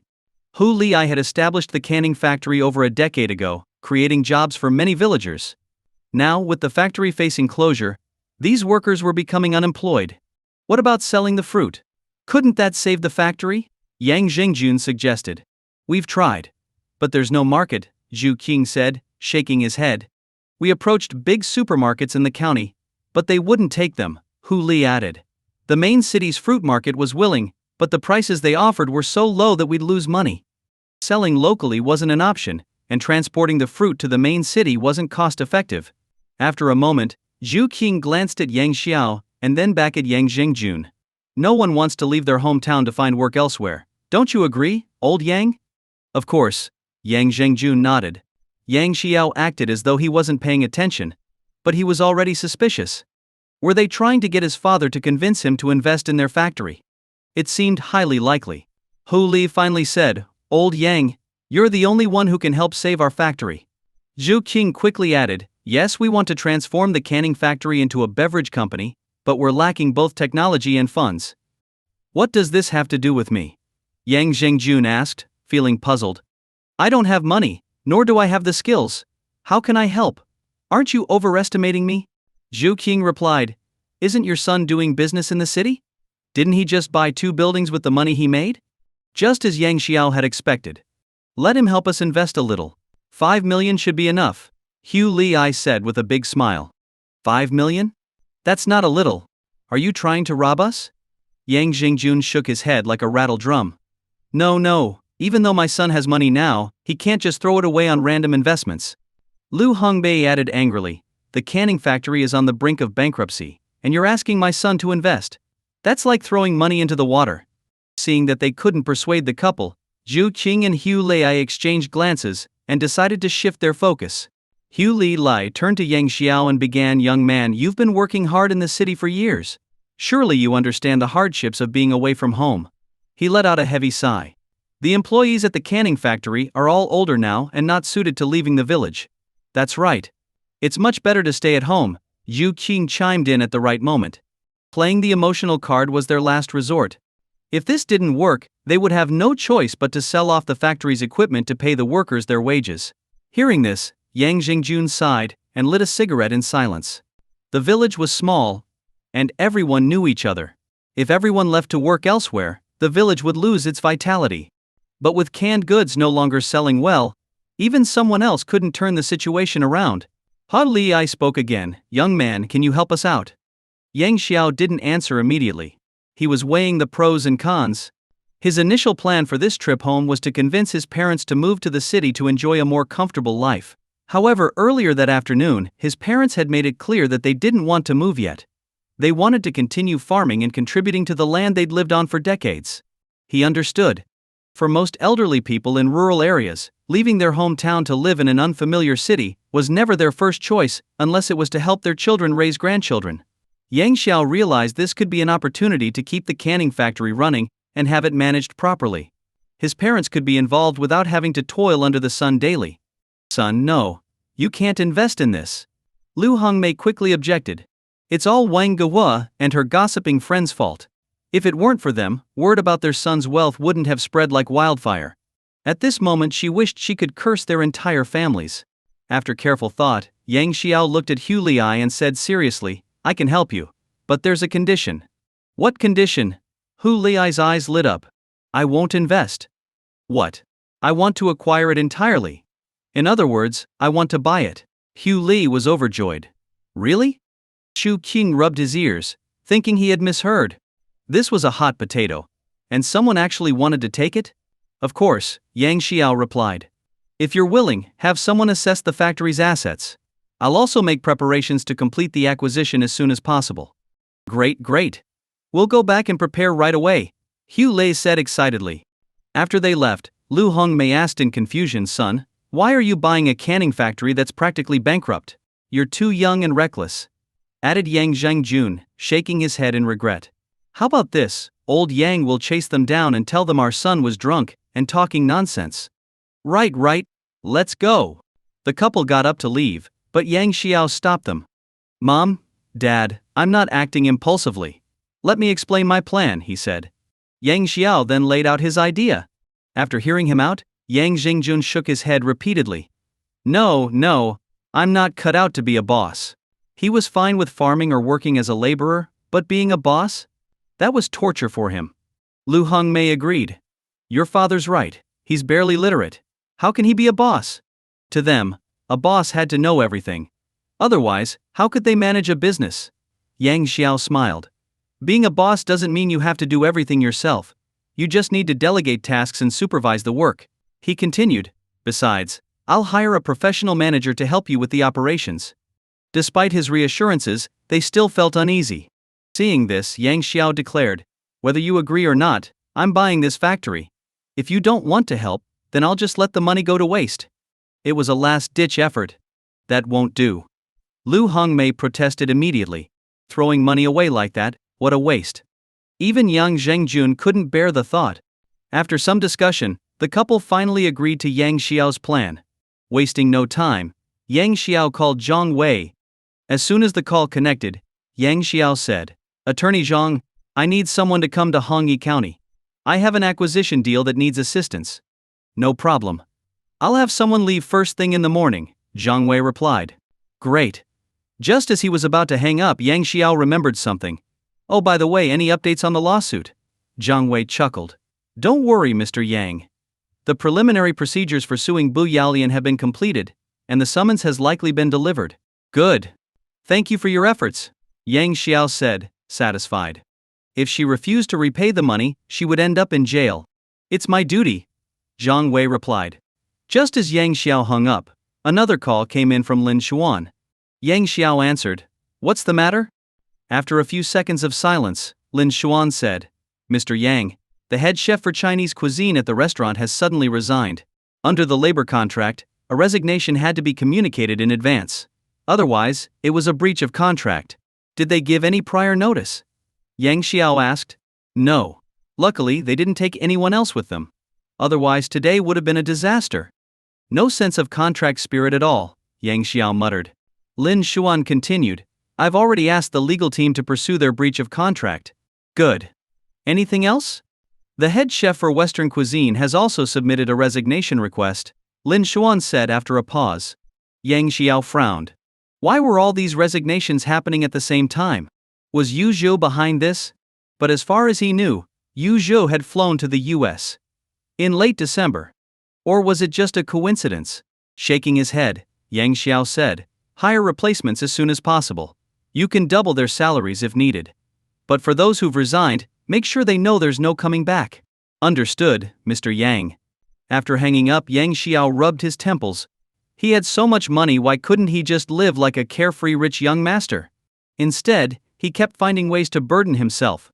3 trillion yuan, enough to live a life of luxury without worries. As long as he didn't gamble. Dia Feng Group headquarters, top floor. How is the plan coming along? Ma Defeng asked, a cigarette hanging from his lips, one arm wrapped around his mistress, and his hands busy. He showed no regard for Ma Yufeng's feelings, who was standing nearby. No wonder she said it was Ma Defeng who taught Tu Ding to be such a lecherous disciple. After shooting a glare at the mistress, Ma Yufeng replied, Everything has been arranged. Very good. Ma Defeng nodded, moving his middle finger. Then, he added, make sure to route the money for that chef through several accounts before it reaches him. I know you know, but I just wanted to remind you. You know I know, so why remind me? Pointless. Forget it, just leave. I have things to do, Ma Defeng said, waving her away. So eager to get rid of me. Ma Yufeng raised an eyebrow and asked bluntly, are you two planning to continue right here? Do you talk to your father like this? Ma Defeng's blood pressure spiked immediately. Seeing she'd achieved her goal, Ma Yufeng said with a smug smile, fine, fine. Since I'm clearly in the way, I'll leave now, okay? With that, she left, beaming. As soon as she was gone, Ma Defeng wasted no time. Faster, he said, not even bothering to lock the door before diving in with his mistress. A few minutes later, he reclined with a cigar in his mouth, enjoying his post-coital bliss while his mistress tidied up. Patting her head, Ma Defeng said, you're the most considerate. You always know what I need. He sighed. That child is getting harder and harder to manage. The mistress tilted her head and blinked innocently. Shouldn't I get a reward then? Ha ha ha. A reward? Of course you'll get one. Ma Defeng laughed heartily. Across the street from Yuzhou Hotel, a beat-up three-wheeled motorcycle sat parked by the roadside. Two men were inside, one bundled in a winter coat, the other in a raincoat. Both wore masks and sunglasses, fully covering their faces. One of them pulled down his mask to wipe his nose and muttered, Big brother, we've been here for 3 days already. These two were none other than Xiao Duzi and Ma Wei, who had been scammed by Yang Xiao. A few days ago, they learned that Yang Xiao was the owner of this hotel. Determined to exact revenge, they had been staking out the area, waiting for him to come out so they could ambush him. But 3 days passed without any sign of their target. A flicker of killing intent flashed in Ma Wei's eyes. Turning to Xiao Duzi, he snapped impatiently, What's your hurry? I'm freezing to death. Xiao Duzi whined. Freezing? My nose is about to fall off. Ma Wei glanced at him and said dryly, Aren't you wearing a winter coat? Big brother. I'm wearing a raincoat. You're the one wearing a winter coat. Xiao Duzi shot back, exasperated. At this moment, he seriously considered walking into a police station to turn himself in, and maybe report Yang Xiao while he was at it. Where was the trust between people? I transferred you money, and you just blocked me. Scammer extraordinaire. Hearing this, Ma Wei's face darkened. And whose fault is it? If it weren't for you, I'd be living it up with an 18th tier celebrity by now. Xiao Duzi rolled his eyes. Blaming me again. Unable to stand the cold any longer, Xiao Duzi got up, stomped his feet, and said, I'm going to the bathroom. Fine, hurry back, Ma Wei replied dismissively, not worried that he'd run off. On his way to the restroom, Xiao Duzi hopped and skipped, trying to warm himself up. Inside a bathroom stall, he lit a cigarette and felt warmth spread through his body. After a few drags, he muttered bitterly, Damn it! You fail at scamming and blame me? Unbeknownst to him, a police officer was squatting in the neighboring stall. The officer, who had just come in for a bathroom break, couldn't believe his luck. He quietly pulled out his phone and messaged his nearby colleagues. A few moments later, Xiao Duzi walked out of the bathroom, only to find 2 police officers waiting at the door. His heart sank. Sweat dripped from his forehead as he prayed silently. Please don't see me. Please don't see me. Clang. In his panic, Xiao Duzi accidentally knocked over a metal trash can. Crap. Mortified, he bent down to pick it up. The 2 officers exchanged glances and approached. Sir, still drunk?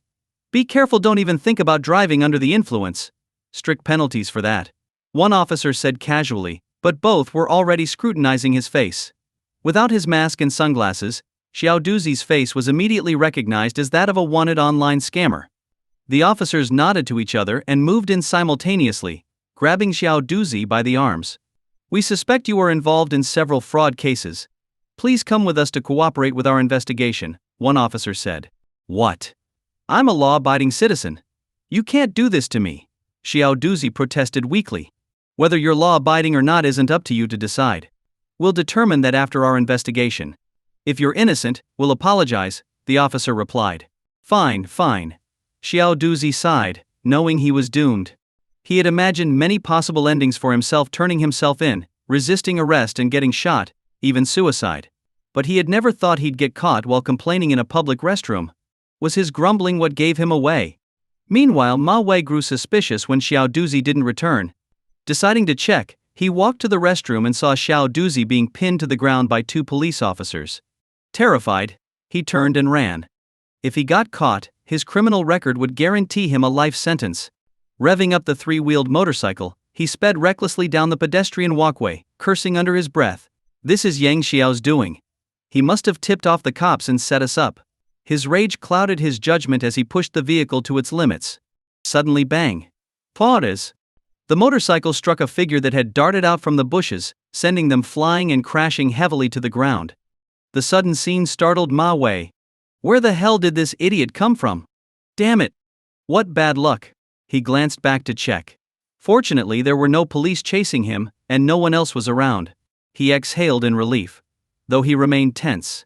He attempted to restart the three-wheeled motorcycle to escape quickly. But no matter how hard he tried to ignite it, the vehicle wouldn't start. Perhaps the bike was too old, or perhaps his luck had truly run out.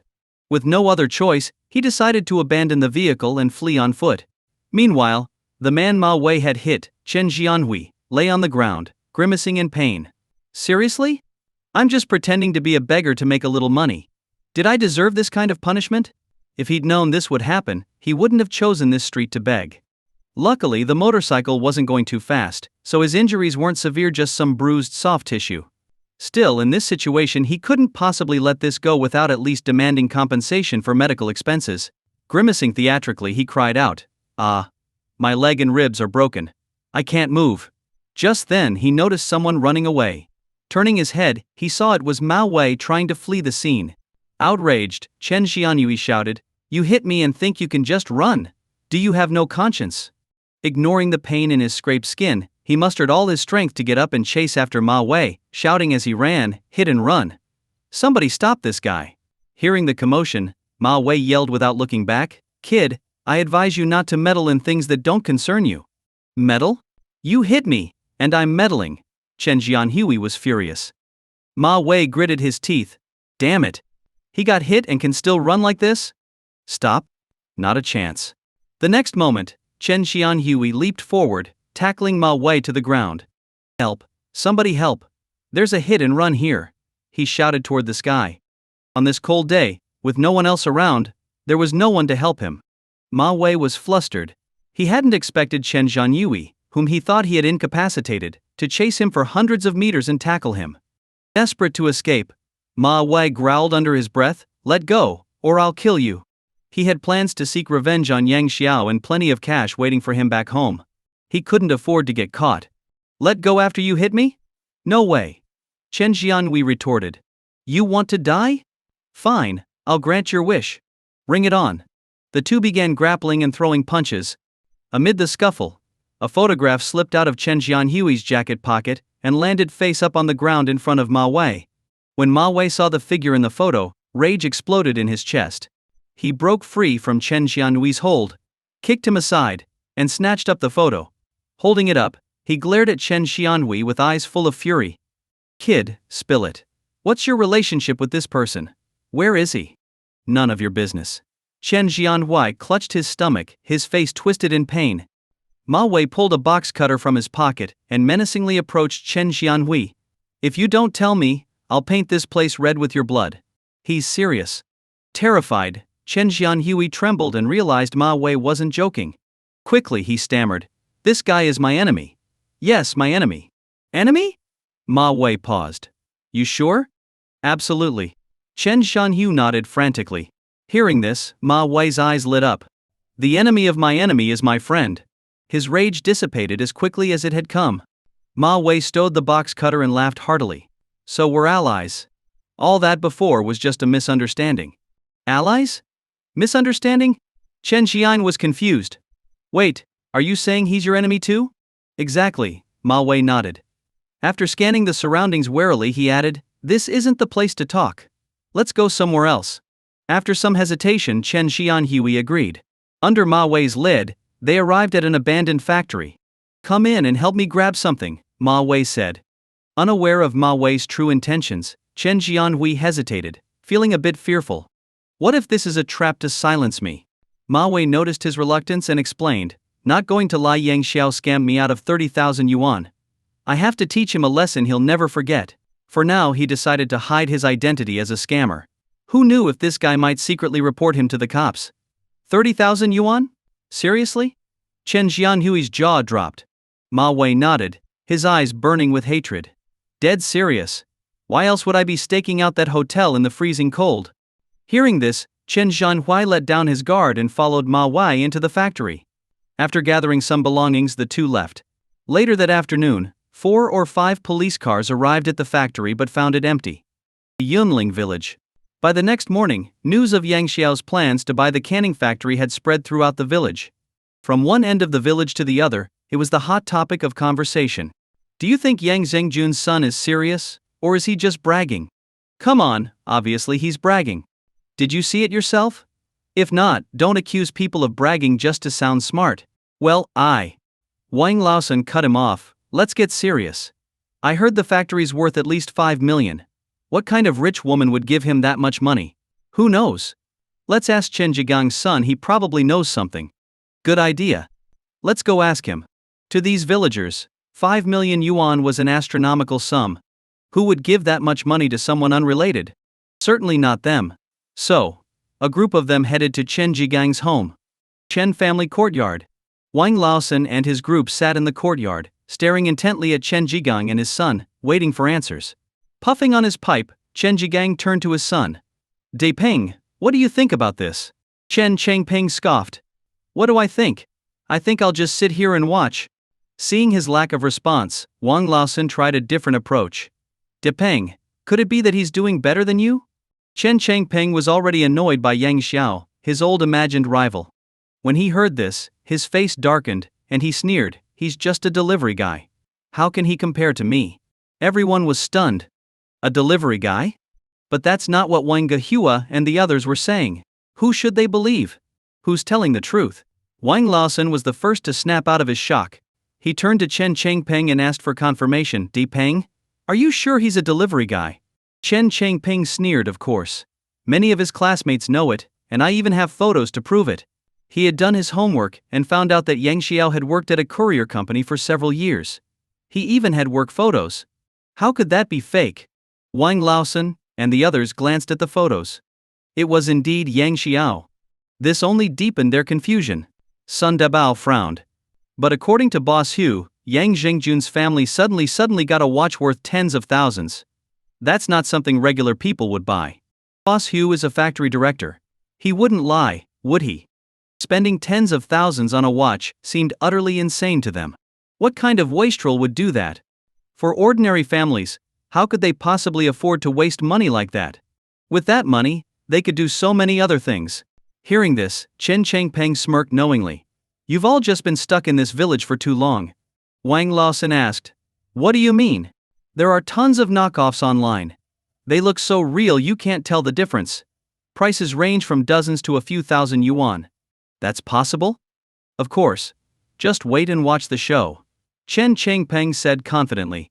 The rumors about high-interest loans and a rich woman backing Yang Xiao? They were all lies he spread in the village's WeChat group using a fake account. All for the sole purpose of watching Yang Xiao's downfall, being mocked and scorned. It was his revenge for the girl he liked back in the day, preferring Yang Xiao over him. The lawyer Zhang Wei had arrived at Yunling village by noon the next day. When she got out of the car, her first impression of the village was that it had excellent surroundings and beautiful scenery. Of course, she wasn't there to admire the view, she had a job to do. She met Yang Xiao, and under his guidance, they went to the canning factory. Her first task was to review the transfer contract and employee contracts to ensure there were no unreasonable or illegal terms. Facing the mountain of contracts, Huang Wenjing remained calm. She sat down and began reviewing them with a steady composure. In just the time it took to finish a meal, she had gone through all the documents. This left Hu Lei astounded. If it had been his factory's lawyer, it would have taken at least an entire afternoon to get through it all. This was true professionalism. Huang Wenjing said to Yang Xiao, Mr. Yang, I've reviewed everything. There are no issues. Good, thank you for your hard work, Yang Xiao nodded.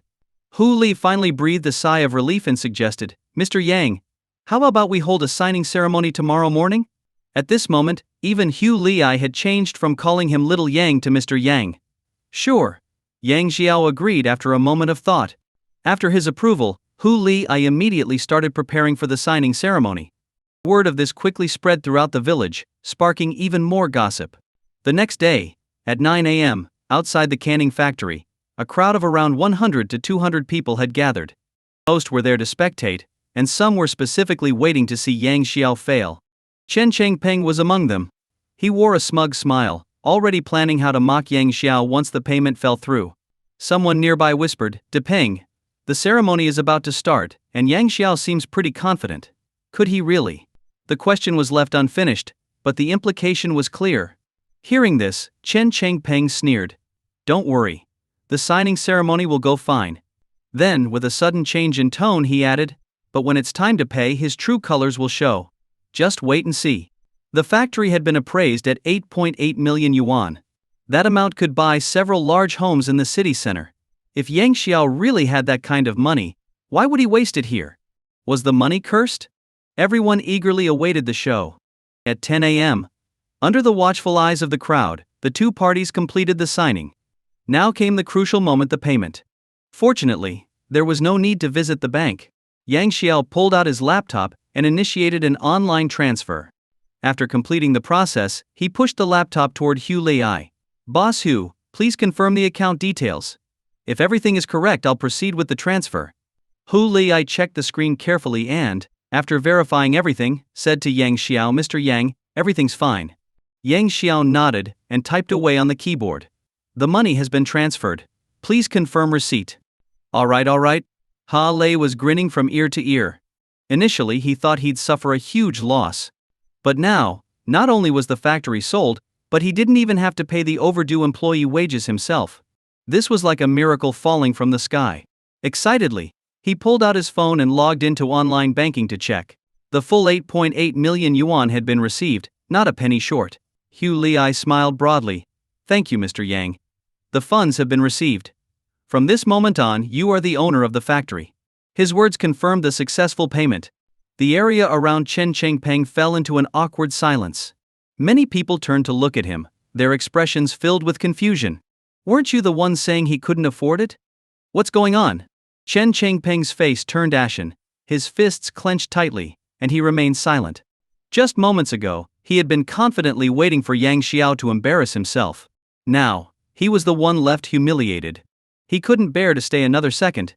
He quickly got into his Volkswagen Passat and left in frustration. In the car, the more Chen Changpeng thought about it, the angrier he became. 8.8 million yuan. A delivery guy, how could he possibly have that much money? Could he really be backed by a rich woman? Why was he so lucky? "I have better qualifications, a higher salary, and better conditions overall. Why do women always like him? Why? Wait.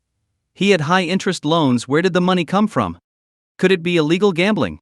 It must be." With that thought, Chen Changpeng's eyes lit up, and a wild idea formed in his mind. What he planned, Yang Xiao didn't know and had no interest in knowing.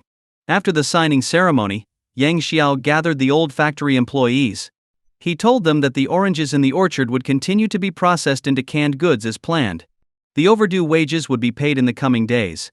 Additionally, if they performed well before the spring festival, there would be bonuses. Hearing that not only their unpaid wages would be settled, but that they could also earn bonuses, the workers were energized. That same afternoon, they headed to the orchard to start picking oranges. Yang Xiao didn't rest either. He selected some existing canned products from the factory warehouse and expedited their delivery to Lin Xuan. He asked her to have the hotel chefs develop new dishes using the canned goods. This would simultaneously boost hotel sales and promote the products. In the future, he planned to transform the canning factory into a beverage company, but that would take time and couldn't be rushed. Today was Yang Xiao's 6th day back. After breakfast, he was about to head out to buy some cigarettes. Suddenly, I made money. I don't even know how to spend it." His phone rang. When he looked, it was a call from Li Wanju. He answered. On the other end, Li Wanju softly asked, "Yang, when are you coming back?" "After the spring festival." "What? How could you do this?" "Do what?" "You promised to pretend to be my boyfriend and meet my parents." Li Wanju sounded a bit dejected. "Crap. I completely forgot." Yang Xiao quickly apologized. I'm sorry. There's just been so much going on lately that I forgot." Then he asked, "When is your dad's surgery scheduled?" "On the 20th of this month." "All right, I promise I'll come by before the 15th. How about that?" "You better not forget, or," Li Wanju warned. "If you forget, where am I supposed to find another stand-in on such short notice?" Yang Xiao assured her, "Don't worry. As soon as I'm back, I'll get it done. He's the boss. Yet here he was, promising his employee to fulfill a task on time. Something about this felt strange. All right, thank you. Mua. She blew a kiss into the phone before quickly hanging up. Yang Xiao froze for a moment. What the? Did she just flirt with her boss? Wait a second, has she fallen for my breathtaking good looks? This irresistible charm of mine. Meanwhile, at the hospital. In the inpatient department women's restroom, Fang Mei frowned at her daughter. Wanju, what are you up to, sneaking around like that? What? I was just calling Yang Xiao, Li Wanju said, feigning calmness. Really? Of course. You better not put a green hat on Xiao before you're even married, Fang Mei scolded. Then, as if realizing something, she quickly added, and definitely not after marriage. If I find out, I'll break your legs. Mom. What nonsense are you thinking? Li Wanju was speechless. What are you even talking about? I was just making a call. How did you jump to accusations of cheating? And even if I were to cheat, which I wouldn't, it wouldn't be on him. Wait, no. I'm not that kind of person. Go get your father's meal, Fang Mei instructed. She had just walked into the restroom when she saw her daughter on the phone, acting all secretive. Then, the moment she was spotted, her daughter quickly hung up. It was no wonder she suspected something shady. Li Wanju had indeed kissed the phone and hung up quickly because she saw her mom coming. But she didn't expect this action to cause Fang Mei to misunderstand and think she was cheating on Yang Xiao. What a headache. Yang Xiao had no idea about this. He shook his head in mild exasperation at Li Wanju's playful kiss over the phone. Then, he walked toward a small convenience store not far away. He had heard that this shop was run by someone who had moved here from out of town. It was a handy spot to have. Ding dong! Welcome. As Yang Xiao entered, the automatic bell above the door rang. A man in his 50s or 60s, wrapped in a quilt, emerged from the back room. What can I get you, young man? Is it really that cold? Yang Xiao glanced at the dusty shelves and said, a pack of huazi. Thick or slim? The shopkeeper, Mei Yun, asked. Thick, Yang Xiao replied. Men should smoke thick ones. Slims just don't cut it. Huazi cigarettes had even jumped on the trend of making slim versions in recent years. Mei Yun, who hadn't attended the canning factory signing ceremony, didn't recognize Yang Xiao. He bent down, retrieved a pack of cigarettes from the cabinet below, and handed it to Yang Xiao. With a smile he added, men should stick to thick ones. Yang Xiao wasn't sure if Mei Yun was hinting at something or genuinely believed men should smoke thicker cigarettes. He took out a 100 yuan bill and placed it on the glass counter, smiling without saying much. Mei Yun took the bill and turned to his cash box to get change. Normally, people would check a 100 yuan bill to see if it was counterfeit. But not Mei Yun. He didn't even glance at it before heading off for change. Is it really that cold? When Mei Yun returned with the cash box in one hand and still holding his quilt with the other, he told Yang Xiao, young man, this 100 yuan bill of yours looks fake. Could you please exchange it? Fake? Yang Xiao was stunned and didn't take the money back. Instead, he questioned, why didn't you say it was fake when I gave it to you? I just noticed. And how do I know you didn't switch it while you turned around? Hearing this, Mei Yun got worked up. Young man, you can't just say things like that. I'm an honest man. Saying so, he held out the cash box to Yang Xiao. Look here, there's not a single 100 yuan bill in this box. How could I switch it? Yang Xiao peered into the cash box. Indeed, it only held a few 10 and 20 yuan notes along with some coins. Altogether, it probably didn't add up to 200 yuan. But Yang Xiao noticed something unusual. From the outside, the metal box looked about 40 centimeters tall. From the inside, it was less than 20 centimeters. There must be a hidden compartment. He remembered seeing videos online exposing dishonest merchants who used cash boxes with secret compartments to scam customers. Yang Xiao's eyes glinted. You know, this cash box is pretty nice. I'll give you 200 yuan for it. What do you say? Buy the cash box? Is he crazy? Mei Yun knew his own business well. This box was worth way more to him than 200 yuan. He wouldn't sell it for 1,000. Still, he pretended to hesitate before saying, young man, don't joke around. This old box isn't worth anything. How about this? I'll give you the cigarettes for free and won't take your money. Saying this, he reached out to take the box. But Yang Xiao pressed down on it. Fair is fair. I'll pay for the cigarettes and I want this box too. This is where I keep my money. Even if you like it, I can't sell it to you, Mei Yun said, shaking his head vigorously. Does this guy have a screw loose? Why is he so fixated on this box? Could he have figured it out? No way. I've covered my tracks perfectly, there's no way he could have noticed anything. But Yang Xiao wasn't about to give up. He coldly said, "If 200 isn't enough, I'll add another 200. Mei Yun's face darkened, and he snarled, "I told you. I'm not selling this box. Keep pushing and you'll regret it." Regret it? Yang Xiao chuckled. All right then. How about we call the police? Hearing the word police, Mei Yun's eyes flashed with panic. He quickly said, No, young man, I was wrong. I'm sorry. First time? Really, it's the first time. I swear. Yang Xiao said coldly. The way you swapped the money earlier was so smooth, it's definitely not your first time. Mei Yun's face flushed as his lie was exposed. He looked embarrassed and somewhat helpless. Actually, this is only my second time. No third time? Yang Xiao questioned. Mei Yun shook his head and began to explain. A couple of nights ago, a young man driving a small car came to buy a pack of Tianzi cigarettes for 900 yuan.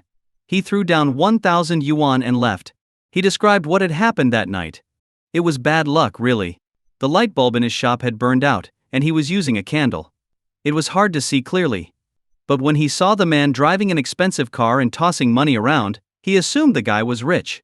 He counted the money 1,000 yuan, and thought the customer had miscounted. So, he didn't say anything. Later he was secretly pleased, thinking he had gained an extra 100 yuan for himself. He thought he had made a small profit, but in the end, it turned out he had been tricked. And because of it, his wife had been scolding him for 2 days straight.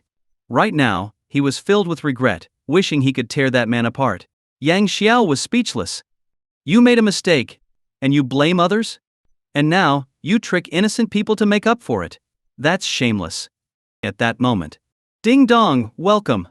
The shop's automatic bell rang again as a small child timidly walked in. The child hesitantly said, "Boss, the change you gave me this morning was fake." Hearing this, Yang Xiao's anger flared up instantly. He slammed his hand down on the glass counter. How could you be so heartless, tricking a child? Mei Yun stammered, unable to form a complete sentence. He was both frightened by Yang Xiao's imposing aura and aware that Yang Xiao had caught him red-handed. Give me the fake bill, Yang Xiao said, taking the counterfeit note from the child. Then he took a real bill from the cash box and handed it to the kid. The child beamed with happiness, saying, "Thank you, big brother." Before skipping out of the shop, Yang Xiao glared at Mei Yun. Destroy all the fake money immediately. If you dare do this again, I'll make sure you're sent straight to the police. Never again, Mei Yun promised, repeatedly nodding his head. Satisfied, Yang Xiao nodded and picked up the pack of Huazi cigarettes from the glass counter, intending to light one up. But before he could, Mei Yun snatched the pack away. Young man, these cigarettes. What's the matter? I paid for them, didn't I? Yang Xiao asked coldly. No. It's just that. This pack got damp, Mei Yun stammered. Damp? Yang Xiao glanced at the tiled floor, which was perfectly dry. There was no way the cigarettes could have gotten damp. That left only one possibility: he was lying. Yang Xiao narrowed his eyes and said coldly, "These cigarettes. They're fake, aren't they?" How? How could that be? I'd never sell fake products. Mei Yun denied it hastily. In truth, the cigarettes on the back shelves were genuine, while the ones stored in the cabinet below were counterfeits. He had taken a gamble, thinking Yang Xiao was just a passerby. He figured he might as well try to scam him, it was worth a shot. Get me a real pack, Yang Xiao demanded. Hurriedly, Mei Yun fetched a pack from the back shelf and handed it over. Only after watching Yang Xiao walk away, did he breathe a sigh of relief. What a terrible day. As Yang Xiao neared home, he pulled out his phone and dialed the police. Hello, I'd like to report a shop at 89 Yunling Village, Mikwang Town, Hongyi County. They're selling fake cigarettes and using counterfeit money. After hanging up, Yang Xiao felt quite pleased with himself. Doing good deeds for the people really is satisfying. That evening he overheard villagers saying that Mei Yun had been arrested. Some joked in the group chat, saying he shouldn't have chosen a name like Mei Yun. It was like he was destined for bad luck. After dinner, Yang Xiao told his parents about his plan to return to the city. Of course, he didn't mention he was going to pretend to be someone's boyfriend. Otherwise, he might have been beaten.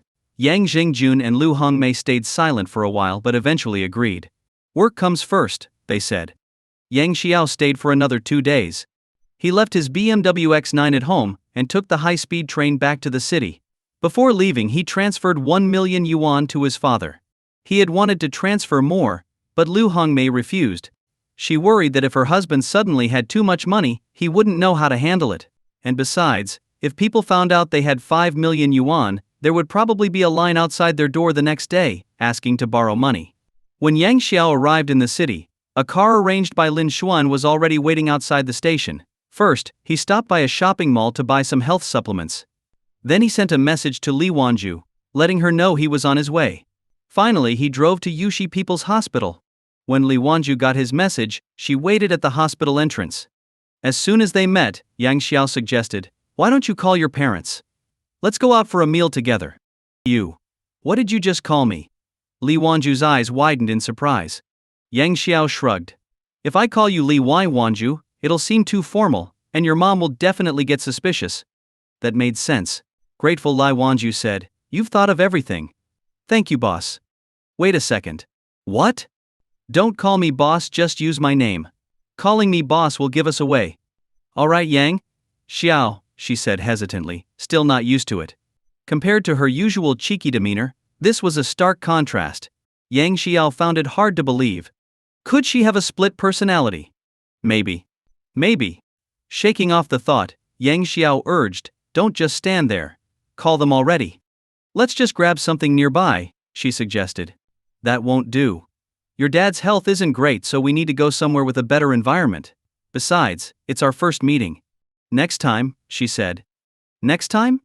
Does that mean I'll be playing this role often?" Suddenly Yang Xiao felt like he had boarded a pirate ship and couldn't get off. Seeing no other option, he parked the car in the hospital's lot. When Lai Wanju saw Yang Xiao take several bags from the back seat after locking the car, she grew curious. "What are those?" she asked. "Health supplements," Yang Xiao said, raising the bags. "It's my first meeting with your parents, I can't show up empty-handed." Thoughtful as ever. Touched, Li Wanju said, "Thank you, Yang Xiao. Really. No need to thank me," Yang Xiao replied earnestly. "Remember, right now we're a couple. Act a little closer to me." Then he explained, "If we seem too distant, your mom will get suspicious." Why is he more into this than I am? Could it be? No way. The boss doesn't like women. Convinced, Li Wanju nodded. She knew her mom's personality better than anyone. After a brief hesitation, she looped her arm through Yang Xiao's, and they headed toward the elevator together. At the inpatient department. In the hallway. Two of Li Zhengjun's hospital roommates had just stepped out when they saw Yang Xiao and Lai Wanji walking over. They began whispering to each other. "Who's that young man?" "No idea. Maybe he's that Lai girl's boyfriend?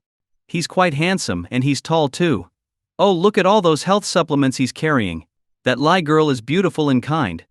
Of course, she'd find a great boyfriend." True enough. Den. Although the two were speaking quietly, their conversation was still overheard by Yang Xiao and Li Wanji as they passed by. Yang Xiao didn't care. Li Wanji, however, turned red with embarrassment. No wonder they were talking after all. She was holding onto Yang Xiao's arm with a shy expression on her face. At this point, she could only pretend she hadn't heard anything, and walked toward the hospital room, forcing herself to ignore it. Just as they reached the door, about to push it open, Aunt Wang, a relative of one of the other patients in the room, suddenly appeared. Seeing Li Wanji, Aunt Wang smiled warmly. "Oh, Wanji, and this young man is?" Over the past few days, Li Wanji had frequently been visiting to care for her parents. Naturally, she had gotten to know some of the older relatives of the other patients. Recently, Aunt Wang had even been thinking about introducing her nephew to Li Wanji. But now it seemed that plan might fall through. Aunt Wang, this is my..."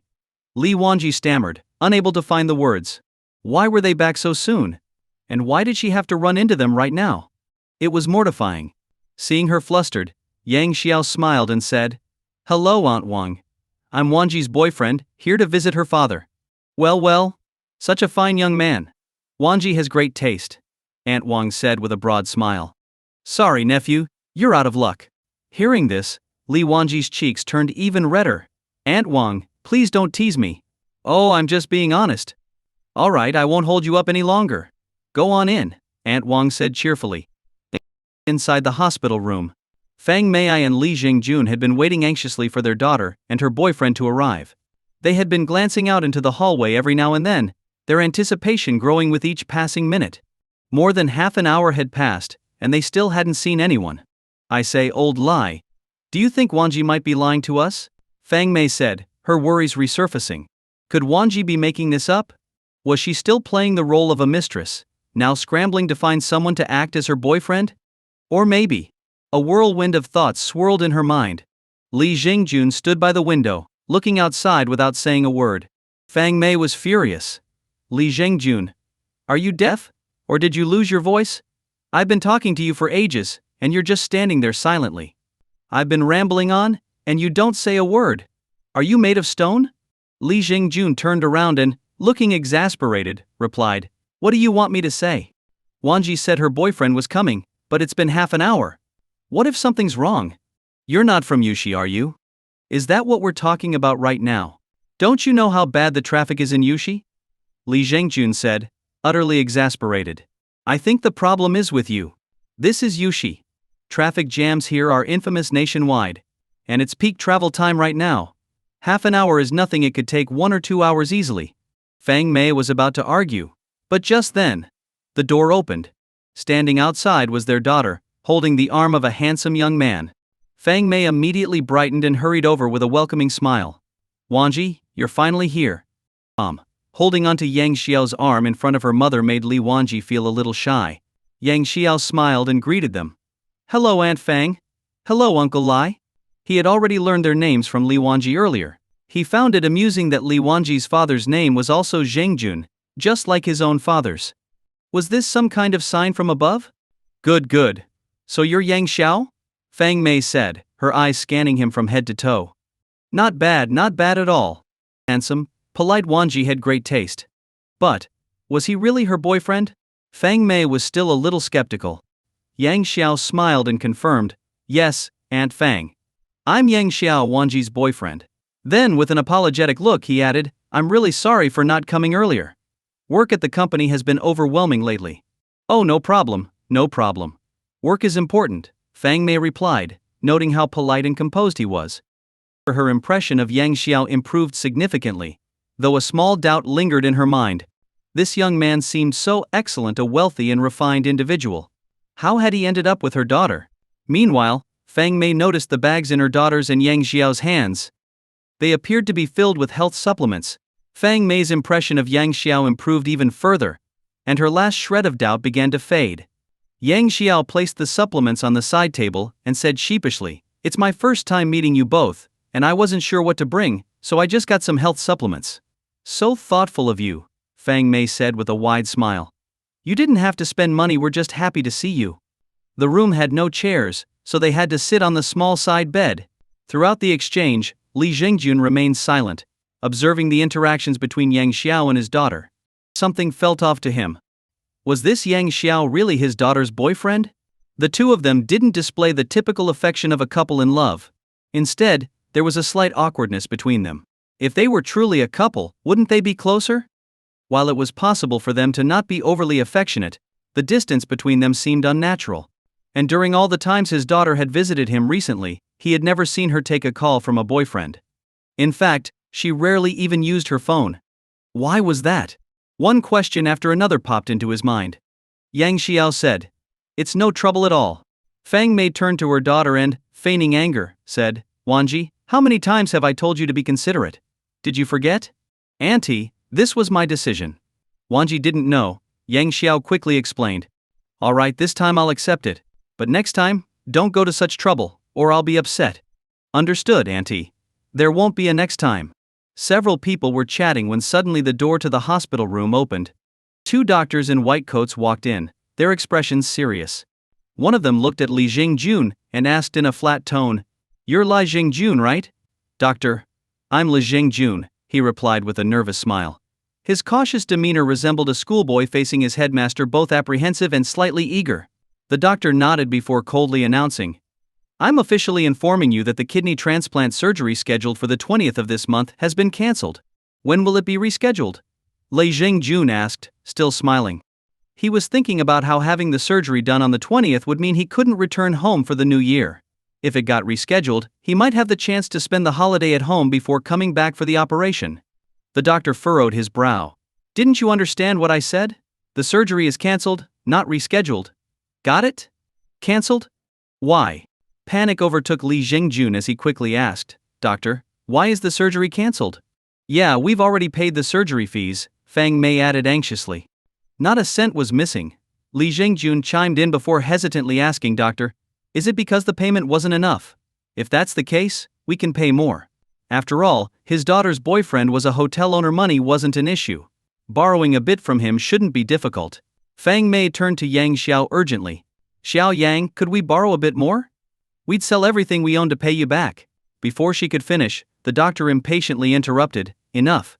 It's not about money. The kidney is no longer available." "The kidney is gone?" Li Jingjun felt his mind go blank. How could it be gone? Wasn't everything already arranged? He sat down on the bed, his face pale and his eyes filled with despair. This kidney was his only hope for survival. And now it was gone. When he was first diagnosed with kidney failure and learned the cost of treatment, he had tried to face his fate with resignation, refusing further treatment to spare his family.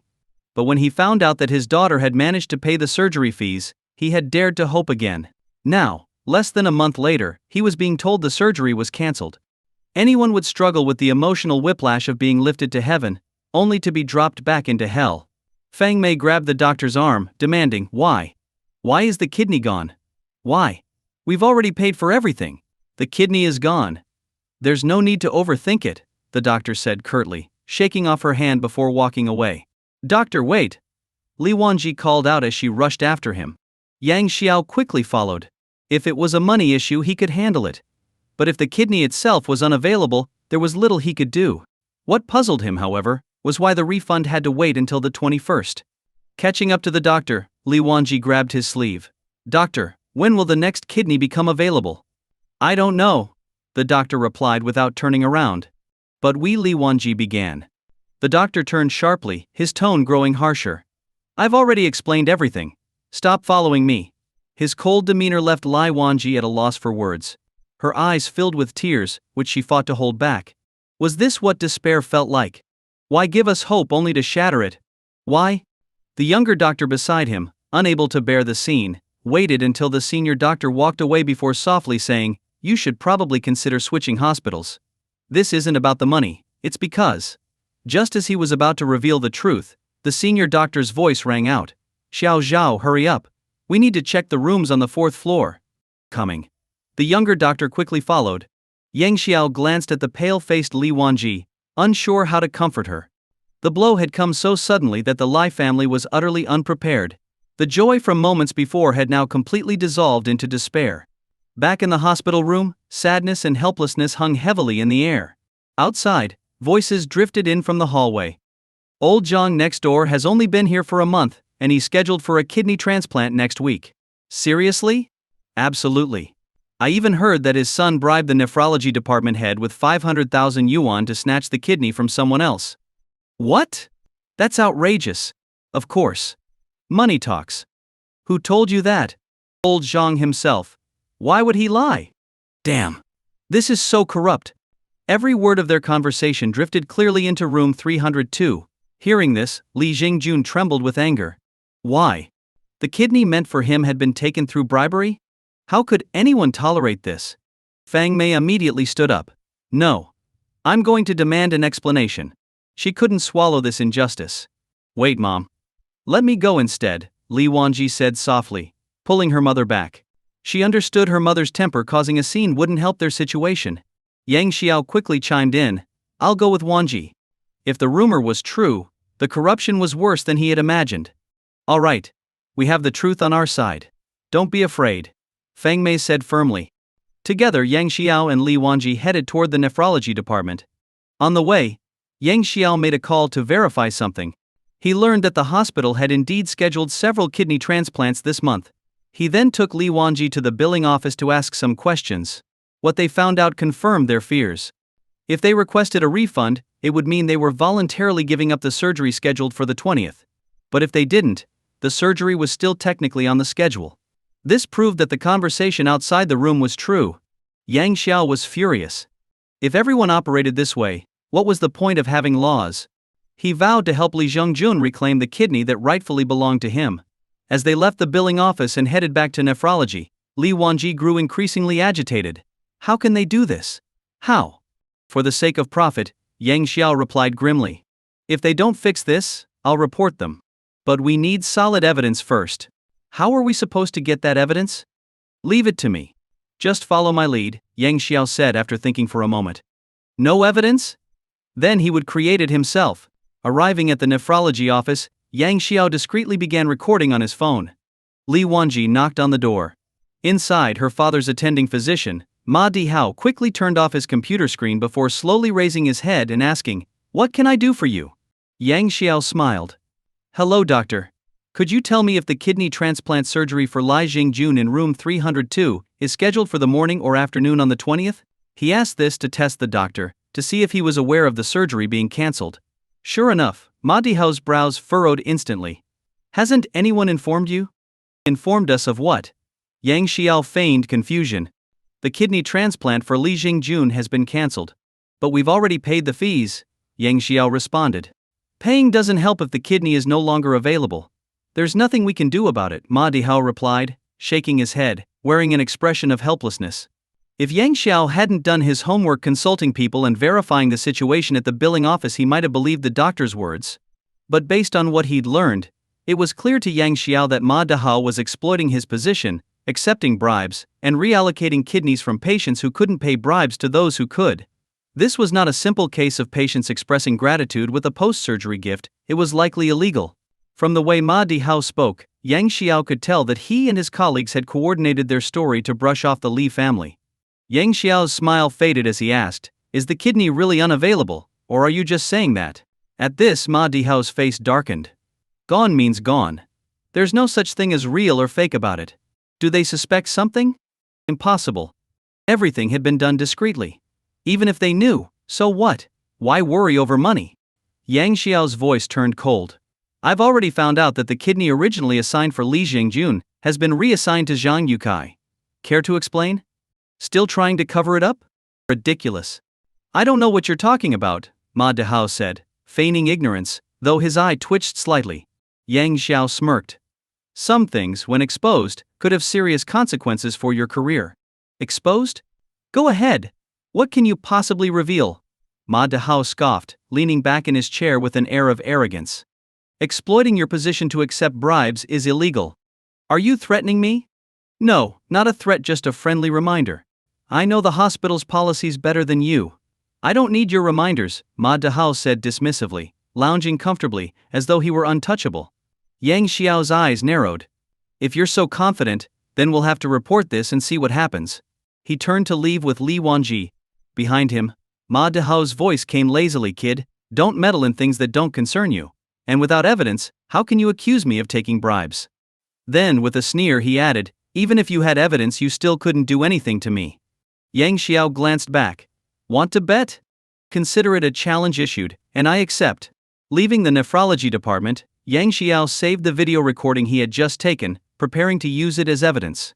Li Wanji, her head hanging, said dejectedly, if I had connections in the hospital, maybe we wouldn't be treated like this. Her casual remark struck a chord with Yang Xiao. He suddenly remembered someone, Zhang Yichun. How could I forget her? Yang Xiao recalled that Zhao Entai once mentioned her father was the current director of the Chongqing People's Hospital, a major figure in the city's medical field. If he could reach out to her, she might be able to help. Even if she couldn't resolve the issue directly, she could at least help identify another hospital where the transplant could happen quickly. Filing a complaint against Ma Dihao and waiting for an investigation would take too long. By the time authorities acted, the kidney would already have been transplanted into someone else. This was a more efficient option. Yang Xiao turned to Li Wanji. You go back to the ward first. I'll make a call. All right, Li Wanji murmured, clearly weighed down by the situation. Walking to the stairwell, Yang Xiao dialed Jiang Yikun's number. At that moment, Jiang Yichun had just returned home and was about to rest when her phone rang. Seeing an unfamiliar number, she hesitated but ultimately answered. Hello, who's this? Yichun, it's me, Yang Xiao. Do you remember me? Yang Xiao asked with a smile. Hearing his voice, Zhang Yikun laughed. Oh, it's Yang Xiao. What made you think of calling me? I need your help with something, Yang Xiao said, getting straight to the point. Surprised, she asked, help? What kind of help? Yang Xiao's capabilities were no secret to her. If he needed assistance, it couldn't be financial. The only area where she might have an edge was her connections. After sitting down, she said, "Go ahead, tell me. If it's something I can do, I won't refuse." Yang Xiao didn't hold back, explaining the situation in detail. After listening, Jiang Yichun was outraged. How could such shameless behavior still exist? Did the law mean nothing anymore? She promised immediately, "Don't worry. If I can't resolve this myself, I'll have my father step in to handle it." "Thank you, Yichun. It's nothing. Give me half an hour, and I'll get back to you." "Alright, I'll wait for your call." Ma Dihao shut the office door, leaned back in his chair, and propped his feet up on the desk. He casually watched a Mango video on his phone, entirely forgetting about Yang Xiao and Li Wanji. Just as he was engrossed in the video, his phone rang, startling him so much that he almost dropped it. Checking the caller ID, he saw it was his former teacher, Jiang Tianhua. Sitting upright immediately, he answered the call cautiously. "Hello, Teacher Jiang. What brings you to call me today?" Jiang Tianhua said, "Dihao, do you remember what I once told you? Do not overlook small acts of kindness, and do not commit minor evils." "Yes, I remember," Ma Dihao replied, confused. Why was his teacher suddenly reminding him of this? He thought the call might be to inform him that his application to join the Chongqing Medical Association had been approved. For the past 2 years, he had been applying to join this prestigious organization, which represented the pinnacle of the city's medical community. Jiang Tianhua, as the president of the association, had the authority to approve or reject his application. But instead of good news, he was hit with a moral lecture. "Do you truly remember? If so, why haven't you acted accordingly?" Jiang Tianhua asked in disappointment. I have always adhered to it," Ma Dihao stammered. "Really? Then how do you explain taking bribes?" "What? This is slander. Teacher Jiang, you must believe me. I've never done such a thing," he instinctively denied. But as soon as he spoke, he froze. How did Teacher Jiang know about this? Who told him? "There's a leak." Jiang Tianhua sighed deeply before saying, "Dihao, you must know that where there is smoke, there is fire. Don't ruin your career." Ma Dihao wanted to admit his wrongdoing but lacked the courage. "Turning back in time can still save your future," Jiang Tianhua added after a moment of silence. He had always valued this student, and the delayed approval of his application was meant as a test. However, Ma Dihao had failed miserably. Summoning his courage, Ma Dihao finally said, "Teacher Jiang, I was wrong. Knowing your mistakes and correcting them is the greatest virtue. Fix what can still be fixed," Jiang Tianhua said before ending the call. Sitting alone in his office, Ma Dihao replayed his teacher's words in his mind. Was his teacher hinting that if he corrected his behavior, he might finally get into the medical association next year? If that were the case, this current issue was trivial compared to the opportunities awaiting him. With a renewed resolve, he immediately logged into his mobile banking app and refunded the bribe money. He then made a couple of calls to arrange some matters before leaving the office. Elsewhere, Jiang Yichun called Yang Xiao back to inform him that everything was resolved. She also mentioned that Ma Dihao would likely visit the family soon to apologize. Yang Xiao thanked her, exchanged a few more words, and hung up. Back at the hospital room, Li Wanji had already told her parents the entire situation. Hearing the story, Fang Mei was furious. Why do they always pick on the weak? Do they think we're easy to bully? She was about to storm off to confront Ma Dihao when Li Wanji stopped her, explaining what had happened. Fang Mei reluctantly calmed down, realizing her daughter was right. If the other party dared to act so brazenly, they must have strong backing. After venting her anger, she resigned herself to the situation and began packing up to leave. At that moment, Yang Xiao walked into the room. He immediately sensed the heavy atmosphere. Li Zhengjun sat on the bed, looking despondent, while Fang Mei wiped away tears as she packed. Li Wanji helped silently, and Aunt Wang seemed to want to say something but held back. Yang Xiao asked, "Auntie, what are you doing?" Fang Mei paused and replied with a bitter smile. "The surgery's cancelled. Staying here is just wasting money." She added, "Yang, as soon as we get the refund, we'll repay you right away." Yang Xiao waved it off. "Auntie, we're all family, no need to mention money." Fang Mei shook her head. "We're not officially family yet. Until then, these things must be kept clear." At that moment, the door opened, and in walked Ma Dihao, smiling brightly. He approached Li Zhengjun and said, "Prepare yourself. The surgery is scheduled for the afternoon the day after tomorrow." The Lai family was stunned. The day after tomorrow? Wasn't it cancelled? What's going on? Did we forget something? Seeing their bewilderment, Ma Dihao feigned ignorance and said, "What's wrong? Weren't you informed earlier?" Li Wanji was the first to recover. Yes, we were informed. Satisfied. Ma Dihao nodded. Good. Now, does Mr. Li have any other discomforts? No, none at all, Li Jingjun quickly replied. Great. Rest well. Someone will notify you before the surgery, Ma Dihao said before leaving the room. As his figure disappeared, Fang Mei muttered in disbelief, Old Lai, pinch my arm. What for? Li Jingjun asked, confused. I want to see if I'm dreaming. Li Jingjun complied, twisting her arm. Ow. She winced, but tears of relief filled her eyes. They had resigned themselves to despair, only for their fortunes to take an unexpected turn. Meanwhile, Li Wanji stared at Yang Xiao, whose subtle smile made her suspicious. Did he make a call earlier to ask for help? If it weren't for him, she wouldn't know what to do. But now she owed her boss far too much. How would she ever repay him? It was overwhelming. Yun Tian City. Villa number 1. Mine? Yang Xiao was playing League of Legends, and the game had just reached a crucial Baron fight. Suddenly, his phone rang. Controlling his character with one hand, he quickly answered the call with the other. Hello, who's this? Sir, your lunch has arrived. Could you please come out to pick it up if it's convenient? I'm busy right now. Just leave it by the door. All right. The delivery person hesitated. What's the boss doing? Why does he sound so out of breath? Could it be that he's... A shiver ran down the delivery person's spine. Best not to think about it too much, knowing too much could be dangerous.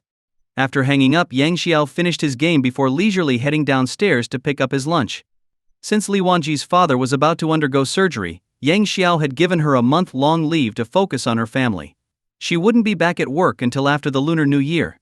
Meanwhile, Lu Wei was busy managing the live streaming company, so she couldn't cook for him daily. As a result, Yang Xiao had arranged for meals to be delivered from his restaurant every day. However, when he arrived at the gate, he froze. What the heck? Where's my lunch? He called the delivery person, who confirmed that the food had been left on the small platform by the gate. But there was nothing there now. Returning inside, Yang Xiao checked the security camera footage. Due to the angle, the camera only captured the moment the lunchbox was taken, but not the person who took it. He was speechless. In such a high-end neighborhood, someone would actually steal food? This is insane. Adjusting the camera to better cover the gate, Yang Xiao called the delivery person to send another meal. At the same time, he posted in the neighborhood group chat. Neighbors, did anyone accidentally take the lunch I left on the small platform by my gate? Please return the lunchbox after you're done. It's made of huangquali wood, and quite valuable. He had barely sent the message when another post appeared in the group. Brother, your food's missing? Yeah. It disappeared out of nowhere. Same here. I came home half an hour late, and my package was gone. The camera didn't catch anything either. Reading this, Yang Xiao was shocked. Someone else had the same experience? What's the property management doing? How could a thief operate so freely in this neighborhood? With these complaints as a starting point, the chat exploded. Who the hell keeps stealing my packages? Are they insane? Even packages. Is this a new low? At property management, what are you doing? How could you let thieves into the neighborhood? Damn it. Someone stole my package. What's wrong with these people? This thief is a pervert. They even stole my maid's underwear from the clothesline. Messages, voice notes and emojis flooded the chat, all conveying the same emotion: rage. Yang Xiao was equally speechless. This thief had no shame, stealing anything and everything. Judging by the group's reaction, it wasn't the first time. This was clearly a repeat offender. Just then, a loud banging noise came from his gate. Bang. Bang. Bang. The gate rattled violently, as if someone was trying to break in. A woman's voice yelled, "Hey, is anyone home? Get out here right now. If you don't come out, I'll burn your house down." Yang Xiao frowned. Who is this lunatic causing a scene in broad daylight? He opened the door to find a middle-aged woman dressed in expensive clothing standing at the gate. In one hand, she held a lunchbox. In the other, she dragged a small child. The child's skin was red and swollen, and he scratched himself furiously, as if covered in fleas. Yang Xiao immediately recognized the lunchbox. It was his. No way. Did the kid steal my lunch? The middle-aged woman threw the lunchbox onto the ground and yelled angrily, "Are you insane? Why would you put cilantro in your food? Don't you know my grandson is allergic? This is attempted murder. It's a crime." She then yanked her grandson forward, pointing to the scratch marks on his skin. "Look at this. His skin is broken from all the scratching. This is all your fault, you heartless bastard. Not stopping there, she kicked the metal gate with all her might. Yang Xiao finally processed what was happening. Her grandson had stolen his lunch, eaten it, and had an allergic reaction to the cilantro. Now she was blaming him and demanding an explanation. What kind of twisted logic was this? Before Yang Xiao could respond, the child burst into tears, wailing loudly. "Oh, my poor baby," the woman cooed. "Don't cry, sweetheart. Grandma's heart is breaking for you." After comforting the child, she turned back to Yang Xiao and barked, "Why are you just standing there? Get your car and take us to the hospital. You're responsible for this." Hearing this, Yang Xiao's eyes widened in disbelief. This takes shamelessness to a whole new level. If she tripped while walking on the street, would she blame the city for not fixing the roads? The audacity of this woman. Seeing Yang Xiao remain unmoved, the woman grew even angrier. "Why are you still standing there? Take us to the hospital. If anything happens to my grandson, I'll fight you to the death." "What does this have to do with me?" Yang Xiao asked coldly. The woman jumped up in rage. "How dare you ask that? If you hadn't put cilantro in your food, my grandson wouldn't be like this. This is all your fault. You must compensate us." Yang Xiao wasn't having it. "So what if I put cilantro in my food? It's my lunch, and I can add whatever I want. What does that have to do with you? If your grandson hadn't stolen it, he wouldn't be in this situation." A string of pointed questions left the woman stunned. She hadn't expected Yang Xiao to be so tough. Resorting to another tactic, she pulled the child to the ground and sat down, wailing loudly. "Everyone, come and see. This man put cilantro in his food without any warning. My grandson ate it, and now he's covered in rashes and scratches. He's suffering so much." The commotion drew the attention of neighbors out for a post-lunch stroll. As the crowd grew, the woman cried even louder, "Neighbors, please judge for yourselves. How could someone be so heartless? What? Deliberately giving cilantro to a child allergic to it? That's too cruel. You'll lose years off your life doing something like this. The kid's so small. What did he ever do to you? Why be so heartless? I've got some allergy medicine at home. Let me grab it." Society is really going downhill. The poor boy's skin is all scratched up and bleeding. This is heartbreaking. "Why are you still standing there? Call for an ambulance." The bystanders, unaware of the truth, quickly extended sympathy toward the middle-aged woman and her grandson. At the same time, they criticized Yang Xiao as if he were the true culprit, someone who would deliberately target a child. Some elderly neighbors, who had also brought their grandchildren, felt a surge of empathy and joined in berating Yang Xiao. "Young man, how could you behave like this? At your age you should know better. The forest is big, and there's all kinds of birds in it, but living next to someone like you is disgraceful. And you live in Villa No. 1. What a shameful embarrassment." Seeing so many people siding with her, the middle-aged woman became emboldened. She pointed at Yang Xiao and shouted, "Look at how much my grandson is suffering. Don't you feel guilty? Oh wait, you don't even have a conscience, so why would you feel pain? But you have to pay up. No conscience?" Yang Xiao was so enraged that he laughed. "Your grandson stole my lunch, and you're demanding compensation from me? Your logic is truly fascinating. Why not claim cilantro grows on Earth and demand compensation from the planet instead?" Yang Xiao retorted, "I ordered lunch, left it outside my door, and hadn't even touched it. Your grandson stole and ate it, and now you think you're in the right? What?" Realizing that the boy had stolen someone else's food rather than being deliberately harmed, the bystanders suddenly understood they had been misled. They had jumped to conclusions without knowing the truth. Some of the more passionate ones had even yelled at Yang Xiao. The mood shifted. They glanced at the middle-aged woman, their gazes now filled with disapproval. A few people apologized to Yang Xiao for their earlier misunderstanding. Yang Xiao waved it off. "No worries. You were just standing up for what you thought was right." However, the middle-aged woman showed no remorse. Instead, she doubled down. "Why did you leave food outside? Were you trying to tempt others into taking it?" This statement was so absurd that even the onlookers were speechless. By that logic, should someone rob a bank because money was stored there? Should someone steal groceries just because they're displayed in a supermarket? Yang Xiao shook his head in disbelief. "Your twisted logic is truly eye-opening." The woman, however, seemed utterly shameless, her thick skin deflecting every argument. Yang Xiao trusted that the crowd could now see who was truly at fault. After all, stories like this were common online: misbehaving children whose parents, instead of apologizing, excused their actions with phrases like "he's just a kid" or "he doesn't know any better." Such excuses didn't hold water. A child's poor behavior reflected poorly on their guardians, who bore primary responsibility for teaching them right from wrong. As expected, the woman played the same card. He's just a kid. So what if he ate your lunch?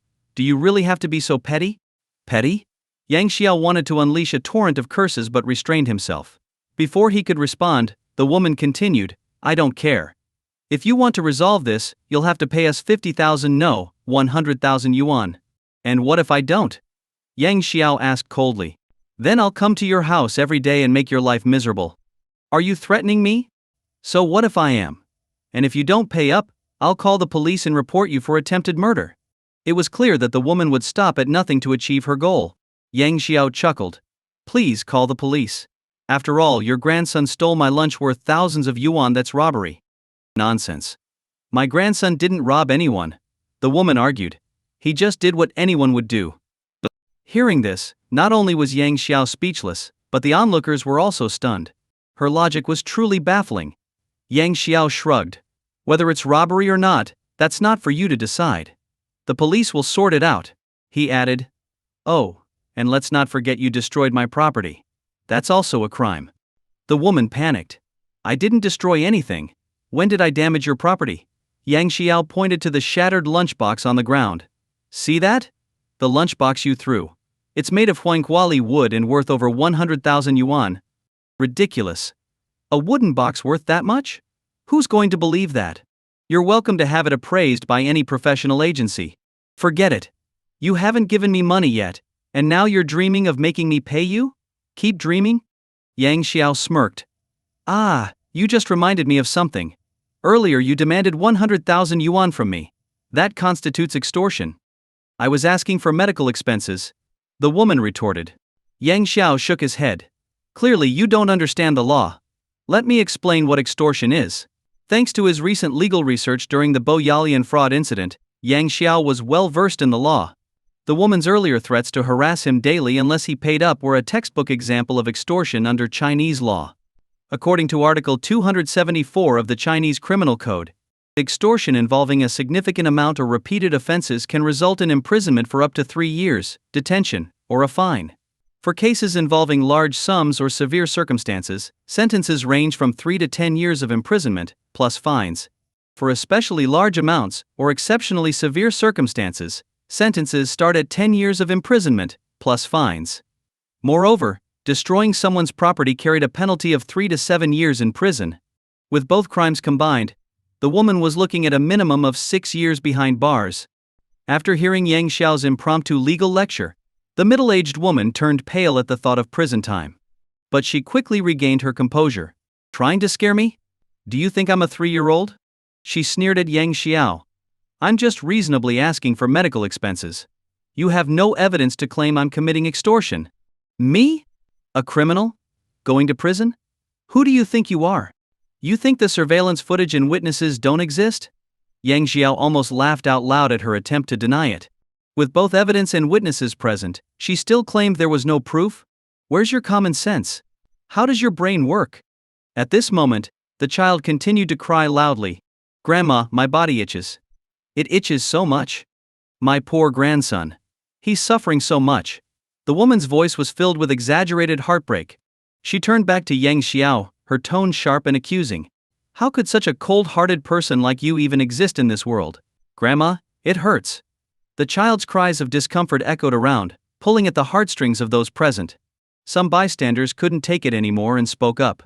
Young man, maybe let them take the child to the hospital first. You can deal with everything else later. I'm not stopping them, Yang Xiao replied, his tone exasperated. They can leave any time and head to the hospital themselves. Besides, everything that happened earlier was already captured on surveillance footage. What was there to fear? In fact, Yang Xiao hadn't planned on pursuing the matter at first, he just wanted his lunchbox back. But who could have predicted this woman would come to his door and make a scene? The middle-aged woman shook her head vehemently. No way. Unless you give me 100,000 yuan today, we're not leaving. Even if we die, we'll die right here. Refusing to admit fault and continuing to extort him, even threatening self-harm?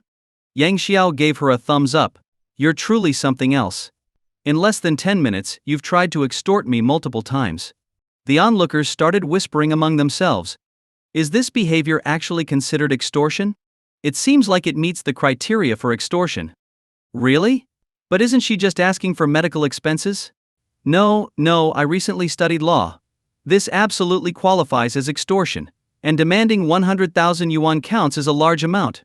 According to criminal law, that's 3 to 10 years in prison plus a fine. That's serious?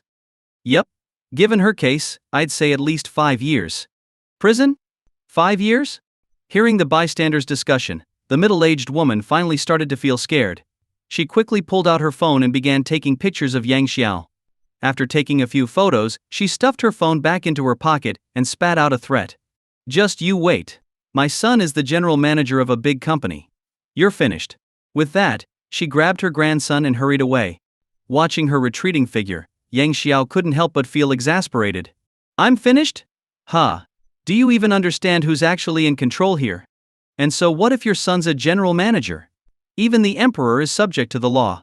Back inside, Yang Xiao called Zhang Wei and asked him to come over. This time he was determined to press charges for extortion and teach this woman a serious lesson. Oh, and let's not forget the property damage too. Meanwhile, news of what had happened at Villa No. 1 quickly spread in the neighborhood group chat. Shocking. A kid steals someone else's lunch, has an allergic reaction to cilantro, and his grandma accuses the victim of attempted murder. What? Attempted murder? What's the story here? I was there. I saw everything. Oh? Spill the details. After reading the first-hand account, one neighbor angrily replied. Unbelievable. That grandma is shameless. Overindulging kids like this is basically enabling criminal behavior. Exactly. Today it's stealing lunch. Tomorrow, who knows? Murder? Arson? Society doesn't need this. Wait, could this same kid be the one stealing our missing packages? Prompted by the on-site witness's explanation, suspicions began to spread. It did seem likely. Some residents immediately contacted the police and had the property management pull up surveillance footage. Upon reviewing the footage, they identified the child from the group's video. The group chat exploded with activity. Residents began organizing to confront the family at Villa No. 38. One particularly angry resident, whose package containing a blow-up doll had been stolen, was ready to explode. The kid not only took the package but had apparently displayed it with all the shipping details at the entrance of the high-rise complex. Humiliated, this resident vowed to settle the score. However, when the group arrived at Villa No. 38, they found no one home and had to leave empty-handed. But they weren't planning to let it go that easily. This wasn't the first time after all. At 2 p.m., Zhang Wei arrived at Yang Xiao's villa. Seeing the luxurious home, Zhang Wei couldn't help but feel a pang of jealousy. Yang Xiao handed Zhang Wei the surveillance footage. After watching it, Zhang Wei was thrilled. Boss. This evidence is solid. The video quality is crystal clear, and the audio is perfect. Where'd you get this surveillance system? It's incredible. Yang Xiao felt a bit embarrassed. I didn't call you over to hear you butter me up. I need to know, does this qualify as a crime? Scratching his head awkwardly, Zhang Wei grinned. Don't worry, boss. With this kind of ironclad evidence, we could win this case even if we sent a dog to court. A dog? Yang Xiao was speechless at the strange metaphor but let it slide. Fine, Yang Xiao said. Whether it's a dog or a donkey, just handle this case. Leave it to me, Zhang Wei replied confidently. Suddenly Yang Xiao remembered the ongoing lawsuit against Bu Yalian, and asked, by the way, how's the case against Bu Yalian going? Zhang Wei's expression turned serious. Boss, I was just about to bring that up. The court hasn't been able to find her, and her phone seems disconnected. The summons is now being served through a public notice. They can't find her? Yang Xiao frowned. Yeah. The law requires a minimum public notice period of 30 days. 30 days? That long? Yep. It's stipulated in the civil procedure law. Zhang Wei explained that, under Article 95 of the Civil Procedure Law, if the recipient cannot be located, or other methods fail, a public notice is issued. After 30 days, the summons is considered served. Yang Xiao sighed. There was nothing he could do but wait. At the same time, the middle-aged woman finally arrived at the hospital with the child. Because of the delay, the child's allergic reaction had become very severe. At this moment, the child was being resuscitated in the emergency room. Thud, thud, thud, thud. The sound of hurried footsteps echoed in the hospital corridor. The middle-aged woman turned her head. Oh my! Her daughter-in-law had arrived. She was charging forward, visibly furious. The older woman immediately began sobbing dramatically. My poor grandson, you're so pitiful. I couldn't get justice for you. I've failed you. Her performance was so realistic. It was a pity she wasn't an actress. Mom. How's Pee-Pee? Her daughter-in-law, Lu Suan, asked anxiously. She had been working when she received the call from her mother-in-law, saying that her son was hospitalized. She dropped everything and rushed over. Shizhen Jiang wiped her tears and sobbed, the doctor. He's still in the emergency room. I don't know. What happened? Lu Xuan pressed. It's all that bastard's fault. He's a monster. Who are you talking about? That janitor from Villa No. 1. Shizhen Jiang said angrily. A janitor bullying us? That's outrageous. Lu Xuan's anger was boiling over. Can you please tell me what exactly happened? Shizhen Jiang blew her nose before explaining. Here's what happened. According to her version of events, her grandson Zhu Hifei had not stolen anyone's food. Instead, Yang Xiao had lured the child into eating food that he was allergic to. She claimed that upon discovering this, she immediately confronted Yang Xiao, but he insulted her and refused to drive them to the hospital. He even allegedly threatened violence. Feeling powerless, she said she had no choice but to bring the child to the hospital on her own. Hearing this, Lu Xuan's rage knew no bounds. How could someone be so shameless?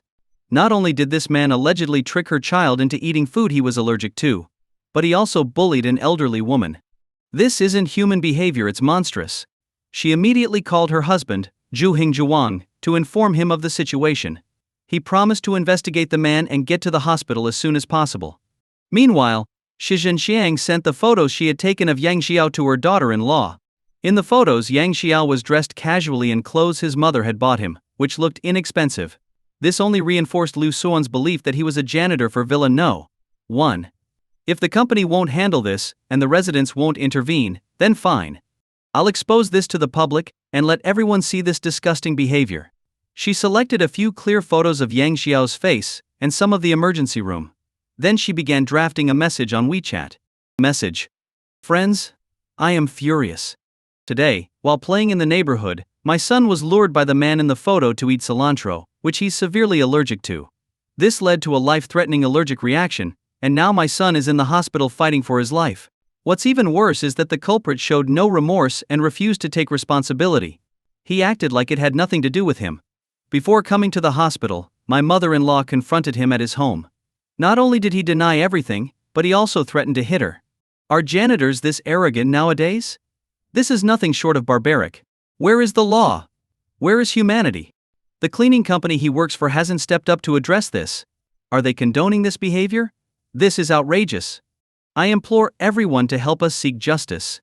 After finishing the message, Lu Suan posted it on her WeChat Moments.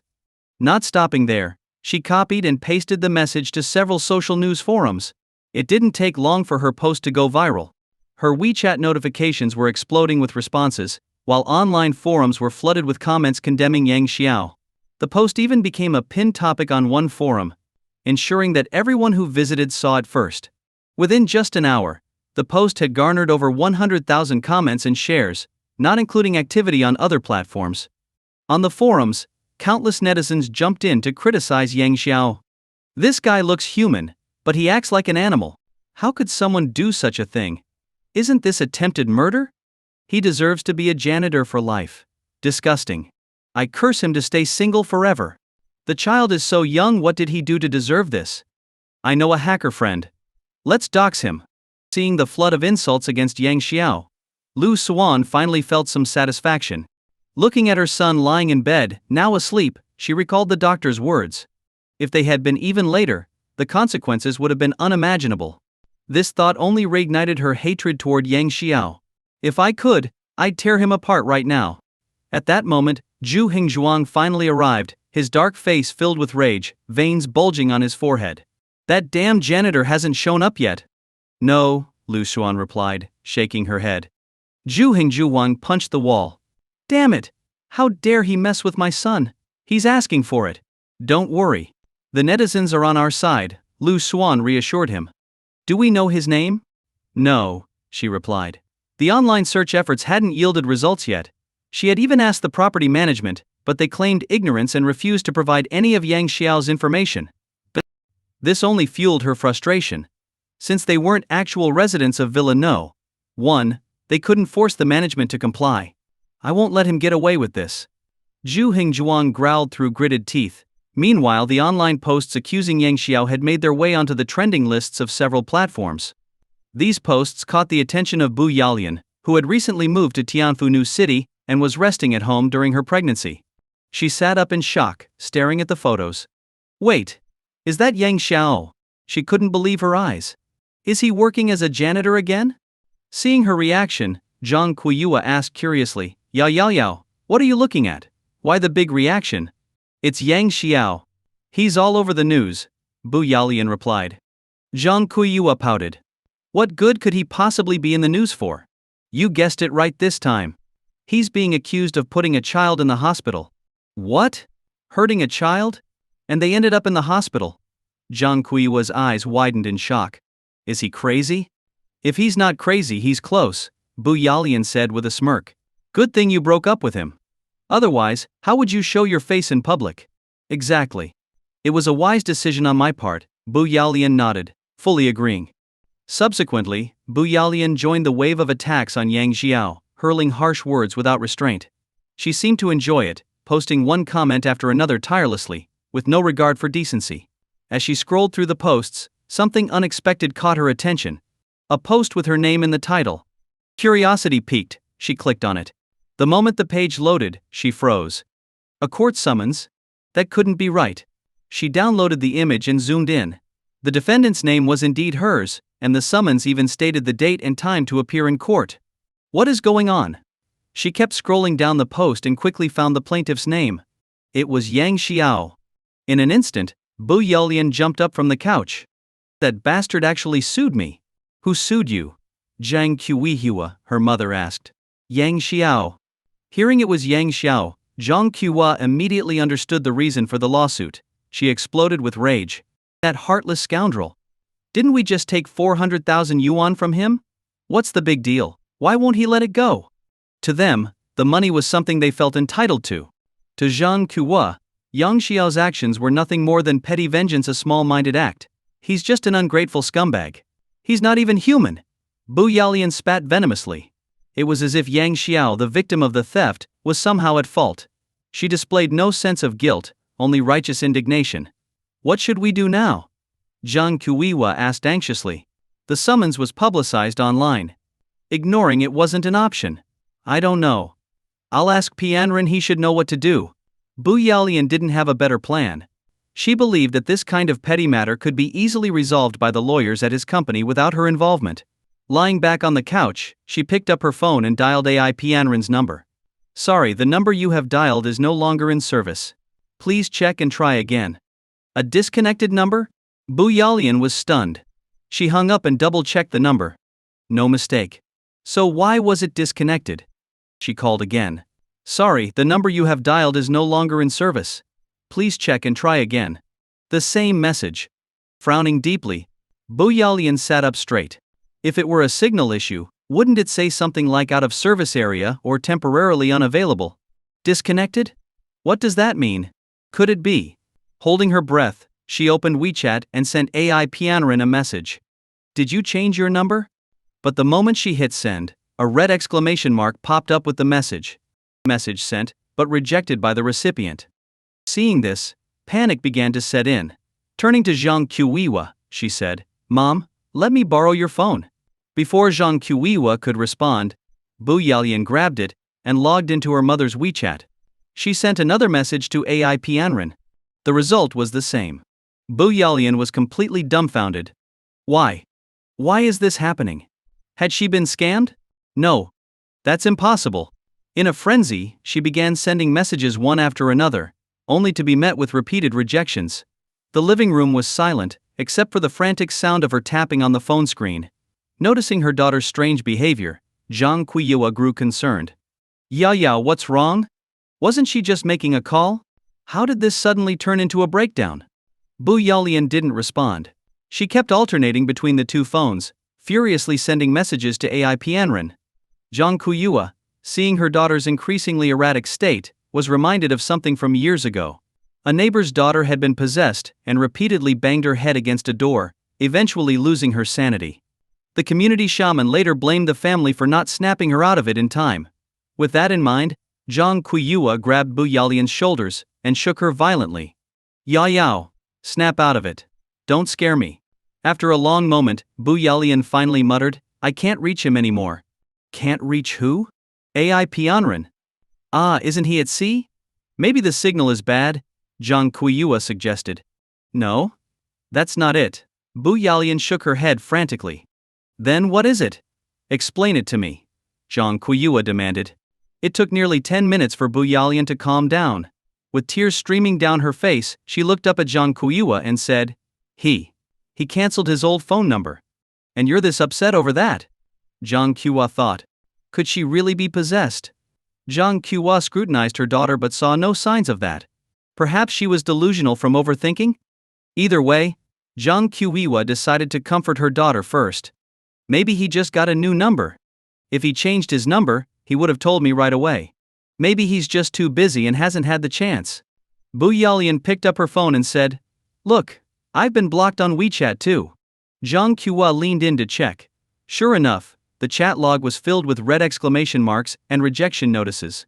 To her, this was clear evidence. But Zhang Qiuyue laughed it off. So what? Maybe his account was hacked. Right. Why didn't I think of that? Bu Yalian wiped her tears and smiled brightly. In today's digital age, hacking incidents were everywhere. A single careless click on a suspicious link could compromise an account or worse, drain bank accounts. Compared to that, losing a WeChat account was nothing. Seeing that her daughter was somewhat comforted, Zhang Qiuyue nodded in satisfaction. Meanwhile, faint sounds of keys attempting to unlock the front door echoed outside the apartment. Neither of them noticed. Outside, the HR manager from Yuzhou restaurant, Zheng Hao, asked, "Manager Zhang, why isn't this door opening? Did we bring the wrong key?" "Let me check," Zhang Hao, the property manager, replied. He pulled the key out and examined it. No mistake, it was the key for Unit 1802. So why wasn't it working? Frowning, he reinserted the key and twisted with all his strength. Nothing. "It won't open," Zheng Hao said. "Did you mix up the keys?" "No way," Zhang Hao replied firmly. "After the sales department handed over the keys, we labeled each one with its corresponding unit number. There's no way they got mixed up." "Then why won't it open?" "I don't know either." "So what now?" After a moment of thought, Zhang Hao suggested, "Let's call a locksmith. I'll cover the cost." "Don't call a locksmith?" "Then what, break down the door?" This was his new home, he didn't want to damage it. Calling a locksmith was the only solution. Zheng Hao reluctantly nodded in agreement. Half an hour later, the locksmith arrived. After negotiating the price, he took out his tools and got to work. In less than a minute, click, the door opened. The locksmith was stunned. This door was way too easy to open. He barely inserted his tool, and the door practically unlocked itself. "Like picking up money off the ground," he muttered. Zheng Hao gave the locksmith a thumbs up, just about to compliment him, when a voice thundered from inside the house. "Who are you people? Got nothing better to do than break into my house?" The voice belonged to Bu Yalian. The smile on Zheng Hao's face froze instantly. "What? Didn't Lin always say this building was completely unoccupied, and anyone could pick any unit? So how was there someone living here?" Not only was Zheng Hao stunned, but the property manager, Zhang Hao, was also wide-eyed with disbelief. When the sales office handed over the keys, they specifically told him the owner of Building 1 and Building 2 was the same person and to take good care of the keys. So how did someone sneak in? How was he going to explain this? Zhang Qiuyue, spotting the group standing outside and the locksmith holding tools, felt her anger boil over. "Great. What's your plan? Forming a group to rob us, or is this some daylight burglary attempt?" Not bothering to figure things out, she immediately pinned accusations on them to secure the upper hand. Zhang Hao grimaced and explained, "Ma'am, we're from the Tianfu New City Property Management, we're just..." But before he could finish, Zhang Qiuyue interrupted. "Property management? So what? Does being property management mean you can randomly pick someone's lock? Does it give you the right to break in and act recklessly? Is there no law, no justice anymore?" A barrage of rhetorical questions left Zhang Hao and the others dumbfounded. Then Bu Yalian joined in. "What are you still standing there for? Get out of here, or do you want us to call the police?" And with that, she slammed the door in their faces. The group outside stood frozen in place, What just happened? They hadn't even said 20 words, and already they'd been scolded, humiliated, and shut out. Are you kidding me? Jing Hao muttered. Who's going to believe this? Finally snapping out of it, Jing Hao turned to Zhang Hao. Manager Zhang, what's going on here? This was supposed to be their property. How could someone be living here? That. I don't know either. Zhang Hao's face was as bitter as a gourd. Since Building 1 and Building 2 were owned by the same individual, and no one had officially moved in, their patrols weren't frequent, about once a week. He checked the patrol record posted nearby. The last check was 6 days ago. So this family must have moved in within the past week. Determined to get to the bottom of it, Zhang Hao knocked on the door again. Knock, knock, knock. Inside, Zhang Kuwa had just sat down when the knocking resumed, loud and persistent. Her temper flared. What now? Can't they take a hint? Storming to the door, she yanked it open, pointed at Zhang Hao's raised hand mid-knock, and yelled. Knock, knock, knock, knock your mother's head. Keep it up, and I'll call the police and have you arrested. Zhang Hao's hand froze in the air, his face twitching. Why does every door opening start with insults? If he weren't a property manager, he might have punched her into orbit. Holding back his frustration, he asked in a firm voice. Ma'am, when did you move in? The property management has no record of it. Zhang Kuwa sneered. This is our house. Do we need your permission to move in, you watchdog? The insult hit like a slap in the face. You. Zhang Hao's forehead veins bulged. But before he could retort, Zhang Kuwa interrupted again. What, you want to keep going? Keep it up, and I'll call the police and charge you with attempted assault. Everyone outside winced at her words. Assault? Who would assault you? Even if that were the case, wouldn't her daughter be the one in danger, not her? This woman was utterly unreasonable, and no one knew how to handle her. Seeing Zhang Hao about to explode, Jing Hao quickly stepped in, tugging him aside. Turning to Zhang Kuwa with a forced smile, he said. Ma'am, apologies. We must have the wrong unit. Given her attitude, and the uncertainty of her relationship to Yang Xiao, he didn't want to risk offending her. What if she really was a relative of his boss? That could cost him his job. Retreating seemed like the safest option. Well then, get lost! Zhang Kuwa barked before slamming the door shut with a bang. Outside, the group exchanged awkward glances. Zhang Hao exhaled heavily, and said with embarrassment. Manager Zheng, this is clearly our oversight. Jing Hao waved it off with a wry smile. It's fine. Let me report this to Lin. Walking to the stairwell, Jing Hao called Lin Xuan. At Yuzhou restaurant, Lin Xuan had just returned from an outing with Lu Wei. She hadn't even had a sip of water when her phone rang. Answering the call, she asked. Manager Zheng, what's the matter? Lin, there's an issue I need to report to you. What is it? After a pause, Jing Hao explained. Lin, someone's moved into Unit 1802 of Building 1 at Tianfu New City. Lin Xuan froze. That's impossible. Did you go to the wrong building? It's Building 1, not 11. It's definitely Building 1. That's impossible. Yang Xiao specifically said both Building 1 and Building 2 were empty. How could someone have moved in? I swear it's true, Lin. I wouldn't lie to you. Lin Xuan went silent for a long moment before saying. All right, come back for now. I'll ask Yang Xiao about this later. Cloud Sky City. Villa number 1. After Zhang Wei left, Yang Xiao finished his meal and drove out. Today he planned to buy a sports car for Lu Wei. He had posted about it on his social media before, and promises needed to be kept. Of course, he would also buy cars for Zhao Jianglu and Zhu Xiaoyan. He wasn't the type to use and discard people. Driving to the Auto Expo Center, Yang Xiao headed straight for Ferrari. As soon as he walked in, a swarm of sales staff rushed to greet him. Mr. Yang, you're here to buy a car. Mr. Yang, please have a seat. Mr. Yang, would you like tea or coffee? Mr. Yang, we have some new arrivals, let me introduce them to you. Mr. Yang, buy from me, and I'll throw in some perks. Mr. Yang. The enthusiasm was palpable. Anyone watching might have thought a celebrity had arrived, though even celebrities rarely receive this level of attention. Every employee without a customer to tend to crowded around Yang Xiao. Even those who were busy looked tempted to abandon their clients and join in. The reason for this? A month ago, Yang Xiao had made a name for himself here. The scene left Yang Xiao stunned. What is this? Why are they all flocking to me? Am I in a Ferrari showroom or a farmer's market? Just as the chatter reached a deafening volume, The store manager, Bao Mani, stepped in. With a light laugh, he scolded his staff, "What kind of behavior is this? Maintain your professionalism." The crowd fell silent instantly. But then, turning to Yang Xiao, Bao Mani put on a fawning smile. "Mr. Yang, what an honor to have you here. Your presence truly brightens our humble establishment." Introducing himself, Bao Mani bent slightly, his demeanor like that of a sycophantic lackey. "I'm the store manager here, Bao Mani. You can call me Bao or Xiao Yi. I'm thrilled to serve you." If he could have, he might have knelt down to polish Yang Xiao's shoes right then and there. The staff couldn't help but silently roll their eyes.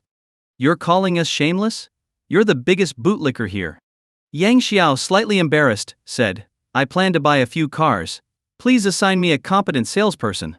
"What? A few cars? That's Yang Xiao for you." Everyone knew Yang Xiao's buying power. He had once purchased 40 or 50 BMWs in one go. The sales team exchanged glances, their excitement barely contained. Selling a Ferrari came with commissions ranging from 8,000 to 20,000 yuan.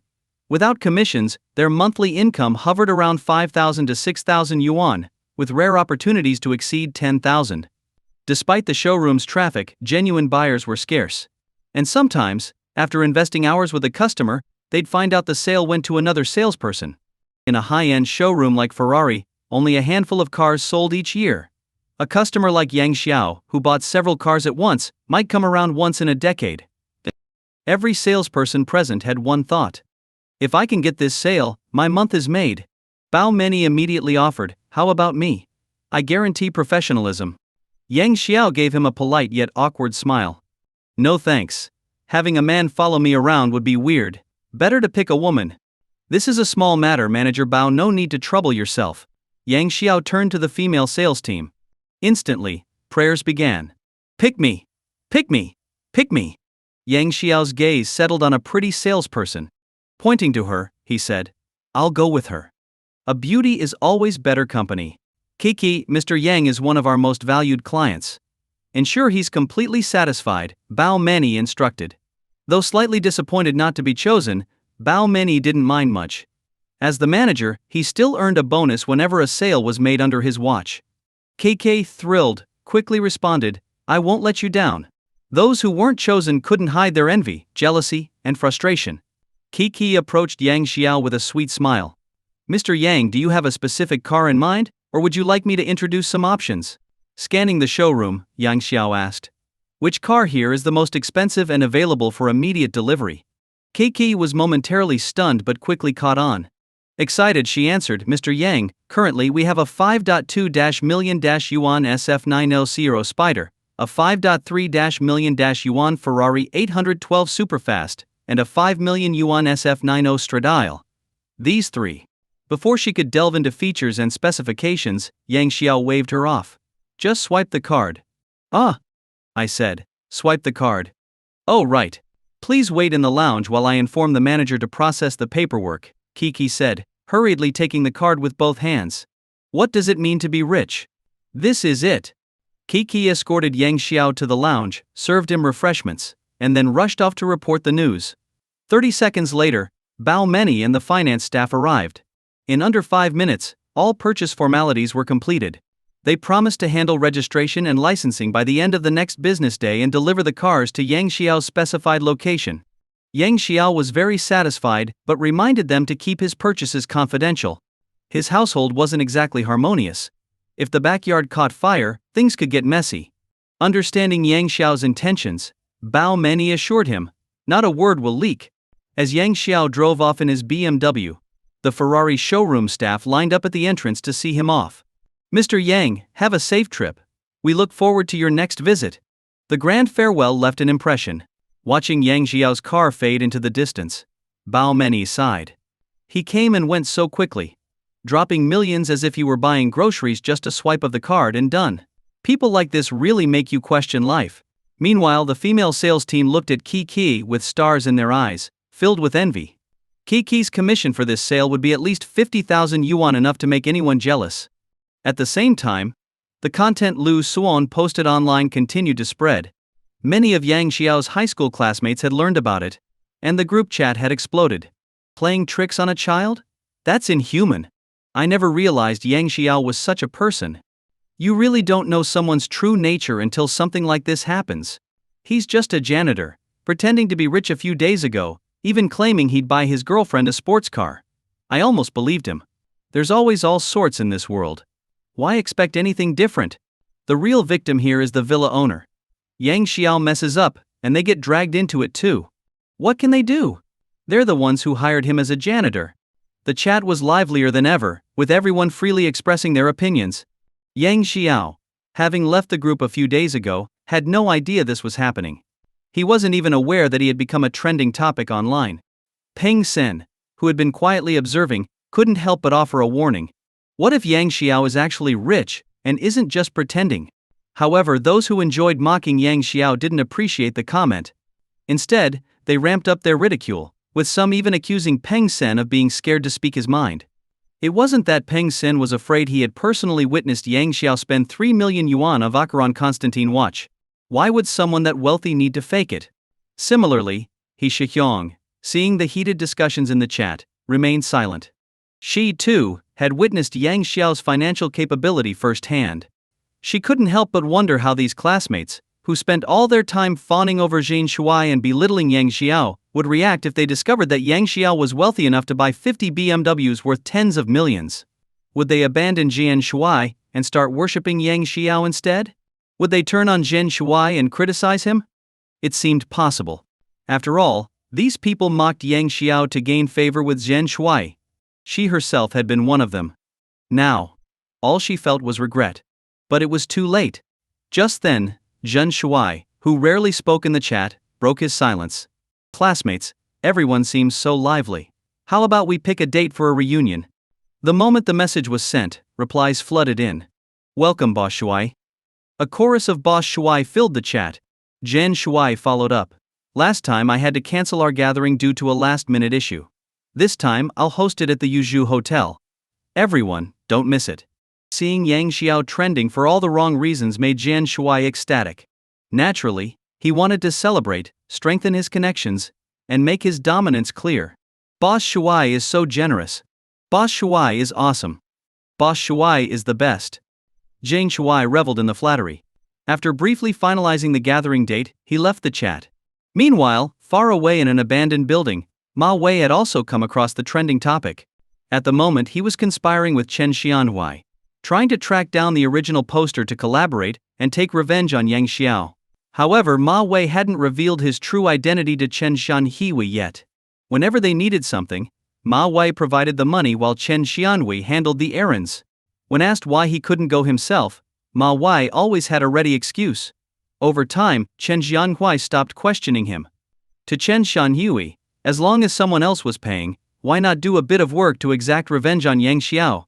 Meanwhile, even in Hongyi County, Chen Chengpeng sensed something unusual. Using someone else's phone, he registered a forum account and left comments claiming he had also been victimized by Yang Xiao, requesting the poster to add him on QQ to plan big things together. Similarly, in Dafeng Group, Ma Yufeng stormed into Ma Dafeng's office. What are you doing? How many times have I told you to knock before coming in? Why can't you remember? Ma Dafeng scolded loudly while hastily pulling up his pants. Ma Yufeng turned away. Who told you to act so shamelessly? This is an office, not your private playground. What nonsense are you spouting? I'm speaking plain Mandarin. What? You can do it, but I can't talk about it. Ma Dafeng sighed, realizing he couldn't win an argument with her. After quickly tidying himself, he asked impatiently, what is it this time? He knew his daughter well. She wouldn't come looking for him unless something important had happened. Without a word, Ma Yufeng gestured for his secretary to leave. You, get out. The secretary looked to Ma Dafeng, who nodded. After closing the door, Ma Yufeng turned back with a smirk, holding out her phone. Dad, take a look at this. What is it? Just now I found out Yang Xiao is being exposed online, she said excitedly. Interest piqued.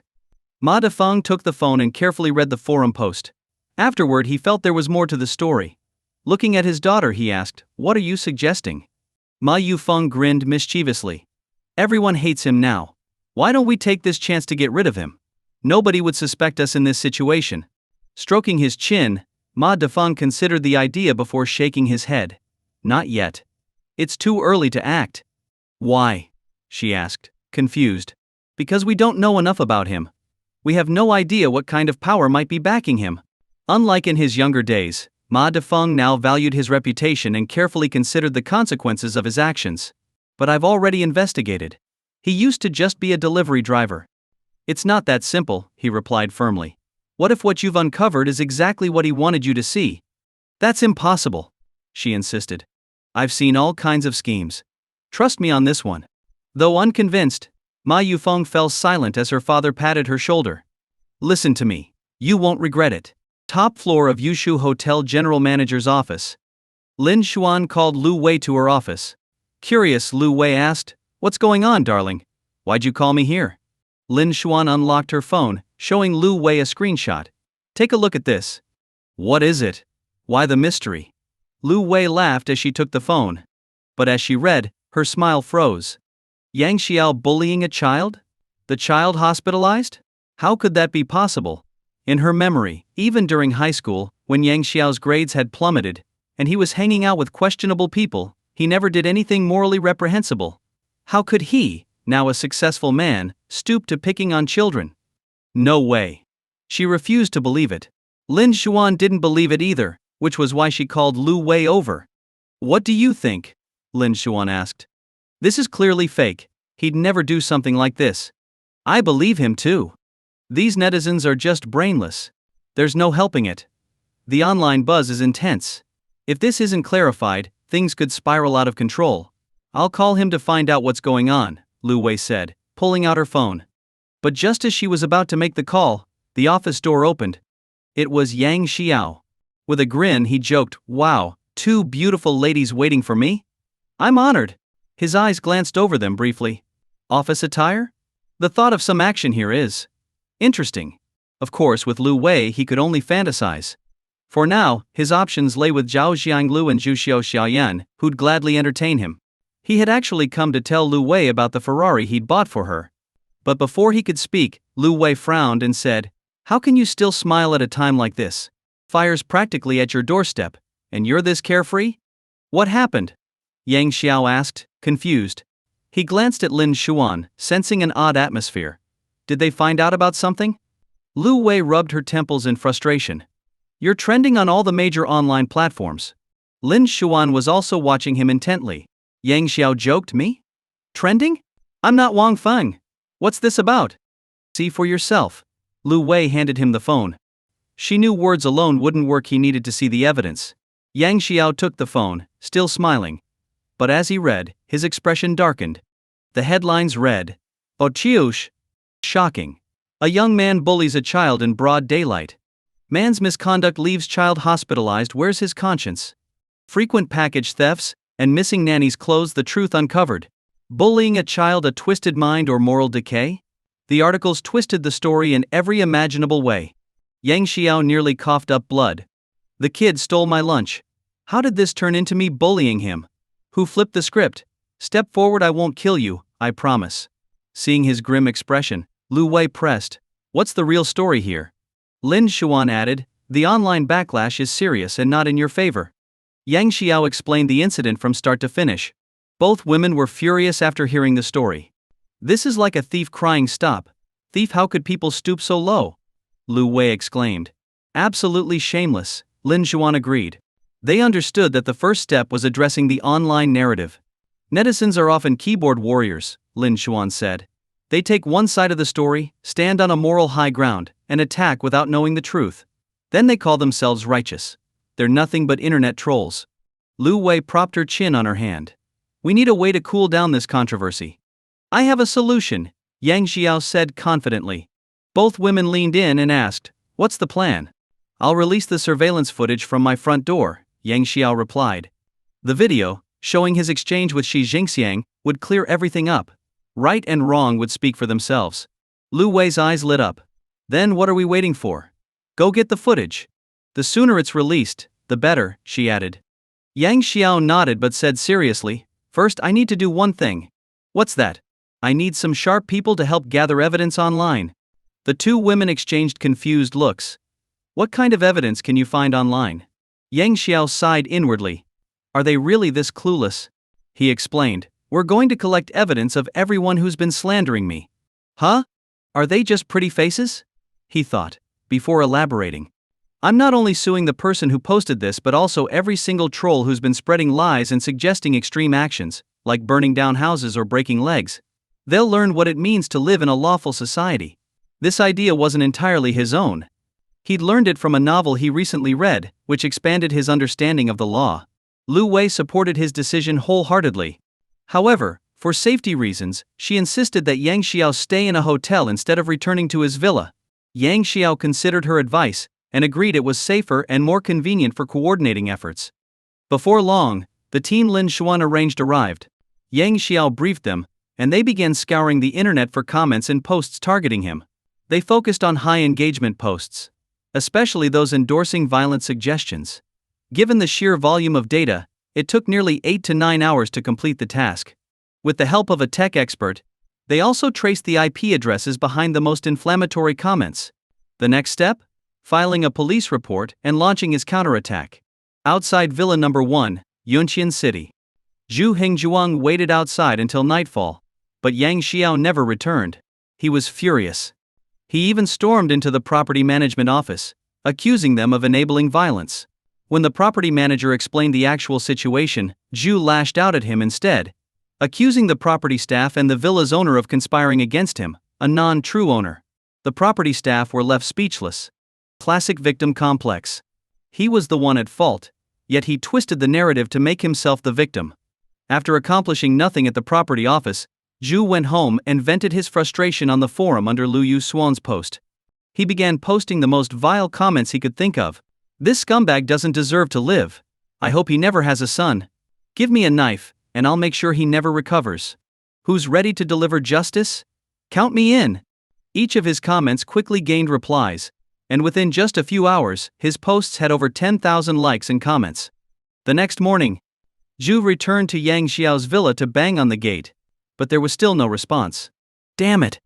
Did that janitor run off? Even if Yang Xiao fled, Zhu was determined to make the villa's owner bear responsibility. Kicking the gate several times in frustration, Zhu finally left and went to the hospital. At the hospital, Zhu Hifei, his son, had fully recovered and was now wreaking havoc in the ward, breaking several items. As Zhu entered, Lu Xuan eagerly approached him with a grin. Honey, we've got allies against him. Allies? Zhu was puzzled. You mean someone else wants to sue him too? No. It's like this. Lu began explaining what had happened the night before. Apparently several people had contacted her, expressing a strong desire to take down Yang Xiao. Some were willing to fund their efforts, some offered manpower, and others claimed to know Yang Xiao's secrets. She was shocked by the sheer number of people who seemed to harbor such intense hatred for Yang Xiao, as if he had desecrated their ancestors' graves. Her conclusion: Yang Xiao must have committed countless heinous acts to earn so much animosity. Thus she immediately agreed to cooperate with them. They even created a group chat called the Avengers Alliance to discuss how to enact their revenge. After hearing her story, Zhu remained silent for a long time. Thinking about how he had waited hours outside the villa and still hadn't seen Yang Xiao or the villa's owner, Zhu's anger only grew. Finally he nodded in agreement. After lunch, the group agreed in their chat to meet the next morning at a plaza outside Guan Street in Jiangbei to discuss their plans. Meanwhile, Yang Xiao was at the nearest police station, reporting the case. In the reception area, a police officer began the questioning. Name? Yang Xiao. Gender? Yang Xiao felt awkward. Male. Age? 26. The officer glanced at the stack of A4 papers and the USB drive Yang Xiao had brought. Are these your evidence materials? This was the first time the officer had seen someone come in so prepared. Yes, Yang Xiao replied. I've been a victim of extortion. Extortion? This was no small matter. The officer straightened up, his interest piqued. Tell me the details. Yang Xiao nodded and explained everything: the background, what had happened, and the aftermath. So, you're saying the elderly woman not only extorted you but also destroyed a rosewood lunchbox worth 100,000 yuan? The officer was stunned. It was his first time hearing about someone using a rosewood box to deliver food and leaving it outside. Such an item's value was unquestionable, but it would still need a professional appraisal. Yes, Yang Xiao confirmed, and her family has been slandering me online. He continued, not only that, but there are also people online inciting violence against me, which has seriously endangered my personal safety. The officer reviewed the materials and found that they met all the necessary criteria for a case. The online posts included extremely malicious suggestions like burning down Yang Xiao's house or dousing it with gasoline. Such incitements were no small matter. They could easily lead someone to commit an actual crime.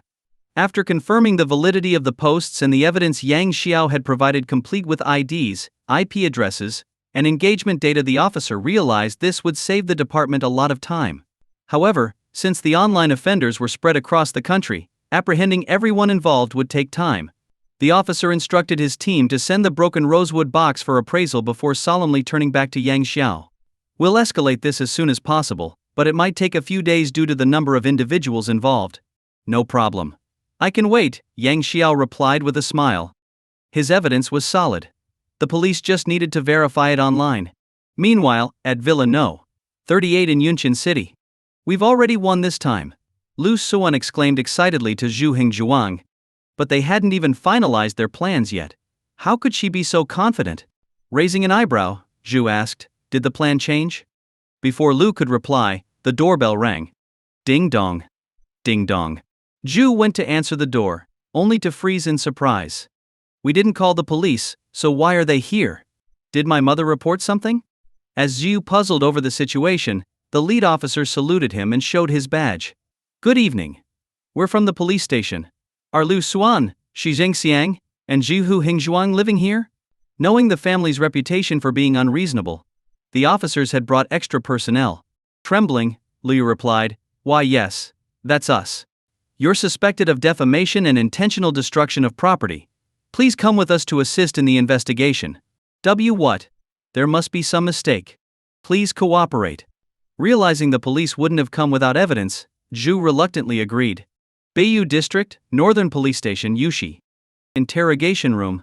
Police officer Ming Qiuhai sat across from the middle-aged woman and asked sternly, name? Shi Zhengxiang. Gender? She rolled her eyes, exasperated. Comrade, isn't that obvious? If I'm not a woman, could I be a man? Her tone was sharp. But Ming remained unfazed and continued, age? 58. Do you know why we brought you here? I'm just an old lady. How would I know? Let me say this first, I'm not here to clean your station. Clean the station? Seriously? Seeing Shi's unbothered demeanor, Ming decided to cut to the chase. What were you doing yesterday afternoon outside Villa No. 1 in Yunqian City? She answered without hesitation, I was seeking justice for my grandson. She still didn't think her actions were inappropriate. Instead, she believed they were completely justified. In fact, she even felt a hint of regret for not getting the justice she thought she deserved.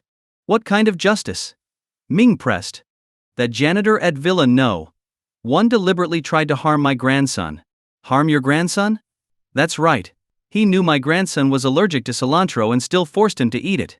She blatantly twisted the truth without any guilt, as if she were discussing a trivial matter. Ming and the officer recording the interrogation couldn't help but twitch their lips. How would the janitor know about your grandson's allergies? He's not your relative. If you're going to lie, at least make it believable. Ming paused before asking, is that really what happened? He was giving her a chance to come clean. Comrade, you're quite amusing. Would an old lady like me lie to you? She retorted with a cold laugh. Ming's expression grew more serious. We received a report that you deliberately damaged someone's property and attempted extortion. What do you have to say about that? She instantly became agitated. Who said that? Are they bored or something? When did I damage someone's property? How could an old woman like me extort anyone? She suddenly froze, as if something clicked in her mind. It must be him. There was no one else it could be. Staring at Ming, she exclaimed, Comrade, was it that janitor? If it was, then he's lying. He deliberately messed with my grandson.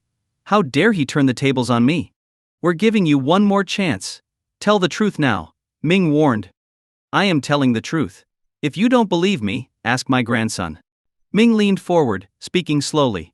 We already did. He told us everything. The officers had previously questioned Zhu Hufei, who admitted to sneaking off with the lunchbox when no one was around. It had nothing to do with Yang Xiao. Shi's face lit up, thinking she'd been vindicated. Then why haven't you arrested that janitor yet? Ming's voice hardened. We have ample evidence proving that you not only damaged property but also attempted extortion in public. You're lying. We gave you a chance, but you refused to cooperate. Prepare to spend the rest of your life in prison, Ming said, pulling out surveillance footage. The evidence was irrefutable. Even so, she wailed, I'm being framed. It's all his fault. If he hadn't left the food there, Huifei wouldn't have eaten it. If Huifei hadn't eaten it, he wouldn't have had an allergic reaction. If he hadn't reacted, I wouldn't have smashed his lunchbox. It's all on him. Bind Dell and him. Stealing someone's food, breaking their belongings, and claiming they deserved it. Truly one of a kind. Ming sighed, exasperated. Do you even know what you broke? Oh, that reminds me, I want to sue him for extortion. She shouted. Extortion? Yes. A worthless wooden box, and he says it's worth 100,000 yuan? Does he think I'm an idiot? Ming rubbed his temples. It was made of rosewood, and 100,000 yuan is the minimum value. She froze. Yang Xiao might lie, but the police wouldn't bluff. Realizing the gravity of the situation, she stammered. My son has money. Let me out, and I'll have him pay for it. Your son? Ming snorted. He's already in trouble himself. His voice turned cold. You're not going anywhere. Get ready for your court date. Ah, she wailed. In the next interrogation room. Is that really what she told you? Officer An Chong asked, bewildered. Lu Suan nodded. Yes, that's exactly what my mother-in-law said. And was stunned. It's one thing to throw someone under the bus, but to sabotage your own family? What is this, synchronized incarceration? Collecting himself, An asked, so you posted it online immediately? Yes, Lu admitted, still unaware of the severity of her actions. Anything else to add? If there's anything you're withholding, say it now. If we find out later, the consequences will be worse. I do have more to say, Lu stammered, her face turning pale. Only now did she realize her mother-in-law had deceived her. She felt a surge of regret and anger but knew it was too late to undo the damage. With a heavy sigh, she confessed everything, including details about the Avengers Alliance group chat. Fortunately, she noted, their discussions were limited to ways to harass Yang Xiao and didn't include anything that could be considered a serious threat, such as plans for physical harm. Even so, An realized the situation was serious and immediately reported it to his superiors, who authorized summoning the group members for questioning. According to Lu, the group planned to meet the next morning at a plaza in Jiangbei. The following day, Ming Qi led a team of officers to the plaza, accompanied by Lu Suan. Several Avengers Alliance members were already present, including Chen Changpeng, who had traveled from Yunling Village in Red Leaf County, Chen Jianyue, hellbent on revenge, and Ma Wei, who had tried to scam Yang Xiao but ended up losing 30,000 yuan instead. Aware that he was wanted, Ma Wei had gone to great lengths to disguise himself. The three had already gathered by the fountain, waiting for Lu Suan to arrive. In the shadows outside Villa No. 1, Yunqian City. The police hid in the shadows, carefully cross-referencing locations shared in Lu Suan's group chat with the photos of the surrounding environment. Once they confirmed the target's positions, Officer Ming Qi gave the order. All units, move. In an instant, the police sprang into action, surrounding the group gathered near the fountain. The three men jumped in shock. We're from the police station, Ming announced, displaying his badge. We need your cooperation in an investigation. Chen Xianhui and Chen Changpeng were visibly nervous, but they didn't panic too much. They hadn't done anything yet. Ma Wei, however, was a different story. As a wanted fugitive, he knew his situation was precarious. He initially agreed to cooperate and walked a few steps with the officers. Then, taking advantage of a brief distraction, he shouted, "Look, a UFO." Before anyone could react, Ma Wei bolted toward the crowd, hoping to use the chaos as cover to escape. Nice plan, terrible execution. He barely made it a few steps before a plainclothes officer tackled him to the ground. His escape attempt ended as quickly as it began. A UFO? Why didn't you just say aliens were landing? Ming scoffed sarcastically. Pinned to the ground, Ma Wei glared at Ming and shouted indignantly, "This isn't fair. You're ganging up on me. Unfair? This isn't a boxing match, it's an arrest." Ming rolled his eyes and waved his hand. "Take him away." As Ma Wei was dragged off, Ming couldn't shake the feeling that the man looked familiar. Then it hit him: Ma Wei was a fugitive wanted for fraud. What a bonus! North District Police Station, Beiyu District. After Ma Wei's disguise was removed, Ming confirmed his identity. Not only was he a fraudster, but also a wanted criminal. Meanwhile, the police, working with the prosecutor's office, began summoning individuals tied to the IP addresses provided by Yang Xiao. The operation was extensive and spanned a week, involving people from all across the country. a total of 148 individuals were detained. This group represented only the most egregious cases. Most of them believed they were simply expressing their opinions online and didn't realize their actions were illegal. This false sense of security led them to cross the line without even knowing it. Among the 148, many were guilty of defamation. Yang Xiao filed lawsuits against these individuals, seeking damages. The court scheduled hearings for these cases before the Lunar New Year. As for those involved in incitement to commit crimes, extortion, and similar offenses, the police pursued criminal charges. Sentencing results. Shi Zhengxiang convicted of extortion 5 years and destruction of property valued at over 100,000 yuan 3 years. Lu Xuan convicted of defamation 2 years with a 2-year probation. Zhu Hingzhuan convicted of creating public disturbances due to repeated dangerous online posts and staking out Yang Xiao's property 3 years. The entire family lost their jobs and faced criminal convictions. Their child was almost sent to a welfare home.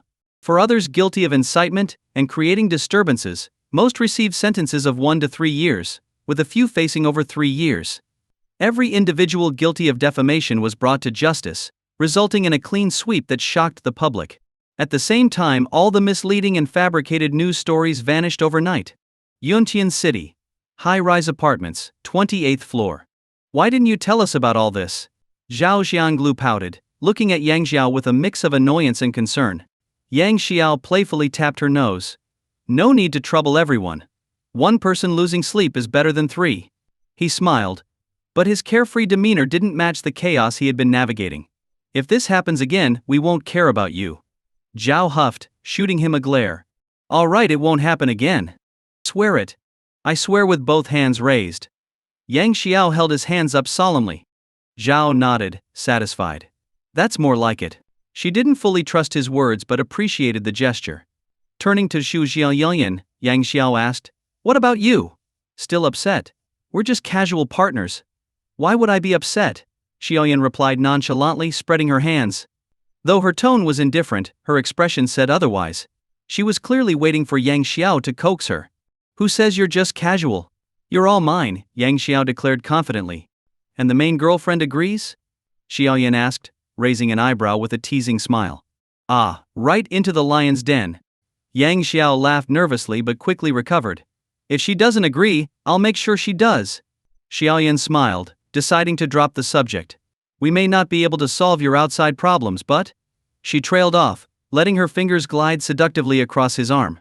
We can help you relieve your inner stress. Inner stress? Yang Xiao raised an eyebrow. You're playing with fire. We extinguish fires, not play with them, Xiaoyan retorted with a sly grin. Really? Try me. Let me rest first, Yang Xiao suggested, half joking.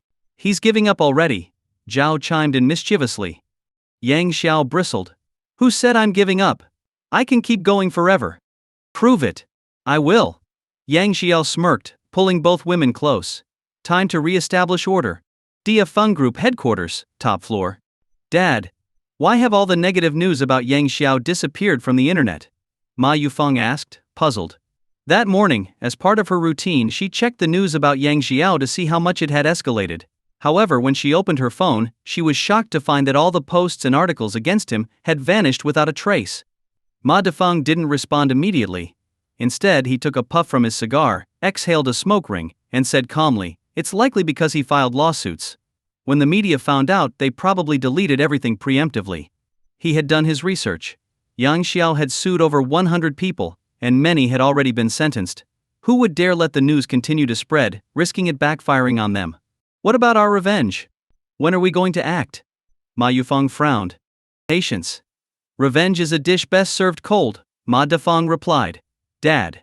Ma Yufeng clung to his arm and whined, I don't care. I can't wait that long. Seeing his daughter's persistence, Ma Defeng gave in reluctantly. Fine, after the new year I'll start making arrangements. Happy now? Promise me. She extended her pinky for a pinky swear. He sighed at her childish behavior but hooked her pinky with his. I promise. Good. That's more like it. Before leaving, she muttered under her breath, always messing around in the office. The company's atmosphere is all your fault. Yuzhu Hotel, top floor. Are you attending tonight's class reunion? Lu Wei leaned against Yang Xiao's shoulder and asked softly. Tonight? Yang Xiao asked.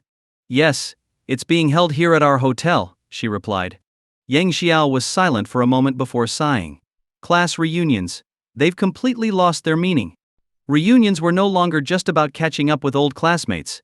They had turned into competitions: who was doing better, who was struggling, whose spouse or partner was the most attractive. Some even used these gatherings to fulfill fantasies, rekindling old crushes now that they were successful. For others, it was about reliving their youth, even if it meant hooking up with someone else. In short, many attended with ulterior motives. True. So, are you going? Lu Wei asked. I can't. I have other plans, Yang Xiao said. Later, he planned to visit the hospital. Li Jingjun had already undergone surgery, and Yang Xiao hadn't visited yet. Any further delay would seem irresponsible. Moreover, the truth about their relationship was bound to come out soon. He figured he might as well see things through to the end, ensuring everything went smoothly. All right, Lu Wei agreed. She had hoped Yang Xiao would use the reunion to humiliate those who had looked down on him.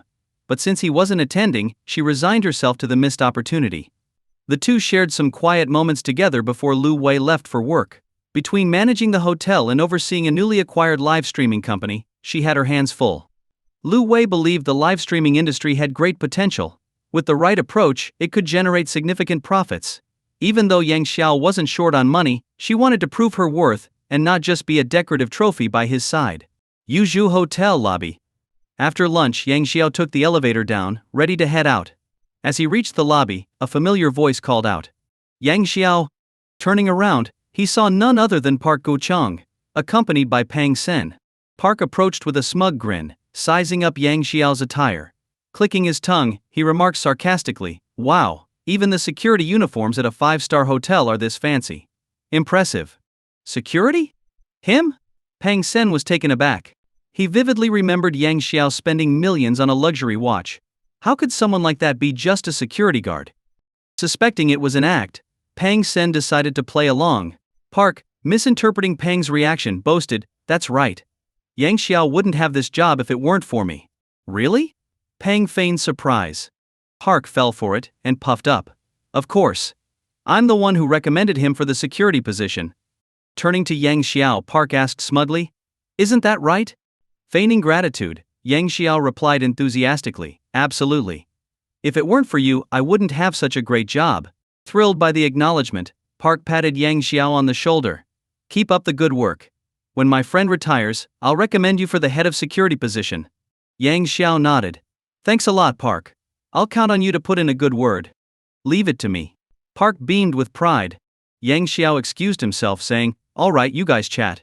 I have some errands to run. Park grabbed his arm. You're skipping the reunion later? Yeah. I'm busy. Because of work? Want me to talk to your supervisor? No need. I really have something urgent. Let's talk another time. With that, Yang Xiao hurried off. Watching him leave, Park spat in his direction.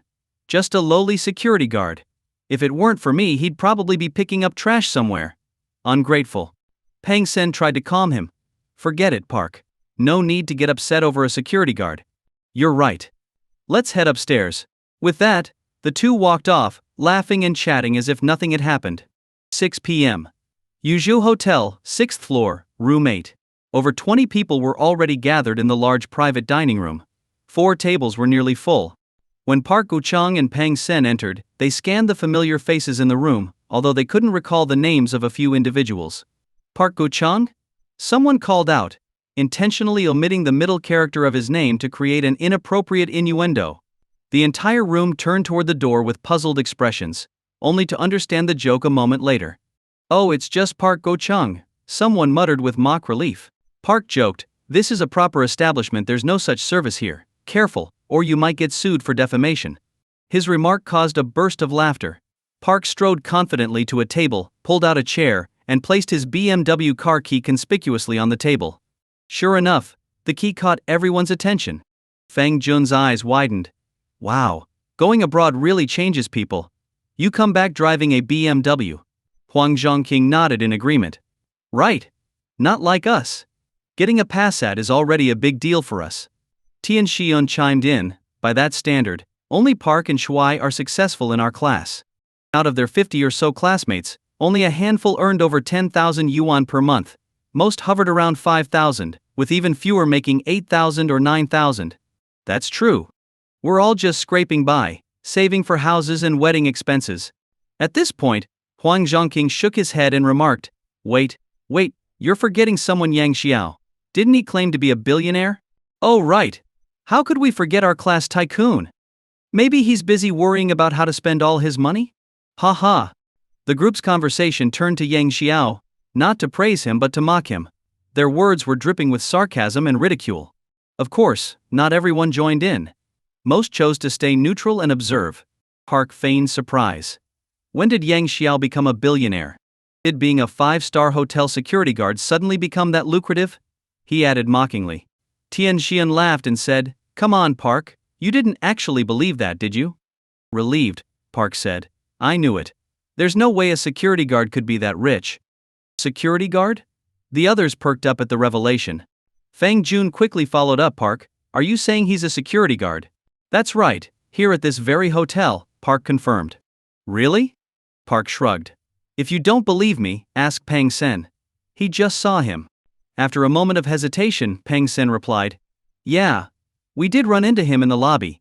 Pang was careful not to explicitly confirm Yang Xiao's position as a security guard. He didn't want to be held accountable if Yang Xiao's actual wealth came to light. Hearing this, the others exchanged knowing looks. Tian Xian suddenly suggested, Why don't we go pay our dear old classmate a visit after dinner? It was clear his real motive wasn't to catch up but to find amusement at Yang Xiao's expense. I'm in. Fang Jun was the first to agree. +1, +2, +3. Within moments, 10 people volunteered. Just then, the door to the room opened, and in walked Zhang Shuai. The group immediately stood up in unison. Finally, you're here, Shuai. Welcome, Shuai. Thanks for treating us. Shuai, you're amazing. Zhen Shuai, basking in their flattery, wore a wide smile. He made his way to the central table, placing his Maybach key down with a flourish. Sorry for the delay, everyone. I had to attend a last-minute meeting, he explained. His words prompted another round of compliments and sycophantic remarks. Shuai is always handling important business. We can't compare. Exactly. We're just freelancers, free to take time off whenever we want. Shuai, do you need a good luck charm? One that talks? Shuai, do you think I look good today? With Zhen Shuai's arrival, Park's brief moment in the spotlight was thoroughly eclipsed. Quietly, he slid his BMW key back into his pocket. After all, compared to a Maybach, his BMW X3 was hardly worth mentioning. Zhang Shuai, now fully enjoying his role as the center of attention, stood up and declared, We're all classmates here. If you need anything, just let me know. In Yuzhou, there's nothing I can't handle. Thank you, Shuai. The group chorused. He nodded in satisfaction before glancing around the room. So, how many people showed up? Sir, 50 were expected, and 47 are here, Tian Xian replied with an exaggerated salute. Zhan Shuai's brow furrowed slightly. Only 47? Who didn't come? He was footing the bill, so he felt insulted that anyone would dare skip the event. Tian Xian replied, Lu Wei and Lin Xuan work here, so they can join any time. That still leaves one person missing, Zhen Shuai pointed out. It's Yang Xiao, Tian admitted. Damn, not him again. Zhen Shuai's mood soured at the mention of Yang Xiao. Fang Jun quickly interjected, Shuai, don't worry. That guy's just a security guard here. He couldn't get away from work. So much for being a self-proclaimed billionaire. What a joke. Zhen Shuai's spirits lifted again. All right then. Let's start once Lu Wei and Lin Xuan arrive. After he took his seat, several classmates crowded around him, eager to flatter him further.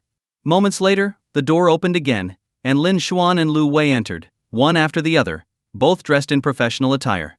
The room fell silent, and all eyes turned to Lin Xuan, who looked stunning. Fang Jun couldn't contain himself. Wow. Isn't this our class belle, Lin Xuan? She looks even better than a celebrity, Tian Xian exclaimed. Even Zhen Shuai's attention was captured. Back in school he had pursued Lin Xuan relentlessly, going so far as to consider using underhanded methods. However, his attempts had all failed, partly thanks to Yang Xiao. Lin Xuan, oblivious to this history, remained composed. Zhen Shuai then noticed the equally stunning Lu Wei standing behind her. With her transformed appearance, no more thick glasses, and a professional outfit, it took him a moment to recognize her.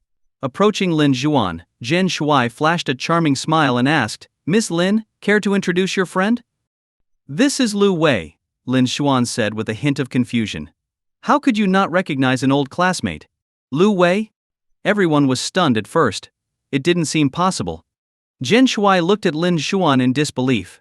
Lin Xuan, you must be joking. In his memory, Lu Wei always wore oversized black-rimmed glasses. Her looks were average, her skin a little sallow. Nothing about her resembled the stunning woman standing before him now. Was this the so-called transformation of a girl growing up? The change was too drastic to believe. And it wasn't just him, the rest of the group was also dumbfounded. A real-life ugly duckling into a swan story couldn't have been more fitting. Believe it or not. Lin Xuan rolled her eyes and grabbed Lu Wei's arm. Let's sit over there. She led Lu Wei to a table in the back. As the two moved, all eyes followed them, as if they were the brightest scenery in the entire room. Meanwhile, Zhen Shuai suddenly felt a surge of excitement. He had failed to win over Lin Xuan in school, but why not try with Lu Wei this time? Motivated by the thought, Zhen Shuai picked up the tablet used for ordering and walked to their table, flashing a smile as he placed it in front of Lin Xuan. Order anything you want, I'm treating tonight, he said generously. This had already been discussed in the group chat beforehand. He originally wanted to hand the tablet to Lu Wei but felt that would make his intentions too obvious. Better to play it safe. Are you serious? Lin Xuan asked, raising an eyebrow. She knew Zhen Shuai came from a wealthy family.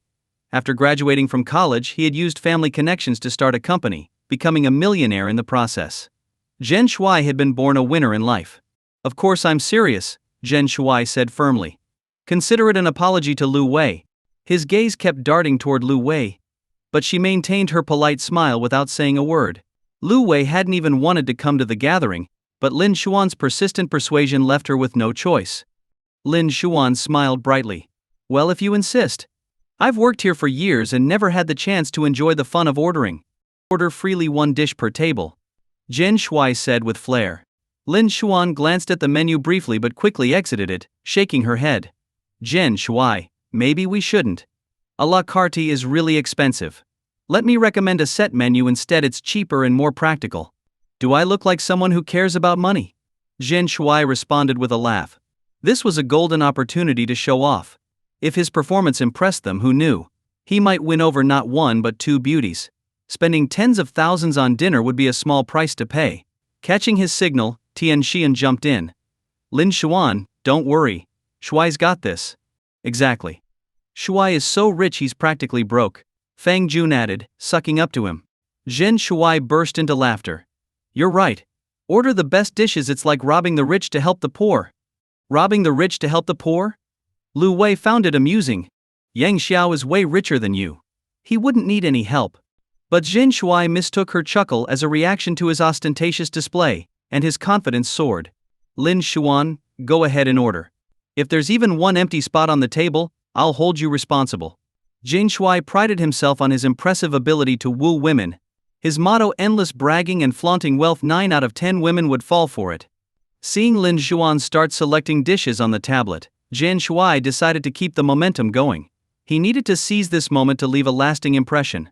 As if sensing this, Tian Xian said, Shuai, this must be just another regular dining experience for you, right? Zhen Shuai mentally applauded Tian for his timely assist. Feigning nonchalance, Zhen Shuai replied, it's nothing special. Whenever I visit a big city, the first thing I do is book a 5-star hotel.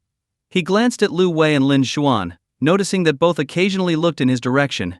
His spirits lifted, and he added with mock exasperation, honestly, I'm so tired of things like abalone and foie gras, I've had enough of them. Tired of abalone and foie gras? Feng Jun chimed in enthusiastically. Shuai, how much of that stuff have you eaten? Tian Xion added, right? We can't even afford it once a year. Oh, not much, Zhen Shuai said smugly. Probably only about 350 days of the year. His classmates laughed and continued to butter him up, but Lin Xuan broke in. What would everyone like to drink? Juice, maybe? Lu Wei suggested. Juice? No way. Some of the men protested. Tian Xian was the first to object. We finally got together. How can we just drink juice? Others quickly chimed in. Exactly. What's the point if we don't drink? Wine. Should we have red, white, or beer? With ladies here, let's go with red wine. I agree. What do you mean you agree? Shuai's the host, let's see what he wants. All eyes turned to Zhen Shuai. Of course, red wine. Lin Xuan, bring 10 bottles of red wine to start, Zhang Shuai said confidently. If everyone got drunk, he might have a chance to escort Lu Wei and Lin Xuan home. Who knew what could happen then? I'm not familiar with wine varieties. You pick, Lin Xuan said, pushing the tablet back toward him. She had considered ordering the most expensive wine, like Romani Conti, but thought that might be too harsh. So many kinds of red wine? Maybe. Over the years, Zheng Shuai had tried quite a few, from a few thousand to tens of thousands per bottle. He waved dismissively. Just pick something I don't mind the cost. If you're going to show off, you have to commit to it. Quitting halfway isn't an option. I don't know how to choose wine. You should do it, Lin Zhuan said, still shaking her head. Left with no choice, Zheng Shuai picked up the tablet and opened the wine menu. One glance, and he froze. The wines ranged from a few thousand to hundreds of thousands per bottle. What should he choose? He couldn't possibly order the most expensive, the Romani Conti, priced at over 200,000 yuan per bottle. Even with one bottle per table for 5 tables, that would be 1,000,000 yuan. And that wasn't even counting the food, which had already cost over 100,000 yuan. He felt trapped. Tian Xian noticed Zheng Shuai furrowing his brows and thought he was trying to find a way to impress everyone. Standing up, Tian suggested, Shuai, we've heard that Lafite and Romani Conti are pretty good. You've probably tried both, right? He had just Googled these names, knowing they were some of the best wines. He wanted to experience the difference between expensive wines and those costing a few hundred yuan. Hey, of course, I've had both. So much I'm almost sick of them, Zheng Shuai said with a forced laugh. Damn it. The cheapest bottle was tens of thousands of yuan, of course. It had to be good. The most expensive wine Zheng Shuai had ever tried was an 88,000 yuan Lafite, which tasted incredible. As for Romani Conti, he'd never had the chance. Tian Shiyun, thinking his flattery had hit the mark, pressed on. Shuai, since you're tired of it, why not let us try some? Exactly. You drink it like water. But we can't afford that luxury, Fang Jun added. Drink wine like water? Are you insane? Even with money, you wouldn't waste it like this. Zheng Shuai was about to retort but caught sight of Lu Wei and Lin Xuan watching him. He felt certain he'd captured their attention. What's tens of thousands of yuan? Tonight, I'm going to conquer both of these beauties. He was already envisioning how the night would end, his mind spinning with countless possibilities. All right, Zheng Shuai said grandly. Why enjoy alone when we can all indulge together? Let's do this. He ordered 10 bottles of 18,000 yuan Lafite on the tablet. A wave of praise followed. Shuai, you're amazing. Shuai is the best. We owe it all to you, Shuai. Zheng Shuai basked in the compliments, feeling like he was on top of the world. Lin Xuan found it amusing, while Lu Wei shook her head slightly. She thought, he thinks he's in control, but really he's just being played. It didn't matter. After all, the money was going into their business's pocket. As the group chatted, Tian Xian suddenly sighed. What a shame such a great feast will be missed by some people. Everyone knew who he was referring to. Exactly, Fang Jun echoed. Zheng Shuai saw an opportunity to boast and asked Lin Xuan, does your hotel not allow its staff to request leave? What does that mean? Lin Xuan and Lu Wei exchanged puzzled looks. Then Park Gucheng chimed in with a smile. Isn't Yang Xiao working as a security guard at your hotel? Can't he get a meal break? What? Yang Xiao working as a security guard? Lin Xuan set down her chopsticks and gave Park Gucheng a strange look. Who told you that Yang Xiao works as a security guard at our hotel? He came because I recommended him, Park Gucheng said proudly. Tian Xion added, ladies, he's an old classmate of yours. Why not look after him? Exactly, Park nodded. Turning to Lu Wei. He helped you a lot back then, didn't he? Lu Wei's family had heavily favored her brother over her, often sending her to school with only rice and vegetables, no meat. Back in high school, Yang Xiao, her deskmate, would often share his meals with her. Perhaps this was why she had later given him her savings during his hardest times. Lin Xuan was about to respond, but Lu Wei subtly shook her head, so Lin Xuan stayed quiet. Tian Xian and Fang Jun wanted to say more, but Zheng Shuai, annoyed that the topic had veered away from him, interrupted, all right, today's a reunion. Let's not waste time talking about a security guard. The others reluctantly dropped the topic and shifted their conversation elsewhere. Soon, the food and drinks arrived. The room filled with laughter and chatter as they toasted each other. After several rounds of drinks, some people couldn't handle their liquor and passed out, slumped over the table or chairs. Meanwhile, some men, emboldened by the alcohol, began taking advantage of tipsy women, Lu Wei wanted to intervene a few times, but Lin Xuan stopped her. If they know what could happen but still let themselves get drunk, they're responsible for what follows. You can't save everyone, Lin Xuan whispered. She was right, some people would even blame their saviors later for meddling. As the night dragged on, Jian Shuai, already heavily drunk, wobbled to his feet. Fang Jun, go call the waiter to settle the bill. Got it, Shuai, Fang Jun replied, draining his glass before leaving. Lu Wei and Lin Xuan, both sober, stood up. Lin Xuan smiled and said, Jian Shuai, we have something to attend to, so we'll head out first. Lu Wei added with a faint smile, next time you come, I'll give you a discount. A discount? I don't need that. Jian Shuai protested. Why leave so soon? Let's go sing karaoke. We'll take a rain check. You're drunk, Lu Wei said. I'm not drunk. Look, I can jump. Jian Shuai declared, leaping awkwardly in the room. With a loud thud, he slipped and fell flat on the floor. Lin Xuan helped him up and said, we'll host next time, okay? Jian Shuai, though reluctant, could only agree. As he watched the two women leave, frustration bubbled within him. Damn it. I didn't even get the chance to woo them properly. What a waste of money. He clenched his fists. No way. Tonight, no matter the cost, I'll make this happen. After settling the bill, a large, drunken crowd stumbled their way to the first floor. Jian Shuai was fuming, holding in a bellyful of frustration with nowhere to vent it.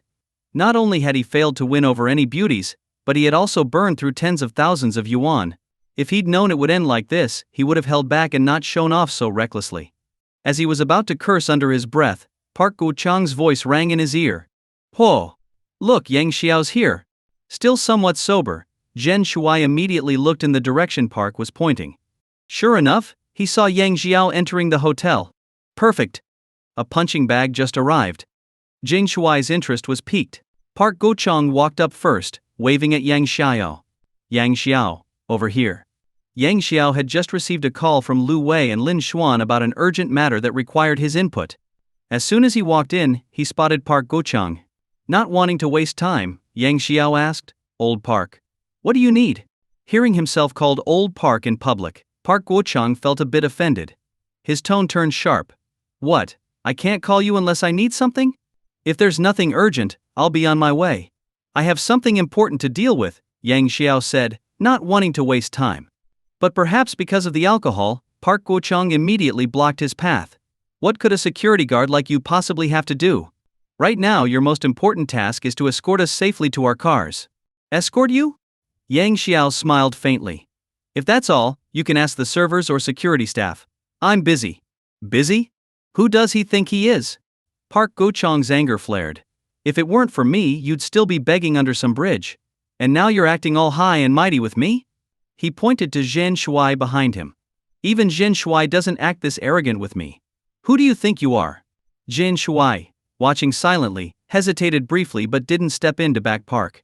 Fine. Jian Shuai is rich and influential, I can tolerate him. But you, Yang Xiao? A lowly security guard acting smug? Who are you trying to impress? Seeing the tension escalate, Jian Shuai wobbled over, unsteady from the alcohol, and placed himself between the two. He burped, glancing at both men as if deciding whose side to take. The others watched, unsure of what to do. Finally, Jian Shuai turned to Yang Xiao and said, as a security guard, it's your duty to ensure our safety. If you don't comply with Old Park's request, I'll file a complaint against you. As soon as Jian Shuai finished, his sycophants eagerly joined in. Exactly. We'll all complain about you. Let's see how long you keep this job. Shuai said it. Why are you just standing there? Get to it. Know your place. You're just a security guard. Yeah. And we're not asking you to be a gigolo or anything. Since when are security guards so arrogant? A crowd surrounded Yang Xiao, shouting and taunting. Because of their position in the lobby, no servers noticed the commotion. However, the head of security, Wan Quan, returning from the restroom, caught sight of the scene. Seeing the group causing a disturbance, he was immediately infuriated. Are you kidding me? Stirring up trouble on my watch? Do you not want to live? Moments earlier, he had seen the boss, Yang Xiao, entering the hotel. If the boss caught wind of this, his month's bonus or worse, his job would be at risk. Grabbing his walkie-talkie, Wan Quan shouted, Team 1, assemble in the lobby immediately. We have a disturbance. Then he ran toward the scene, determined to nip this in the bud before the boss noticed. Who knows? Maybe handling this well would even lead to a promotion and a raise. Why are you still standing there? Help us out, Park Go-chang urged Yang Xiao. Zhang Shuai joined in. If you don't move, I'll call your boss right now and have you fired. Fire me? Yang Xiao chuckled. Sure, go ahead. Call my boss and have him fire me. I am the boss. Let's see who dares fire me. Fine. Don't cry later, Zhang Shuai said, pulling out his phone theatrically. Before he could dial, Park Go-chang noticed Wan Quan running over and quickly stopped Zhang Shuai. Sneering, he said, no need for that. I'll let my buddy here handle it. Against a security guard, a security manager was the perfect choice. Alright, fine. Zhang Shuai put his phone away, pretending to give Yang Xiao a temporary reprieve. In truth, Zhang Shuai didn't know the hotel owner at all. His earlier threat had been nothing but posturing. Old Wan, over here, Park Go-chang called out. Wan Quan approached, frowning as he recognized Park. This complicates things. Old Wan, look at how you manage your staff, Park said sternly, adopting a superior tone. Huh? Wan Quan was confused. What staff? Perfect timing. Zhang Shuai chimed in. As the security manager, you must teach this guy a lesson. If you don't, I'll have the owner fire you too. Teach him a lesson? Wan Quan turned to see who Zhang Shuai was pointing at. The figure looked oddly familiar, the uniform, the stance. Wait. Yang Xiao turned around, meeting Wan Quan's gaze with a faint smile. Oh? I heard you were planning to teach me a lesson? Why Yang? Yang Xiao. Wan Quan stammered, his knees nearly buckling. Oh my god. It's the boss. I'm doomed. Initially, Wan Quan hadn't seen Yang Xiao's face, so he hadn't recognized him. Now, he was terrified. Old Wan, are you drunk? He's your subordinate, Park Go-chang said, puzzled. My subordinate? Bullshit. What are you even saying? Panicking, Wan Quan quickly explained. Yang Xiao, I didn't. I know, Yang Xiao said calmly. He pointed to the drunken crowd. Arrange for your team to escort them safely to their cars. Of course. Right away. Wan Quan nodded repeatedly, almost bowing. At this moment, the security team arrived. Under Wan Quan's command, they began escorting the drunken individuals to their respective cars, ensuring safe departure after arranging designated drivers. Once everyone had been taken care of, they returned to their posts. Seeing everything had been settled, and that only the slightly tipsy Zhang Shuai, Park Wo-chang, and the sober Fang Jun and Tian Jian remained, Yang Xiao decided to leave. Earlier events had sobered Zhang Shuai almost instantly. Yang Xiao? Yang Total? Who does he think he is? A mere security guard pretending to be some big shot with help from others. Did they think I was stupid? Jin Shuai knew enough about the value of a 5-star hotel to dismiss the idea that Yang Xiao could be the owner. With Yang Xiao's family background, this was impossible. Absolutely impossible. Zhen Shuai stepped forward, blocking Yang Xiao's path. Sneering, he said, Yang Xiao, we're all old classmates here. Do you really have to keep up this act? What's the point? Act? What am I acting about? Yang Xiao asked, genuinely confused. Could it be that my good intentions were misunderstood? If so, it's like the saying biting the hand that feeds you. Jin Shuai's words seemed to jog Park Go-chang's memory. He stepped closer to Yang Xiao, belched loudly, and laughed mockingly. Jin Shuai's right. We know your family situation like the back of our hand. Let me guess, you probably spent your entire month's salary trying to keep up appearances, didn't you? Keeping up appearances? Tian Xian suddenly seemed to realize something and exclaimed, damn, so it was all a show. Spending money to act rich, now that's eye-opening. Fang Jun also looked incredulous. Exactly. Your life's already a mess, but you spent a month's salary just to fake being wealthy?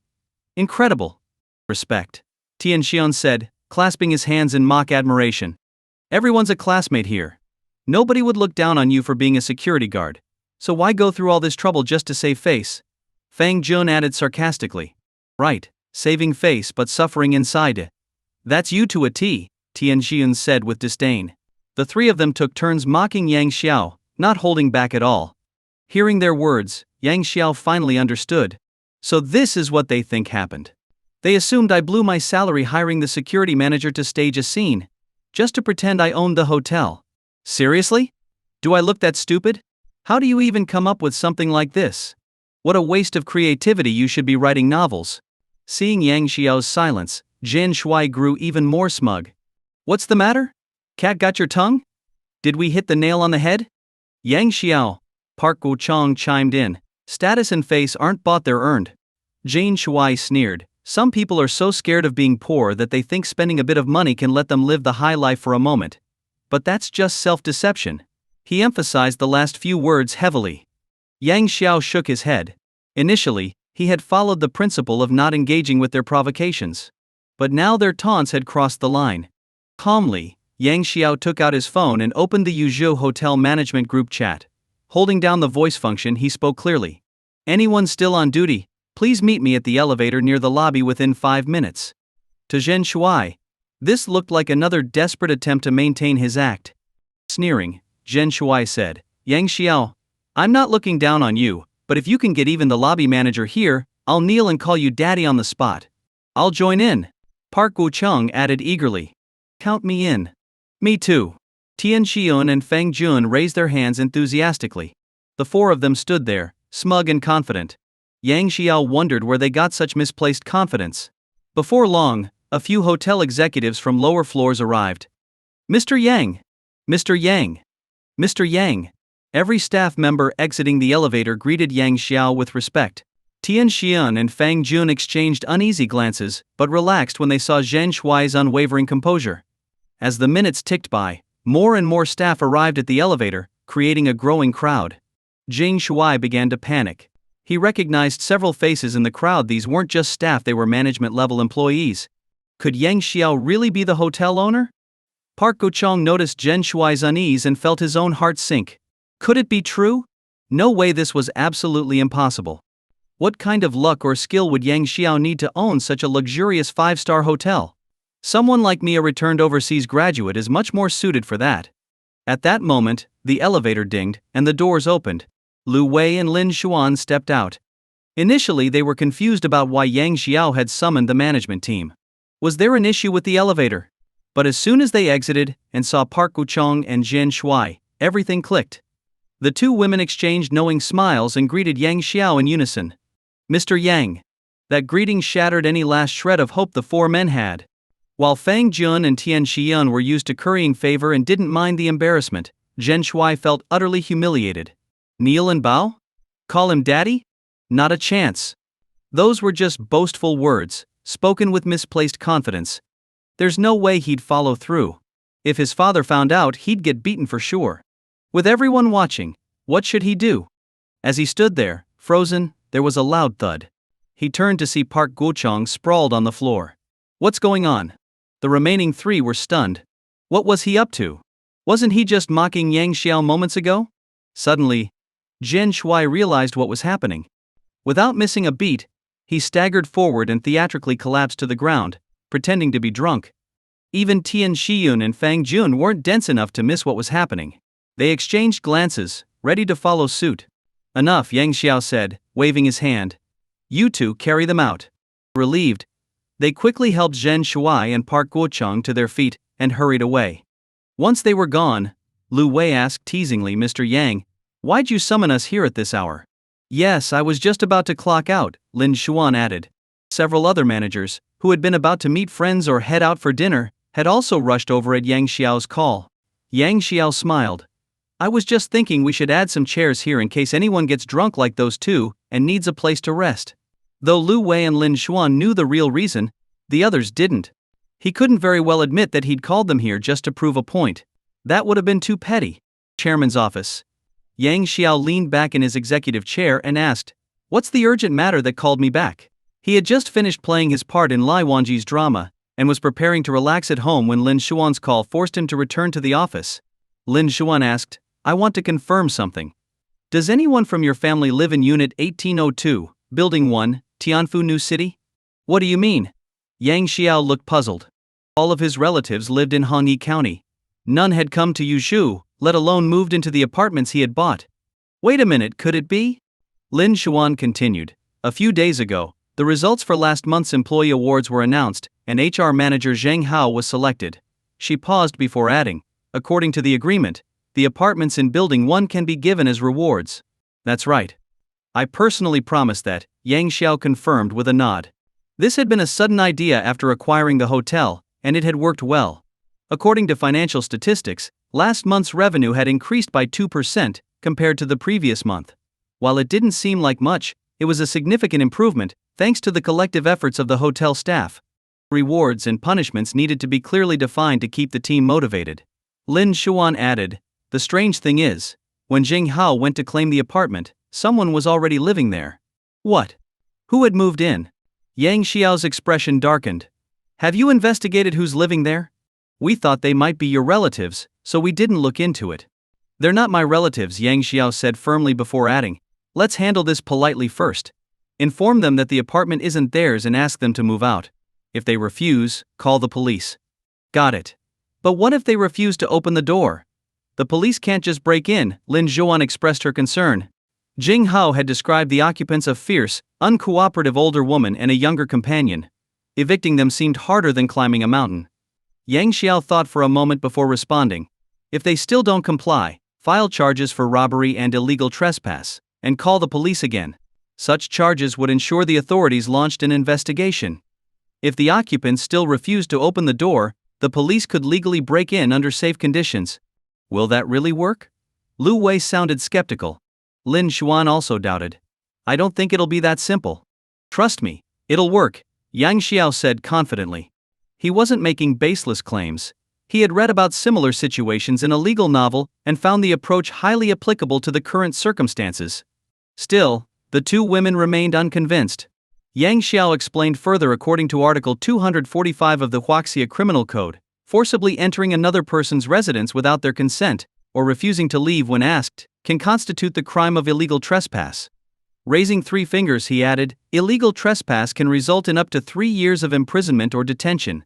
Lu Wei was taken aback. "Is it that serious?" Lin Xuan was equally surprised. "Yes, but robbery carries even harsher penalties," Yang Xiao nodded. Lin Xuan widened her eyes.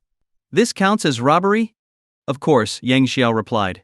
"You've been to university, yet you seem completely uninformed about basic legal concepts." Yang Xiao couldn't entirely blame them. Most people knew the names of crimes, but were clueless about the specifics of how those crimes were defined or prosecuted. He himself had been ignorant until his money was stolen by Bu Yalian, prompting him to read legal texts to better understand his rights. Lu Wei asked, "Why does it count as robbery?" Yang Xiao explained, "Robbery involves using violence, threats, or other means to take public or private property with the intent of illegal possession." He added, "If they refuse to return the property despite repeated warnings, their continued occupation clearly constitutes robbery." The next morning, Tianfu New City, Unit 1802. Accompanied by property manager Zhang Hao stood outside the apartment door. The two exchanged nervous glances, neither wanting to knock. They had experienced firsthand the fierce temperament of Zhang Kuwa, the older woman inside. Eventually, Zhang Hao gave in and reluctantly approached the door. He knocked lightly, careful not to make too much noise and risk Zhang Kuwa's wrath. Knock, knock, knock, knock. After a while, there was still no response. The two stood awkwardly outside, unsure of what to do next. Should they keep knocking? Inside the apartment, Zhang Kuyua was in the living room doing aerobics, while Bu Yalian lounged on the sofa scrolling through short videos on her phone. The only man in the household, Bu Xiaodi, was busy working at a hot pot restaurant, exhausted and frequently scolded by his boss. He could only endure it. Whenever he was berated, he mentally consoled himself. "Complain all you want now. Just wait until my son-in-law comes back. I'll buy this lousy restaurant and make you work for me for life." This thought was the only thing keeping him going. "Mom, can you take out the trash? It's overflowing," Bu Yalian called lazily, pointing at the trash can. "All right, just a minute," Zhang Kuyua replied absent-mindedly. Finishing her last aerobic move, she rested for a few minutes before picking up the trash and heading to the door. As she opened it, she was startled to see two people standing outside. "What the hell? Who are you?" she demanded, glaring at them suspiciously. Zhang Hao instinctively stepped back, wary of the trash bag in her hand. After ensuring he was at a safe distance, he forced a smile. Ma'am, we're here to inform you about something." "What is it?" Zhang Kuiwa frowned. Zhang Hao swallowed nervously before speaking quickly. "This house doesn't belong to you. Please move out within 3 days." After finishing, he immediately took several steps back, putting distance between himself and Zhang Kuwa. Zhang Kuiwa's expression darkened instantly. She furiously threw the garbage in her hand down at Zheng Hao's feet and sneered, "What a joke. If this house isn't ours, does it belong to you instead?" She had seen people snatch phones, bags, and even food, but stealing a house? This was a first. Perhaps this is just one of those bizarre occurrences, she thought to herself. Zheng Hao stepped back and replied with a smile, "You guessed right. This house is indeed mine." "Yours?" Zhang Kuiyue laughed mockingly. "How thick-skinned can you get? This house was bought by my son-in-law for my daughter. When did it become yours? What's next? Are you claiming to be my grandson?" "You dream on. I don't have an unfilial grandson like you. You'd better get lost, or I'll call the police and accuse you of robbery and attempted assault." Zhang Kuo pulled out her phone, pretending to make a call. Jing Hao, an HR manager with a respectable demeanor, was rendered speechless by the tirade of a woman in her 50s or 60s. Zhang Hao, seeing this, quickly stepped forward, trying to mediate. "Auntie, who are you calling auntie? Are we that close?" "Sorry, we're not." Zhang Kuiyue interrupted harshly, hands on her hips. Zhang Hao hadn't even managed 4 words before being shut down. "This woman is too much." Zhang Hao took a deep breath and said firmly, "Ma'am, regardless of how you got in here, this house isn't yours. Please move out promptly, or we'll have to call the police." Since reasoning didn't work, it seemed the only option was to involve the authorities. "Fine, go ahead and call them. I'll make sure to report you for attempted assault." Zhang Kuo sneered coldly. Attempted assault? Zhang Hao and Zheng Hao were dumbfounded. What kind of logic was this? Even if they had no interest in her whatsoever, she managed to twist reality into something ridiculous. "All right, if that's the case, I'm calling the police now," Zheng Hao said as he pulled out his phone. Just then, Bu Yalian walked over, frowning. "Mom, what's going on? How can taking out the trash turn into an argument?" She had been lying on the couch scrolling through videos but came over to investigate the commotion. "It's these 2 troublemakers. Just seeing them irritates me." Zhang Kuiyue snapped, pointing angrily at Zheng Hao and Zhang Ha. "Troublemakers? What kind of nonsense is this?" Zhang Hao was furious. "We came here to talk reasonably, and now we're being accused of causing trouble?" Zheng Hao suppressed his anger, put away his phone, and decided to reason with Bu Yalian instead. "Miss, I." But before he could finish, Zhang Kuo exploded. "Who are you calling miss? You're the miss. Your whole family are misses." Zheng Hao was at his wit's end. Even addressing someone politely could be turned into an insult by this unreasonable woman. Bu Yalian pulled Zhang Kuiyue aside and impatiently asked Zheng Hao, "What exactly do you want?" Relieved that Zhang Kuiyue was finally restrained, Zheng Hao explained, "We're here to inform you that this house isn't yours. Please vacate it as soon as possible." "What? The house isn't ours?" Bu Yalian sneered, her irritation evident. "This house belongs to us. What right do you have to tell us to leave?" Her words puzzled Zheng Hao even more. Lin always confirmed the house was unoccupied. "What's going on here?" Zheng Hao decided to clarify. "You say this house is yours, do you have any proof?" "Proof? Fine. Wait right here," Bu Yalian retorted before turning to head inside. A few minutes later, she returned with a red booklet, a property ownership certificate. Flipping it open, she proudly displayed it to Zheng Hao and Zhang Hao. "Take a good look. It clearly says my name on it." Zheng Hao also retrieved a red booklet from his briefcase. It was another property ownership certificate, but this one bore Yang Xiao's name, not his. How can one house have 2 certificates? This one is obviously fake. Zhang Kuo dismissed it without even glancing. "Fake?" Zheng Hao shook his head resolutely. "Impossible. Mine is definitely real. There's no way the owner of a luxury 5-star hotel would issue a fake certificate to his employees." Zhang Kuiyue, however, smugly declared, "Our house was bought by my son-in-law with hard cash through an agent." Zhang Hao knew one of the certificates had to be fake, and he was confident it wasn't Zheng Hao's. But Zhang Kuiyue's overbearing demeanor made it difficult to push harder. Realizing they were at an impasse, he suggested calling the police to verify the documents. Zhang Kuiyue and Bu Yalian, confident theirs was genuine, agreed. Half an hour later, officers from the Tianfu Street police station arrived. After listening to Zhang Hao's account, one officer compared the 2 certificates. It took only a glance to distinguish the real from the fake. Handing the genuine certificate back to Zheng Hao, Officer Huang Beixiang turned to Bu Yalian and said, "This certificate is fake." Bu Yalian felt like she'd been struck by lightning. Her mind went blank. Fake? How can it be fake? She stammered, her legs giving way as she knelt on the floor. Jiang Kuwa erupted in anger. You're lying! You're all in cahoots! Huang Beixiang sighed and patiently explained. A genuine certificate has a textured cover with a distinct embossed feel. He opened the fake certificate and continued. Additionally, a real certificate's inner pages include property details, such as the source of ownership and shared area. But yours is entirely blank. After listening to Huang Beixiang's explanation, Bu Yelian's face turned pale. She collapsed to the floor, utterly drained. At that moment, the world seemed to lose all light for her. Fake. How could this happen? Did he lie to me?